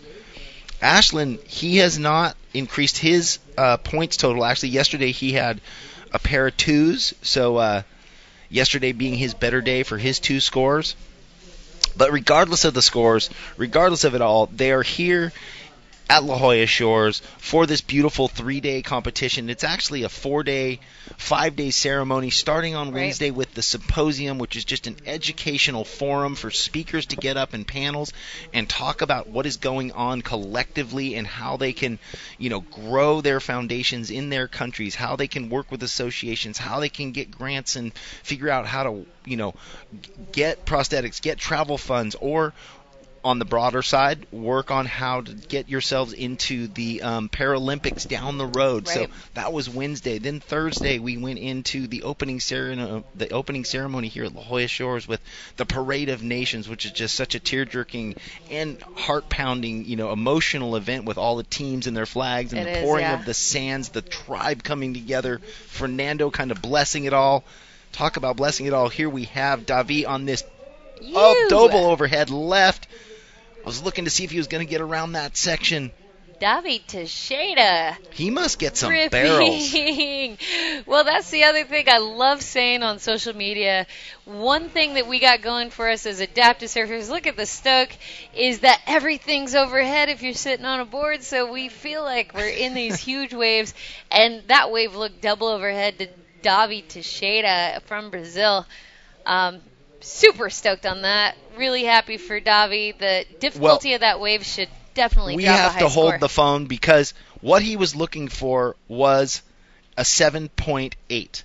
What Two did he judges get? have already dropped their scores, a 9 and a 10. So we will see where this averages out when this score drops. But the passion, the wave height, the ride alone, the judges could be throwing a high, excellent score here, which would then bump him up into the lead. But no worries, Jesse would then drop into second, and he's still sitting on some good scores. So a 9, a 10, and an 8 from 3 of the judges so far. That's the first 10 we've seen this whole competition. Second. So, is it? Yeah. Oh, there is. Yep. It was the second. Nobody's scored a complete 10, but Right. the Spanish surfer, the VI, Right. yesterday was given a 10 from one of the Ah. judges. Awesome. So they're an 8.67 when it all shakes out, the highs and the lows tossed, and Davi Tejera from Brazil in the white up into the lead, bettering his yesterdays by far. Solid wave there for Davi. And, right at the last minute, we got about 30 seconds left in this heat. That's exactly what he needed. Here's that replay again. Well, I was wondering, because the very first score that dropped onto our panel was the 10, and I was thinking, are they just going to throw 10s all across? Like, what's going on here? That's what I thought, too. I was like, wait a minute. And then it kind of played down from there. We had an 8.5, an 8, and 8.9. Anyhow, a great wave, an 8.67 with 15 seconds remaining. I mean, what a way for this ticker to come down. It looks like, in first and second, Davi and Jesse Billauer. We're going to have a post-heat interview, no doubt, with Todd. That'll come up, but we will be right back with the first heat, or the next round of the AS6 visually impaired here in La Jolla at the 2016 Stance ISA World Adaptive Surfing Championships. Please stick with us. I first got into photography when I was 16. I grew up in La Jolla Shores, California. A friend of mine walked up to myself and a group of friends with an 8x10 black and white.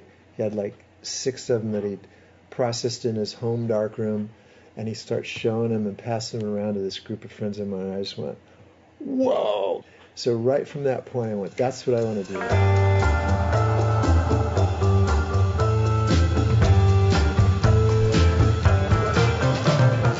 It was natural to just start shooting what we were so addicted to, which was surfing.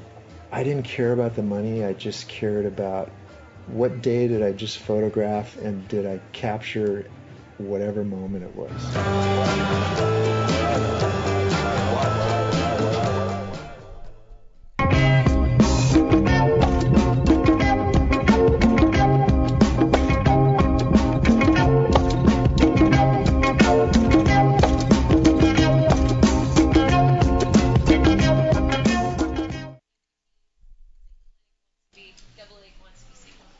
Well, we are back to another beautiful moment here at the 2016 Stance ISA World Adaptive Surfing Championships. We see Jesse Billauer coming in. He's got his pusher or his catcher carrying his board and the flag. He's surfing for Team USA, which he is just so proud of. He got 2 great scores in that heat. I'm sure we're going to have a interview either with him or with Davi. We'll see what Todd Klein chooses to do, or maybe both of them. Possibly. They both surfed really well. You can see Team USA waving that flag proudly. They're all really stoked for Jesse. I thought he surfed really well. He'll be moving on to the final. Well, yeah, Jeff Baldwin here along with Elena Nichols, and we've got the final 2 heats of the day here. AS6, which is the visually impaired, or VI as it's termed.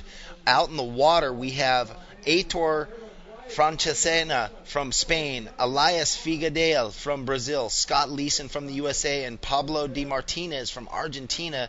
Yesterday, Heitor, our surfer from Spain, he was given a 10 from one of the judges also. He got a high 9 in the end, but an amazing wave, and I got to do the post-heat interview with him, and he trained all year long from last year being in this event.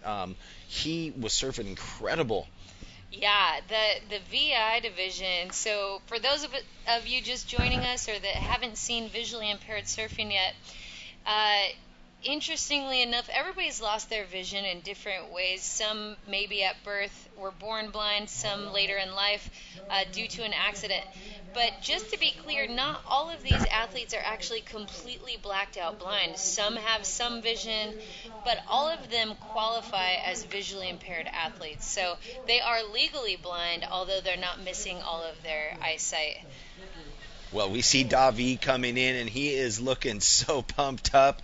So were you saying that Jesse Bielauer and Life Rolls On supplied all these carts? Or they didn't supply all of them, but they have a good fleet of these balloon-tired wheelchairs that are getting the athletes in and out of the water and across the sand. As you know, wheelchairs and sand don't really mix. So, well, and that's a whole other thing, that we have balloon tire wheelchairs, and I know in Del Mar, and I go to lots of other beaches, and they're there next to the lifeguard tower, one or two of them or more for use, right? For anybody. And yeah, that's one of those things that going around the globe you just don't see. Right. And we're very fortunate. While we do have a lot of progress to make as far as accessibility in beaches, even here in the United States, we do have access to things like beach wheelchairs, and we're super thankful for that. Definitely thankful for everybody that's contributed, including Life Rolls On, to help us out with making this beach accessible here at La Jolla, California for the 2016 World Adaptive Surf Champs. Everybody's benefiting, and what a great thing to be able to access the ocean. We can't just walk into it, but with the right equipment and the right amount of stoke and all the volunteers, we can make it accessible for folks, and that's what really matters. Well, Fernando got to tell, two things. I'll get to that story. So I think Scotty Leeson is the U.S. VI champion for one. He's out in the water, which is an amazing feat on its own, and he does a lot for visually impaired and surfing. And do you see him at the WSA events? Is there a category there? I see Scotty around. There is not enough visually impaired athletes on the WSA circuit for him to compete against other visually impaired surfers. I always see him on the scene, surfing on his own and training for this event. So the more visually impaired surfers that get out, the more possible it'll make it for him to have a heat and more competition. So right, and there are some surfers that go against. They just go into regular surf events, like in the next heat from Chile, the young man Lucas. He just goes out and surfs regular events. Yeah, absolutely. He's like, whatever. Yeah. I surf. Do what you have to.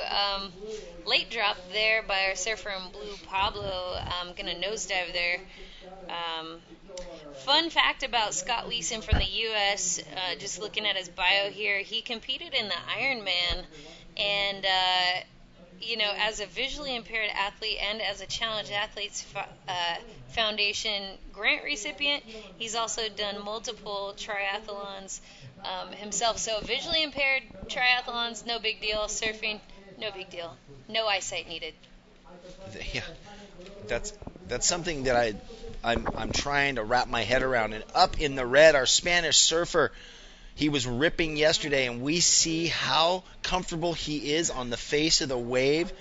Aitor Francesina from Spain, that was his opening ride. Or no, there must have been an opening ride, so he had a 4.67. This is his backup ride. He has got the biggest, brightest blue eyes. Amazing. Awesome. Yeah. I haven't actually gotten to shake that man's hand, but he is an incredible surfer. One of my favorite sayings comes from a visually impaired athlete in the Paralympics in the long jump. He says, "There's no need for sight when you have a vision." So I think that's the most inspiring thing. Lex Gillette from the U.S. Paralympic long jump, I think a lot of those surfers can relate. You don't need sight when you can feel a wave underneath your feet. Well, look at Elias in the white paddling into this one, reading it perfectly.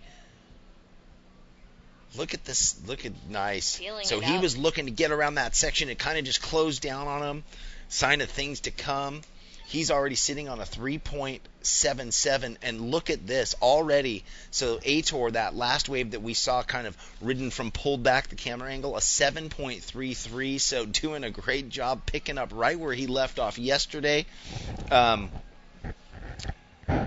I have the scores right here. So yesterday he got a 9.43 and an 8.73. So he hasn't eclipsed those numbers, but this is the semifinals.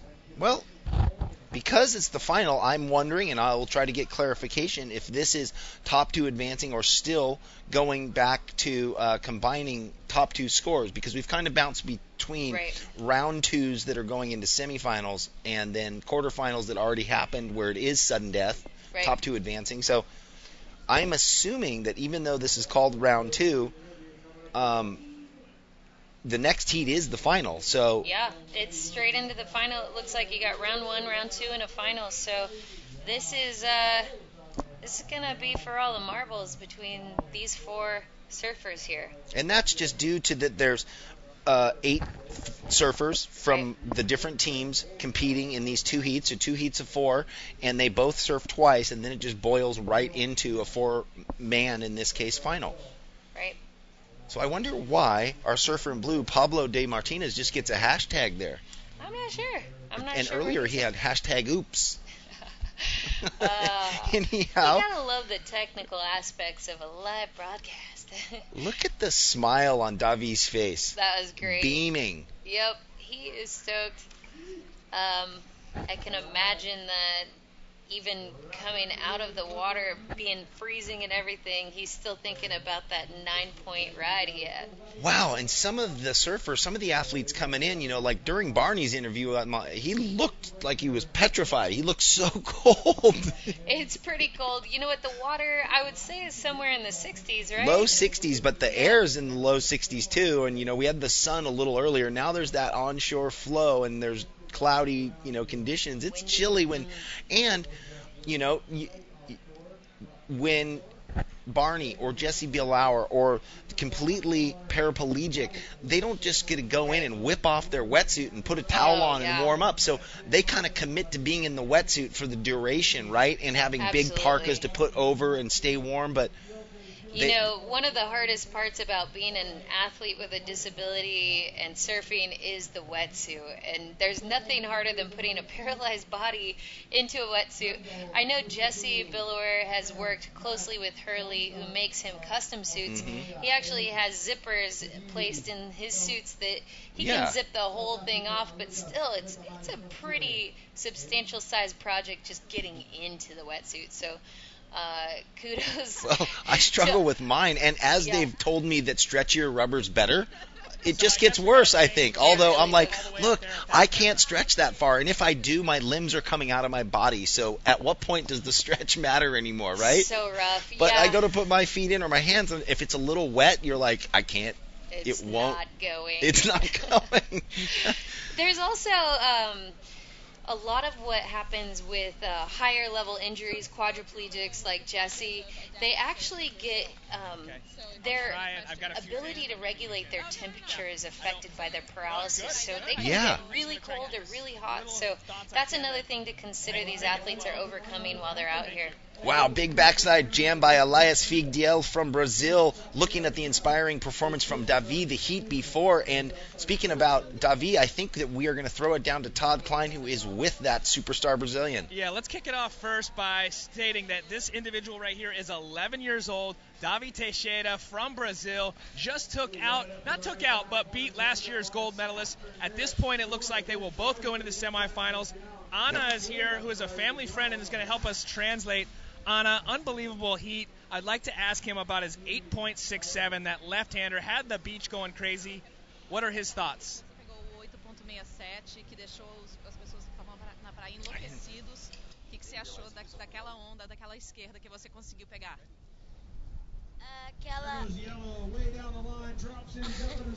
Aquela onda eu achei sensacional. Gostei muito de eu ter entrado nela. E é isso, e eu gosto muito de pegar onda cada vez maiores e bem abertas, e aquela foi a melhor onda que eu já peguei, foi muito boa. I love catching those waves. I love the energy of all the people on the beach, and each time I surf, my waves are getting bigger and bigger, and I'm just loving it more and more. I love when the waves are nice and wide and open, and that one really gave me a lot of room to move around on, and I loved it a lot. two of the best athletes in the world gathered after that heat. Davi, Jason Valauer, high-fiving, flying each other's flags. What a special moment for all of us, but especially, I think, for them. What did it mean to him, that moment? Que foram dois dos atletas mais tops aqui, o medalhista de ouro e de prata do ano passado, competindo juntos, e que depois que vocês saíram da bateria na água, vocês se abraçaram, vocês seguraram a bandeira um do outro. Foi um momento super especial para todo mundo, mas principalmente para vocês. Como é que foi você viver esse momento?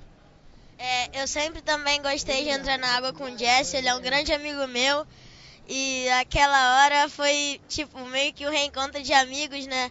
Que desde o Rio, desde o ano passado eu não vejo ele, aí depois que entrei na água com ele de novo, na hora que a gente saiu, a gente se reencontrou, falou de novo. Foi muito legal ter falado com ele de novo e ele é muito meu amigo. Jesse is fantastic. He's a great friend of mine, and anytime I get to be with him is amazing. We went into the water, and it was like a reunion of old, long-lost friends. I hadn't had a chance to see him in a little while. Like, I think the last time we saw each other was in Rio. Being in the water with him was just amazing, and you're right. It was just a really special moment, like a reunion among old friends. It's always an honor and a real joy to be with him in the water. Well, the way the format is, we take the best two waves from the two rounds. We take the top 6 into the semifinals. After that heat, he has the highest two-wave total, 15.50. Congratulations and best of luck in the semifinals. I missed a little bit of the detail there, but ele estava explicando o formato para mim de como é o ranking, quem vai passar para frente, que depois de tudo passado com a sua média das ondas, você está entrando para a semifinal como primeiro colocado, e muito boa sorte para você na próxima bateria que você for pegar. Muito obrigado, e eu estou muito ansioso para entrar na água. Eu quero pegar umas ondas muito boas, porque quanto maior a onda para mim, melhor, e mais eu também quero pegar um tubo.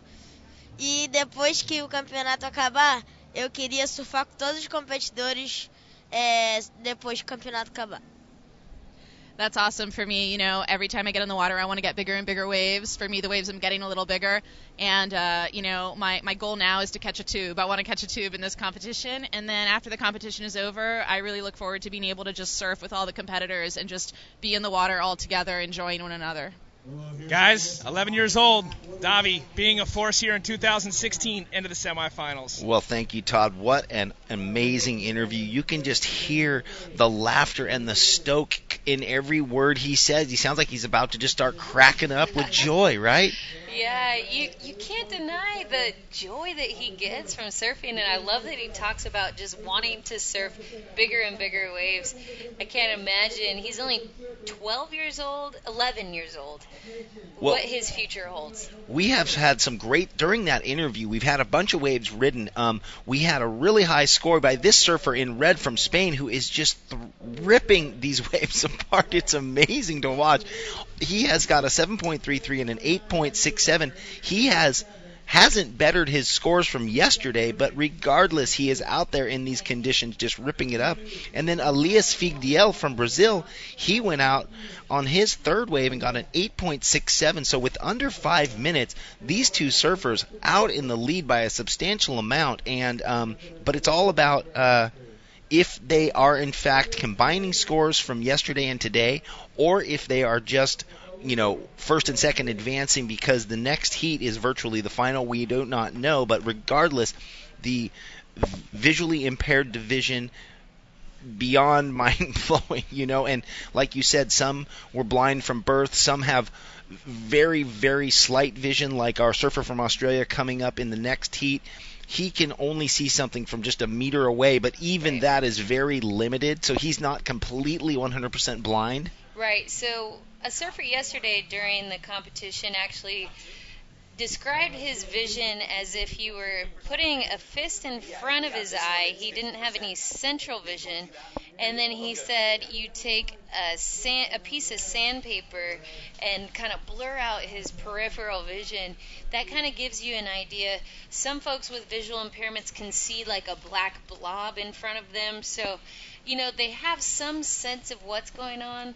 Others are completely blacked out blind.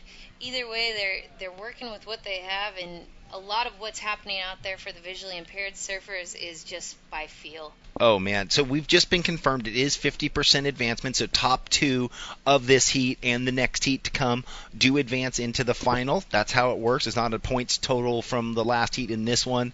And I'm excited for Todd Klein because if Aitor Francescina wins this heat, he gets to interview him on the beach, and it's going to be amazing because he's such a jacked up guy. He's so inspired. Right now, he's in the lead in the red, our Spanish surfer. He's got a 7.33 and an 8.67. Elias Figueiredo has an 8.67.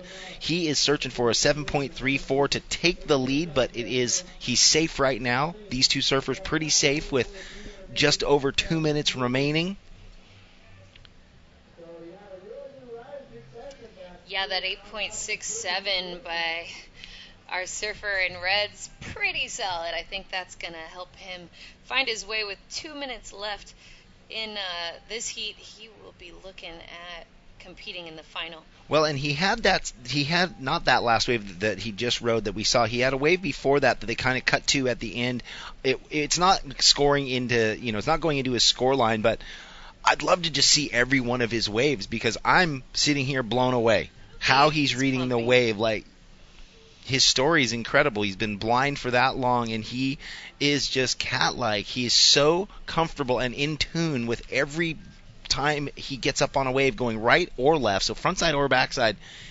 He feels the bottom of the wave, the top of the wave, where the whitewash is. I mean, he's turning hard on rail all over the place. He is, and you can tell just by looking at him, he's in great shape, super fit. I wouldn't be surprised. I mean, I've never surfed in Spain, but I know they've got some good waves over there on that west coast, so I'm not sure what his home break looks like, but you can tell he's gotten a lot of water time, and it's paying off here in this heat. Well, maybe we'll see him in a giant barrel at Mundaka this season now that there is a place for that photo to land, so to speak, with the first edition of the Adaptive Surf magazine just coming out. Superstars like this, will be gracing the pages. Absolutely. And you know what? Sorry, I know this heat's going to come to a close, and we'll get into it in the next heat, but that just opens the door for sponsorship and advertisement and them personally growing maybe with endorsements. Exactly. Exciting stuff happening. AdaptiveSurfing.com is where that magazine and all the content lives. Check it out. Yeah, check it out. So we are down to under 20 seconds, and as it sits right now, our surfer from Spain, who we were just talking about, he's in the camera stroking for this wave. You can see how fit he is. Although that wave didn't have any scoring opportunity, you can just see how fast he is on his feet. He looks like he's the runaway leader of this heat. Unofficially in second, Elias Figueiredo from Brazil in the white coming in second. Scott Leeson, our U.S. champion, in the yellow, bowing out in third, not quite making it in the final. And Pablo Di Martinez from Argentina, the same thing, in third, and then Scotty Leeson in fourth. But regardless, a great event for these guys. Here we are, La Jolla. We are coming back with the second heat of this visually impaired round, seeing who will make it into the final here at the 2016 Stance ISA World Adaptive Surfing Championships. More to come, so stay tuned. I first got into photography when I was 16. I grew up in La Jolla Shores, California. A friend of mine walked up to myself and a group of friends with an 8x10 black and white. He had like 6 of them that he'd processed in his home darkroom, and he starts showing them and passing them around to this group of friends of mine, and I just went, whoa! So right from that point I went, that's what I want to do.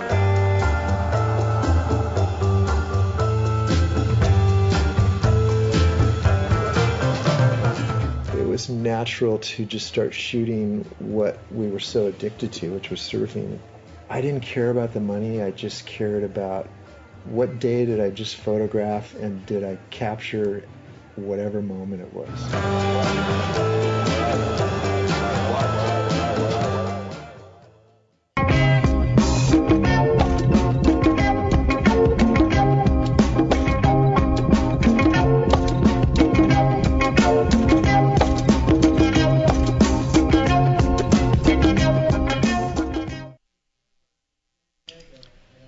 Well, here we are, a glorious December afternoon. We have come to the very end of the second day nearly. This is the last heat of the day. Heat 2 of round 2 of the visually impaired. We have a host of 4 surfers from around the world. Gwendal de Frette from France, Matt Formston from Australia, Iran Getty from South Africa, and Lucas Ratamales from Chile. Well, in comes our Spanish surfer, fired up as he was yesterday. I know in this heat, Matty Formston is a Paralympic cyclist. That's why he wasn't surfing very much leading into these games, although he made the team. I was telling you earlier, I got to speak with him and his brother Stuart about their relationship and how that plays out in the water. And Stuart was very honest and said, one, all he was doing was training for cycling to be in the Paralympics in Brazil in 2016, so he wasn't surfing at all because he didn't want to potentially injure himself and not be in the games. And 2, we've never really spent much time doing this competitively, which is a completely different mindset in how we talk each other, or how I talk him into what waves are coming. Yeah, absolutely. But at his core and his foundation is set as a competitive athlete cycling in Rio. So I'm sure the transition, while he hasn't been training, has been a little more seamless than others, just knowing that he's one of those hungry athletes that knows when it's game time and knows when to step it up and start competing. So Matt Formston, an athlete from Australia, crossing over from cycling into surfing. We love crossover athletes, and I personally like to recruit at the Paralympics and in my other sports. I tell everybody about adaptive surfing, mostly because I want to grow the sport, but also because I know being athletic, they can transfer over, and that crossover is a little easier than somebody that's never been an athlete before. So right, and he's a surfer all his life, but I get what you're saying. You're always like, hey, get in the ocean with me. If you come on a wave ski, come on a board, come on, figure it out, but just get in the ocean. Yeah. Because the ocean stokes you out so much, and you didn't know that until, 2 years ago or a little more. And you might have swam and just been in the ocean, but that's different than engaging in a sport in the ocean and challenging yourself against an oncoming set after set, and then riding the wave and the exhilaration. It's always changing too. That's what I love about it. As an alpine skier, I can look at a double black diamond, I can look at the difficulty, I can see it, I can say, hey, I can ski that. But when I look at the surf report, it says 5 to 7 with the occasional 8. I really have to take a look at the ocean, make a sound decision, and then go ahead and charge, and knowing that maybe the surf report isn't going to stay the same. So ocean's always changing. It's very challenging to learn, and every time I go out there, I learn something new. Well, I'm going to come back to that, but I just want to do a little heat cap. Just under 20 minutes, 17 minutes remaining. It's a tight heat right now. Gwendal de Frette with a 3.83. Matt Formston with a 2.33. Iran Getty with a 2.0, and Lucas Ratamales with a 0.50. But I think we have Todd Klein down at the beach right now, ready to throw us an interview. Looks like he's chatting it up. We'll have to give him a little bit of time. You can see him on the screen right there, doing his job. Well, no doubt he's going to pull Damien Hobgood in. We're all good friends. But it looks like Damien just kind of sneaking off. Damien just spoke at my daughter's school, sort of a Christian club that he's a part of, that he goes around and speaks. Damien always giving back. Now that he's kind of retired and just chasing the best waves, big waves, it's great to see Damien Hobgood down here supporting this cause. Well, first, in white, our Australian surfer up and riding. He is a Paralympic cyclist. I don't know if he medaled, but the fact that he just trained his backside off to get there, and cycling blind, I'm still... I cycle. I go fast. I go really fast. Well, there's hills, there's cars, there's things in the road, there's rocks, potholes. Depending on what he's doing, is going on. Well, it could be velodrome, it could be road cycling. More likely than not, he has a guide with him on a tandem bike. So he's actually training with somebody on the same bike. They put in the human power. He's probably in the back with a guide in the front. So gotcha. That's kind of how Paralympic cycling works. Okay, I wasn't sure. Thank you for the clarification. And when you go out to surf, you're looking for a partner to surf with, always, right? Or Absolutely. you come as a group, because getting the equipment down to the beach, out into the water, like it's a process. Like you said, the wetsuit's one thing. Right. Then there's the gear, and if you're at San Onofre, at Old Man's or Dog Patch or whatever, to go from the parking lot down across the rocks, Right. over the sand, I mean, super difficult.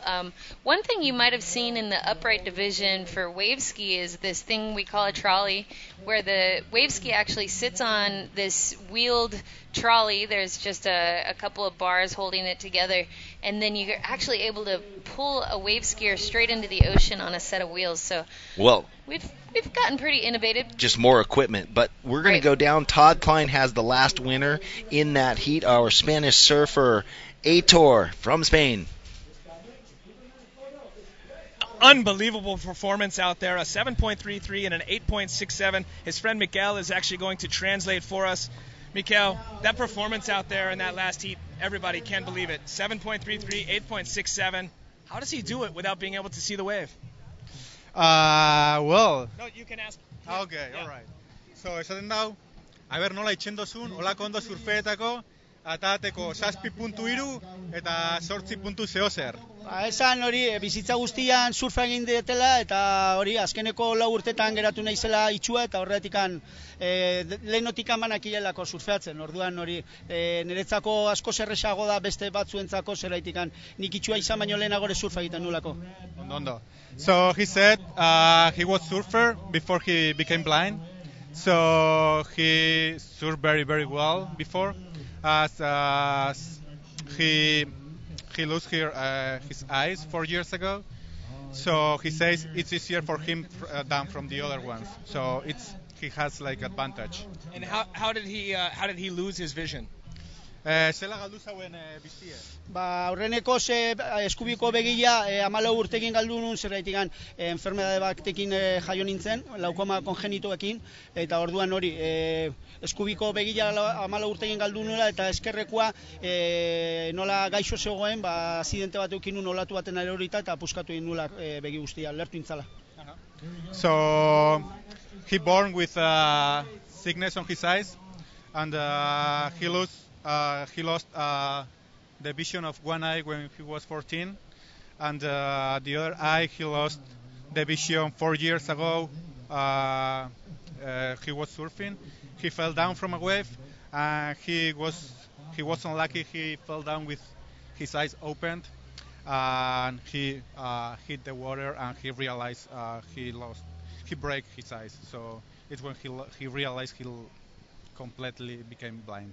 One last question, and thank you for his time and your time. A lot of us are curious, what is the correspondence, or what is said between the coach and the surfer out there in his situation? What is the communication between him and his coach? A ber, zelan komuniketa zaren koalakin, da zelan ikasi dozuen, o zelan... Vale, ba... Aurrenekoz, nik nire sentiduekin gauza askotaz geratzen naiz, olatu etortzen dianean ondo jarritan nagoen, alboka eta hori, bai? Baina kadillak izaten ditena da olatua datorrela, eta markatzen dit bat, osea, 3, 2, 1, noiz bultzako didan olatua. Eta galdetzen diote olatua rematzen hasten naizenean eskubila eskerra da. Hortikan aurrea ja, nik nire sentimentuekin olatuan ni joa gora eta bera eta kurba eta abiadura, nire abiadura eta nire kurban olatuan nik sentitzen juten naiz. Orduan nik sentitzekin ibiltzen naiz, baina laguntzen ditela kadik bai olatu hartzerakoan abiadura hartzen, bai jakiten eskerra eskubila dan. So he said he felt the sea, he felt the waves. So the caddy helped him saying what direction he has to go, right, left.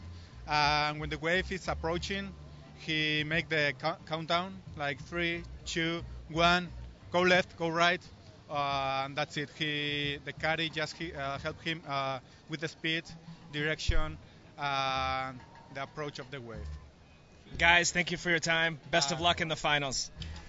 Well, thank you, Todd. What an amazing interview. What a story. Yeah, and he is just out there ripping it up as this heat is unfolding. Also, we have 4 more surfers in the water, visually impaired. Matt Formston from Australia has now he's up in the lead with a 2.33 and a 4.67. Obviously looking to, replace that 2.33. Gwendal Dufrate with a 3.83 and a 1.63. He wants to replace the 1.63. I've seen, and we've seen them catching some waves, kind of unfortunately not finding that shoulder and going straight, but I have a feeling when Gwendal finds a wave, he's looking so sharp on his board that he just needs an open face ride. And here's our Australian surfer up on a nice looking right. He kind of came up against that little lump right there, looking for something to better that 2.33, but as it is, he's out in the lead. We have under 10 minutes remaining, so there's a lot of time for all these surfers. You can see his brother Stuart out in the back, probably encouraging him, like, get back out here, let's get another one. I just have to say, I'm blown away by that last interview.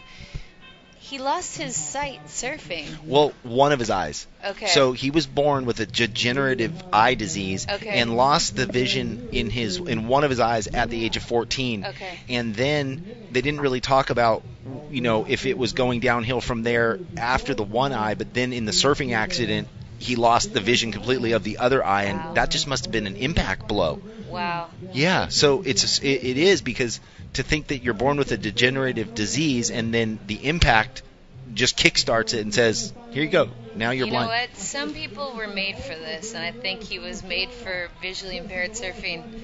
There's no way around it. What an inspiration, and I love that he's following through with his calling right there. It's amazing. He is here.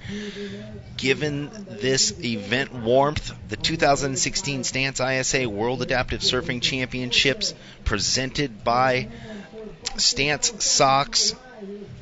We've got some great supporting sponsors in Vissla and the City of San Diego, the Challenged Athlete Foundation, and a whole host of sponsors and donors, which we are so grateful to be having here. Natural High, Autobach, Carrier Johnson Culture, Chipotle, Northern Trust, Graced by Grit, Procopio, Indoteak, Dukes La Jolla, Fernando Aguirre Family Fund, because he does a lot for what they are trying to achieve here and all around.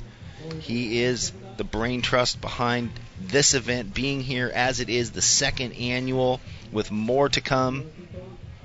It's great to be a part of this. It's great to be a part of this with you. Yeah, great lineup of sponsors. Just a little pitch on Grace by Grit. It's a local company here in San Diego started by all women that have been through some gritty, tough times. And whether that's, like myself, becoming a female with a disability, or, just different life stuff, going through that tough stuff and coming out the other end. They started a clothing company. They've got great apparel, not unlike Lululemon or any other active wear. Grace by Grit is awesome, and I encourage any of the locals here to check that out. Awesome local company. Support local and keep it local by supporting those small businesses. That's right. I got the 25% off Grace by Grit card on my cars yesterday. I love it. Yep. Oh, up but not getting into that wave. We had Gwendal, our French surfer, and looking for this nice right. Could this be the one for Maddie Formston? That one just wants to come out weird. I want to stay Formston. Yeah. Formston. So, excuse me, Maddie Formston, Paralympic cyclist in the 2016 Games down in Brazil, here at the World Adaptive Surfing Championships for Team Australia with his brother out in the water.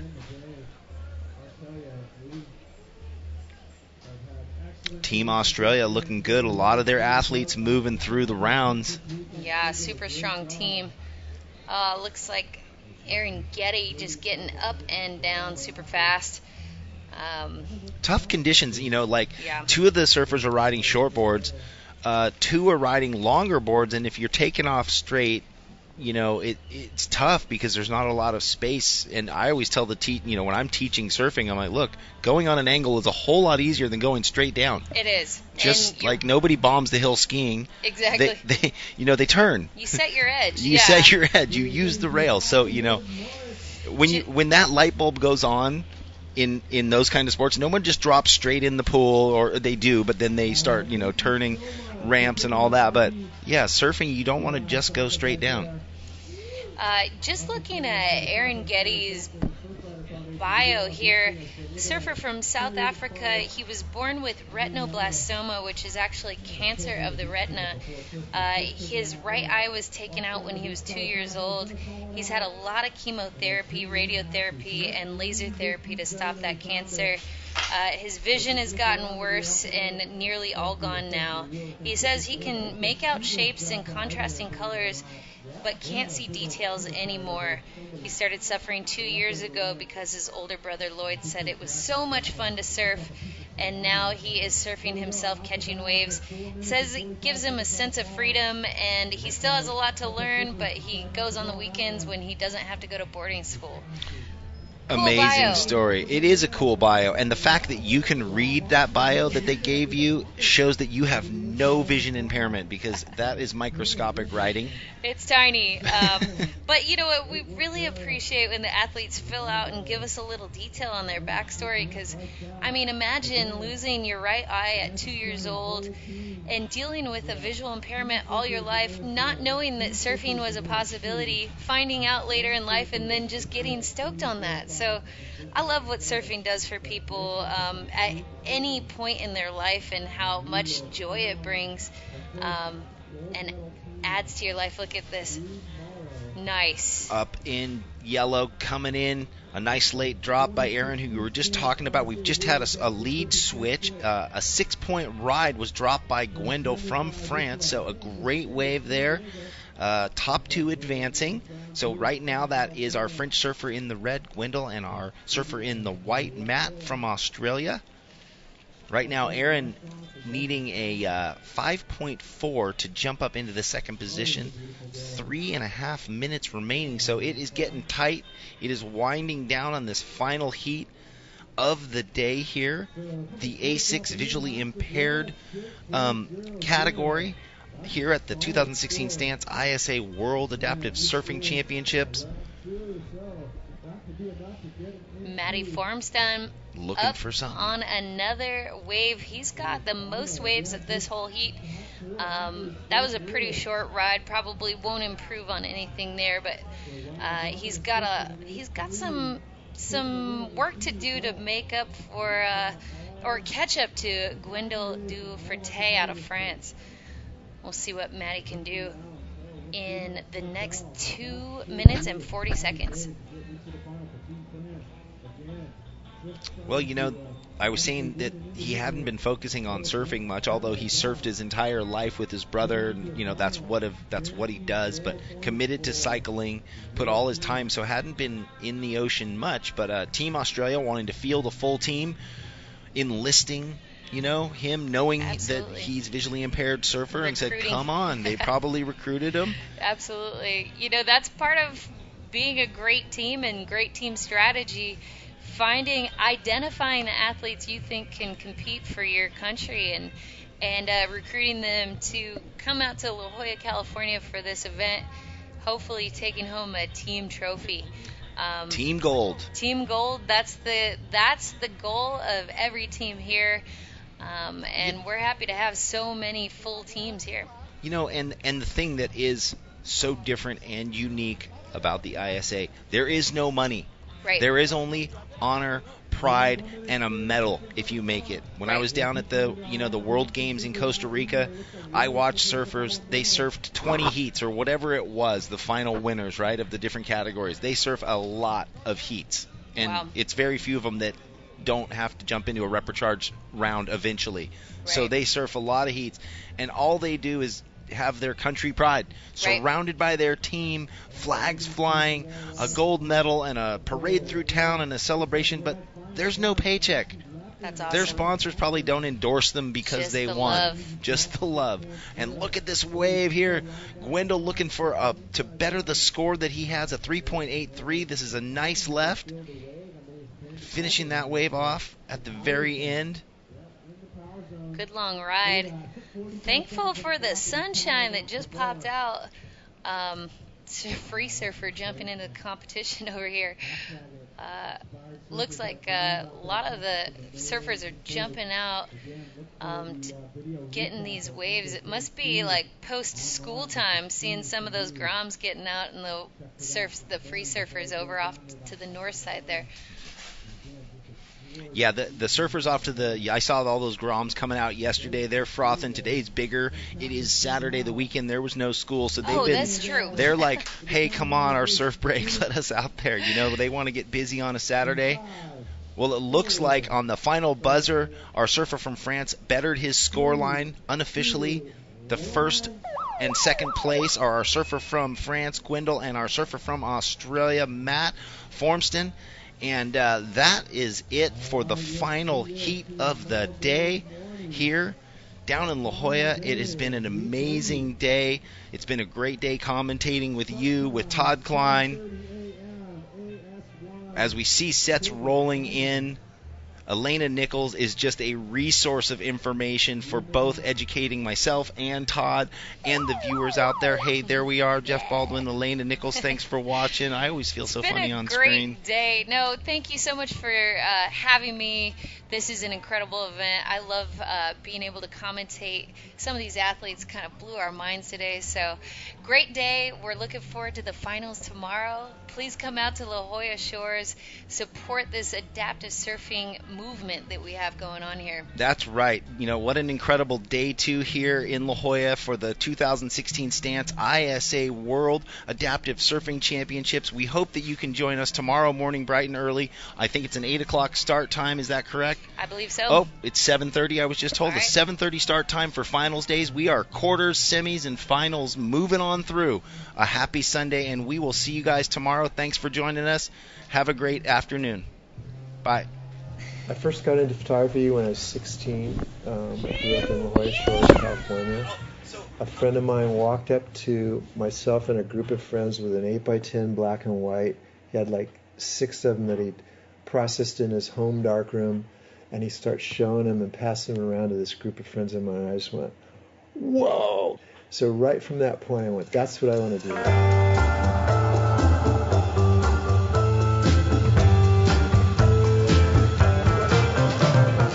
It was natural to just start shooting what we were so addicted to, which was surfing.